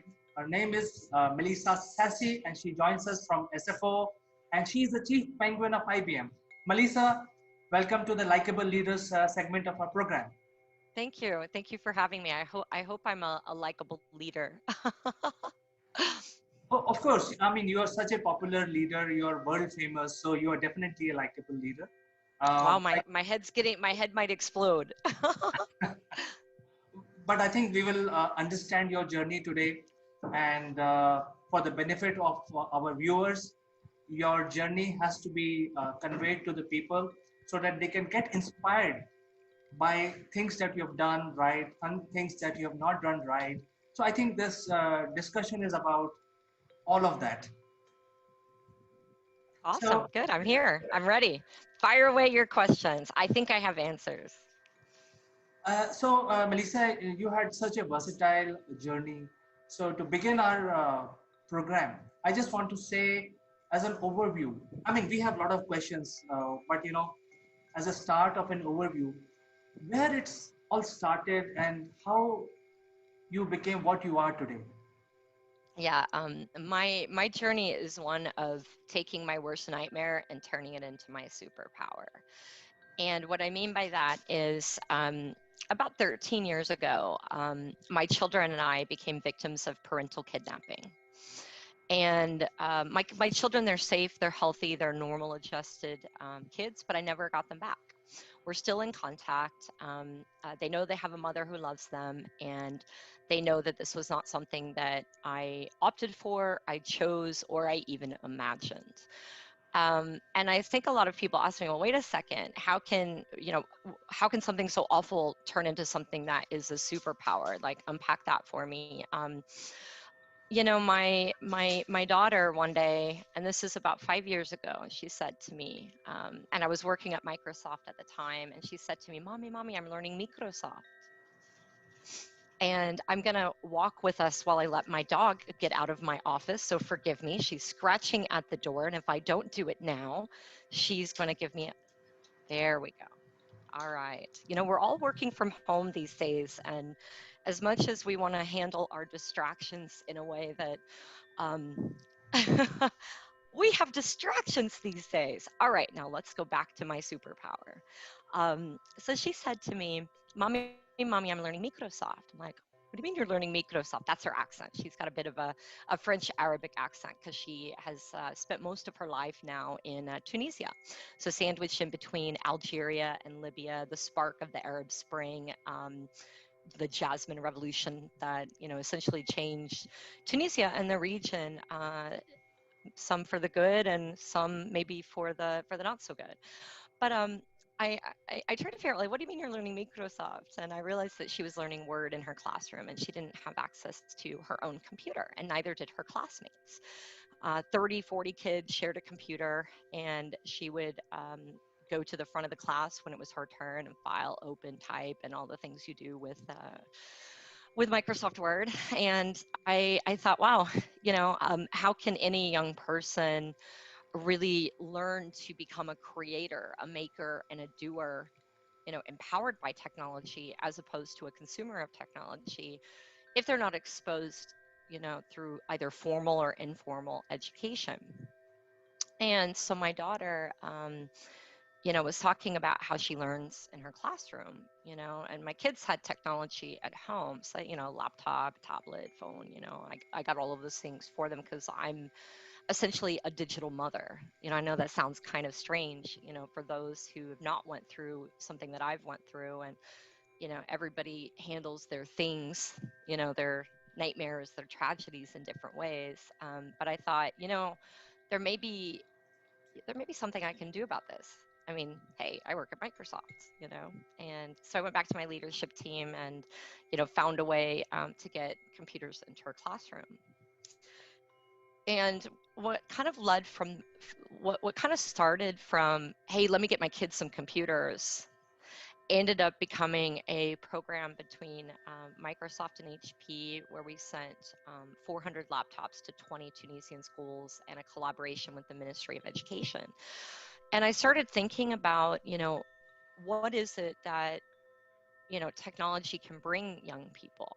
And I realized that it's not just having a device. It's not just having access to the internet, which, by the way, only 50% of the world has access to the internet, actually 52%.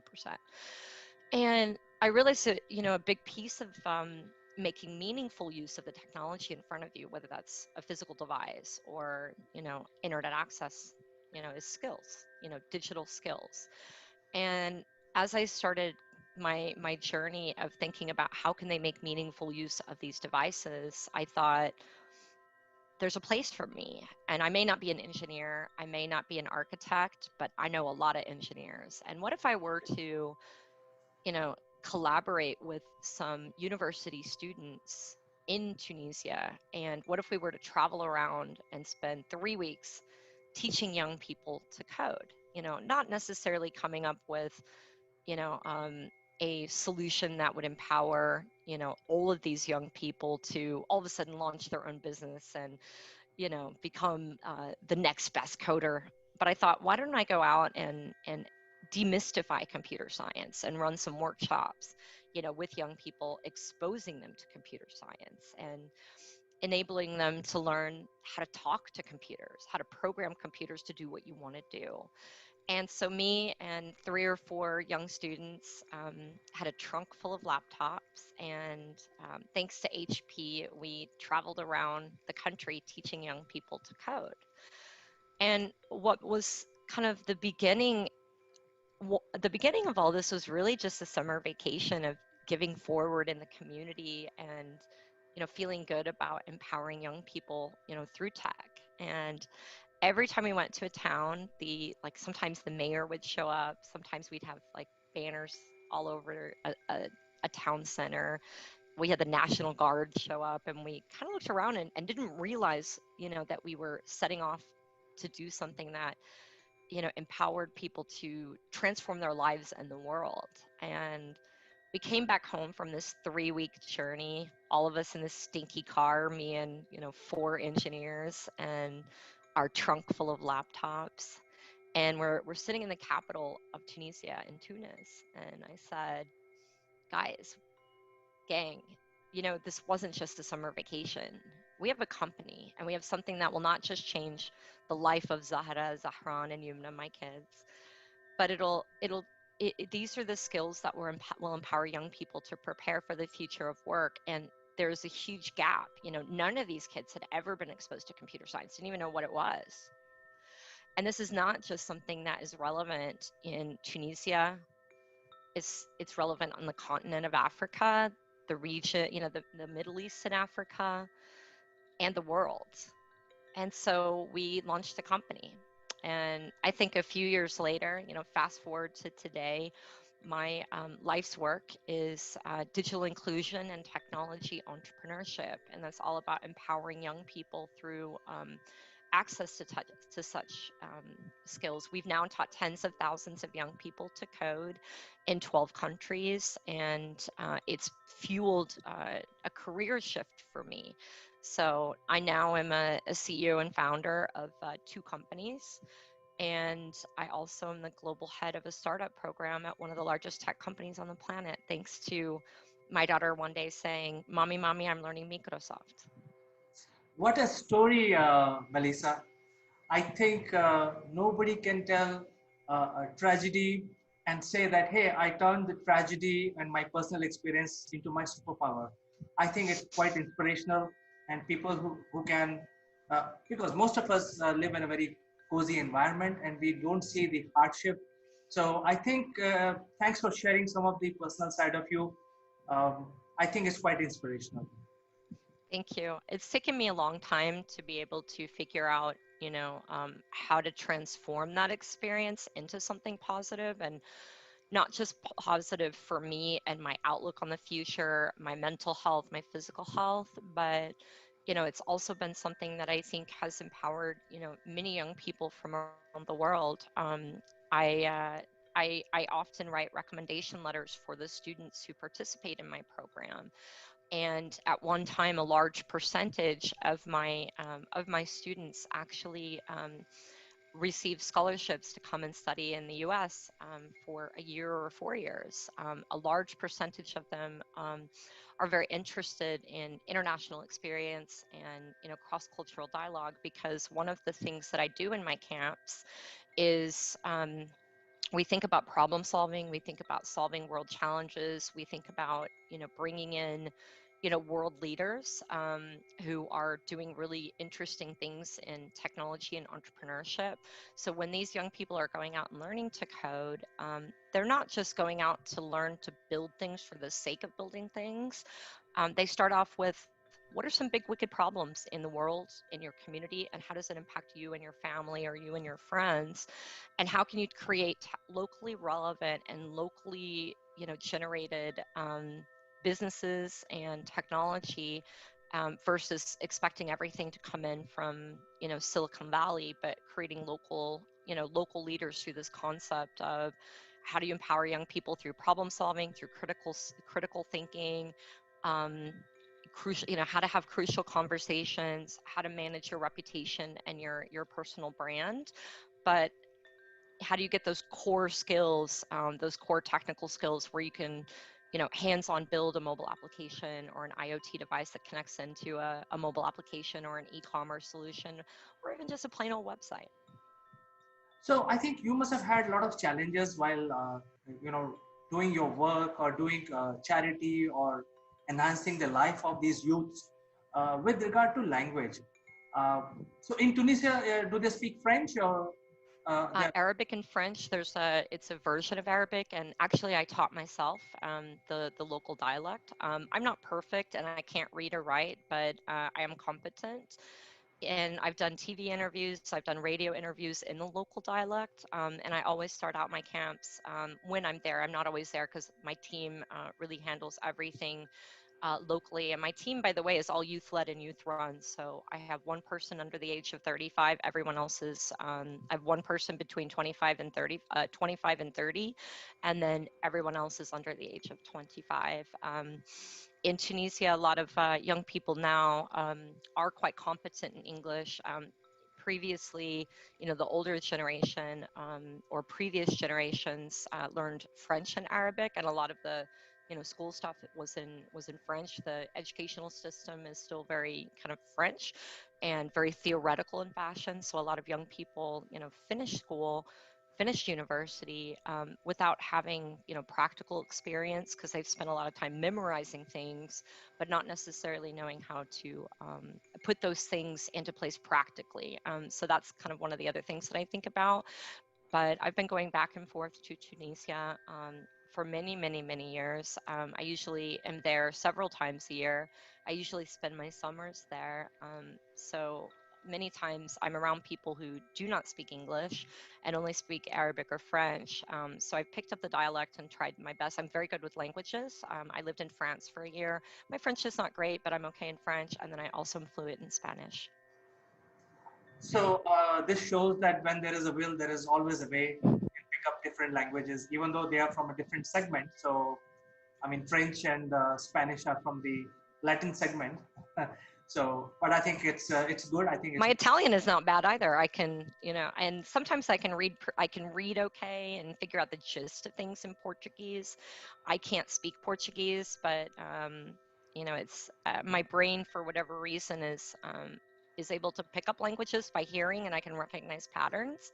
I don't know why, and I don't know why my brain works like that. It just does when it comes to language. And I have some people say when it comes to linguistics that I have a photographic memory. I don't know if that's true or not, but I do remember things, when I hear people using common phrases, and my brain just remembers them. Very good. So before we move on to the next segment, did you get united with your kids? Yeah, I see them all the time. We're really close. They haven't come back to the United States. They will when they're old enough to come back. My oldest is waiting for the youngest to get to become old enough to leave on her own because she doesn't want to leave her there by herself. But it's been a while since I've been there because of COVID-19. I don't mind traveling there, and I would go there in a second, but there are a lot of rules and regulations right now because I only have an American passport. With the COVID-19 situation in the U.S., the U.S. passport is a bit of a challenging piece of paper these days when it comes to travel. But I heard there's some ways around getting into the country. I just haven't explored that yet. I heard if you're not coming from the U.S. directly, but you're coming from another country that you can travel from, they allow you in. But I don't know if that's true or not. That's just what I've heard. So, and I've been a little bit nervous too. I don't know. Try that experiment in case I end up getting there and they don't let me in. That would not be so much fun. Well, the worst that can happen is they can put you in 14 days quarantine. So I think you can take a try. I mean, just try it out. So. Hopefully, I get to pick the hotel versus getting thrown in jail or getting thrown in a less than favorable hotel. I'm sure. I mean, they will not pay for it, so. But that's okay. Tunisia, I think the currency exchange between Tunisia and the U.S. is pretty good. So usually coming over from the U.S. or Europe or other parts of the world, when you're in Tunisia, is you end up in a good spot. Great. So, Melissa, in your long career, you have seen so many situations, and you have dealt with all of them. And while dealing with these situations, your evolution as a leader happens. So, would you like to share some experience? How, for example, you shared one of the experience that how the transition happened from Microsoft to getting into a CEO role, but over 2 decades of your entire career, how did you evolve considering the changing scenario of the markets? Yeah, I think for me, when I first, so I studied international business in university and Spanish. While I was in university, I did a couple of study abroad trips, one to Spain, so that I could be better with my Spanish. I lived with a Spanish family, and they only spoke Spanish to me, so I had to learn. I was forced to learn, which was good because that's what I wanted to do. Because I'm good learning languages by being just immersed in the culture. I did a study abroad trip to Finland. So I spent the summer in Finland and spent a lot of time in Denmark and in Sweden. After I graduated from university, I decided that because I studied international business and I'm from the Midwest in the United States, so the center of the U.S., I really felt like I needed, more international exposure. But I didn't feel quite ready to go and work yet. I didn't feel like I knew enough. I felt like what I'd been doing was very theoretical in nature versus practical, and I hadn't ever really done an internship. So I went off and got my MBA. I studied finance as my kind of focus area, and I spent a year and a half in the UK. So I lived in London for a year and a half.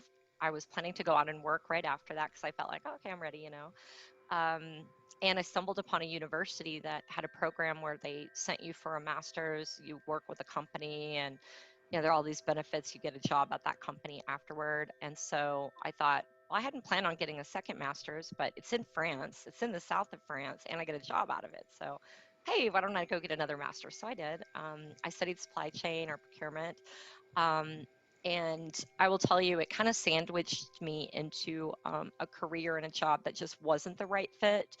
I essentially took the first job that I got because I needed to bring in money, and I needed to eat, and I needed to pay for my life. So I took the first job that I got, which was as an analyst in a chemical company. And there was nothing socially good about what I was working on. I came in, I did my work, I earned my money, and I left. And I ended up kind of moving from that to consulting, to marketing. And I felt like at that point, like I really wanted to do something more with education, and I wanted to do something more with something more empowering for people in the world.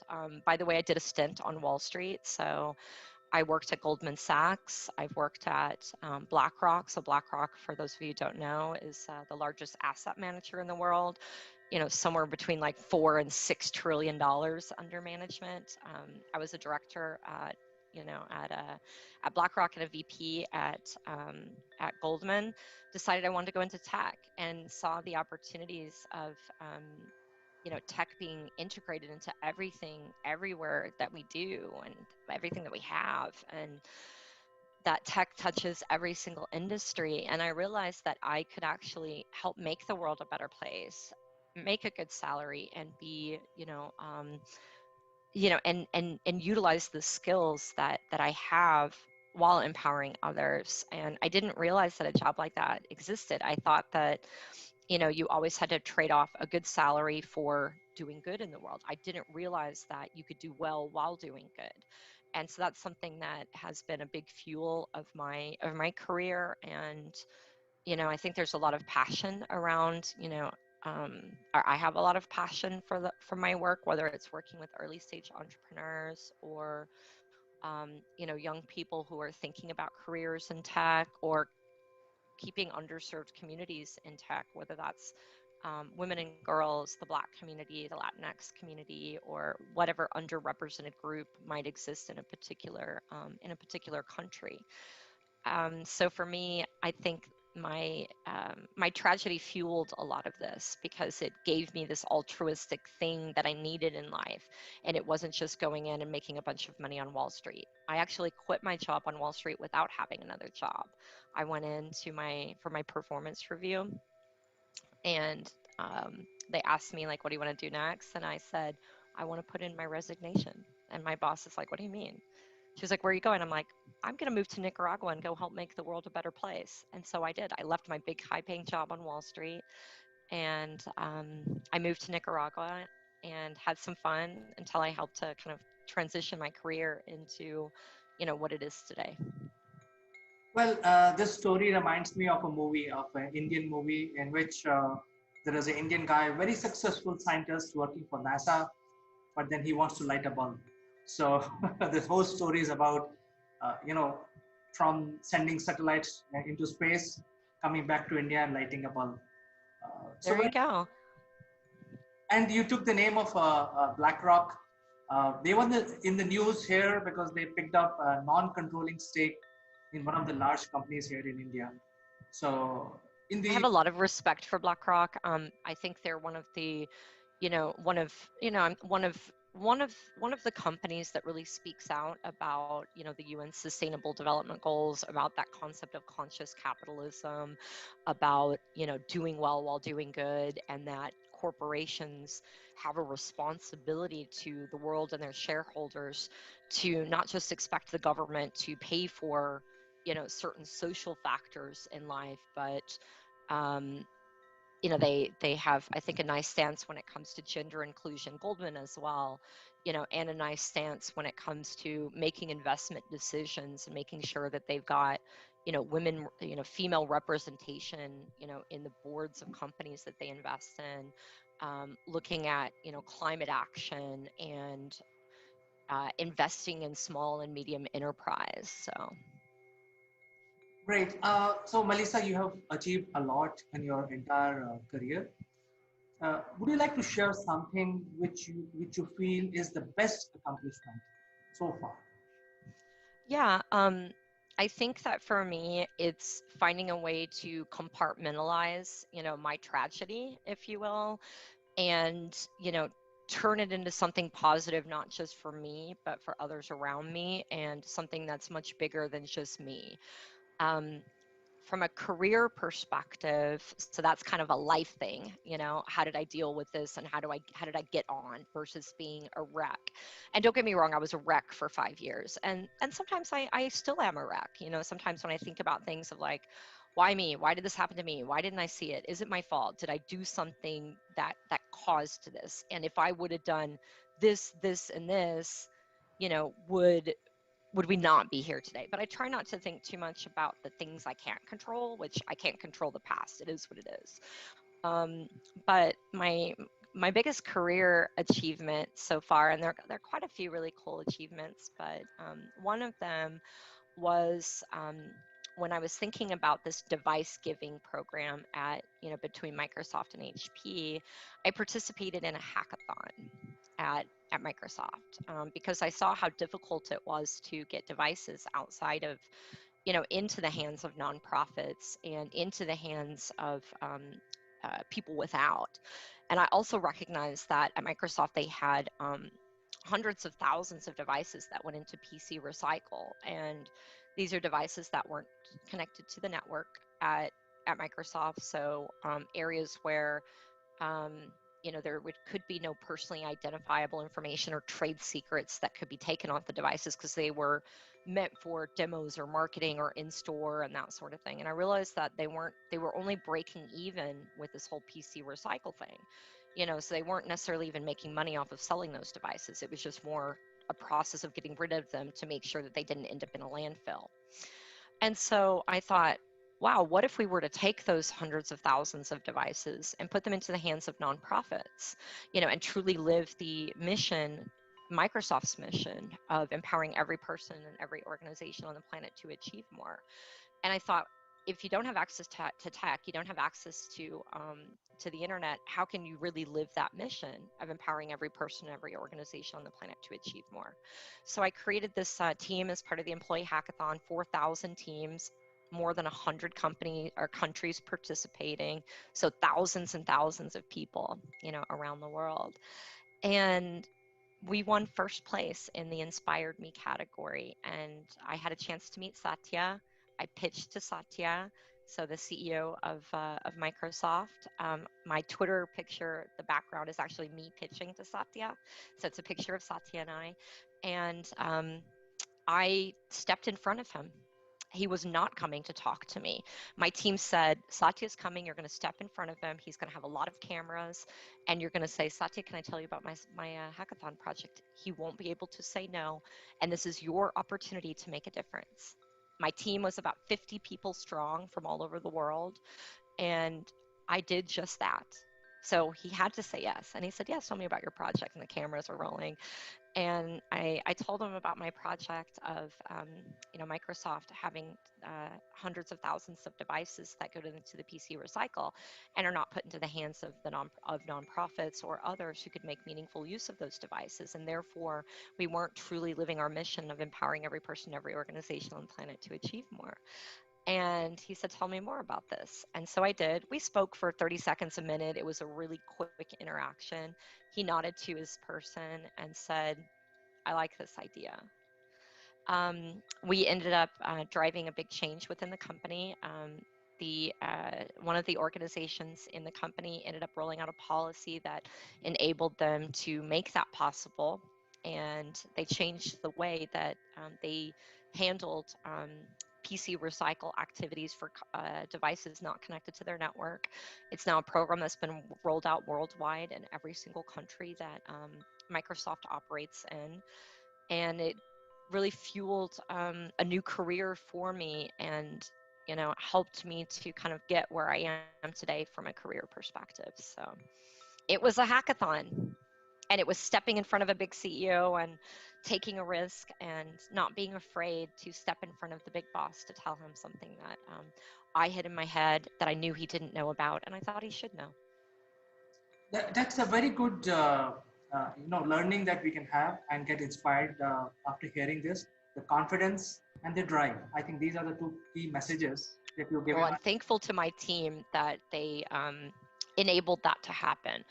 And what I mean by that is, nothing is you're no good without a team. I don't know everything, and they always say this thing about there's no I in team. And for me, my team inspired me and empowered me and pushed me to take that big risk of stepping in front of one of the most famous, if not the most famous CEO on the planet.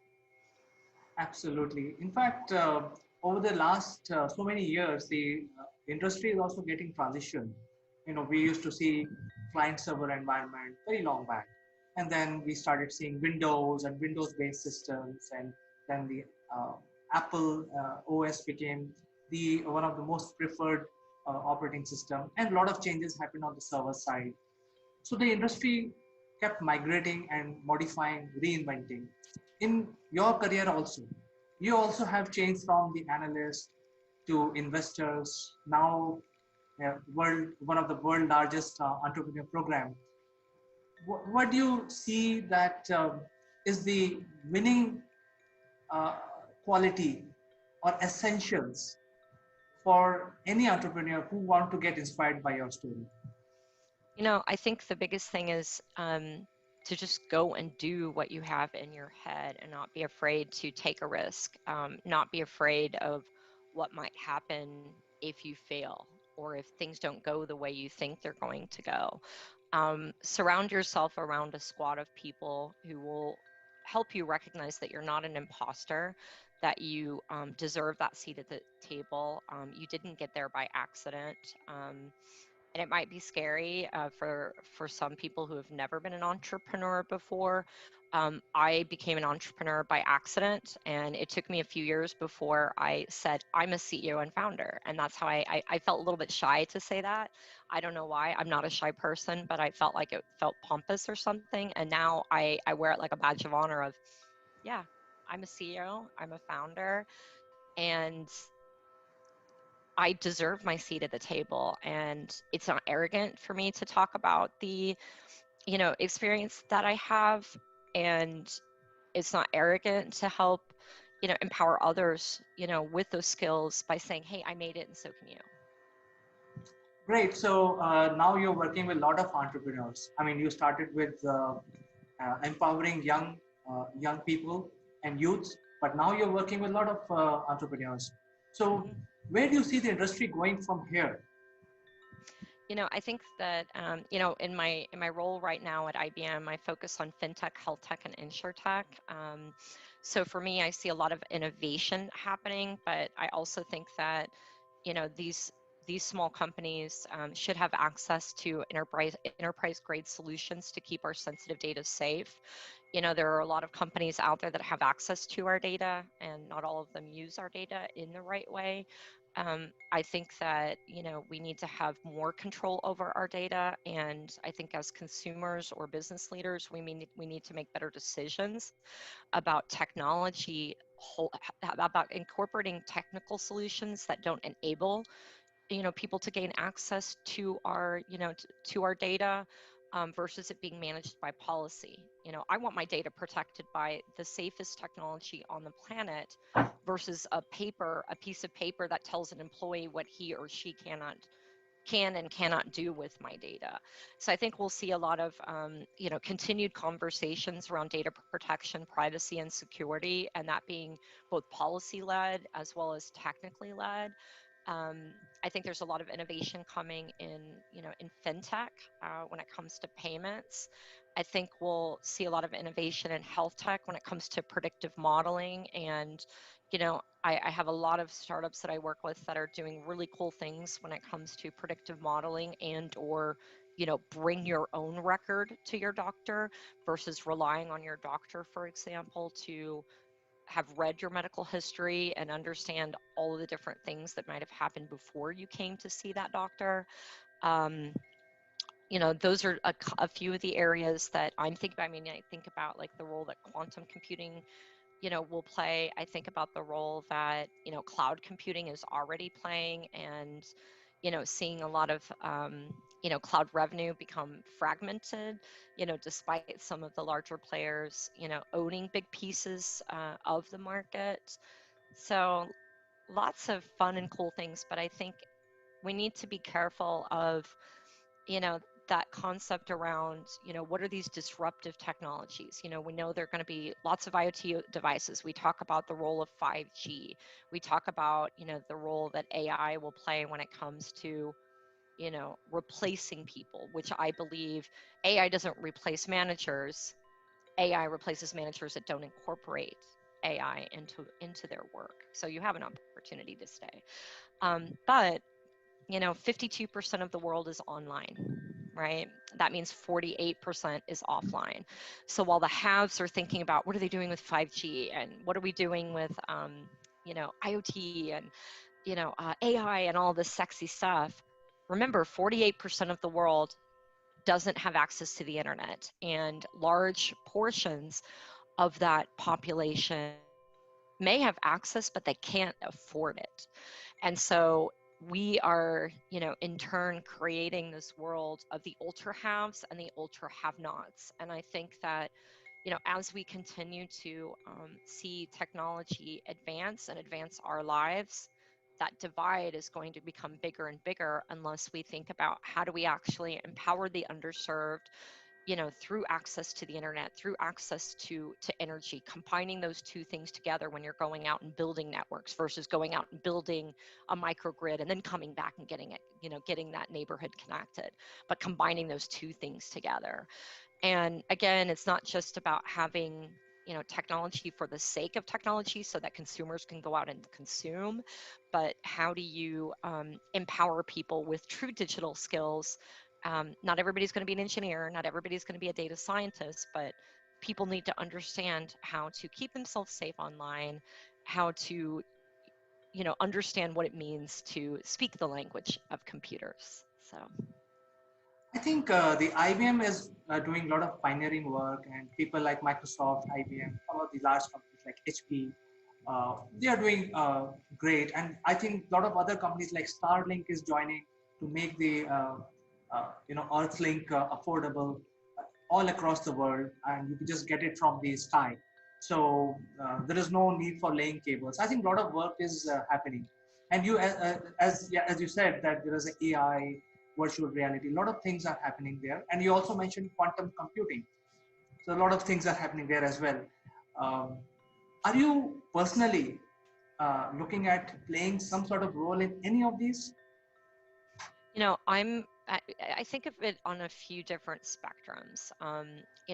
If I think about wearing my IBM hat, my whole role is about being an entrepreneur, so an entrepreneur inside of a big company. And it is my goal that the 30 startups that I'm adding to my program this year, the 15 that I had last year, so I'll have a total of 45 under my management by the end of this year, that these companies revolutionize fintech, revolutionize health tech, revolutionize insurtech, and that IBM goes to market with some or all of these startups to really think about how can we bring innovation, creativity, new ideas, new business models, new technical, innovations into our enterprise customers, into government.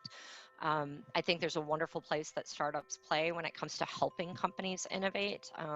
So I would consider myself kind of like a chief innovation officer within, or one of them. I'm not the chief innovation officer, but I would consider myself one of a handful of chief innovation officers, within, my division or within the world of IBM that's really kind of thinking about how can we revolutionize our cloud experience? How do we learn from our customers to help make the experience better? How can we enable them to do the things that they need to do and come up with the innovations that they need to come up with, by giving them the tools that can help fuel that. And how can we help fuel that through them? So I think it's a lot of co-creation and collaboration. I think in my nonprofit world, I'm very focused on how do we empower people through digital skills, professional development, and entrepreneurship so that they can become economically empowered. They can increase their healthcare outcomes. They can gain access to informal education that goes above and beyond what they might be getting in a formal setting, and enabling people through practical experiences so that others can go out and say, okay, what can I do with IoT? What can I do with 5G? What can I do, with the connectivity in front of me? How can I become more economically empowered or socially or politically empowered and be part of the dialogue? Melissa, it was my greatest pleasure learning from you today. We have come to the end of our discussion today. We have learned a lot. What would be your last message to the budding entrepreneurs? So I think it's very simple. It's do the thing, whatever that thing is. Go and do it. So do the thing. Don't hold yourself back. I think that's a very clear message coming from a well-accomplished leader, Melissa. Melissa, thank you so much. Thank you for your patience. Thank you. And have a good day. You too. Bye-bye. Bye.